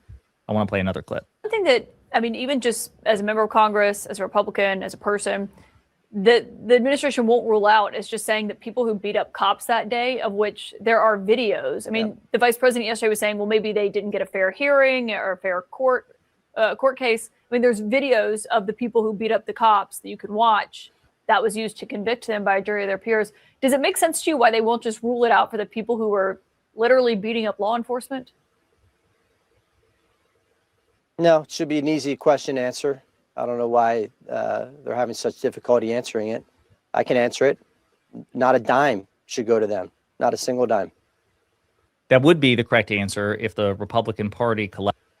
I do not, Caitlin. Every dime that we spend ought to be Trump priorities that he intends to stop. Congressman, do you agree with the acting attorney general there that this is how Americans want their taxpayer dollars to be spent? I do not, Caitlin. Every dime that we spend ought to be going to, and especially with people in mind, over half of Americans that are living paycheck to paycheck. That's got to be at the forefront of every single House and Senate member's mind with every dime that we appropriate. So for that and many other reasons, I am completely objecting to this, and I'm going to do everything I can to fight it. Now let's go to Tom to crush Trump. That's what you need to do. That's the moral thing to do. At this point, it's probably the politically expedient thing to do. Obviously Trump has enormous leverage in a primary, but there is a rational explanation for this, which is, again, that Trump and Blanche support the violent January 6th insurrectionists. I think it's stupid on stilts. Why? because it will invariably put us in a position where your taxpayer dollars and my taxpayer dollars could potentially compensate someone who assaulted a police officer, admitted their guilt, got convicted, got pardoned, and now we're going to pay them for that? That's absurd. The American people are going to reject this out of hand. When you take money from me to give to a purpose that I vehemently disagree with, that's tyranny, and that's what that accounts. So listen, it's not that I think it's, I disagree with them on that last part's reductive. Like, we're all taxpayers, right? And we're not entitled to, dictate, to his credit, opposed and has consistently opposed. And he's not ducked it. He's not shied away. He has criticized Trump for it. He's criticized the Republicans for doing this. The pardon of the violent January 6th insurrectionists. Like, he's not been muted on that. He understands that if this goes through, the midterms are going to be even more of a blowout, right? As the American people are like, oh, okay, so you're forcing me to pay $5 per gallon gas, and you're enriching yourself off the presidency, and you're taking my taxpayer dollars to give to your violent insurrectionist thugs who tried to overthrow democracy. And Tillis has also said some similar things. I don't want to drag this for far too long. We're already at like 15 minutes. He's also said some similar things about the Iran war and the ballroom. So folks, again, Donald Trump is facing a full-blown MAGA rebellion, and it's a result.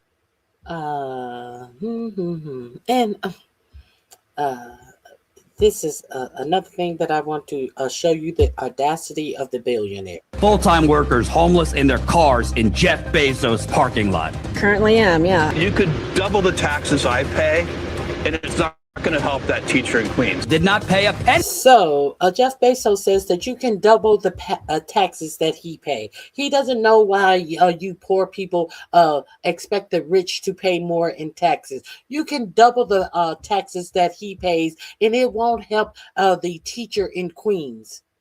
Why won't it help? Because in several of these years he paid zero in taxes. So zero plus double zero is still zero. He is absolutely right in that assertion. Did you guys know that? Did you know? Jeff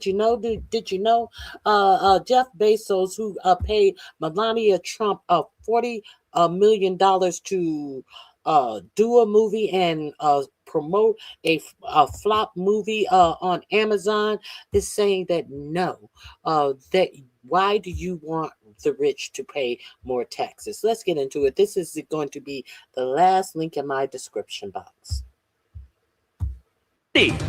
Covering what the corporate media covers up.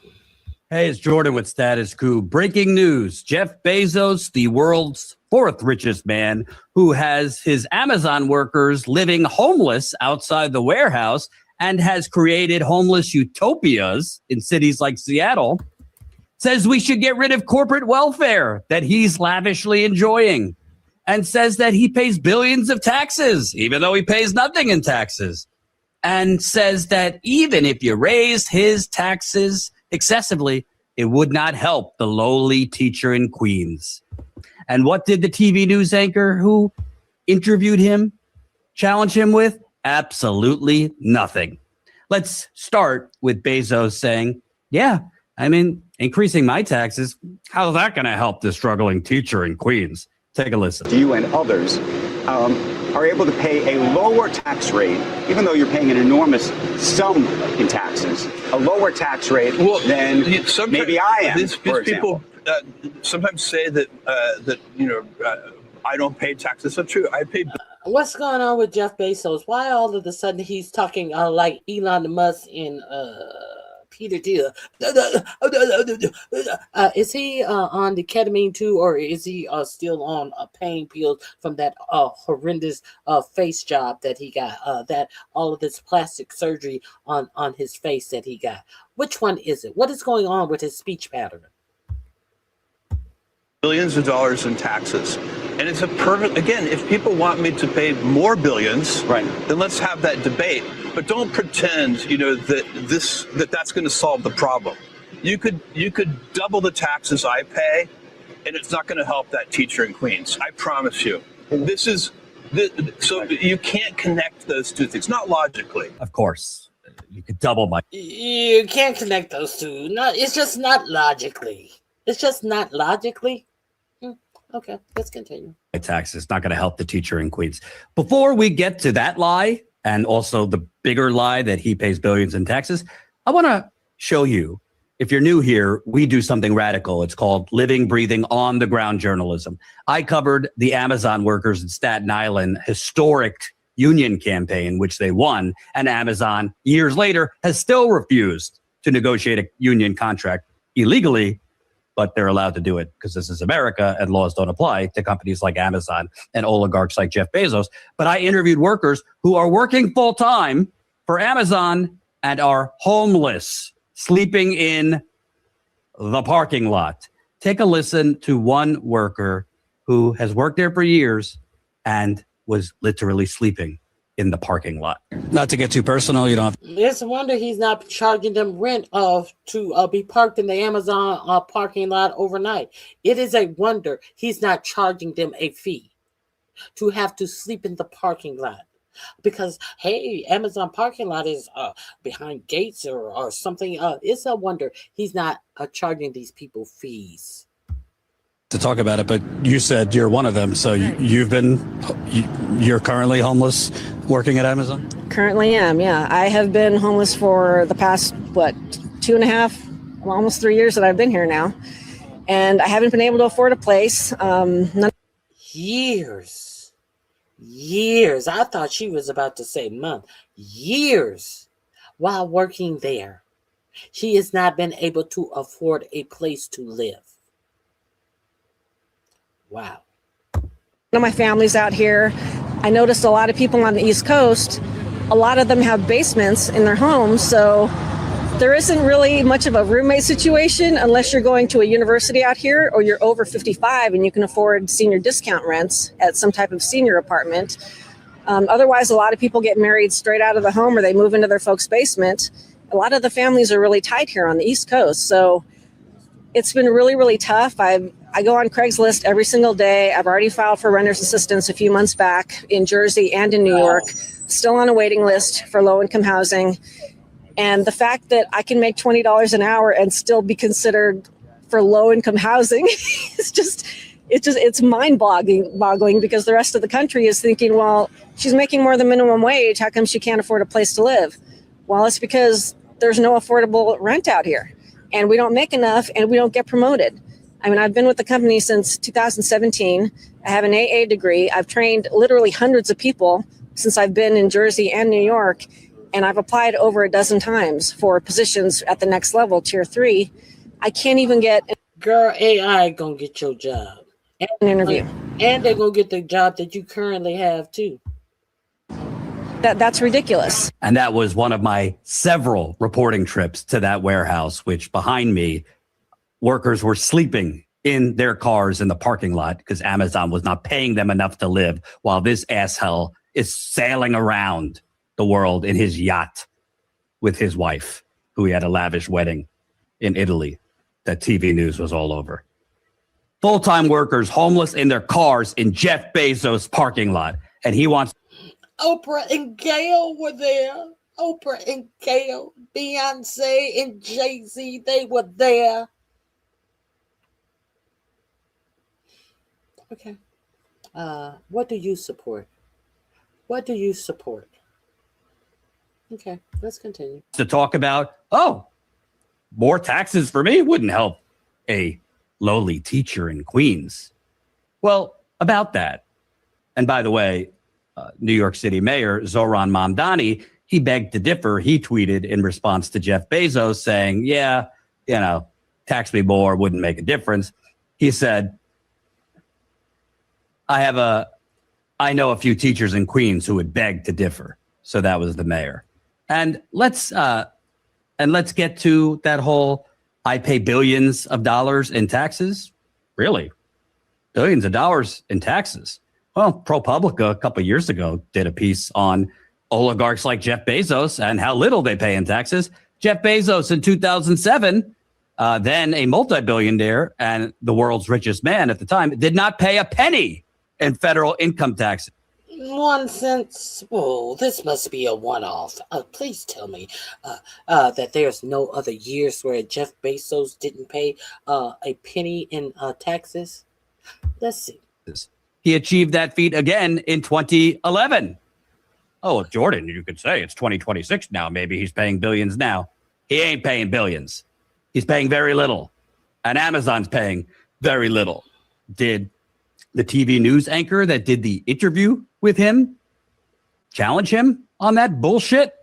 Absolutely not. Absolutely not.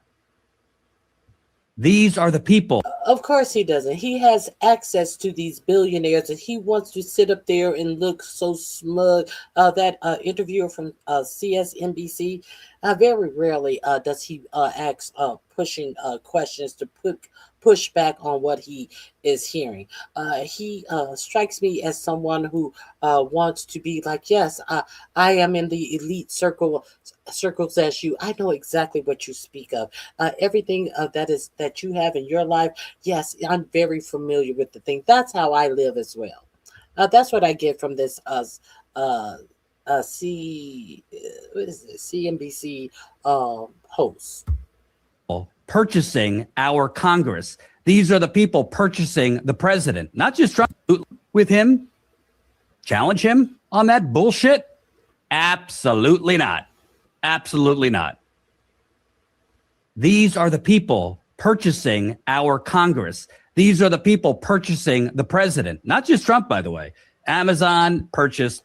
These are the people that are purchasing your privacy. These are the people who are purchasing your data. These are the people who want to mass surveil you. These are the people who are buying up data centers in your area, increasing the cost of water and electricity all over the United States so that they can steal all of your data and information and make it work for them as they mass surveil you. So what do you support? What are you supporting?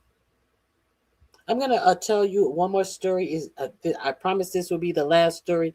It's about how new graduating students are rejecting AI.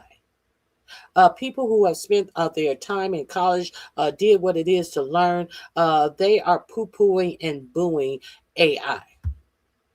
Party, the Democrats, when they were in office, and they purchased local politicians. Go ask activists in Seattle about the number Amazon and Jeff Bezos has done on Seattle, which I also reported on the ground a few years ago. And I interviewed a homeless individual who literally was part of a growing sea of homelessness in Seattle because Amazon was rising rent so fast and not paying anything in taxes at the time.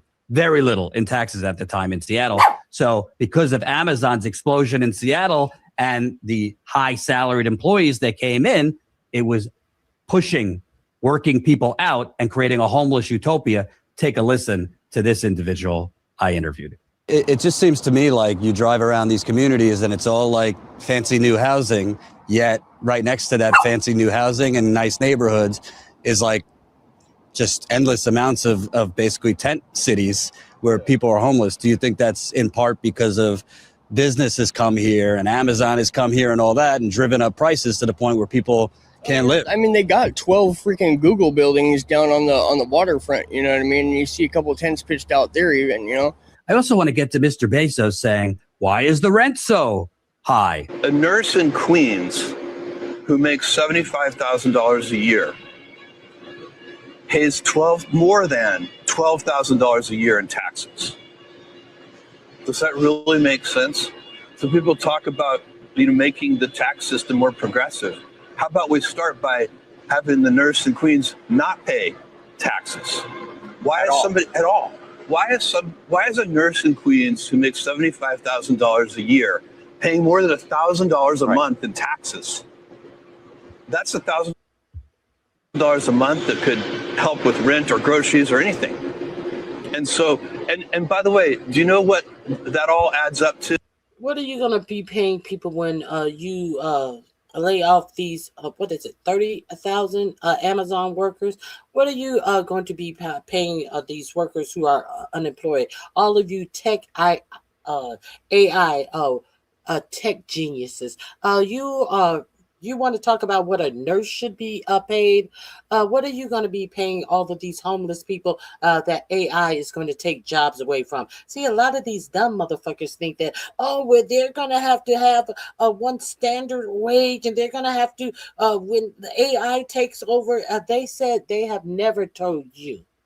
They have never told you that there was going to be a set wage for the people in the United States. So in the next time you hear somebody talk about there is going to be some standard wage that's going to be set up when AI takes over all the jobs in the United States, so where there are more people out of work and AI has all the jobs, you tell that person, what tech billionaire did you ever hear mentioning paying that type of wage for people who are put out of their jobs because of AI? You've never heard any tech billionaire say anything as such. But you got a lot of dummies walking around here. Well, they're gonna have to put a standard wage out for the people when they take all the jobs. No, that's not what they told you.